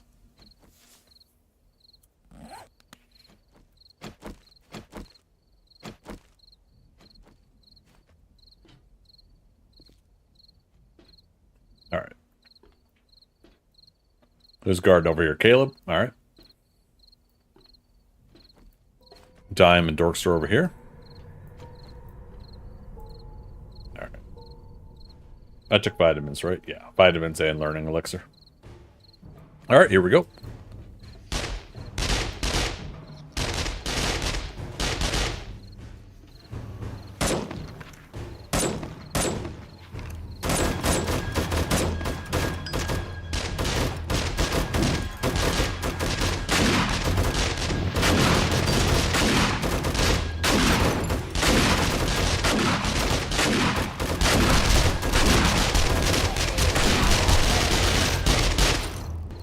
Uh-oh, lag.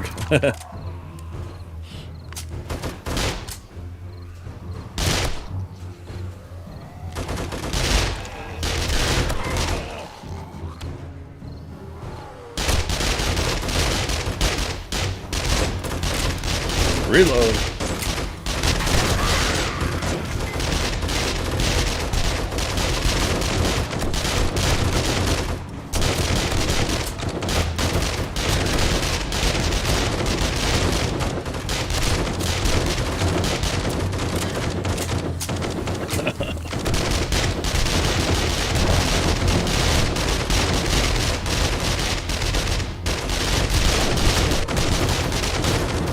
Dang it, Breckenridge, clear my line of fire.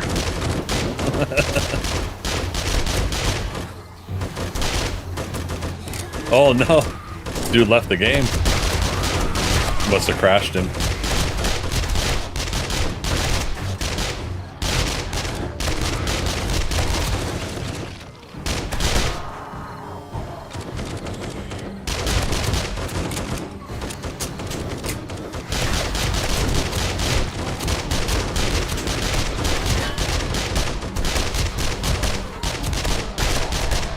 One problem with being on this wall, you're gonna fall right off if I'm not careful. Uh-oh. Okay.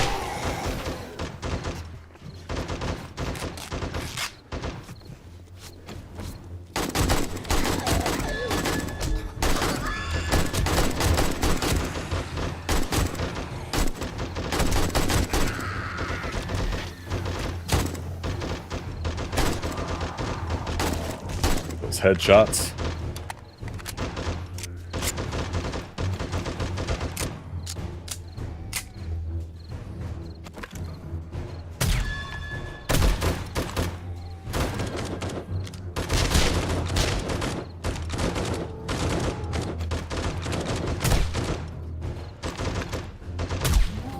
Uh-oh. I wanted to get that snipe shot and I got it, but at the cost of that rad zombie hitting me.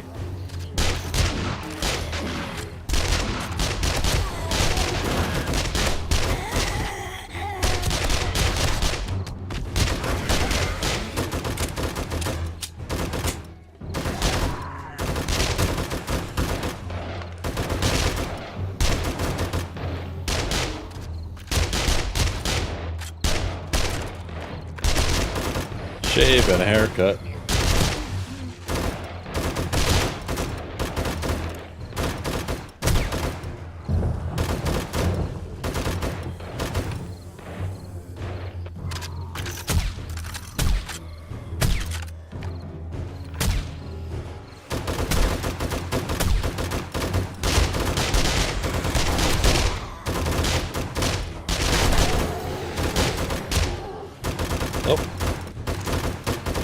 Easy stuff. Oh, I have to reload. Got him. Click. I like it.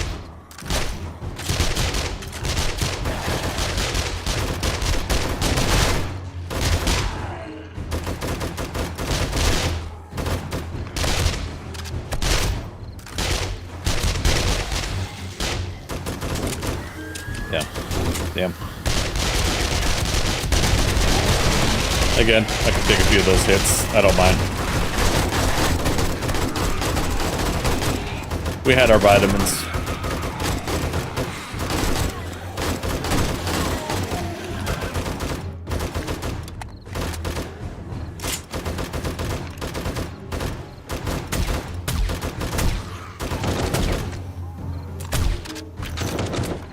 Click.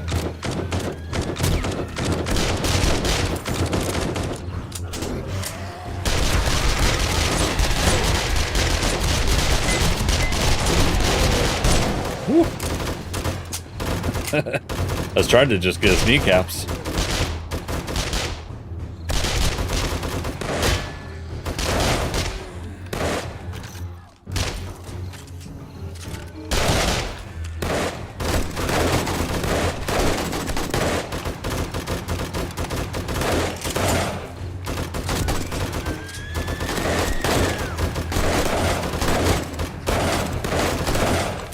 Alright, 1/3 of the way through.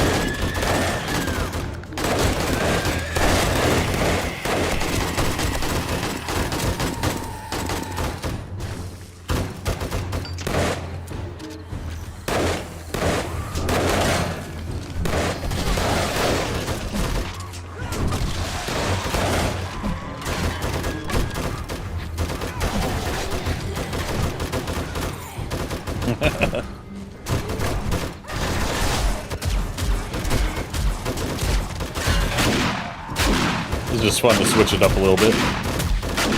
Different weapons, different reactions.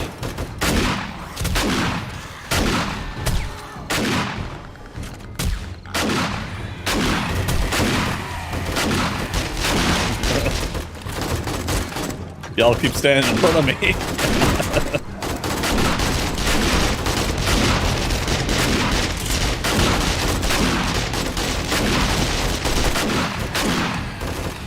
Alright, reload. I only got a few 9mm left. We'll finish them off. Oh, plus repair.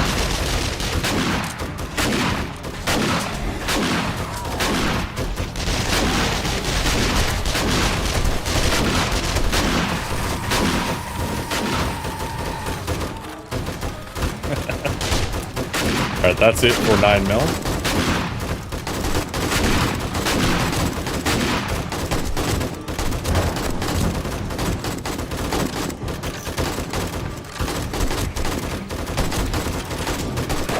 Oh yeah, Dorser reinvite Dime since he's back.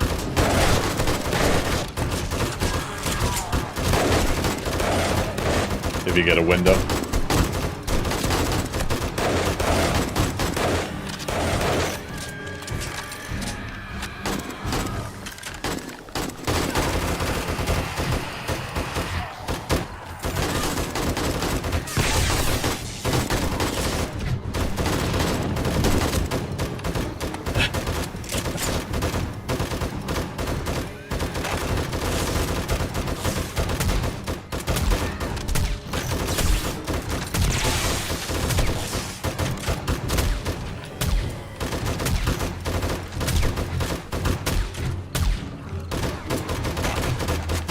Reload.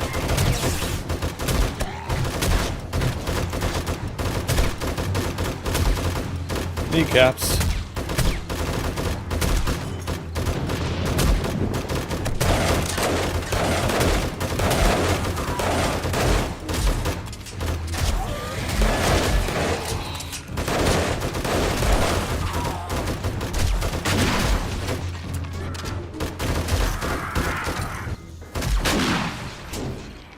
Dang vultures.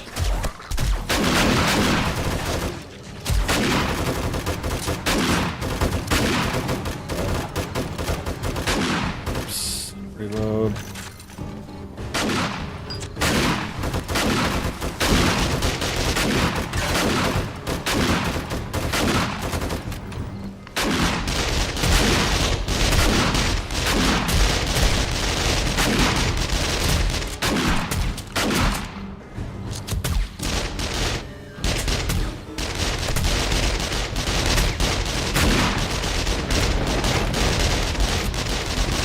Oh yeah, I got auto shotty also.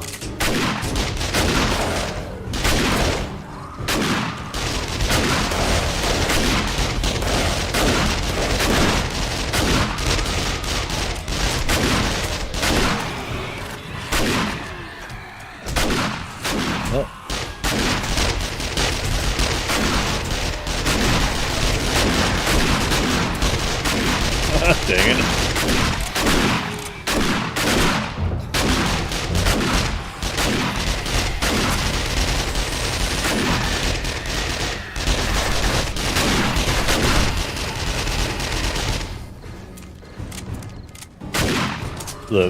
The frame per second drop is making it hard for me to do actions.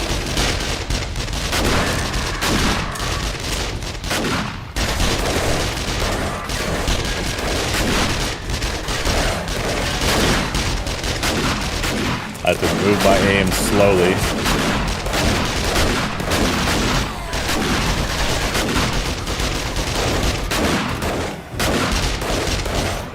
My leg is broken.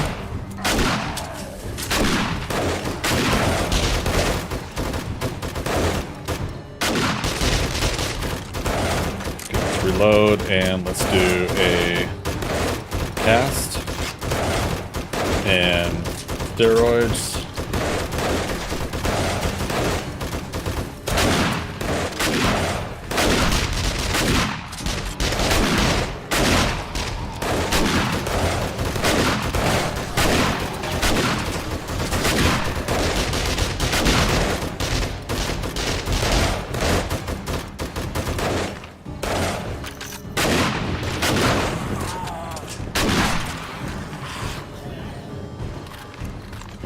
It's crazy.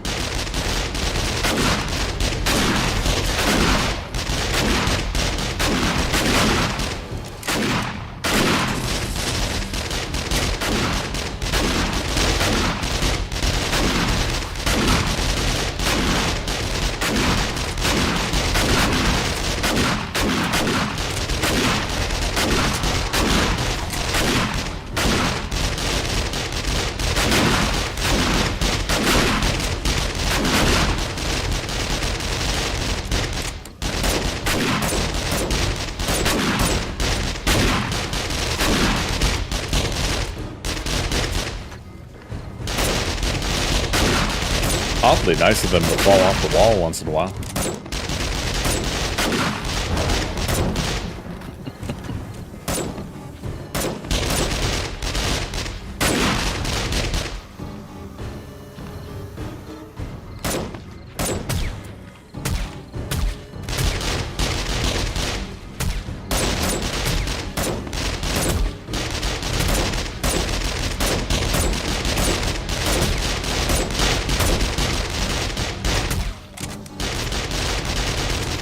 Damn it.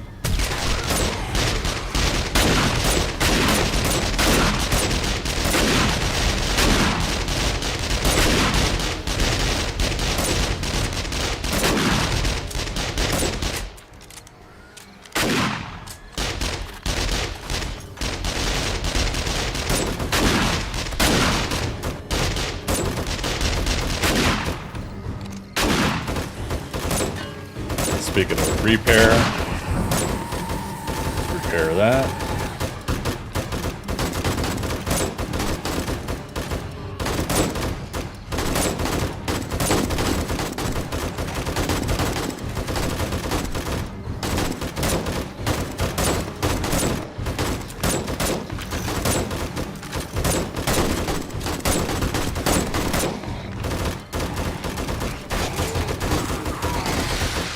Repair this as well.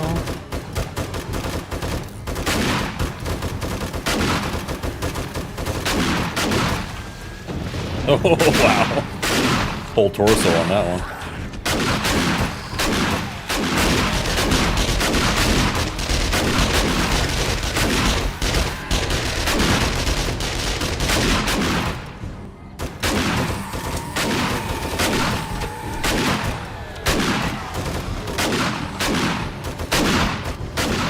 Caleb, no.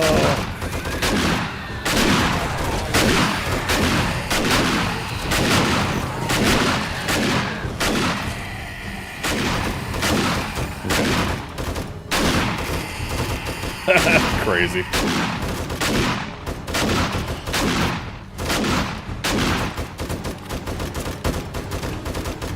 Are you crouched to take it easier on your leg? No, to have them shoot over top of me.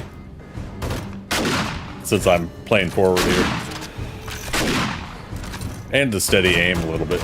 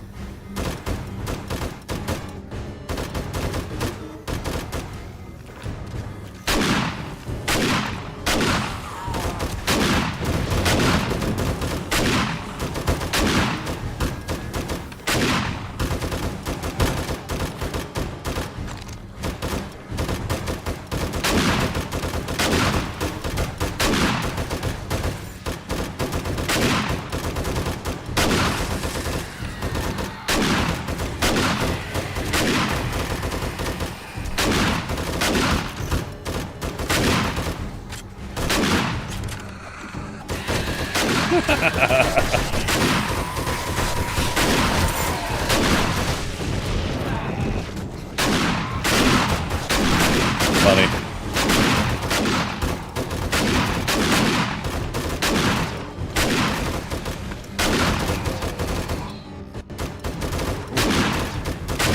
Game froze for a half a second there.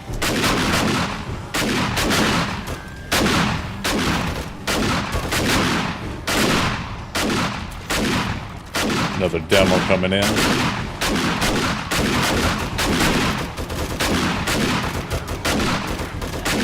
I think somebody just shredded that demo. Oh crap, it's 4 o'clock.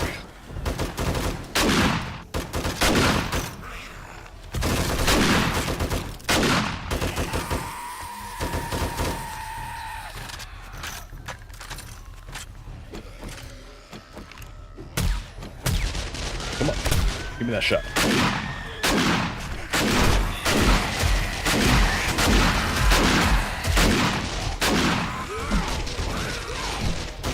Get out of here.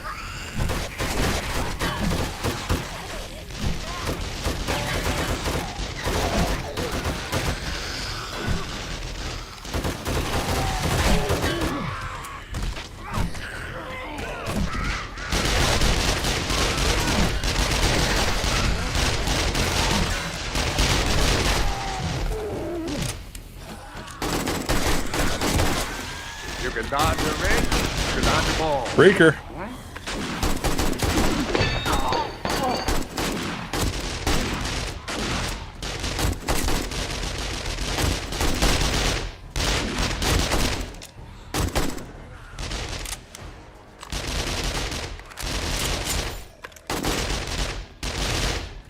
When in doubt, double tap. Exactly right.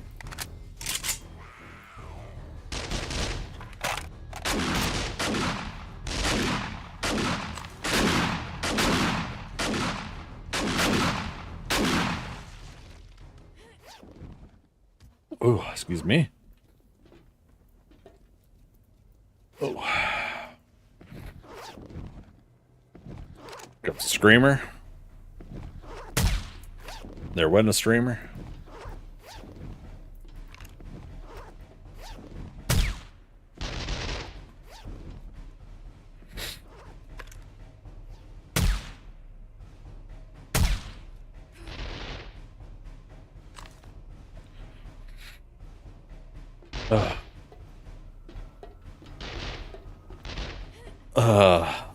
That's called spawn delay trademark.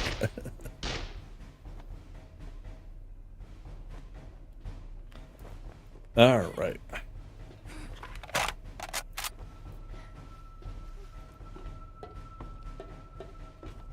All right, so we still got what, an abrasion. We'll try to do a full med kit on that, right? Yeah, that'll clear that down to 14 minutes. I have 7 minutes left on my steroids, 9 minutes left on my cast leg. Still got 4 minutes left on what is it? Grandpa's learning elixir. Vitamins have 5 minutes left. All in all, I think we cruised through a pretty reasonable horde night here. All right.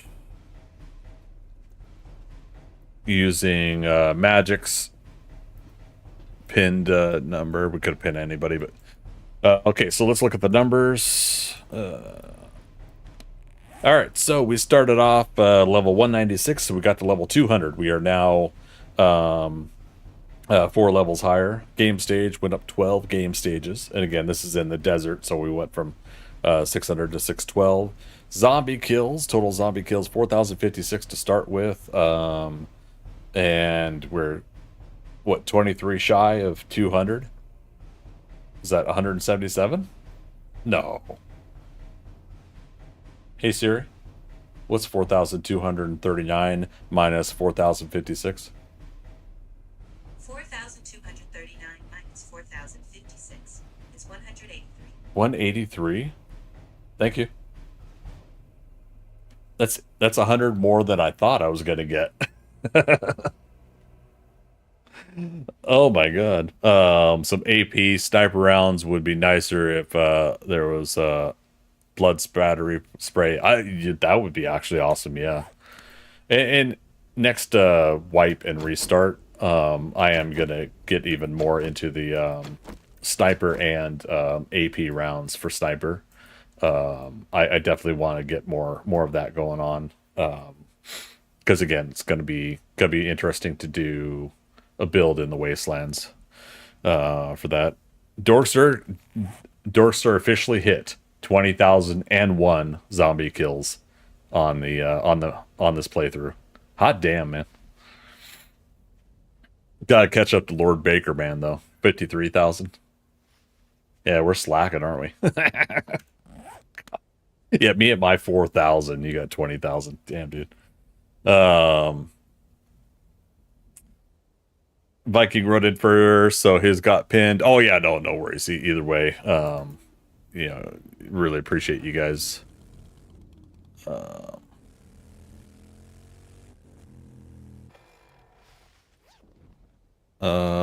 do I unpin? There we go. Okay. I'm still getting used to it. Yeah, when I scrolled up, I grabbed the first one. So.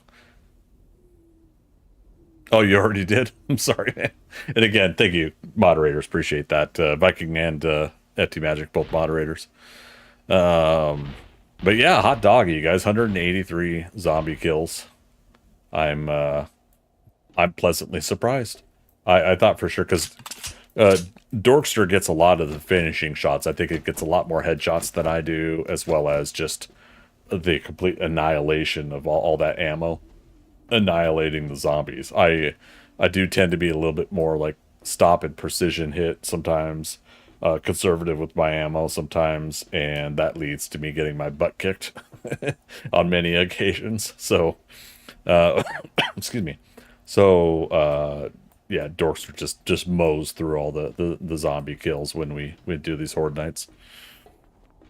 M60, baby. Oh, that's right. I haven't had the M60 in my inventory for a while. Let alone, yeah, I haven't been getting the couple thousand rounds of 7.62. Spray and pray.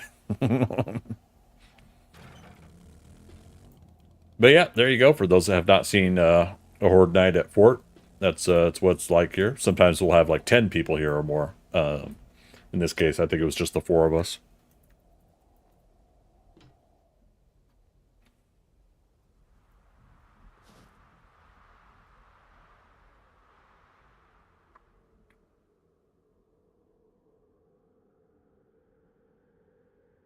All right, back to work.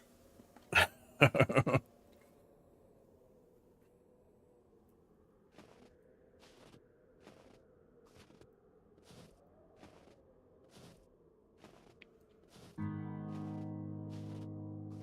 right, we got to be a little bit careful. The steroids are going to be done in 2 minutes, 45 seconds, and then we'll still have about 4 minutes, 15 seconds on our cast.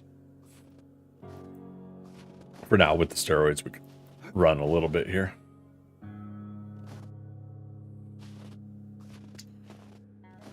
Oh, I forgot to offload my ammo.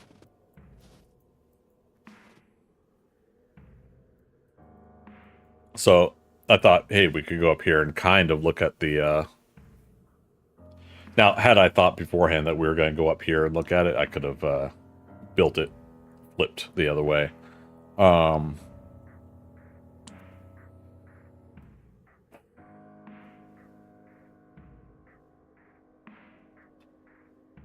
Damn. Really wish... let's have another stew. Really wish the same curved blocks, 7-meter curved blocks were available as filler size. Yeah, see again, this is 3 meters. So basically like this, but set for a 7-meter round circle versus 3 meters. Sound like a skunk attack? Oh, spray and pray. Okay. It's like, what are you referring to, Darius?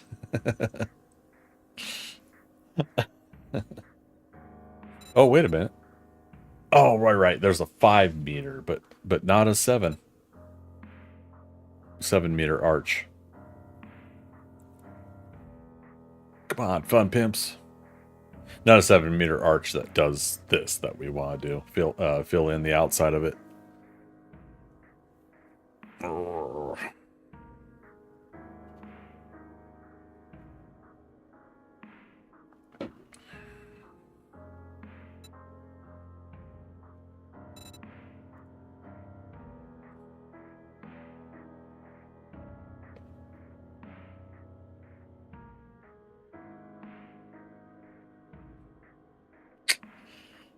That's all right.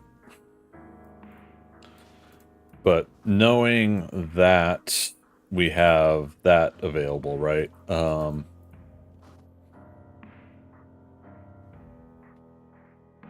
And the symbol itself appears to be roughly like right in the middle of where the pectoral part connects, right? So if that is the case, then... Ow. Oh, the steroids are gone. Damn it. Alright, back up to 6 minutes. So if this is the middle, then 1, 2, 3.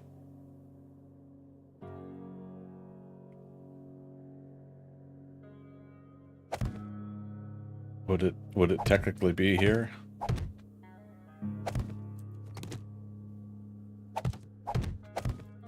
I'm like, please be safe. Please be safe.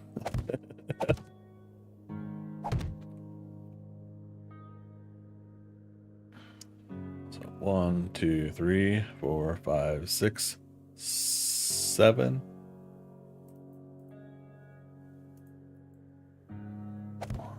Okay, 1, 2, 3, 6, 7. Okay, so 7 in the middle, 7 in the middle.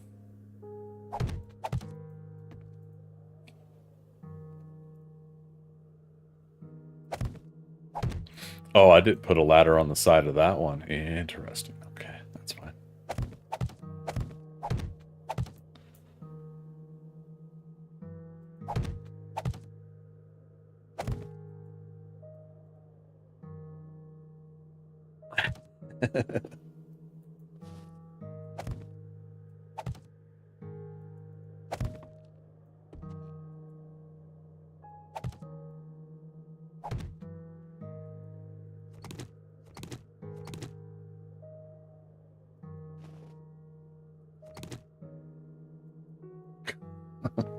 I'm so fortunate. I guess these blocks are technically connected to other aspects of this scaffolding, so it didn't just blink and fall away. Alright, so within this should be 1, 2, 3, 4, 5, 6, 7, right? 1, 2, 3, 4, 5, 6, 7. So within that space we should be able to make the ThunderCats lair. Let's put that back real quick and try to take this away safely.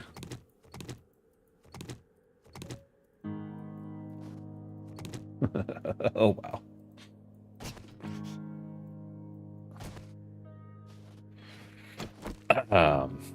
Yeah. Good times.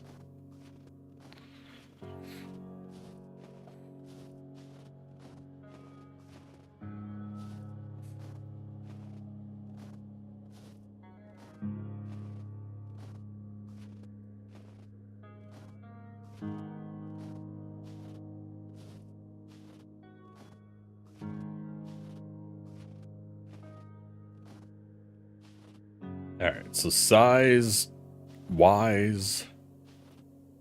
Samwise Gamgee. I mean, it's snowing, so we can't see as crystal clear as I'd like. Plus, that scaffolding's in the way. All right, how much time on this leg? 4 minutes, 4.5 minutes.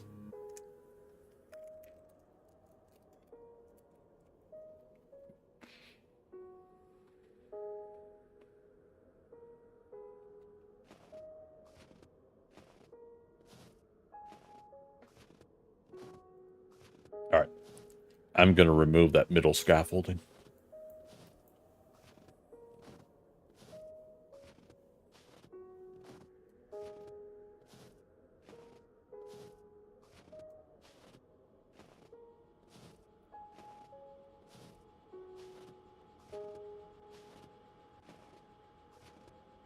Okay, yeah. No ladder on the outside. Round the outside. Round the outside. Beep, beep, aw.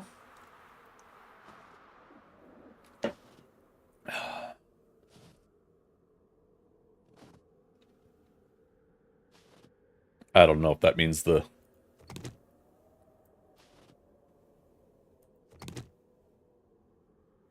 Yeah, let's try to keep this.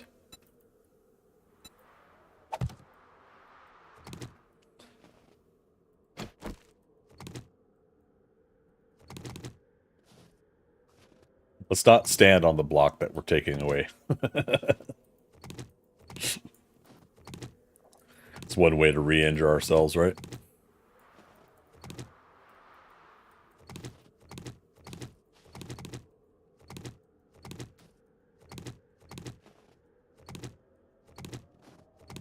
So, random bit of trivia tonight. Did you guys know that Paul Rudd was in an early Super Nintendo commercial in the 90s?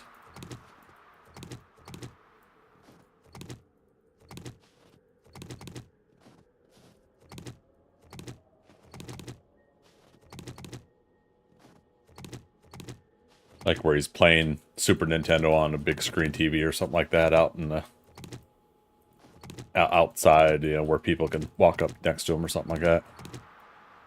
Oh shit, we're already here. Did not expect to take away all the blocks that quick. All right, 3 minutes.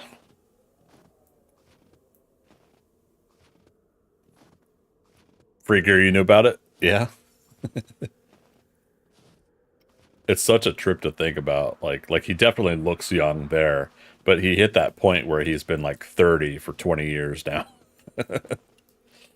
All right.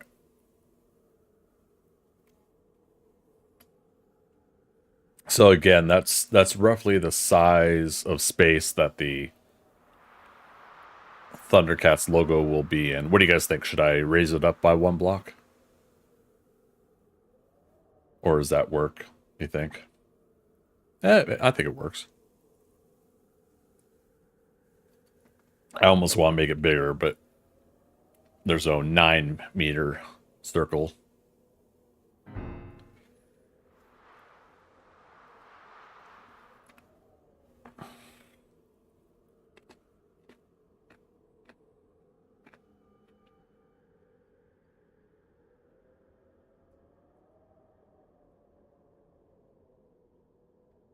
That man hasn't aged in years. Yeah, like I say, he's been like 30 now for 20 years. What I mean by that is like when he was 25, he looked 30. But then but now yeah, he's well actually okay, I feel bad. Now it's like I gotta look up how old Paul Rudd is.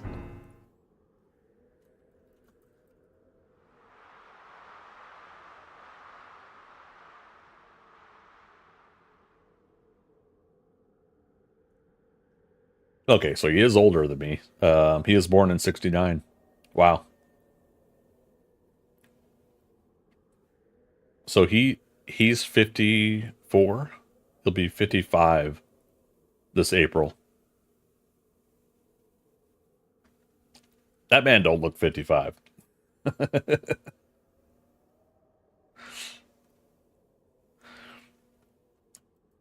Yeah, not that I say we could do age talk here, but for this purpose of the discussion of Paul Rudd, um, I think wow, dude does not look 55.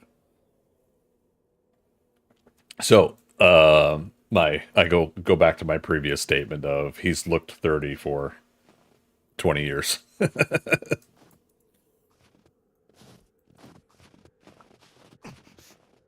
Dang it. Just under 2 minutes for this leg.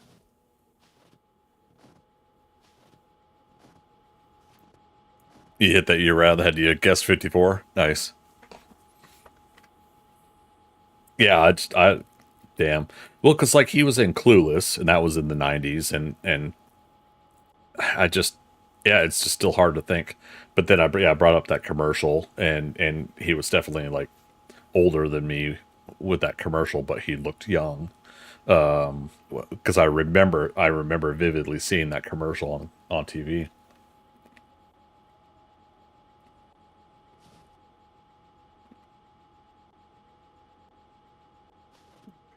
Well,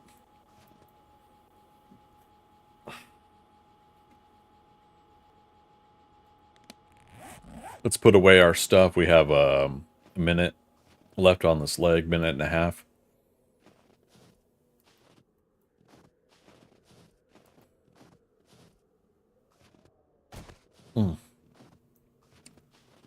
Just trying to enter that stairwell smoothly.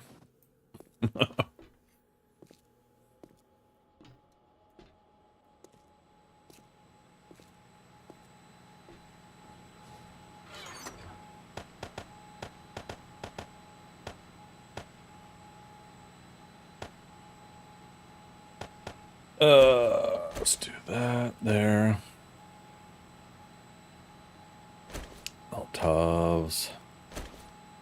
Nail gun back. Nailed it. Alright. Oh, I forgot to check any of those bags. Dorkstar, I hope you guys got some good ammo or whatnot out of the Horde Night.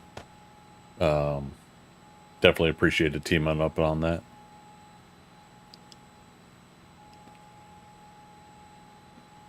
I should come over for some 9mm though.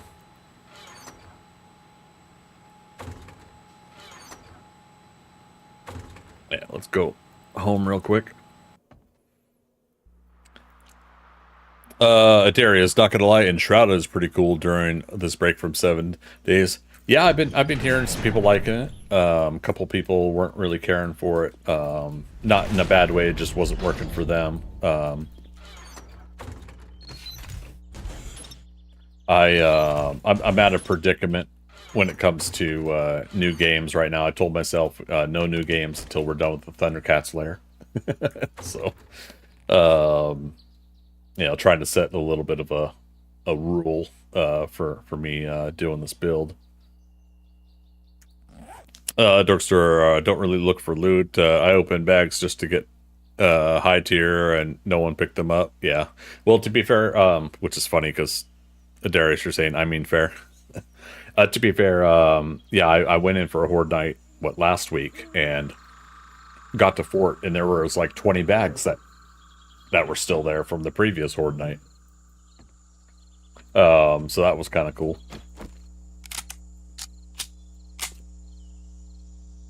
And Caleb, you opened all the bags you saw. Yeah, I mean, like, yeah, for you, Caleb, you get to get some loot and leveled up stuff, right? Oh, you already locked out. Yeah, that's what it's all about, man. You get someone like you some good, reasonably high tier loot that way. Otherwise you end up not finishing. Yes, and that's kind of what Pal World did to me a little bit. But I wanted to get in a little bit on the trend of Power World because I wanted to get my viewership up on streaming and everything like that, which unfortunately hasn't worked as well as I wanted to, but I still enjoy playing Power World, that's for sure. All right, let's go back to the ThunderCats lair. Our cast leg is now fully healed, but we still have abrasion for another 4 minutes, 20 seconds. 20 levels in like 4 hours. There you go, buddy. Darius, never played that? Yeah, it's pretty fun, in my opinion. I had compared a little bit to Grounded and Raft, whereas I want them to go ahead and finish more content and fix bugs and everything like that. And then I want to go put some more time into it after that. I'm still enjoying the playthrough, but it's just a little too buggy right now. I had a good 2-week grind, I think, with it though, where I didn't mind the buggy, laggy kind of feel that it was having. Dorser, you now have 38,000 sky coins. Hell yeah, man. All right. Poor Cluck Doris is still stuck in the corner there. I'm not going to do anything to free him, though. I have played Raft, just no interest in Power. Yeah, nothing wrong with that. It's all subjective. Everybody's into what they're into. Okay, right. We can run now, though. At least this won't hurt the abrasion we're healing from.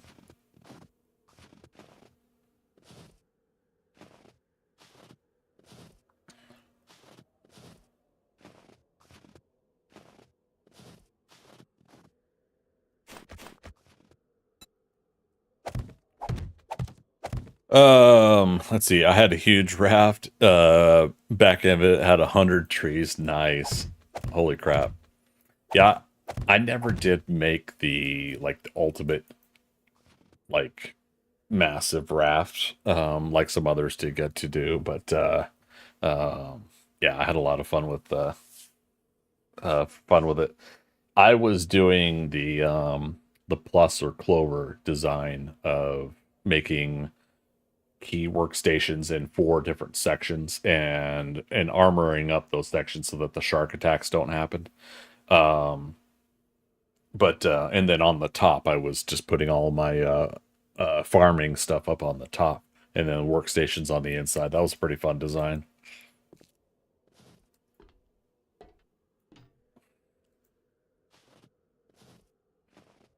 Okay.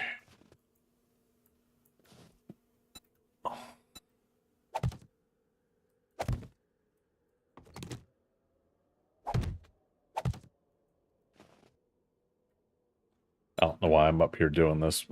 Get back down, working on the chest. We shouldn't be putting a lot of weight on the head right now until we get some more support underneath it. But I think that does create what we're wanting out of the side jaw part of the cat's lair.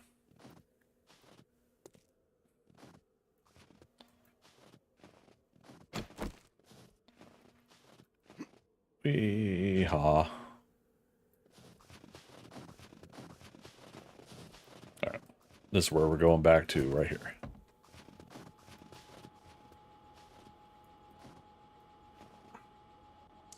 So I need to pull the chest out in the middle to at least 2 blocks out. Right? And then we'll make the layer for the ThunderCat logo symbol. That's the 3rd one out. And then the 4th one out is the round circle, I think. I think that's what I'm going to try to do. Because no, we could still do it on the same layer.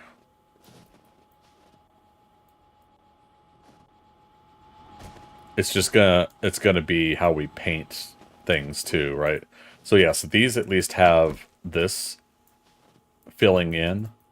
So when we paint this here red, and this black, this will block what's behind, and we can still get an even circle, even though technically we're going to have this protruding kind of thing going on here.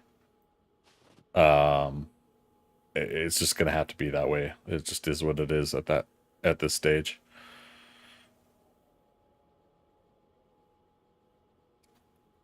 I thought, haha, you bastards, my engine's run on wood, and now I grow it on board. Stop me now. That's a good point with 100 trees. How many engines did you have to carry all those blocks, though? The weight load or whatever. I keep forgetting how many blocks per engine it was. Magic, you should try playing Sunken Land. Yeah, that one's come and gone for me too. The whole raft, 6, I think. Okay, that's pretty good for carrying everything that you had. You were able to do it with 6 engines. Nice. Did I make up to 3 or 4 engines? I can't remember now at this point what I had last.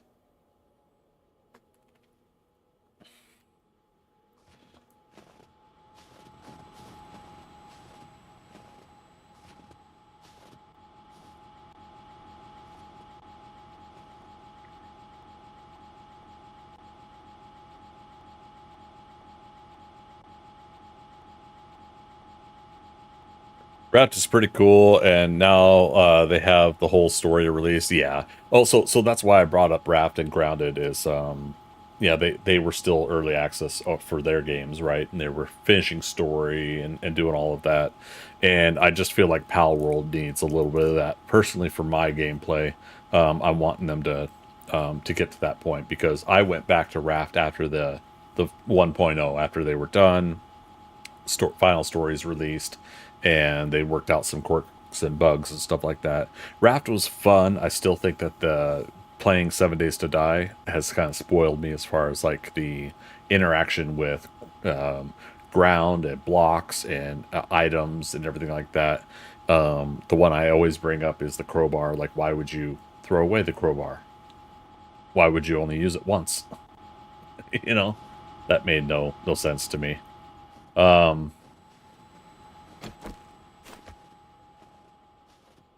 Alright, I'm sort of gonna feel bad about this, but not.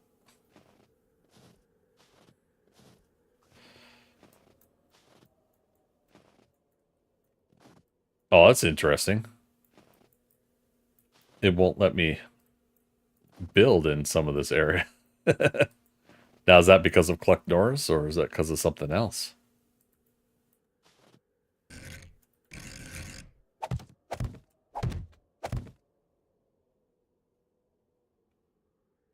Yeah, it's gotta be because of Cluck Norris. It keeps changing when he moves.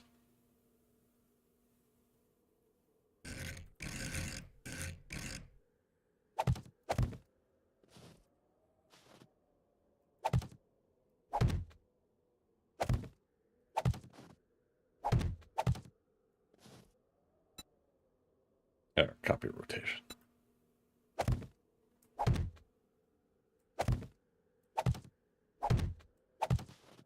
There.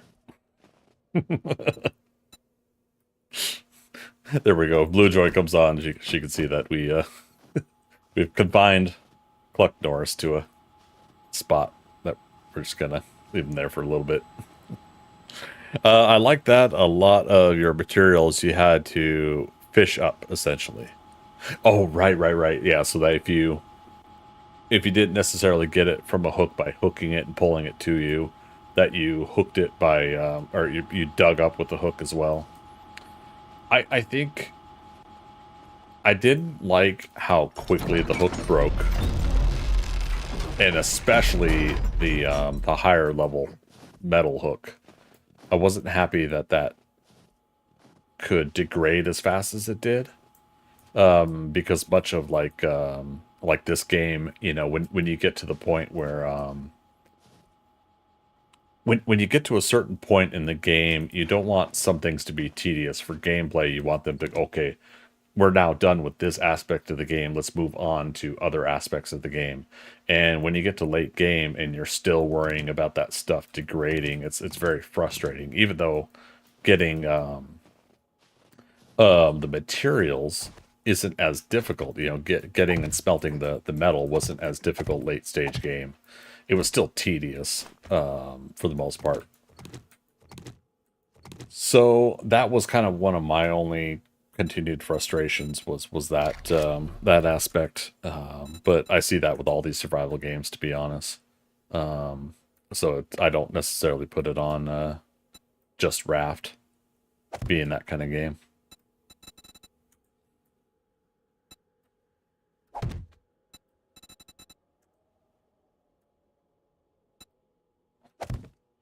Dun, dun, dun, dun, dun, dun. Dun, dun, dun, dun, dun.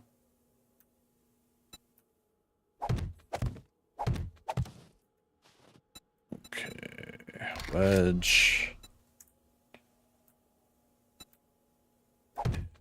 Wedge tip.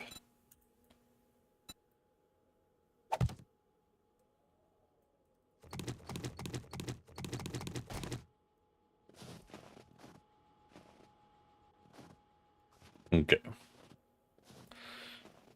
Yeah, so for now, I guess for our adaptation of doing this, we'll somewhat repeat this whole curvature rib cage to chest kind of design that they have in that image there. It all pretty much is the same. It just looks like it gets smaller because of it's supposed to be the depth of it going backwards. But we're also not making that go back as far there.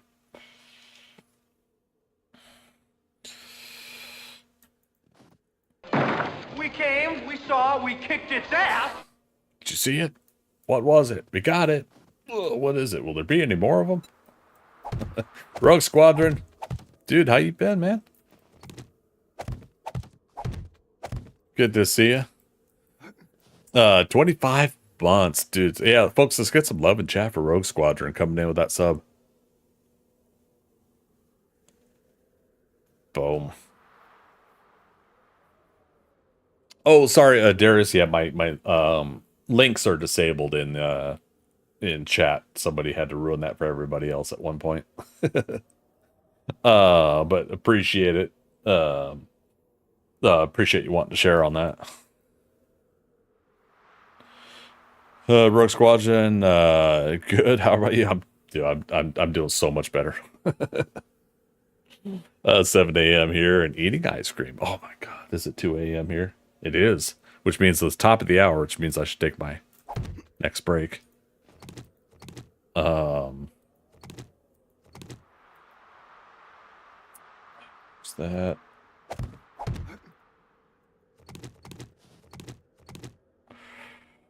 Oh, let's do what's the reverse? Wedge tip and then wedge. Yes. Go. Copy rotation. Okay. Narrow wedge tip. Copy rotation. I love it, you guys. It's all coming together.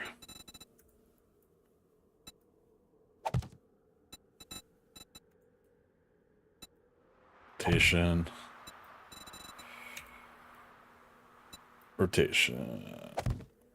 Okay.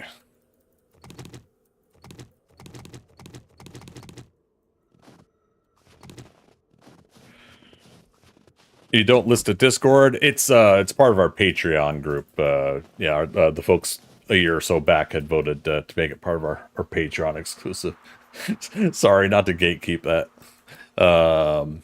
In general, again, I have no expectations for you guys to support me on that level, but there's the link to Patreon right now. If you guys are looking to support on that level, let me go ahead and take that 3-minute break, you guys. I'm going to be right back, and we'll get right back into talking about this.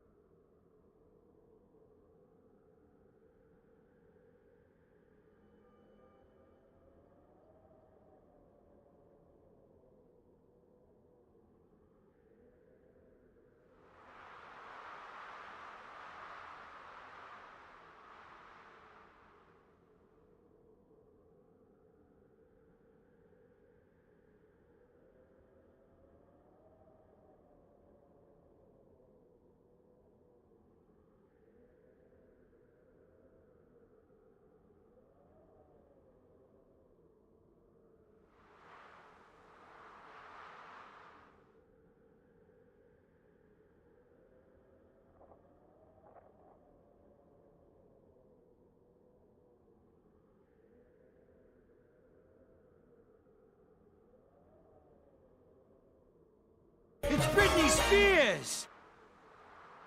Indeed, indeed. All right. So I got a couple good stretches there. Thanks for waiting, everybody. Appreciate it.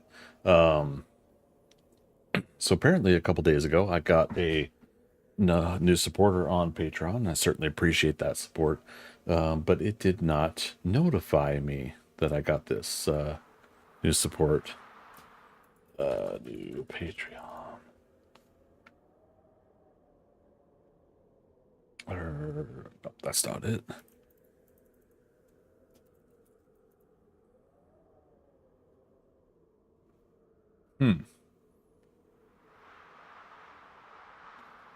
So yeah, I'm supposed to be getting like I'm supposed to be getting like an email or alert or something. Philothea, off to bed here. Good night, happy construction. Oh man, thanks for staying and hanging out, you guys. I'll see you in the morning, all right? Bright and somewhat bright and early. But I'm looking forward to it.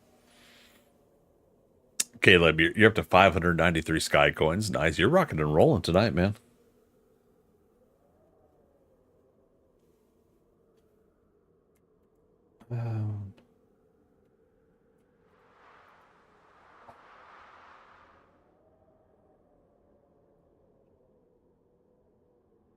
Oh, okay. So here we go. Here's the email. So why did that not stand out?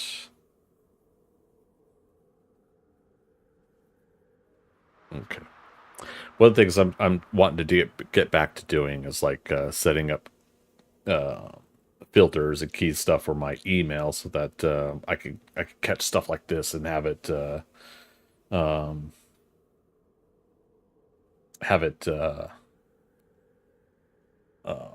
what am I trying to say?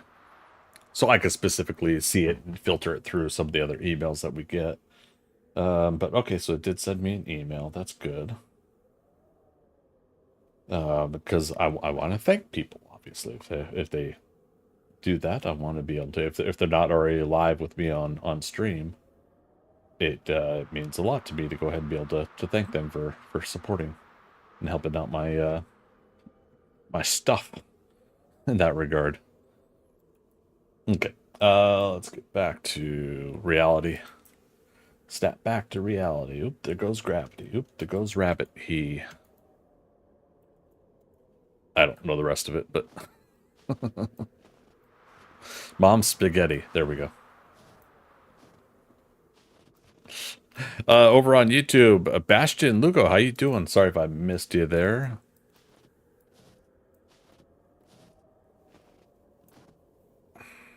I definitely need visually for like YouTube and Kick Chat to pop out to me a little bit better. So big appreciation for Bastion Lugo for coming in and chatting there, and do hope I didn't miss you.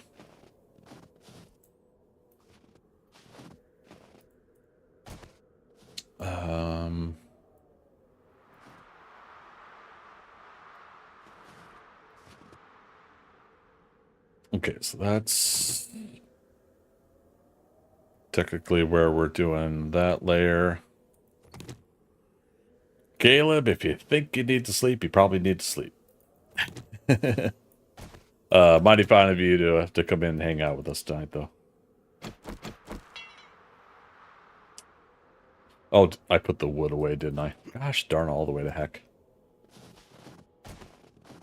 All our ailments, wow.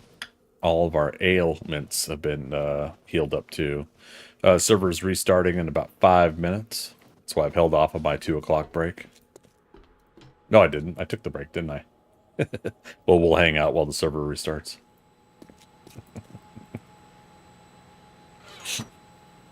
Pardon me as I create a false reality. That's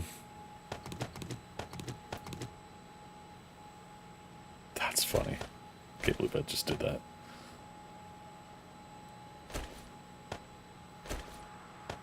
Oh, man.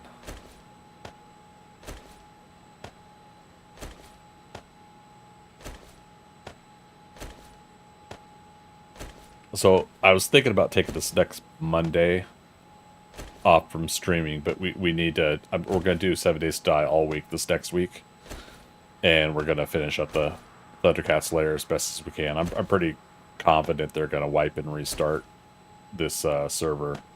I could be wrong. They could still go another 2 to 4 weeks. Who knows? We'll see. But I shouldn't assume that it's going to be that long. Let's go home and get some food. Teleport while we can teleport. Darius, here's a band from the past, Typo Negative. Ooh. Yeah, I'd do some, gosh, what was it? Typo Negative, other side. Oh, gosh. Juno Reactor, Tracy Lords,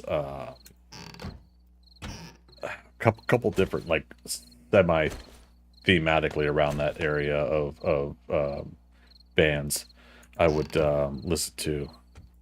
Yeah, I get like into that kind of genre once in a while where I'm just listening to all stuff like that. Blend in a little bit to Rob Zombie, but then sometimes like the Rob Zombie electronica remixes and stuff of like Dragula and other things. But yeah, oh, Typo Negative. Yeah, that brings back some memories. You got to see Rob in concert once? Nice. How was it? Was that recently when he teamed up with Baby Metal? God, those gals rock. Yeah, such a fun thing for him to do there. Gotta turn my air conditioner off. It's kind of freezing in here.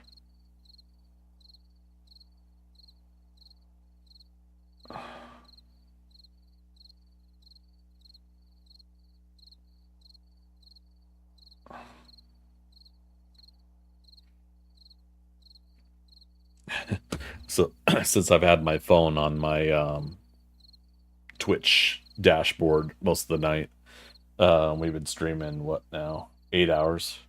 My phone's like now down to 17%, and my charger's in the bedroom. Remember that robot on the album? Oh yeah. Now that's back to White Zombie, right? And then they moved over to Rob Zombie. He had it on stage. That's awesome. I love stuff like that. It was 2 times as tall as a human. Nice. All right, so again, the server's going to restart here in just a moment. They have it set every 6 hours to restart. So this will be the second restart of the night since we've been streaming. Oh man.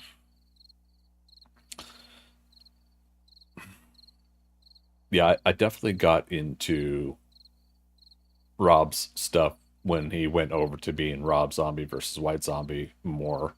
I dug their stuff when they were White Zombie, but I think he found a more refined niche of style when he started doing as Rob Zombie. And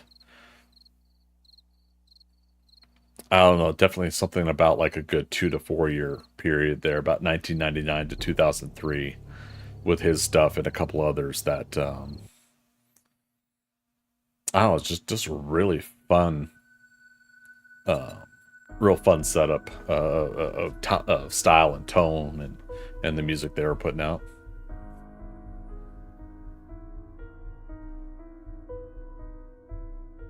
You should have a fart sound to play when resets initiate. Or something like that, right? Yeah, I want to have like another 20 to 50 sounds, to be honest, but and I keep saying I'm gonna start putting them behind a little bit of a wall there, because I've been promising like subscribers to be able to have those kind of incentives. So at some point you know, a lot of that stuff's going to get moved over to subscribers, and I'll have a list down below in the About section when that happens, or whatever. Yeah, that's the About section, I think, that you could put that in. Yeah, so many things I would love to do with streaming. Just need to do it one at a time, really, when it comes down to it. Let me switch over to the Skynet Discord and server status. We can see when the server restarts. Jump to present. Alright, so Vikings rebooting, Vikings offline, Valhalla offline, Decimation. So yeah, all the servers restart roughly around the same time.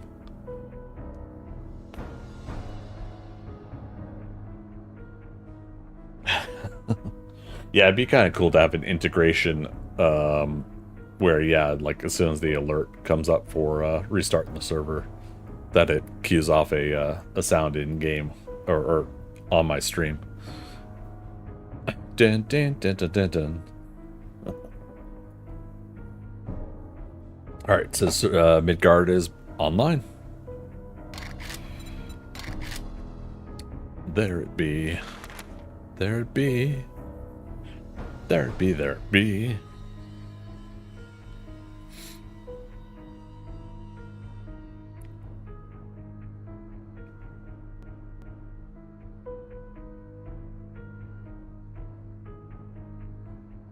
I just think it would be amusing if you had heard a long fart as you got disconnected. Yeah. I'm here or there with poop and fart joke stuff, but I'd get a chuckle out of that for a little while at least.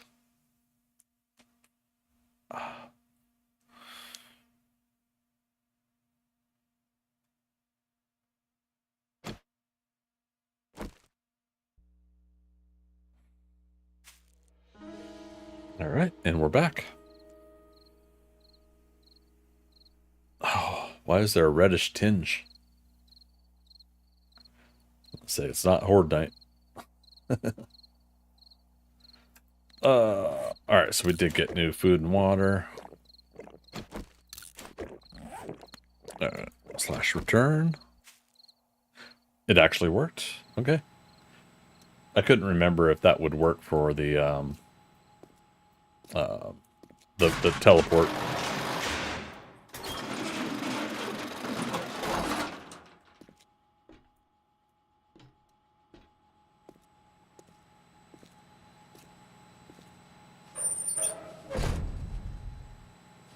Because like when a server is restarting, you don't know if like some of those commands are active or not.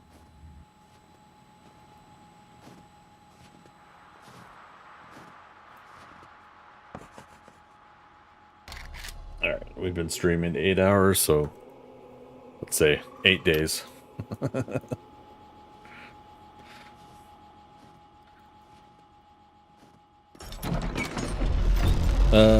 All right, we got the wood and we got the concrete back in our inventory. Let's move those around. Why, I have no idea, but just because I'm being OCD that way. You know, it almost looks like the Mortal Kombat symbol, like at a quick glance. Almost.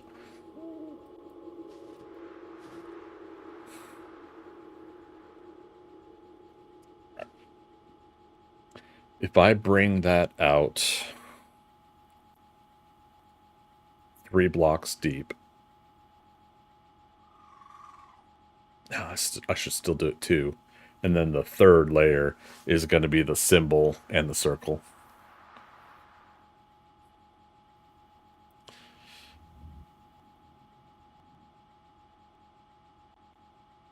You like Killer Instinct more? What's Killer Instinct?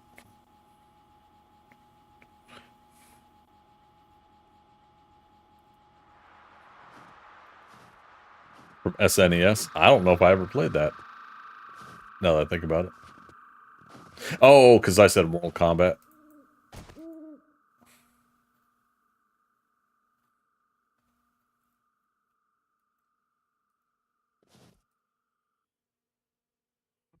All right, so we're gonna take a chance that this is what we want.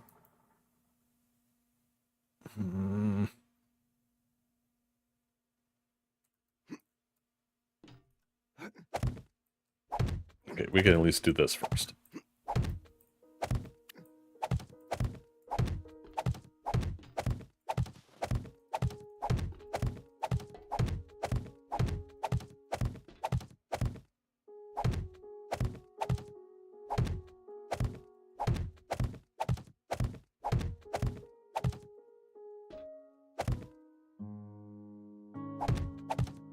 Orange mocha frappuccino! Do the jitterbug. Yeah! Come on, man. Who's coming in here? AC-130. Starfighter, you have been recruited by the Star League to defend the frontier against Zur and the Kodan Armada. Get ready? Welcome, Prepare for recruit. blast-off. Thanks for that follow. Appreciate it. Let me get to spot here. AC-130, how you doing, man? Good to see you. Oh, what's your raid message? Ground units, be advised. Friendly AC-130 now entering your airspace. Targeting hostiles in your AO. Firing. Danger close. That's awesome, man. And One Sick Demon, thanks much for that follow. Appreciate it. Coming in with that chat message as well. How goes the progress? 43,000 blocks and counting, and we still got a ways to go and not much time to do it in. If we got till the end of the month, that's just around the corner, so it's getting there. Working on the chest and the symbol in the head right now. In order to do more work on the head, I'm gonna have to build up stuff up the chest here to get to that structural integrity up top, because we're gonna put the head out a little bit further, the neck and then the head. But yeah, man, it's getting there. It's getting there. I think doing a reasonable amount of work on it so far.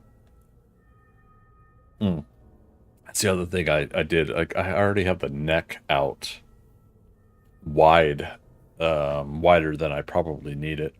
We're gonna have to trim that away. And Magic, thanks for putting the SO out there. Appreciate it.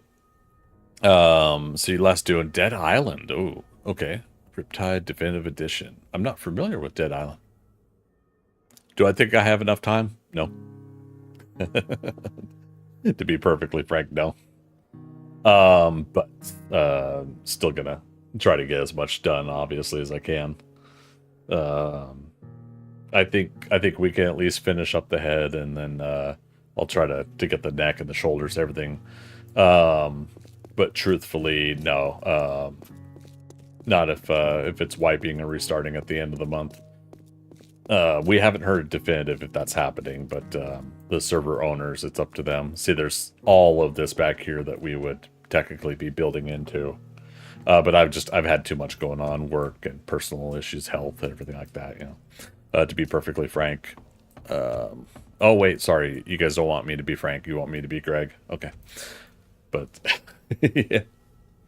Plus interior. Yeah, see, it's just, there's just so much to do. And I haven't had time to coordinate with anybody else to help me with it. So it's just, getting at least the head and the visual exterior look, is important. But yeah, we've got like all of this in here that, we could convert into a design, into a look. And the Great Hall look of all of this down here can honestly be my old school design, which won't take much, just a lot of paint for texturing. Yeah, I just put in this wall tonight as well.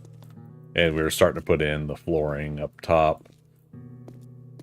But yeah, so all this part that's kind of like the Great Hall. The old school thing that I was trying to do with that is trying to put all the names of all my subscribers. But that was back when we were able to get like 100 subscribers. You know, so now at this point, this isn't some passive aggressive thing I'm saying right now. It's just kind of telling you guys it is what it is. But I don't have anywhere near 100 subscribers these days and whatnot. Actually, I'm kind of curious.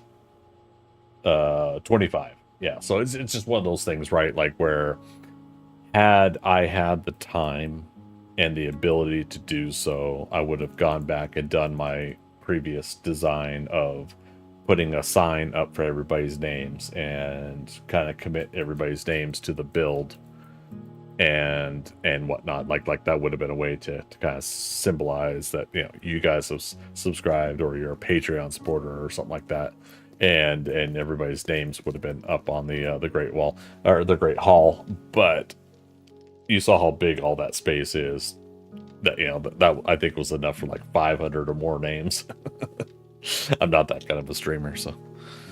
Magic, you're saying, nah, be frank. Okay. That's it. Time to rebrand, everybody. I'm Frank. But yeah, you know, I could be disparaged and I could be downtrodden about things, but in all honesty, the way we started off strong on this build, and then just shit happens. You know, the reality of the situation is I really can't do big builds.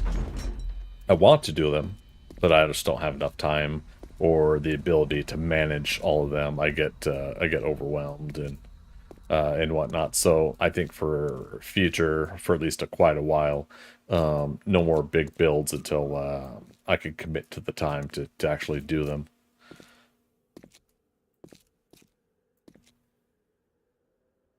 I have 1,300 signs up in there, and it's like the paw of this place, right?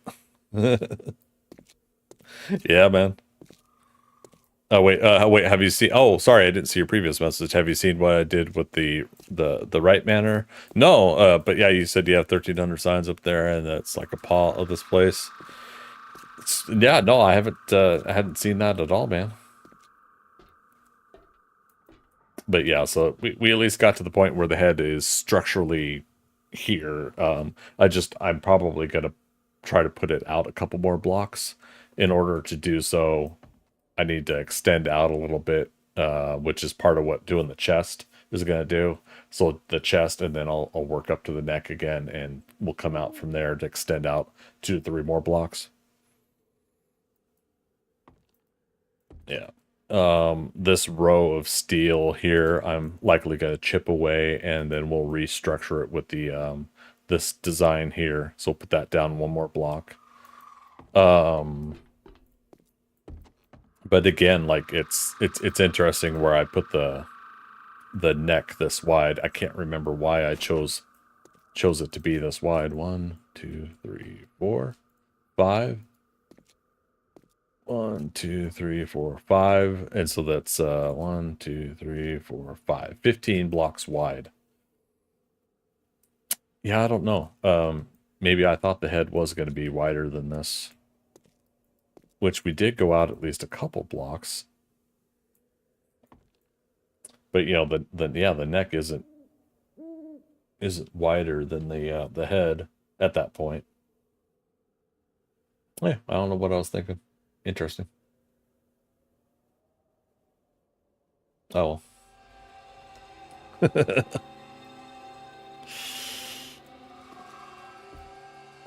stop by when you haven't been. I'll show you. Heck yeah, man. Like what? When are you doing 7 days next?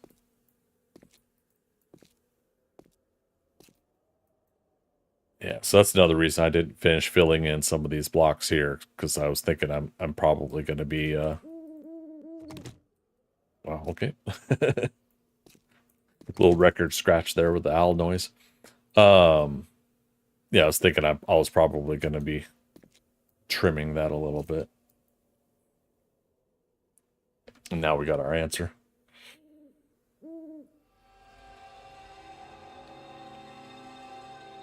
And I think I arced the neckline a little too much there.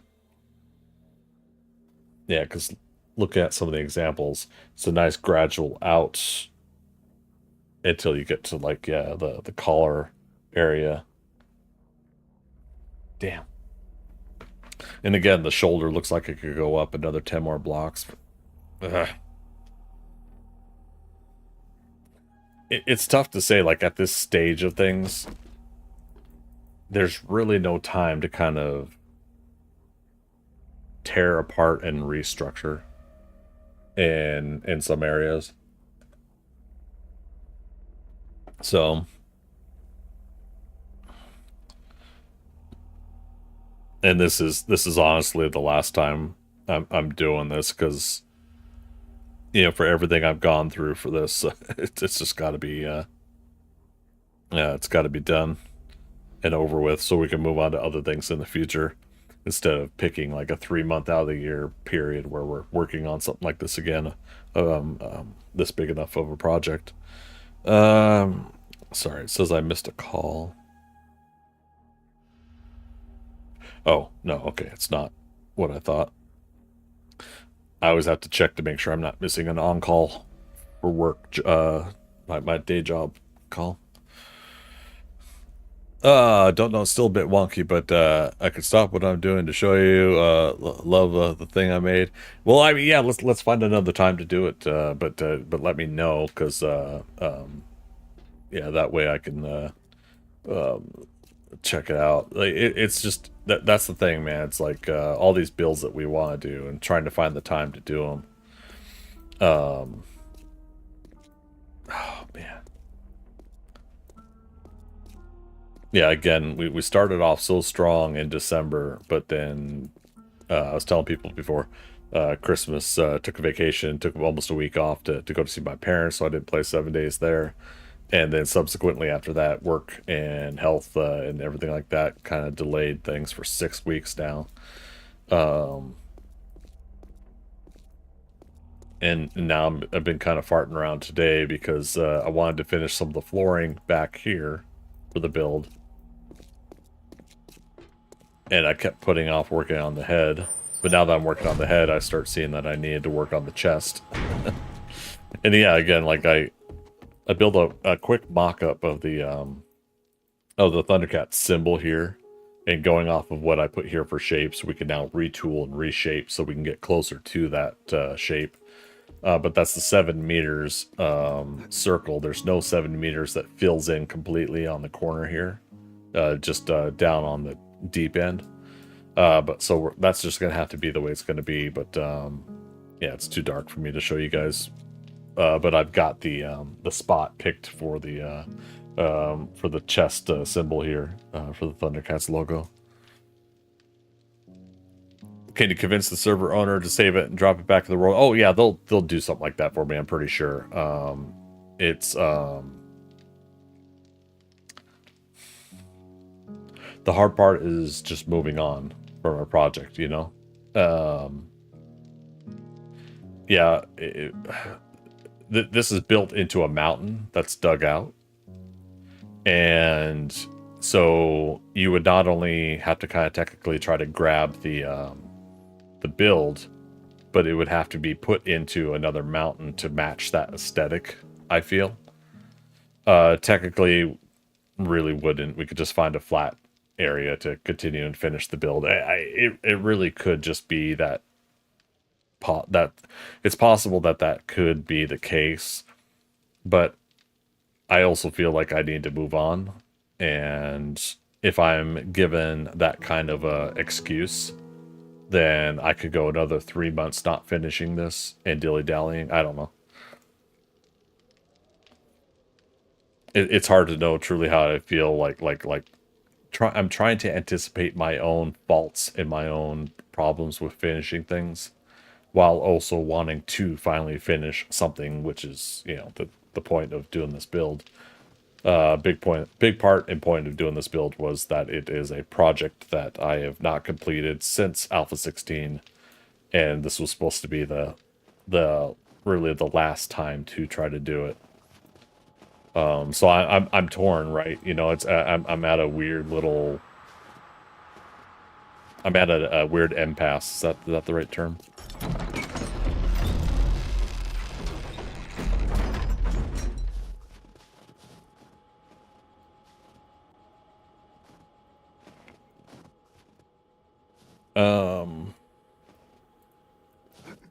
Okay, let's do this real quick. Let's let's remove that. And this is technically scaffolding.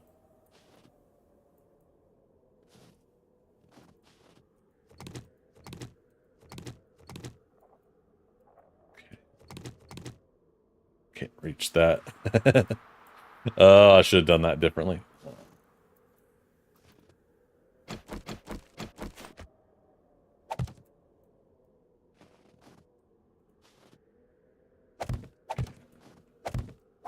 Putting this back just so we can grab this.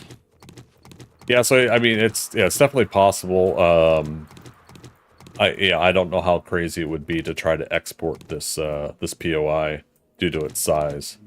I mean, I'm calling it a POI, but my build, I guess I should say, due to its size, I don't know how crazy it would be. But they have done it for people before where they've saved a build. Okay, so we got to do what we did with that in this middle piece here. So yeah, man. Yeah, it's such an interesting predicament I've kind of put myself into with this.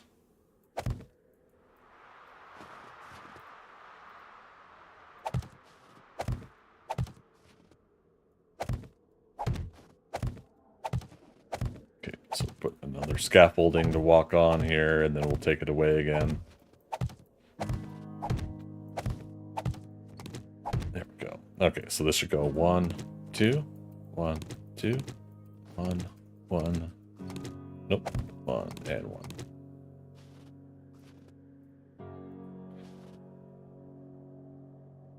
Okay.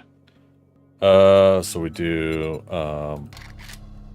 wedge tip, and then we do on face, rotate, go, wedge, copy, rotation. Okay. Damn, I did put this scaffolding in the wrong spot. I should have been one more block down. Okay. Oh, no. This works. Okay. Copy rotation. Rotation. Copy rotation. No, that didn't work. What did I do wrong? Yep, this one. Copy rotation. There we go. Last one. Copy rotation.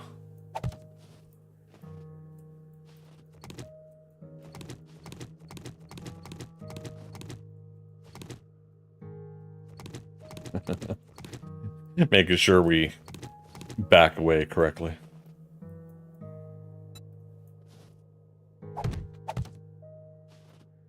One, two, one, two, one, and one. Right.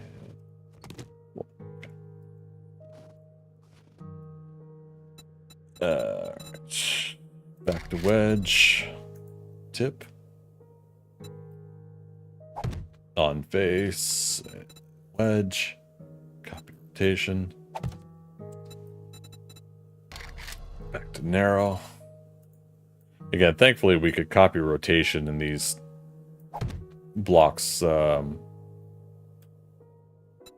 match the angles that we need. Otherwise, it's just that painstaking rotate through all the angles kind of. Oh, crap.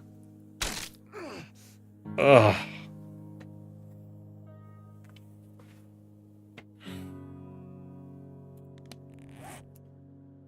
Oh. We lost 31 health from that. Let's try to... Oh. Alright. There's that counter. We're up to 17.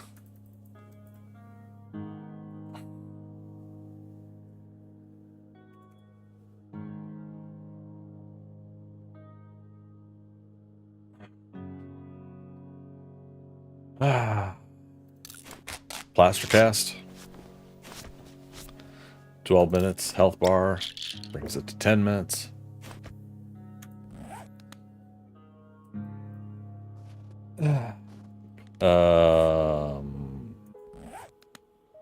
Let's go get a steroid so we can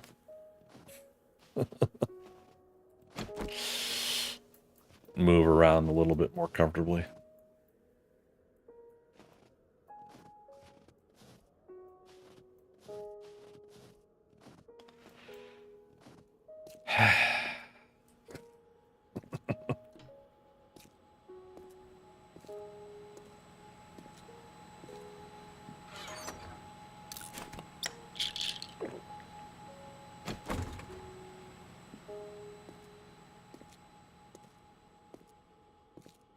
So now we should be able to run again. Yeah. Get back to where we were.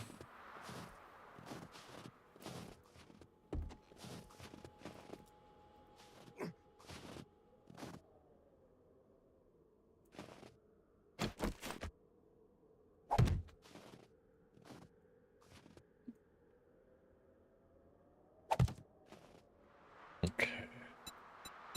Last piece. Copy rotation. All right.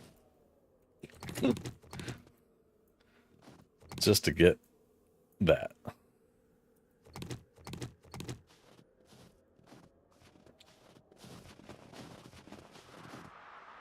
All right, so if that's all said and done there, we'll mirror the same over on the other side.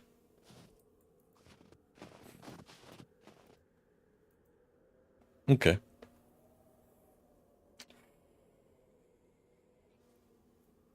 It works, I guess. Magic, how many days since last incident? 8 days. Oh.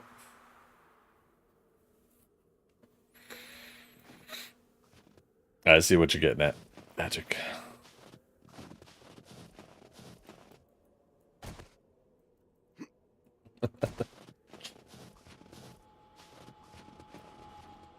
Days since last accident. 0.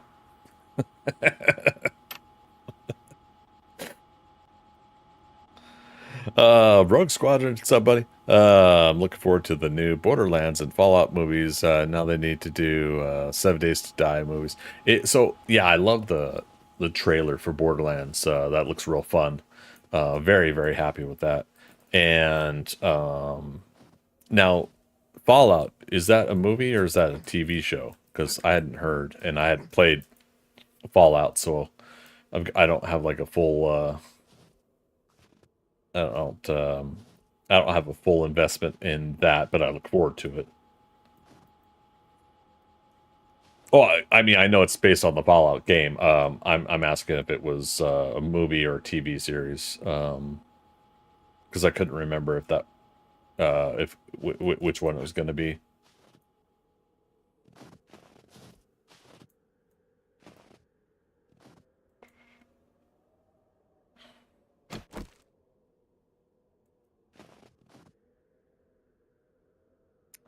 Man. It is gonna be a movie? Oh, okay. Nice. That'll be an interesting to see what they do with that.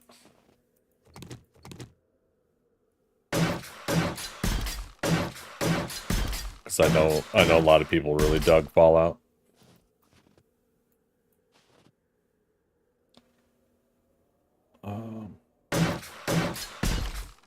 Yeah, hopefully I'm doing this right.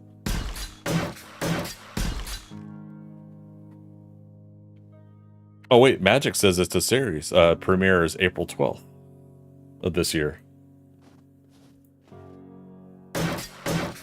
Whereas I know Borderlands is a movie.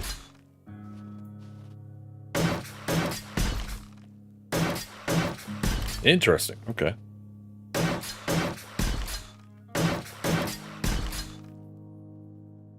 So this one, yeah, we'll upgrade.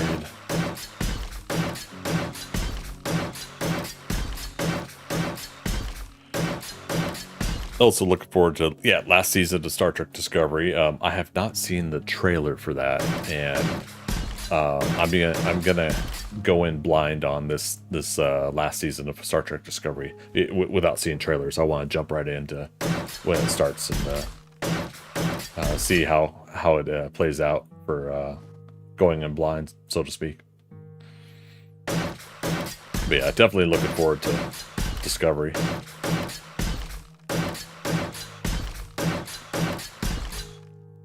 So Magic, you put a link in the TV section of Discord. Thanks, man.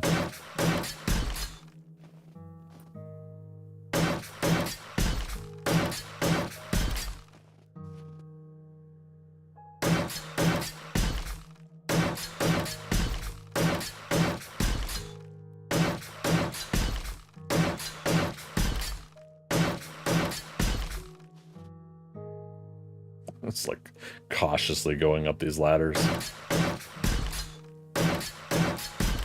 Got 7 minutes on this leg, 7 minutes on the steroids too, so it's perfect that it matches.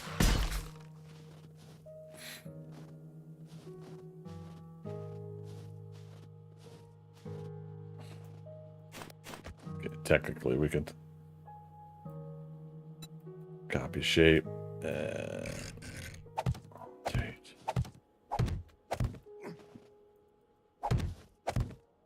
just do it this way.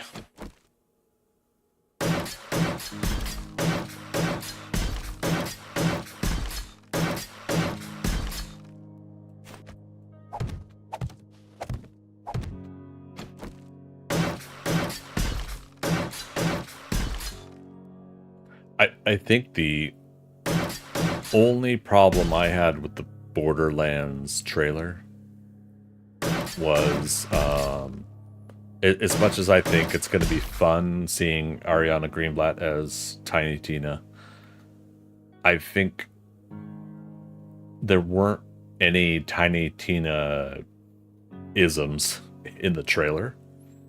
Not to the extent that how kind of crazy and nuts she is in the game. So I think, I mean, unless they're holding back, I think that's going to be a problem that people are going to have, that she's not absolutely batshit crazy. But if it's only because they're not showing all that in the trailer, then okay, that's fine. I'm sure it's still going to be enjoyable for me, at least. Yeah, I don't know, again, how others are going to feel, but I don't know. I think it looks fun.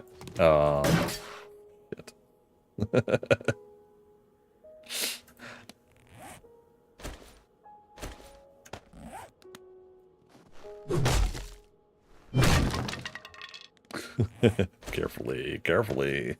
There we go.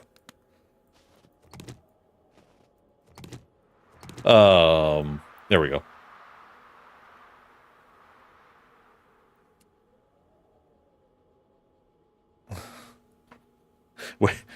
Wait, what's that?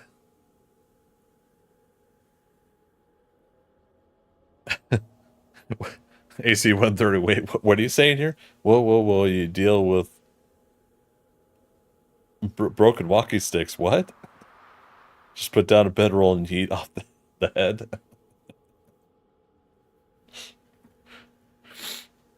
But then I'll have my first death. I don't have a death yet in this playthrough. We have 8 sprains. 8 sprains, 17 breaks, 0 deaths from falling. There's no deaths on the build, but we got mauled to death by a mountain lion when I first started working on the place.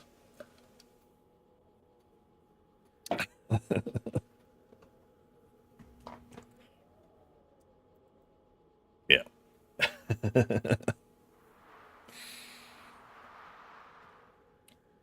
Rogue Squadron, after work. All right, man. Thanks for stopping by. Good seeing you again. Hope all is well. Thing, usually I have 15 by midnight on day 1. There you go. Yeah, all part of the fun. Yeah, so I have no points in parkour.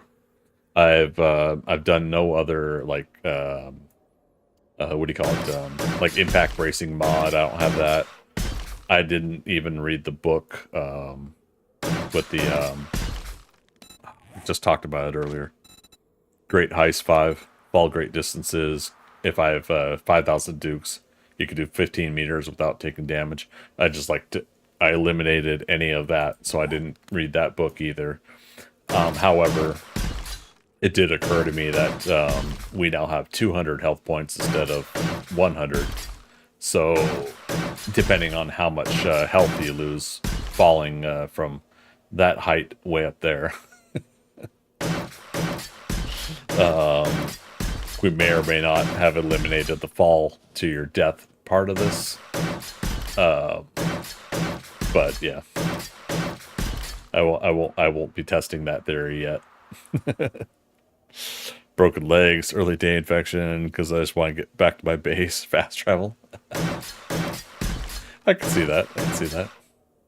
Yeah, we have had overall 4 deaths in the game. 1 that mountain lion, and 3 during horde nights.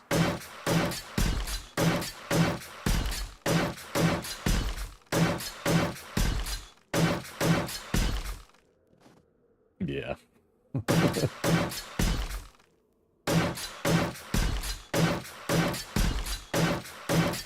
I don't have steel on me, right? No. Okay. Steel blocks, but no raw steel bars. Raw steel bars. You know what I mean.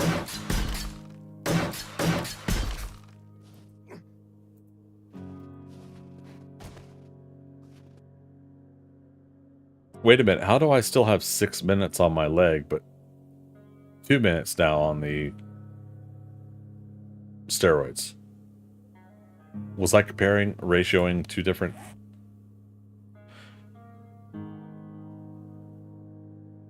Or does it still add time to your thing if you shift run? Okay, because again, I was talking about that before, where you can re-break your leg even if you use steroids. It doesn't do the pain, injury, damage to you, but you could... It's something like that.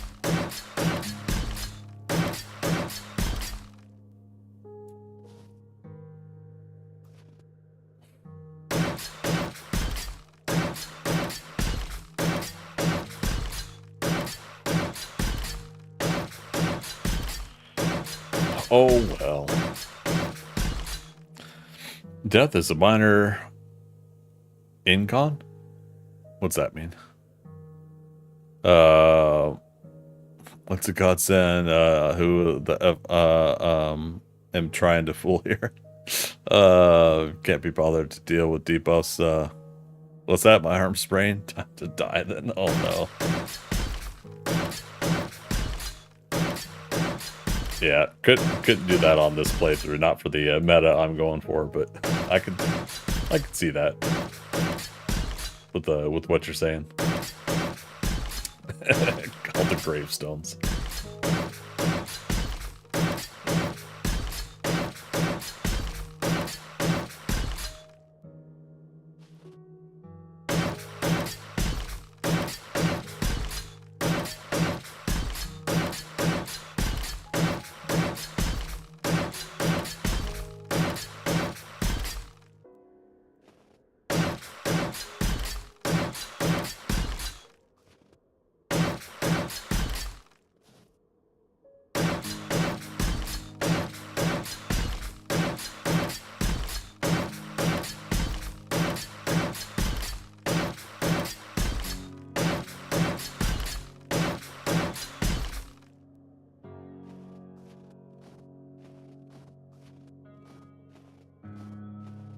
Yoink.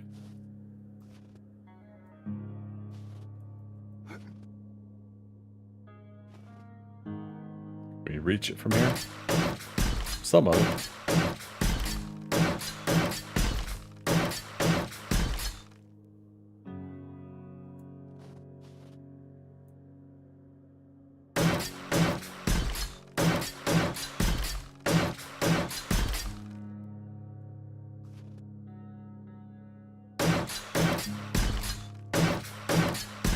Oh boy. Hey, it worked. Yep, could never do permadeath, bro. I rely on dying to get around to make it so I'm not hungry anymore. Yep, I remember those days.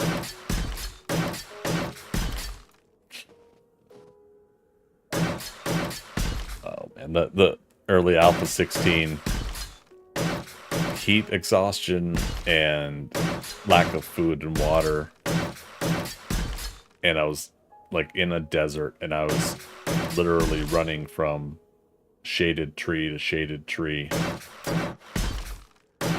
trying to make it back somewhere to get water. Get my health back up.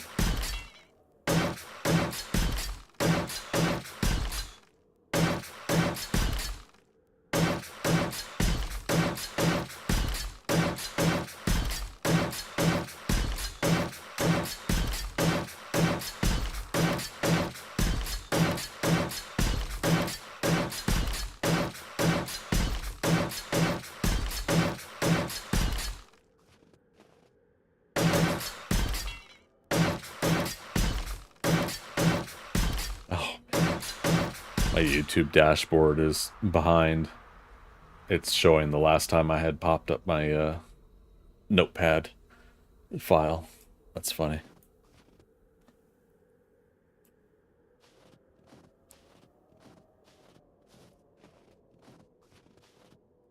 Okay, 4 minutes left on our leg. But, alright, so that seems to be working reasonably well. Here's the downside. There's going to be wood frames on the inside. You got that layer there. There's at least one more layer behind it. Do I give a shit about that? Or do I just let it be wood and upgrade everything else to concrete?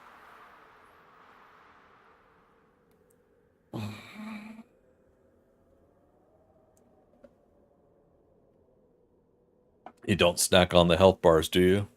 Yeah, I mean, we did. Again, it's all part of the meta. So, I did the plaster cast and then the health bar. And so it went from 12 minutes to 10 minutes. It's not as good as it used to be, the health bars.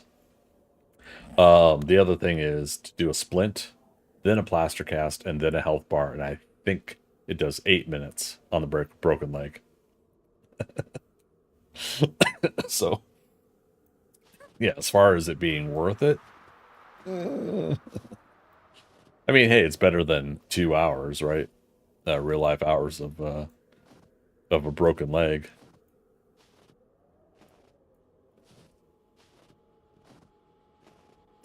Gotcha. I thought you were healing at normal speeds. Yeah, just something. And I may have just been looking at the wrong timers off to the side because the server has a different HUD. But I thought it had matched the steroid timer and the cast timer. And now the steroids are done, and there's still 3 minutes left on this leg. So I'm not exactly sure what I was looking at. That might have been the same amount of time. Yeah, I mean, 3 minutes at this point is not too bad. Well, I say it's not too bad.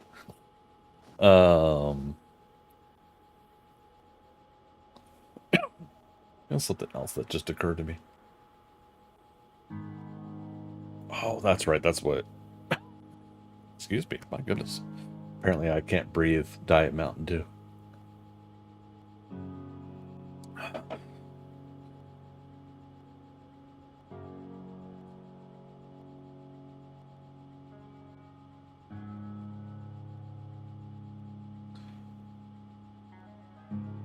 I'm trying to think about.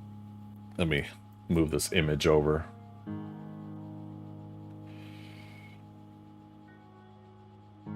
So I can point at it.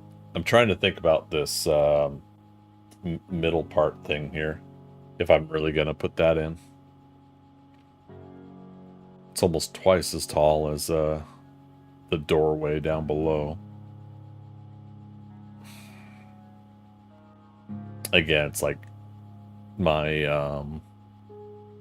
my interpretation or adaptation of this versus actually doing everything is exact as it is, and I'm not worried about making it exact.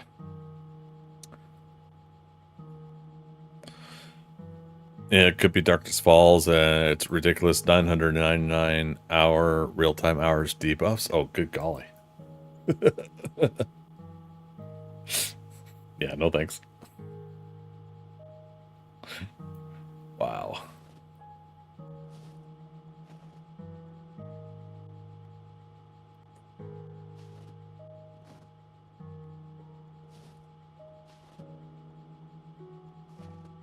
Okay.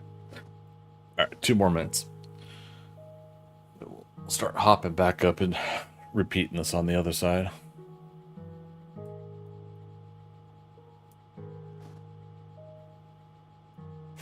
I could preemptively get some of this. Copy shape. I think it was Darkness Falls that really got me hooked on dying for benefits. Oh, no. Oh, I don't have a ladder on this side. Or this side. Copy shape.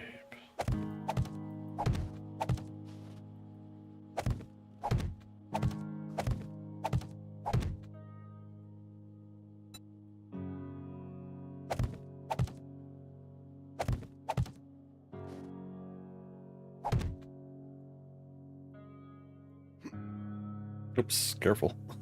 Minute 30 left on that.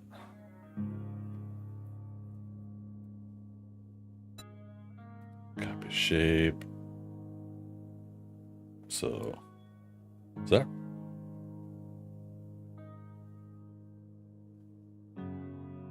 right?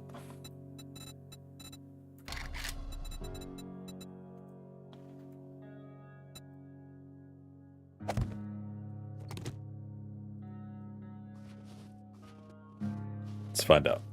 Oh yeah, you break your arm and then continue to shoot and suddenly realize your arm is broken for the next 370 hours. Death looks pretty freaking good. Oh, good golly. But I guess I could see that. Oh, right, because this wasn't scaffolding, this was the actual placement. There we go.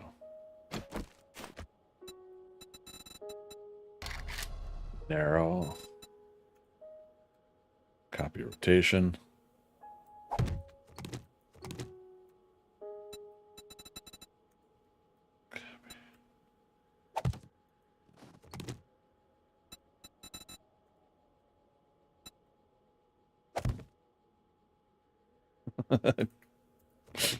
Can we reach?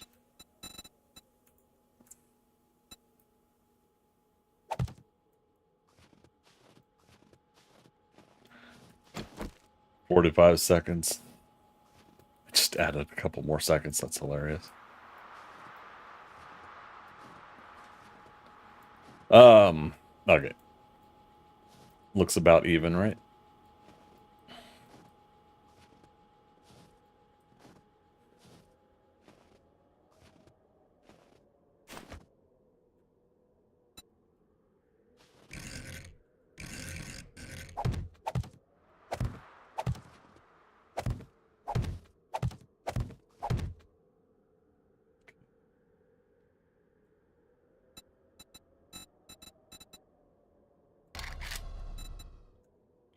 Wedge. All right. On face, and then we copy rotation. Yeah, there we go. Trick of the trade there. Or that was wedge tip. Now this is the wedge. This is the way. This is the wedge.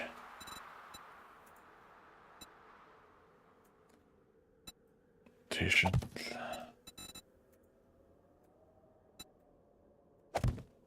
Rotation.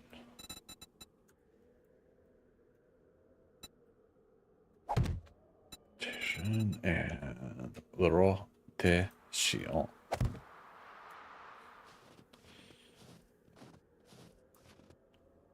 0 seconds. Oh man, It just said, it showed me like 59 there for a moment. I'm like, no. All right, we're now officially healed from that tragic moment.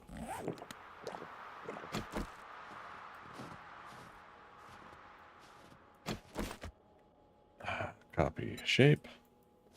All right, so 1, 2, 3, 6, 7, 8. Just to make sure we do in fact have this in the 1, 2, 3, 7, 8. Okay. Oh my god.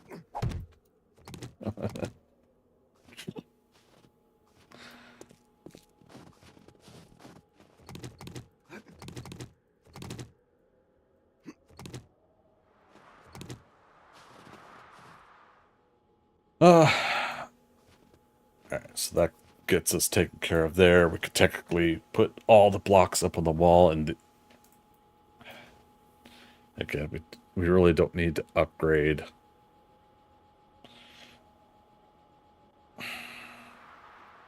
I don't think it'll cause any structural integrity issues.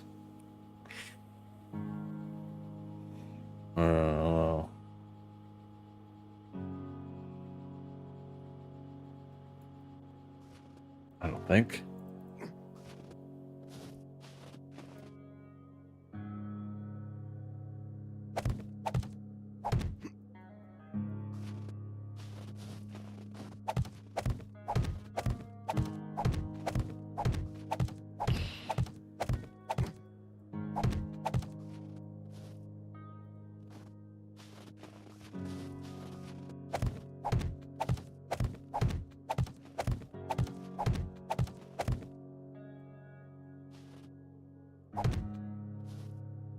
Yeah, basically just built up from there.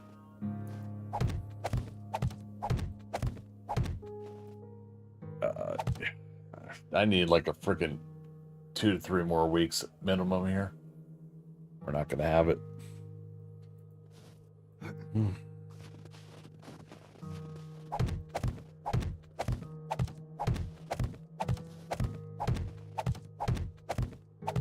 But yeah, friendly reminder, we will be spending most of next week only streaming this because we'll be trying to finish up the build.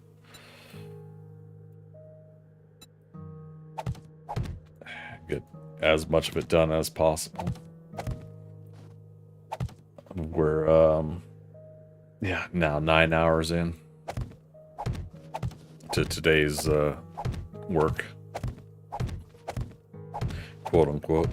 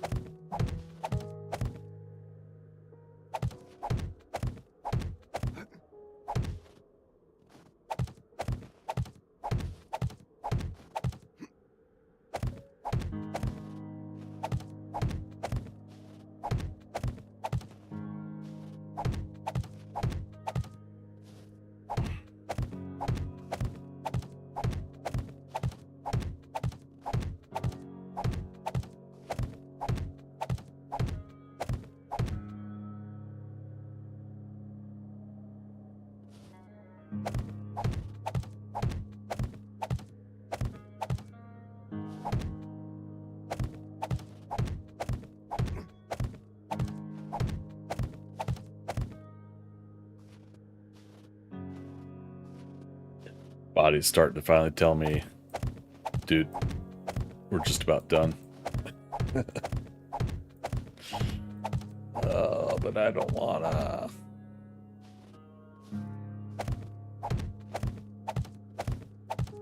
Oh. 3 o'clock. It's after 3 o'clock, but let me do another 3-minute break, you guys. I'm gonna get up, I'm gonna stretch, and we'll see how I'm doing after that. So give me 3 minutes and I'll be right back.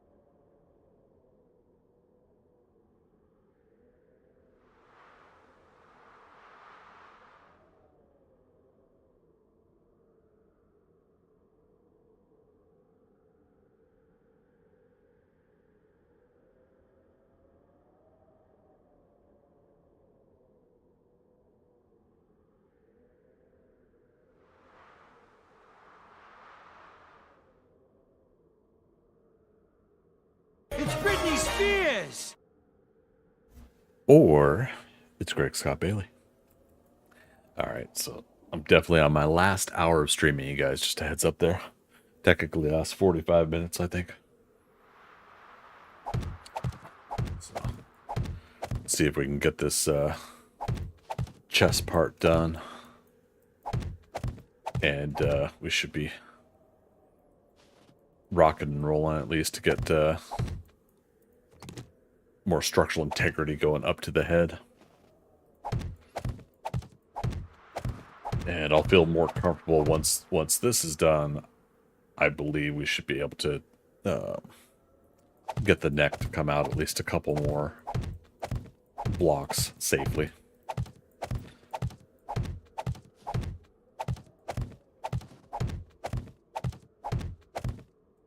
There we go.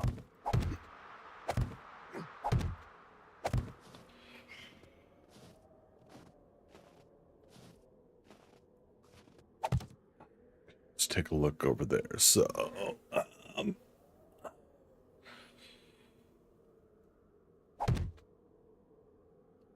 yep.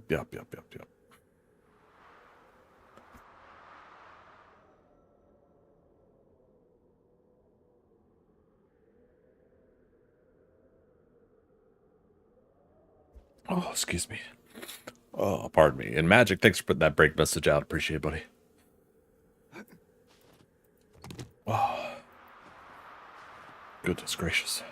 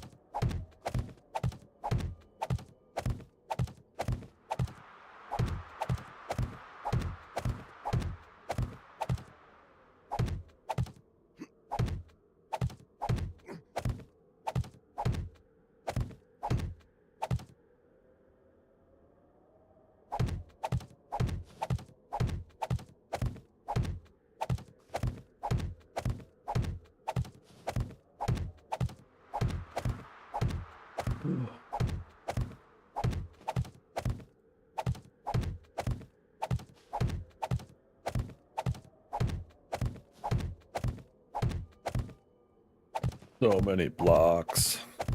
Ah.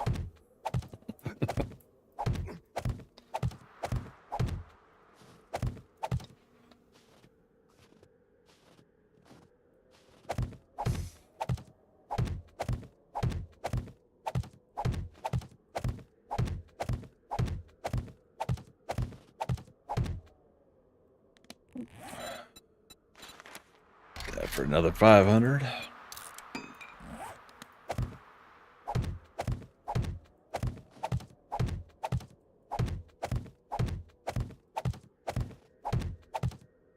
Oh, it's funny that extra ladder piece is still out there.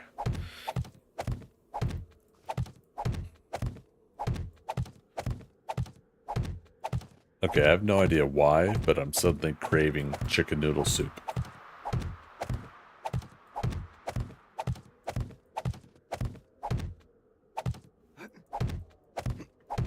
I have no idea where that's coming from.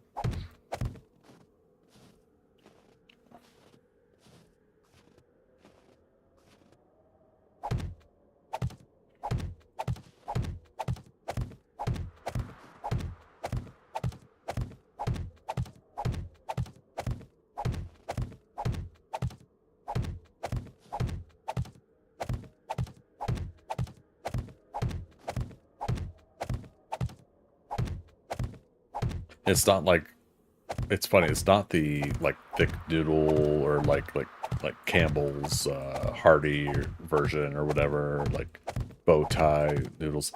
It's the like is Lipton do it, or but it's like the little tiny sliver of noodles and therefore little tiny pieces of chicken also. Like, I don't know why specifically I'm craving that. It's so weird.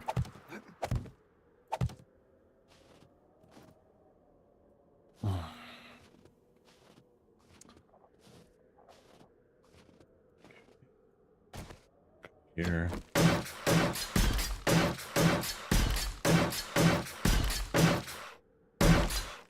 Catch that. Gotta catch 'em all.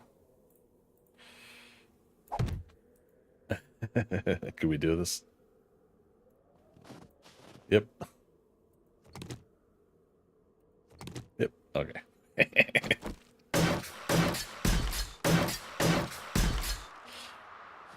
How do you have 17 leg breaks? Well,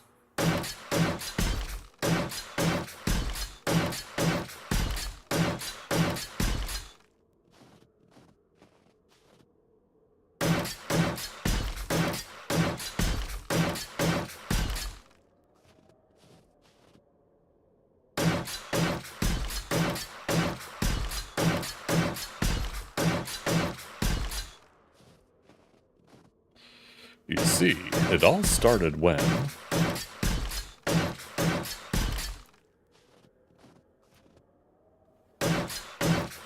da-do, dun dun dun dun dun dun. Doop, da-do, dun dun dun dun. Audrey 2 dun dun dun dun dun. Da ba da ba ba da ba ba da ba ba ba ba.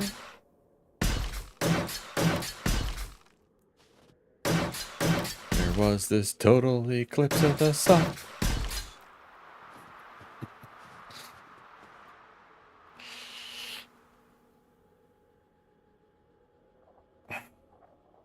It all started when I was working on a wall and suddenly had to take a crap. What?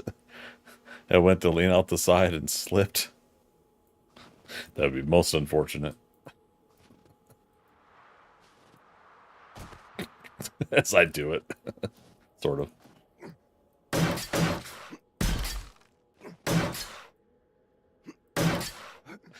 Thankfully not far enough to hurt myself. Now if I had parkour 3, this would be a deal. A big deal.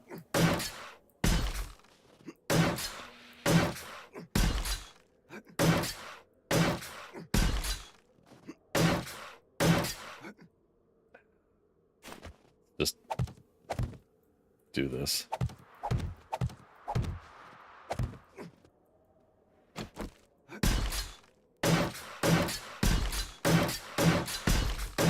Simple solutions for simple problems.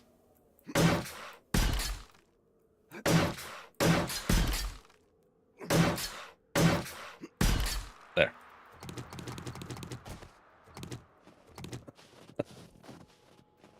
I mean, technically, yeah, we're going to still have to go up there and, you know, upgrade some more, but...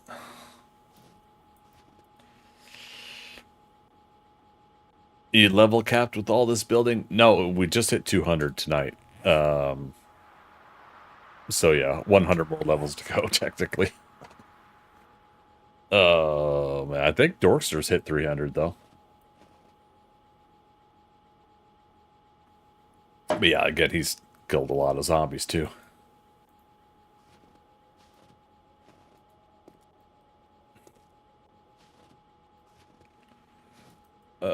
Crap. I forgot,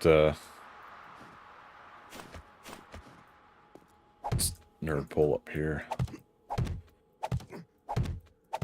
Not yet 276, I think. Oh, really? Okay. That actually does kind of surprise me. Perception moment there. Roll perception. Going back to earlier conversation tonight. 20k plus 1 zombie kills. I love that. That was great. Have taken it easy with building and Andromeda. Oh, right, because yeah, you guys were doing your building stuff too. Yeah. Yeah, because you were racking up, and then you guys took pause to do your build stuff.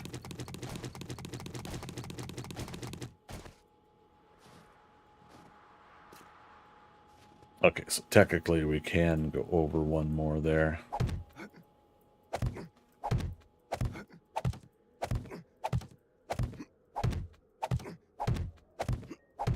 last season was just me. Then I started playing with Andromeda and slowed down. Right, yeah, that after the small town build, yeah, we paused on the whole building technically. I mean, yeah, we did that plateau build, but there was no like deadline or rush or need to do like complete and finished build. I felt with that.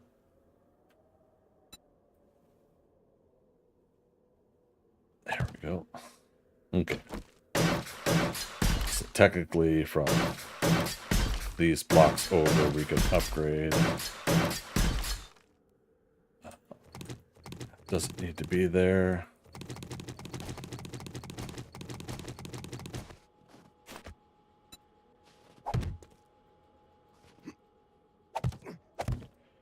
Built like crazy on the Mesa. Many different projects, only have 3 on this Midgard.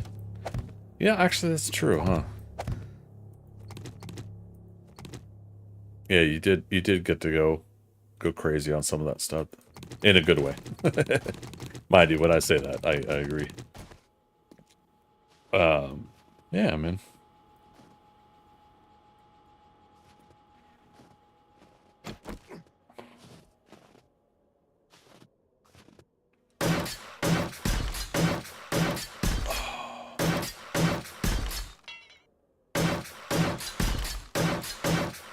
So thematically, for people that haven't caught on, the small town build was in a forest biome.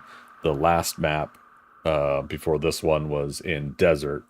Now I'm in winter biome, and so that's why the next one I'm going to do wastelands. So it's just that tier escalation of biomes is part of the reason why I have some of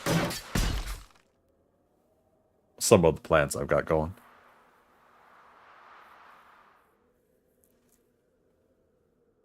Interesting. I thought I heard something.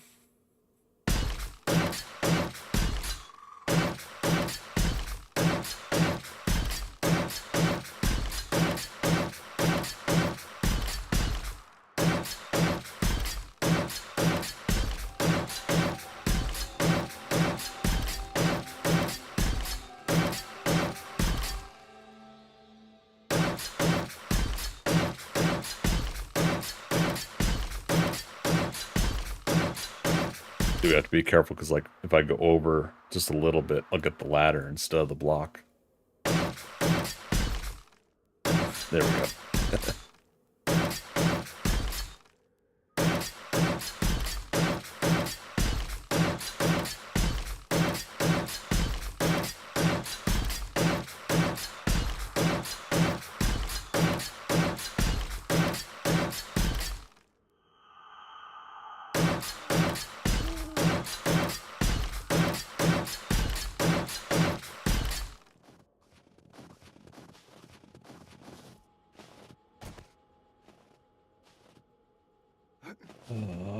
Can I do it from here? Oh, crap.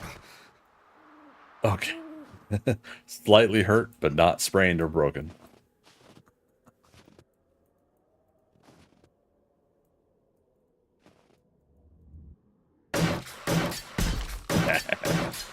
It works.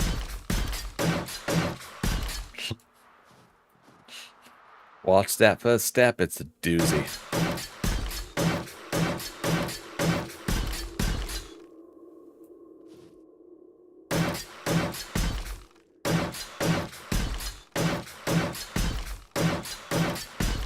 It's me, Ned Ryerson.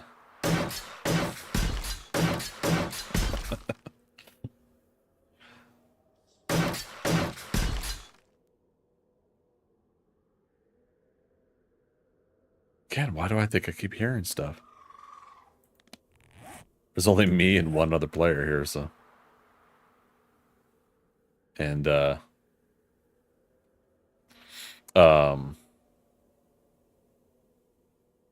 Cluck Norris is trapped in that corner over there.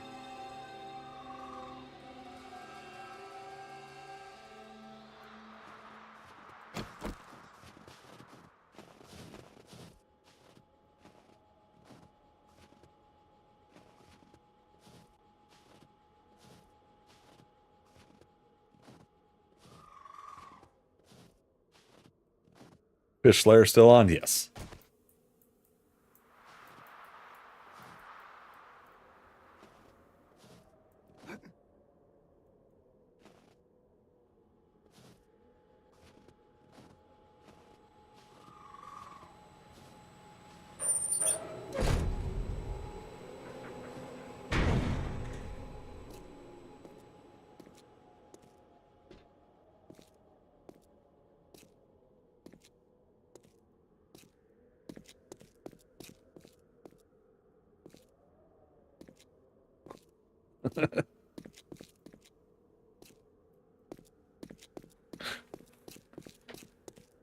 There's like so much build to check, but I mean the other thing is if I'm hearing something, it wouldn't be too far away.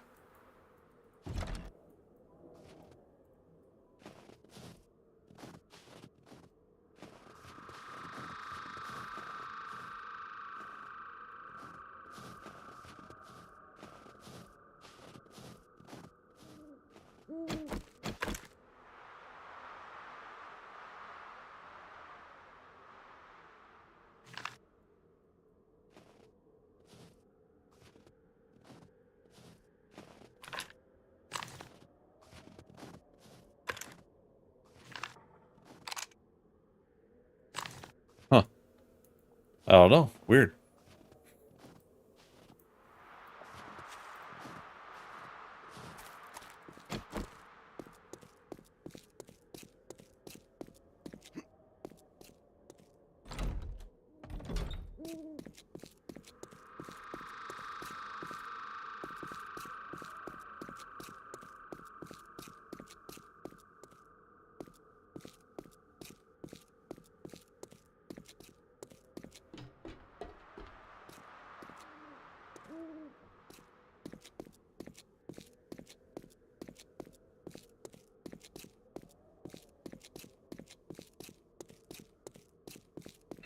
Is it safe?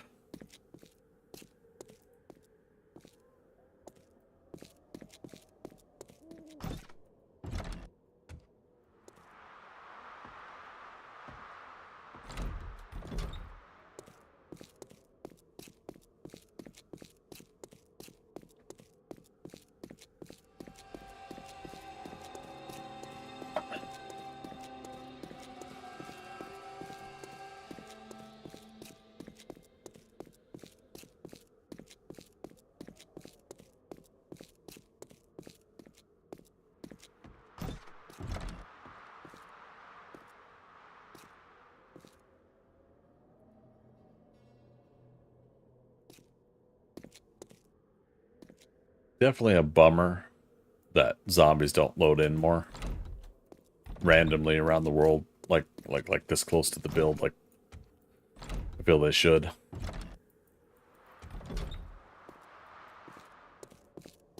There's something to be said about like the frequent one every now and then kind of approach of a zombie to your build, walking around your build and stuff like that.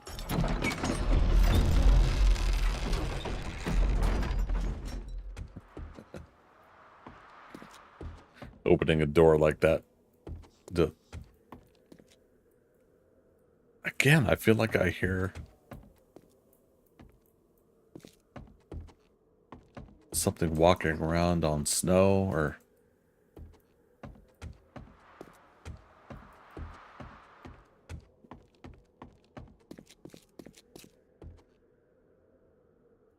It's like a little sound. I mean, is it the turret, maybe? Like, occasionally the turret makes a different kind of whirring sound that it does.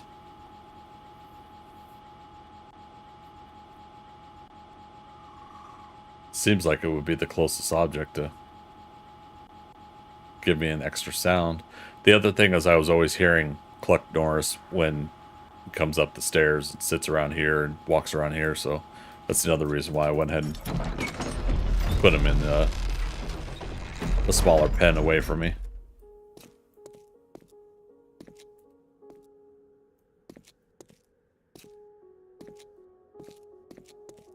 I feel like I'm gonna find one random zombie in my stairwell or something, but If so, I don't know how the hell it would have got in. Without breaking doors or something. Oh, no, you know, it might have it could load a zombie in, technically out there.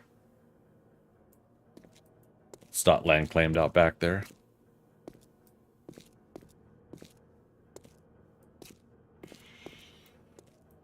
Now I'm wasting more build time because of this. Look at that view, though, you guys. That's something else.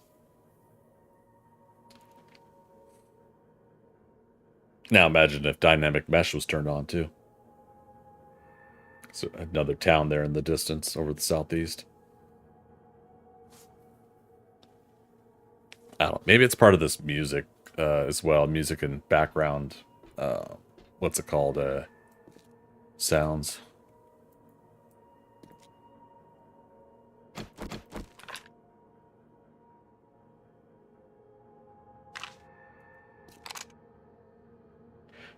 I definitely wouldn't hear zombies this far back on the mountain, but it's kind of cool with the scope to be able to see that far.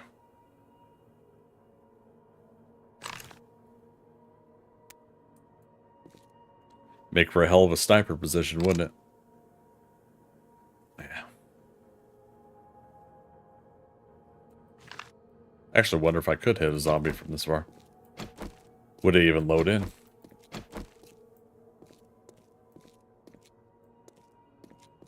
Anyways. Back to floor 2.5.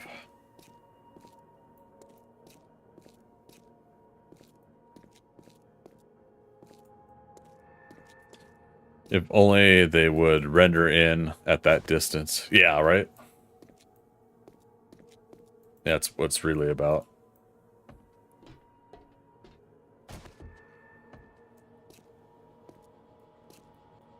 But, you know, the future of these games could lead towards that someday, where that won't be as strenuous on the systems, or some sort of method of being able to do that will be put into place.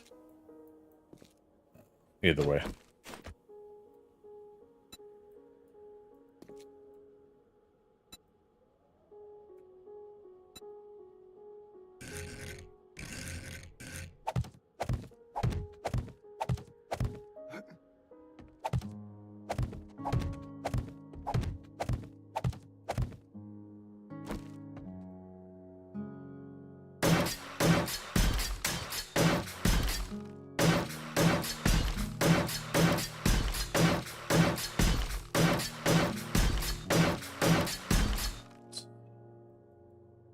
Closed out my dashboard. There we go.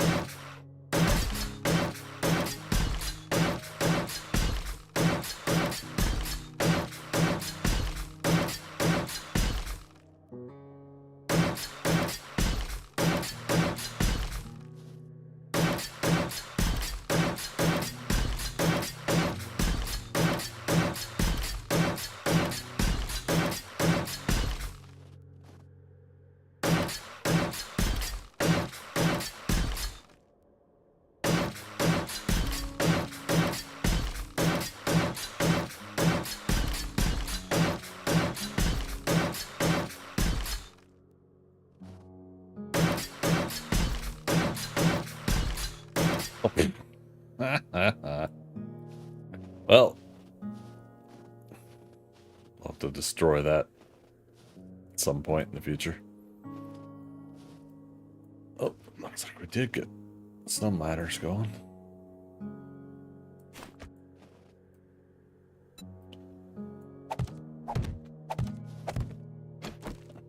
Oops.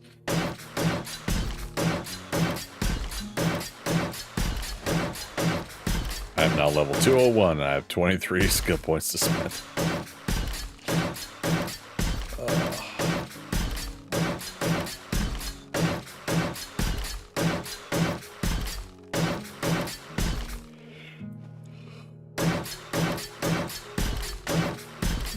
Now, what do we not?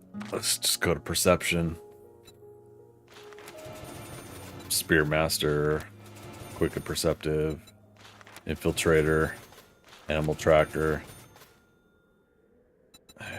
Okay, so everything in perception is leveled up. Again, we have to be careful not to put points into parkour. Skull Crusher, big and fast. Oh, pack mule. Oh, let's do Master Chef. That's funny. I haven't maxed out Master Chef. Okay. Not that pack mule adds to the fall damage or anything like that. It's just I was thinking like, okay, we don't need to worry about that, but now we're gonna have points to spend. So, I mean, I guess we could do that anyways.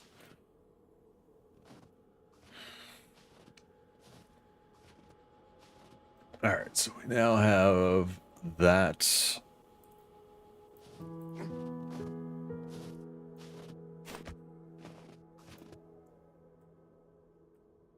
Oh, excuse me. Goodness me. Okay, narrow. Copy rotation. Yep.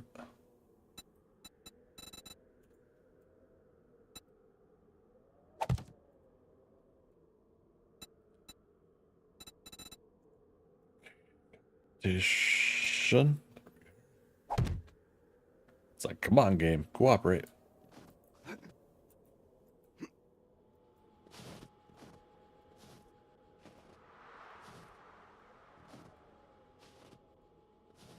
Still didn't put any ladder pieces on this side. For shame. Although it is kind of hilarious, like building these kind of like scaffolding ladder type things that I've created here. Like how many blocks technically this is all stacked in on one another. Okay, shape. Last one, copy rotation. Okay, so that's that. Copy shape.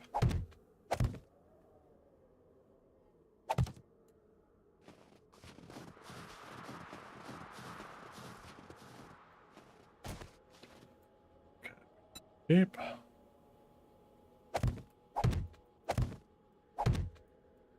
mean, it's very handy though, being able to build something like this, especially with these frame blocks and not having to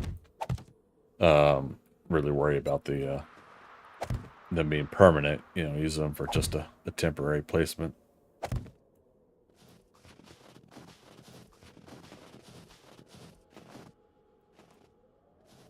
What's that? At least 2 more over.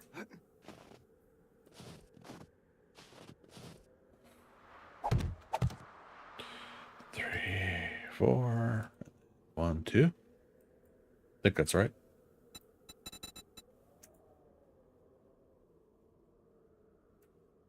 Will it let me copy a rotate? Oh, no, that was shape.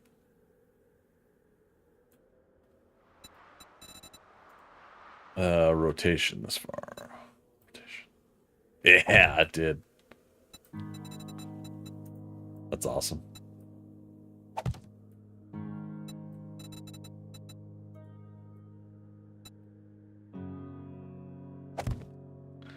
Yeah, it's the little things in life that matter.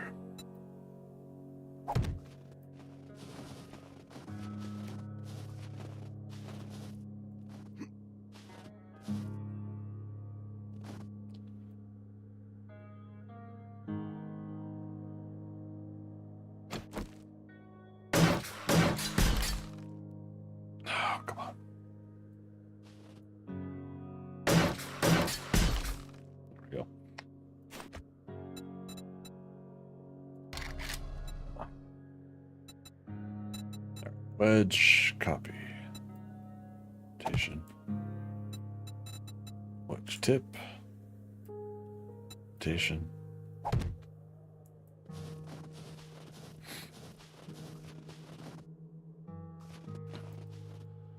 Alright, so that catches us on the next. Leaving on a jet plane.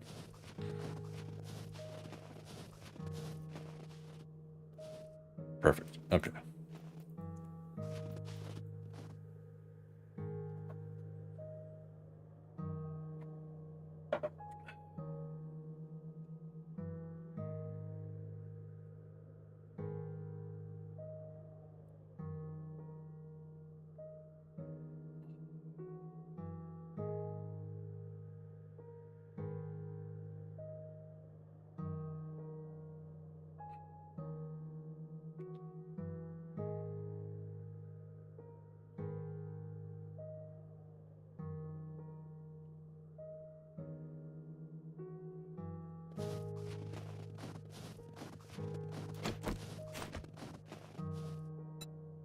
Yep.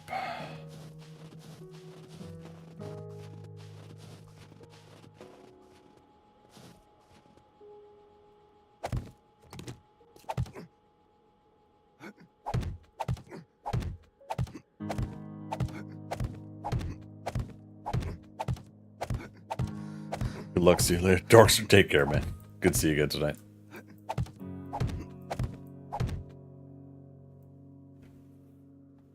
Alright, so now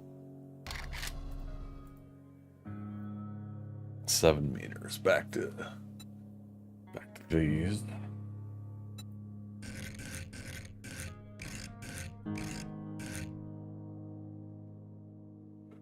What was that? No.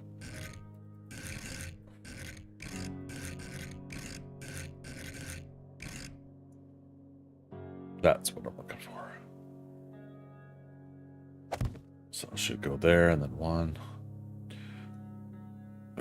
2, 3, 5, 7. Yep. Okay.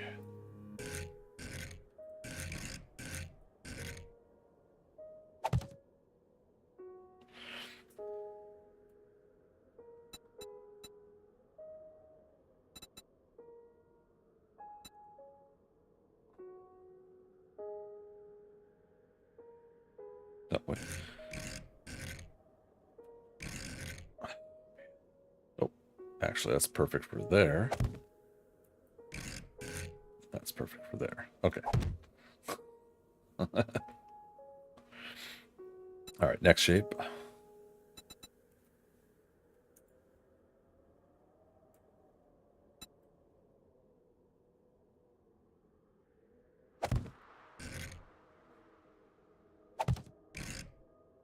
Dang it. Okay.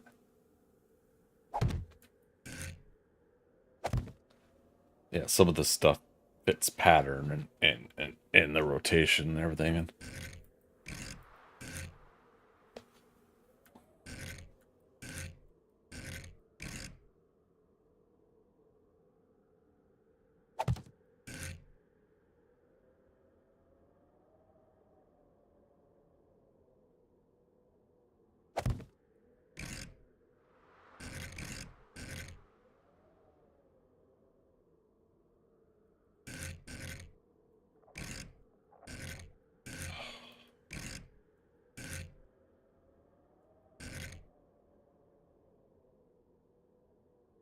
wait. No.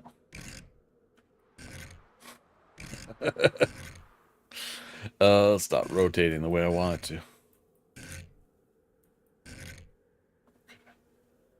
Oh, we already did that one. There we go. Just rotate till it matches. Like that.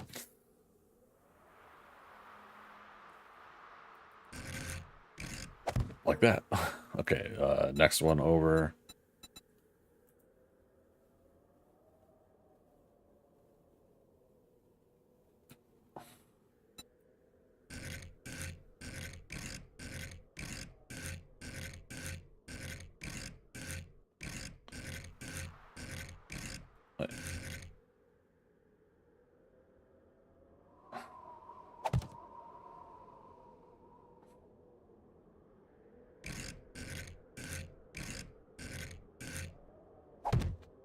Go.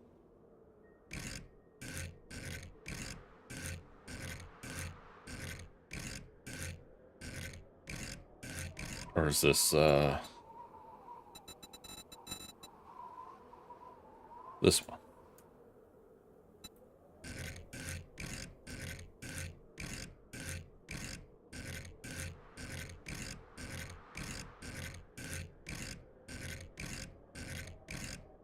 Yep, okay. And so likewise, I should be able to do.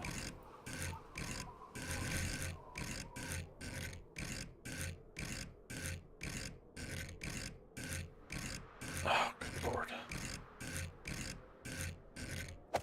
No. I mean, yes, but no.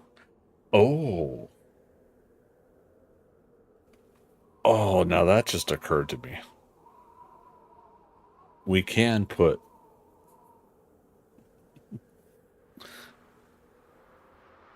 and I have been on some of them. Wow. I don't know if you guys see what I'm talking about here, but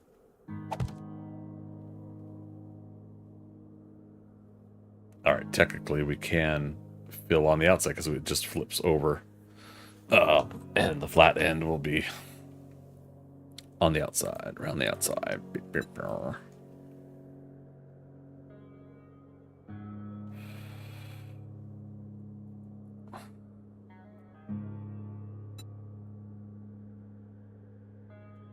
What happens when I say on face? No, okay. That's rotation.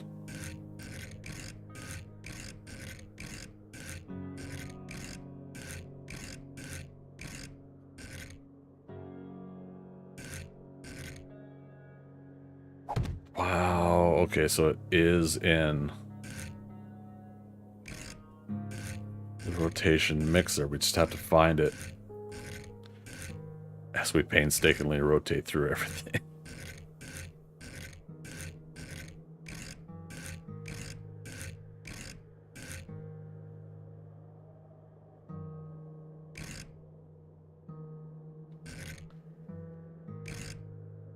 No, damn it. I'm getting tired too, and this is not the best time for me to trying to find here,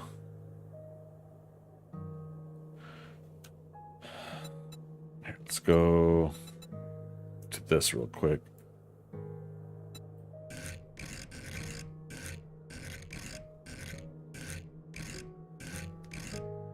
Okay. That one. That one.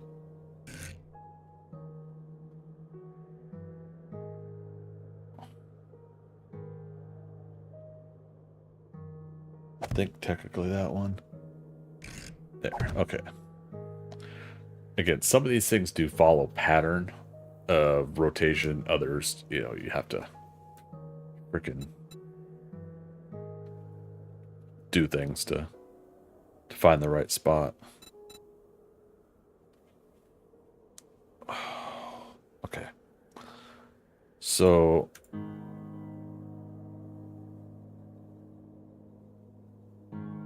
let's do copy shape, right? Grab that and we're gonna bring it here. All right, let's bring it here so visually I could see it. So flats on the outside, curve parts on the inside. Yeah, flats there.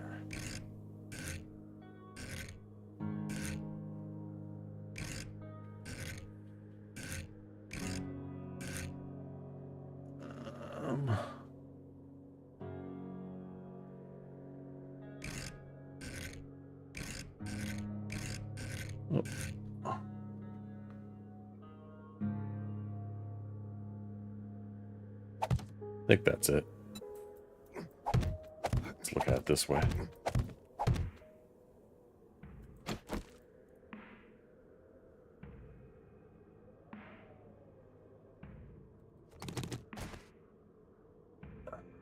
That looks flat there. Okay. So now copy shape, pick it up. rotate this till the flat's on the outside. And the curve matches. So there's the not side we want. We want it flipped.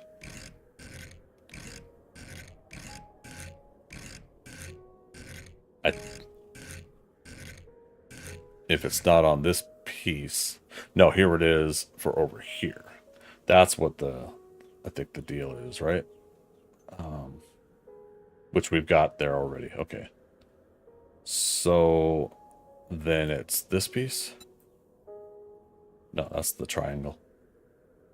Oh, damn, we don't have this piece. Copy shape.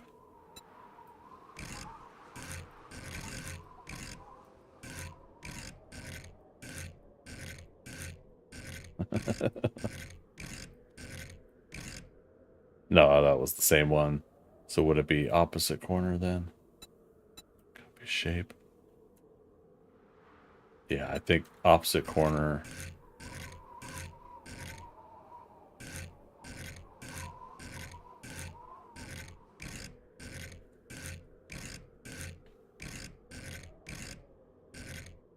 No, that wasn't it either. Huh.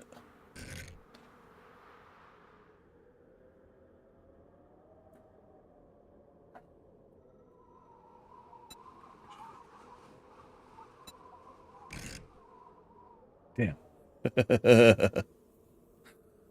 Viking Spawn. So random topic. I think we really missed out with the planned third installment of Bruce Almighty not happening. Was supposed to be Jim Carrey again, but instead of God, it's Lucifer, and the movie was going to be called Brucifer. Real thing, not making it up. Really? I would love to have seen that. But yeah, Jim Carrey's retired. He's coming back for Sonic 3, but yeah, I think Sonic 3 definitely what do you call it? I think Sonic 3 was a real good fun time for him, so I think it was a welcoming experience. Copy rotation of the piece next to the one you're trying to place.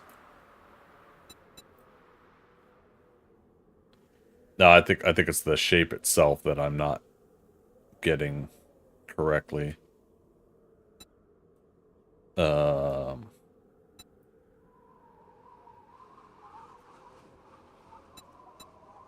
Copy.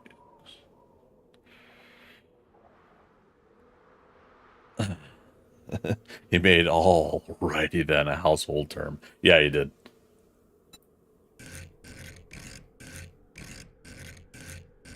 Yeah. No, I think dude definitely has earned his time off from acting. As much as he wants, right?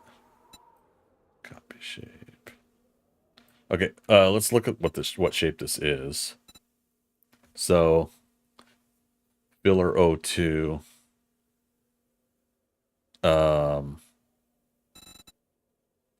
Is it filler 05?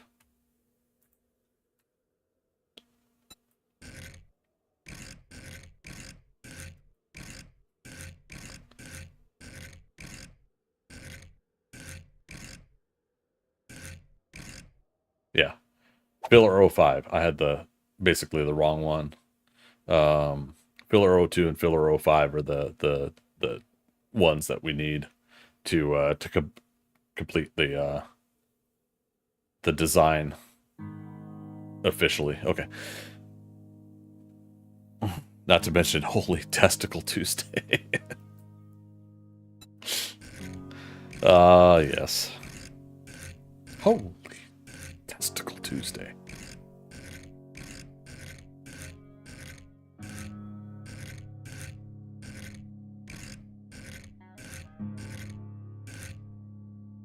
Or wait, would that be...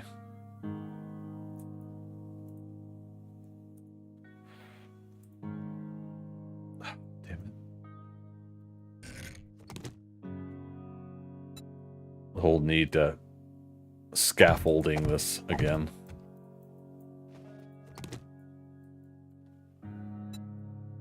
Copy shape, and then... Yep, there we go. So, 2 and 5. I currently have 5, right? Yes. So 2 and 5, 2 and 5. So 2 should go here. Figuring patterns out when you're tired. It's actually a really good feeling.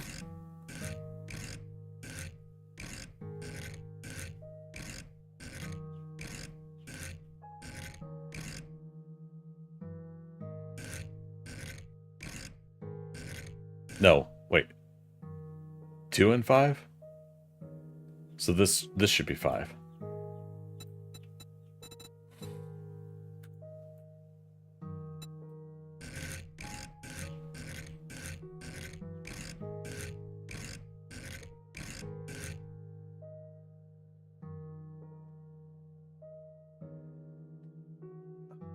I can't see very well.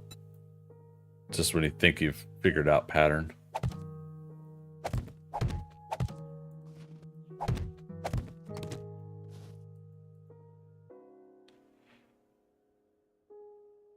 Oh, wait. This one.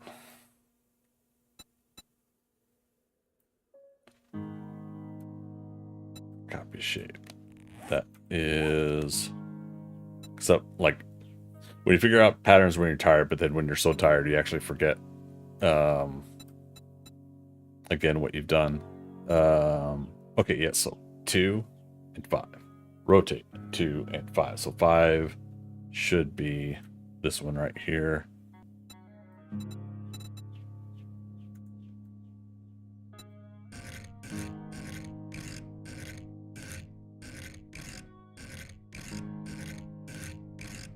There it is.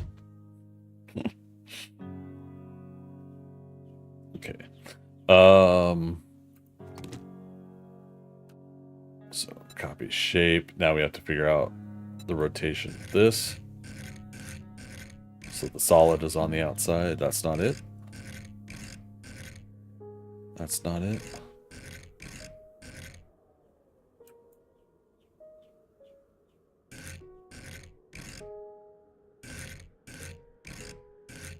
And that's it. Okay.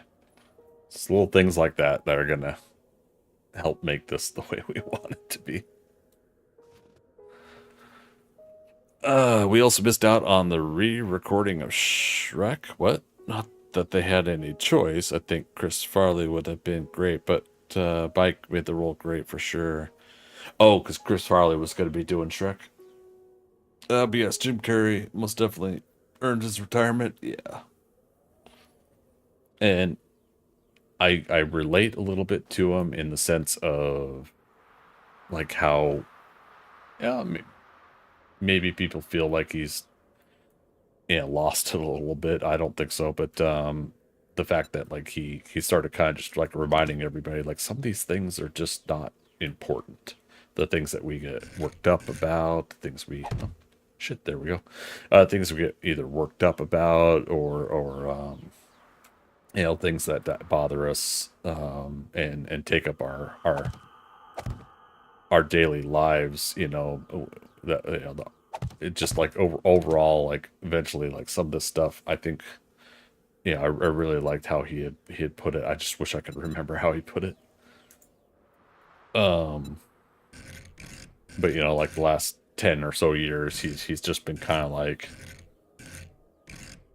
some things just don't matter as much as I think we get worked up about.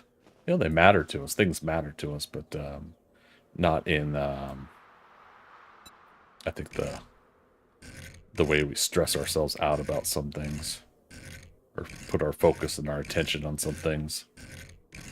But I think he's got a better grasp on that than I do. So that's why I'm not able to realize what I'm trying to repeat for what he said as well as he said it.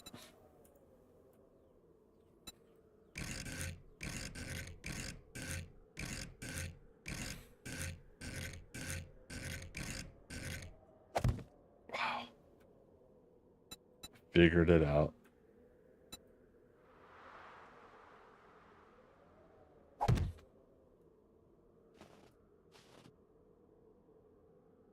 Now, on one hand, we're figuring out the, what do you call it?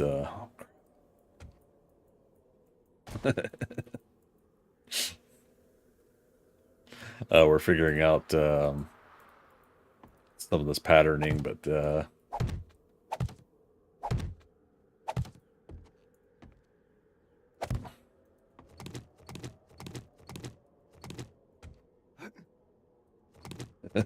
is it safe? Didn't realize Chris Farley was only 33. Holy crap, he was young. Yeah, that was the another one of those about 33-year-old entertainers we lost. You know, oh gosh, who am I trying to think of? How old was John Candy? I think he was a little bit older, wasn't he?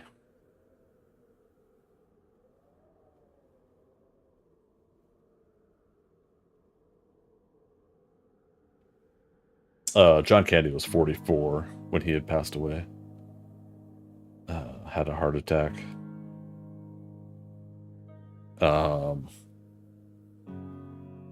Belushi.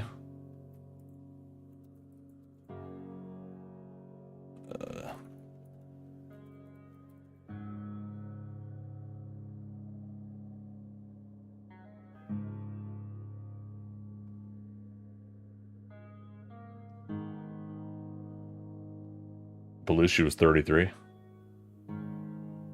If I'm doing my math correctly. No, wait. Yeah. Yeah, he would have been. Yeah. Man, Uncle Buck, I always wanted his car, right?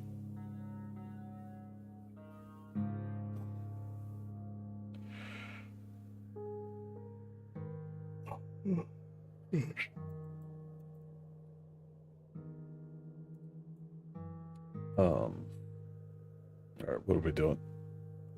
Brain shutting down. Copy shape. What shape are we on? 4. I think goes here.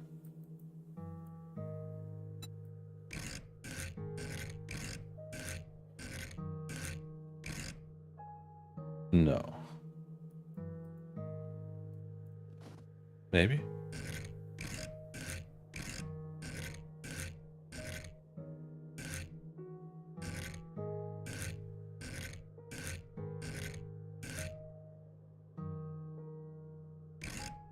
Yes. Okay, so if 4 goes there, then 3 goes on the other piece here. Oh man. Energy. Brain. Shutting down. Making things happen.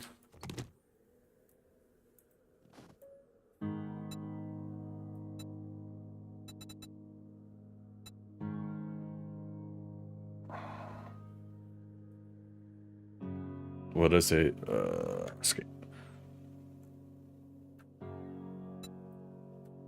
Shape. Okay. Yes. 2, 5.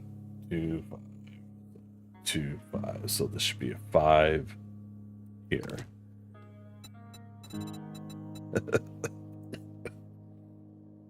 Oh, excuse me.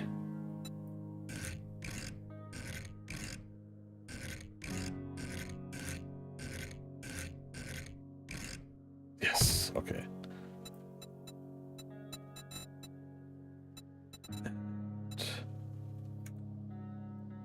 Two here. Oh wait, we already had 2 in there. No, that's not it. Damn it. Billy didn't realize I already had it down here. There.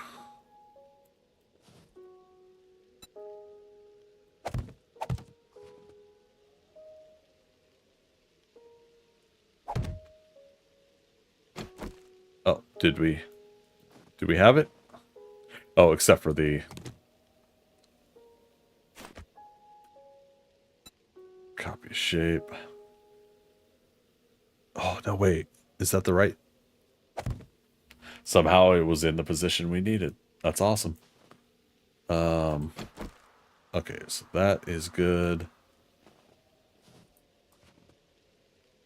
That's good. All right, so technically this should be good, right?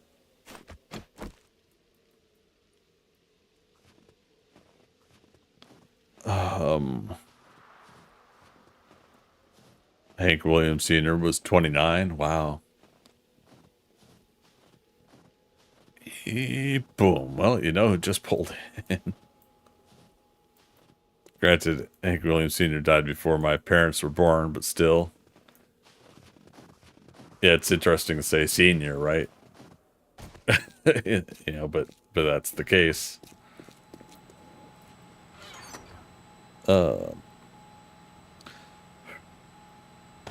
Paintbrush.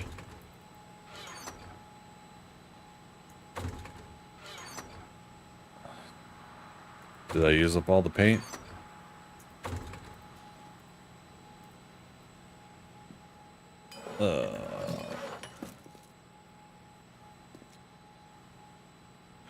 Wait a minute, didn't I have a chemistry station over here? I didn't?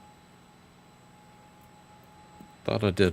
I mean, we got plenty back at this base. Check the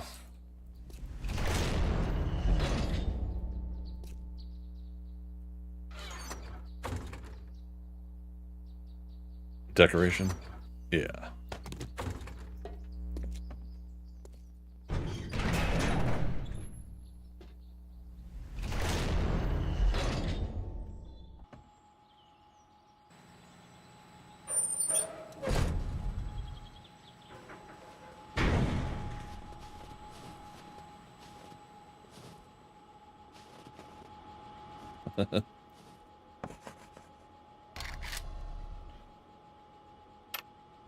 One day since last accident.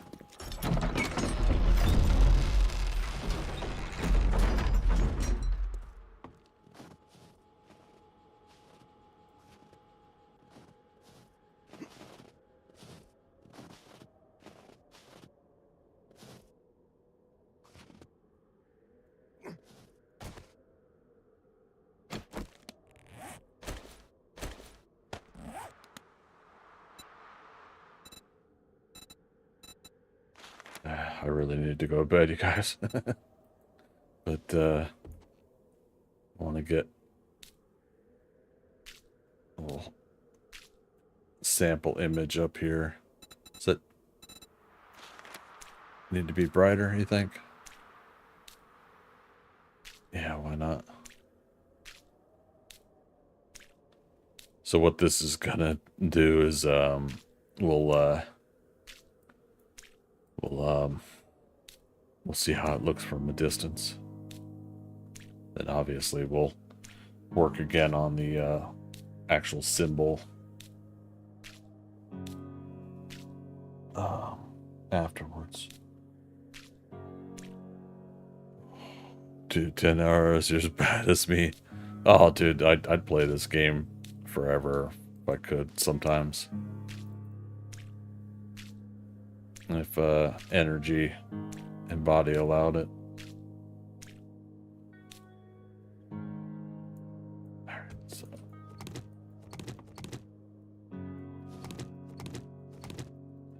Where are the... Okay. I was like, I don't know where we nerd pulled up from.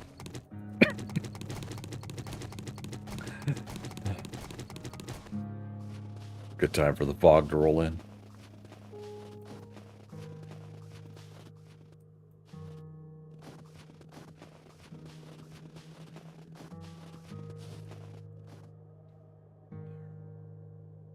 It's not too bad. Very faintly we could see it, but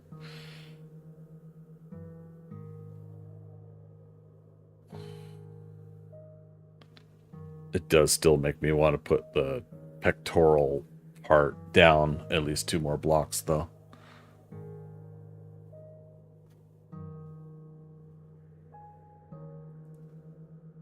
Get judged during fog. Yeah. I'm sure it'll clear up any minute. My ass wanted to build in the winter biome.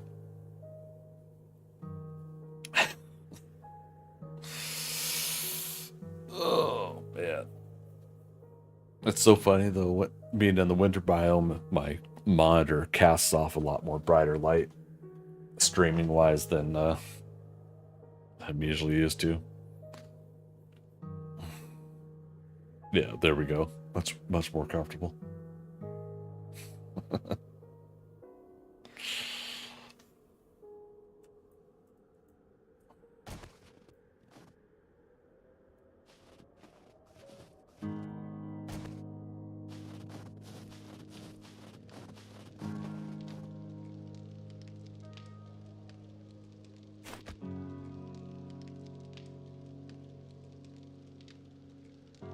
Turn off the HUD. Right.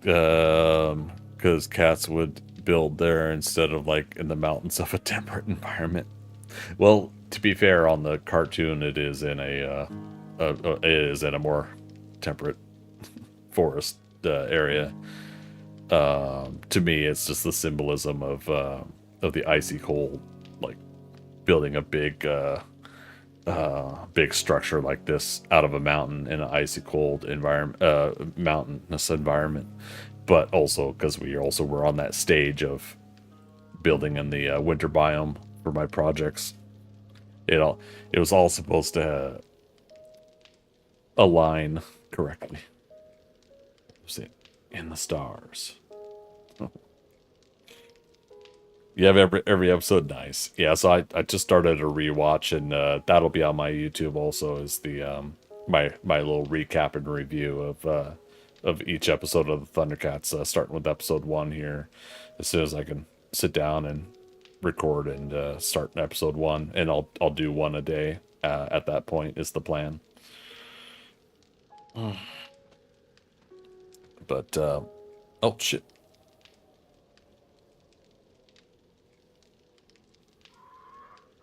Now, is this from a vulture horde? Yep, there's a second one.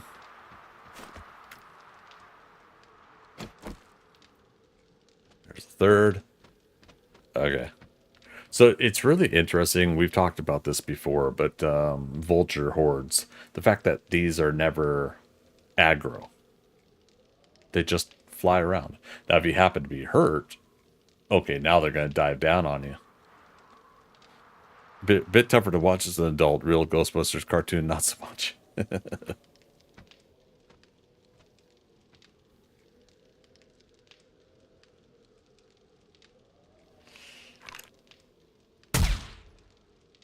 come on. Oh, there we go. They fly low enough, the turrets will get them.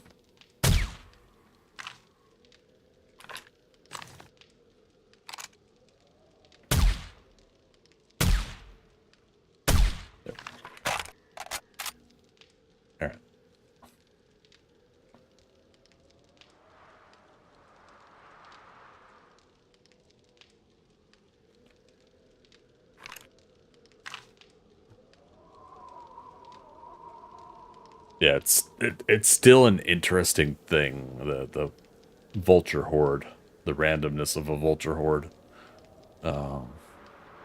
and how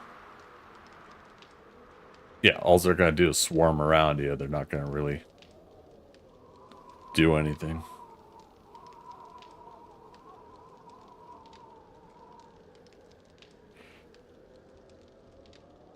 Oh gosh.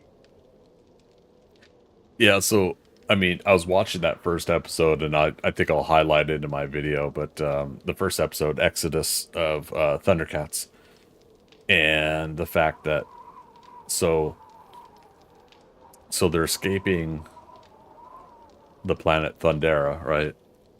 And it's, you know, the planet's exploding, and they apparently have this whole convoy of ships and everything, but we don't find out about the convoy of ships until they're being attacked by the mutants. And they do mention like that, they're picking off the fleet one by one, but they're not attacking the main ship because they want to get the Eye of Thundera, the Sword of Omens. But so after Lion-O scares off Slythe and the mutants that did board the ship, which also kind of seems weird. Like, okay, yeah, they're frightened by the sword, but why would that be a retreat moment? But anyways, again, this is like as adults and all these years later, hindsight, we can reflect on these stories.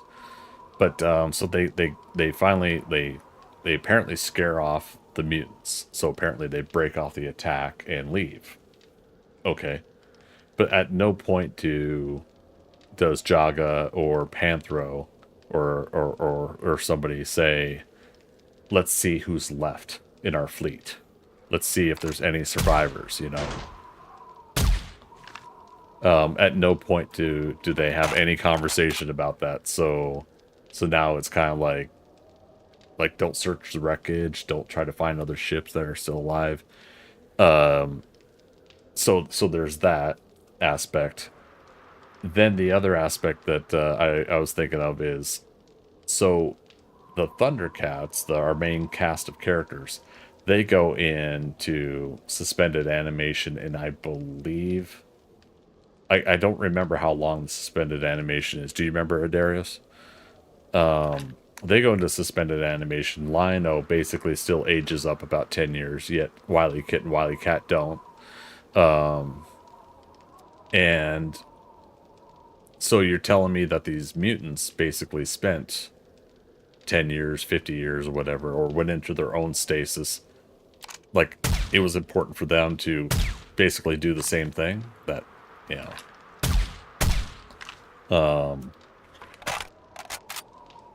like, it's one thing to try to get this, like, Eye of Thundera and the Sword of Omens and everything like that, but after, like that seems like that's just, like, way too much of an effort. That they also would have to be in suspended animation for that trip. I don't know. Not really. There was at least few in continuities, but this is an 80s cartoon, I know. And again, yeah, that's the thing. It's like, yes, after the fact, we're able to kind of see some of these inconsistencies, yeah, and let alone a kid's cartoon, so to speak. I remember my friends back then saying that they never show the first episode because it was a Japanese import show, and it shows nudity, and they could show that in Japan, but they can't show it here. And I'm like, nudity? What are you talking about? Well, the ThunderCats in that first episode at first aren't wearing any clothing, but they're fur.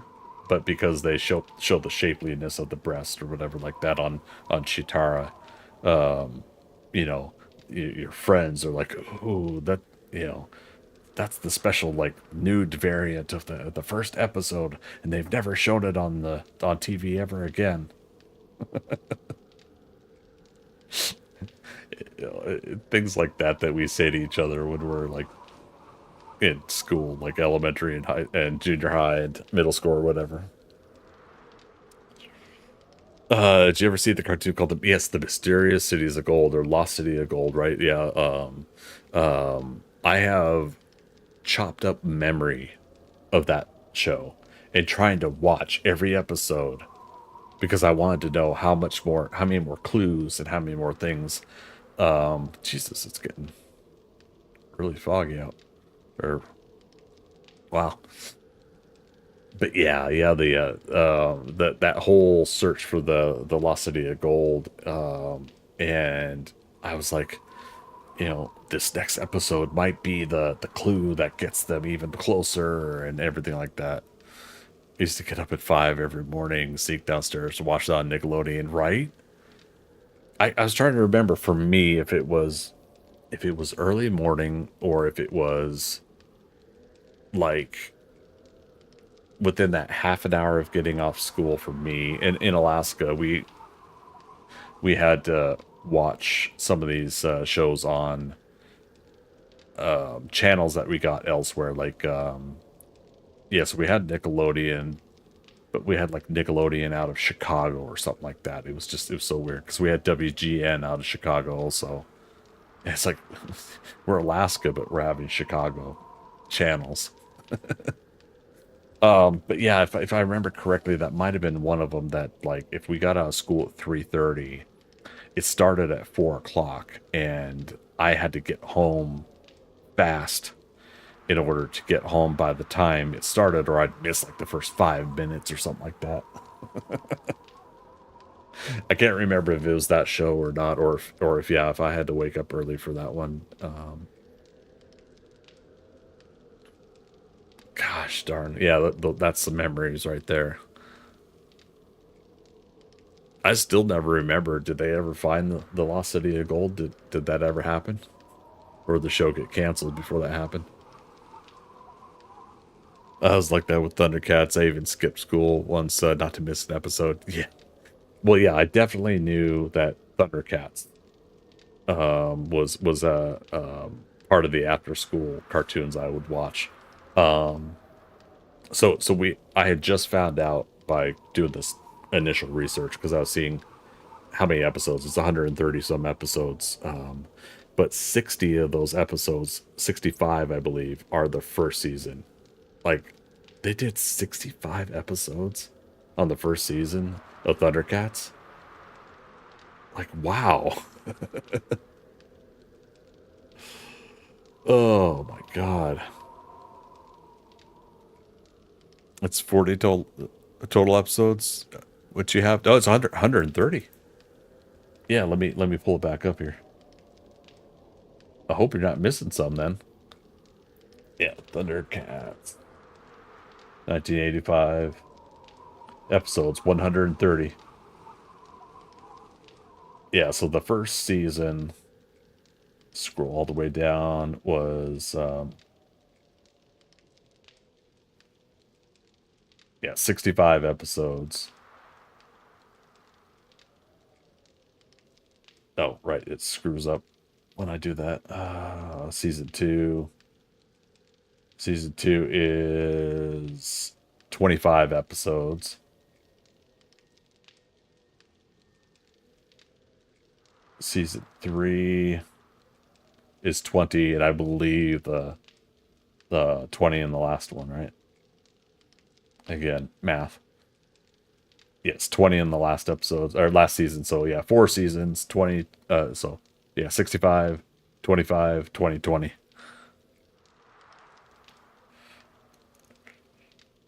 Oh gosh.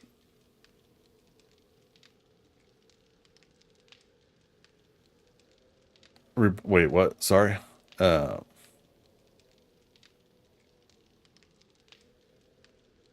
not M. What's MCOG? Sorry, I'm horrible with acronyms. Uh, oh gosh, my brain is shutting down again. Mysterious cities behind responses behind. Um. Oh. Sorry. Okay, Mysterious Cities of Gold. MCOG. Okay, I see what you're saying. Okay. Yeah, just a heads up. I'm horrible with acronyms sometimes. Um, okay, so the Mysterious Cities of Gold was 40 episodes.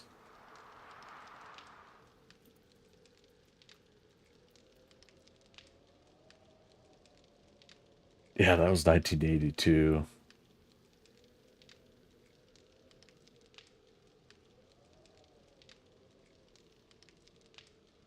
One season. And then yeah, and then they did one season of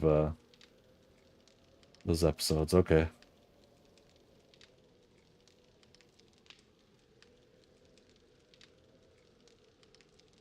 Yeah, way cool. Oh, man. One of these days I'll go back and watch that too.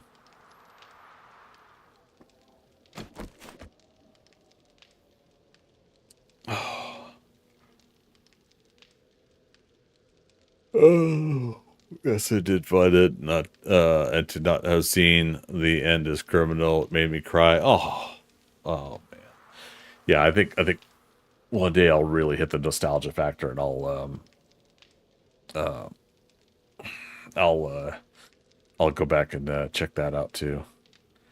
Yeah, specifically I was saying I should have started a rewatch of ThunderCats back in December to go with the building of the ThunderCats layer here. But I didn't think about it until later. You need to sleep, you too. Yeah. I'm just wanting a good clear image of how this circle looks. It's really kind of all I'm waiting for right now. But we're waiting for this snowstorm to end. Which sucks because they can last a while sometimes. And I'm not going to do a command code to clear clear weather.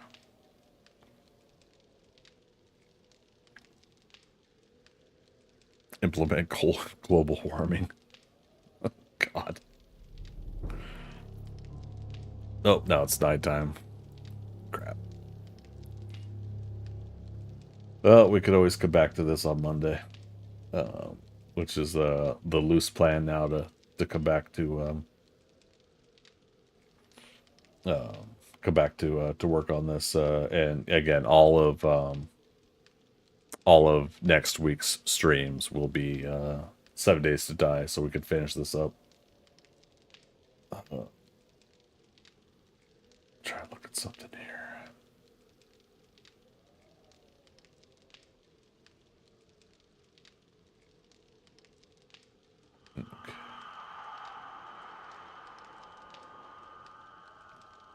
Okay. Oh god.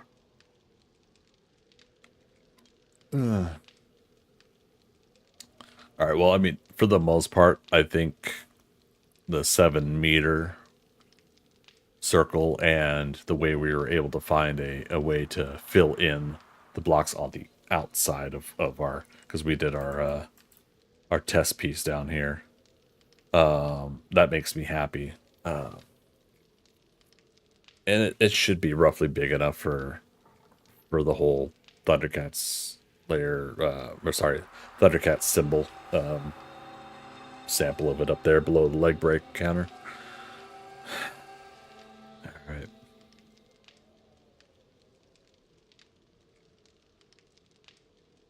Okay. I think that's it, guys. Thanks a bunch for hanging out here and kind of putting up also the short brain dead moments I'm starting to have. Realistically, I would love to keep going, but I have no idea what kind of a stream it would be, and I got to get up anyways to game with Philo and Thea. Okay. Because I look forward to the time we get to hang out and spend together. So unlock. So the ammunition is backed. I don't know why I'm going this way. Oh, that's hilarious. Something made the door close at some point. It's called sleep deprivation. No. I without going too much into my health, it's a bit of a love-hate relationship with sleep.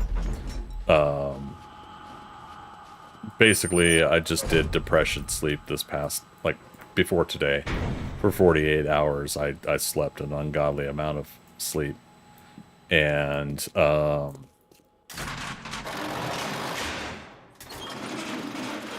the hard part is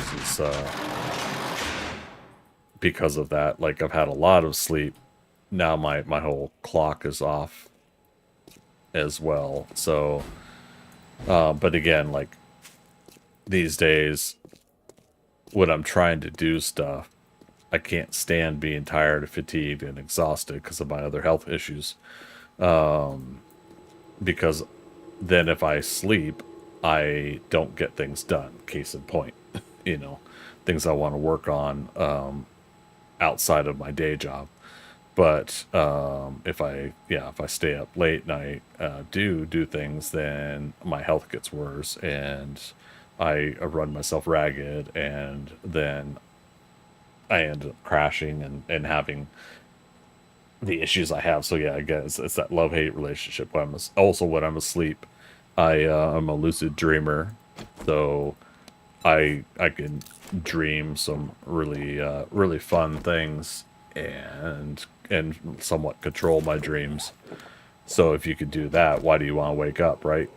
If you could dream and basically do a video game in your mind of things, where's the desire to wake up and actually go through life? So I kind of have that, but if I sleep too much, I don't get things done in real life. So there's always this weird little not juxtaposition, catch-22 of each scenario. So, but anyhow, that's gonna wrap us up for tonight, folks. I definitely appreciate you coming out for 10 hours and 35 minutes of a stream here. So wrapping it up here, big thanks for all the conversation today. Really appreciate you guys coming and hanging out with me today.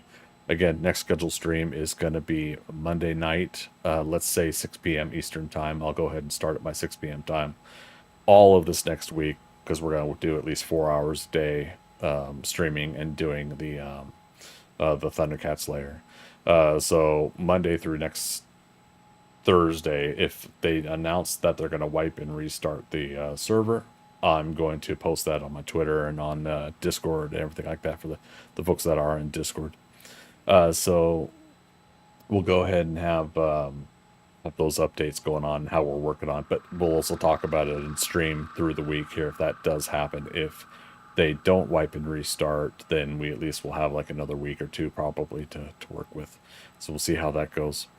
Tomorrow I'm going to see Dune 2. I have a early screening pass for Dune 2, so I'm going to see that tomorrow.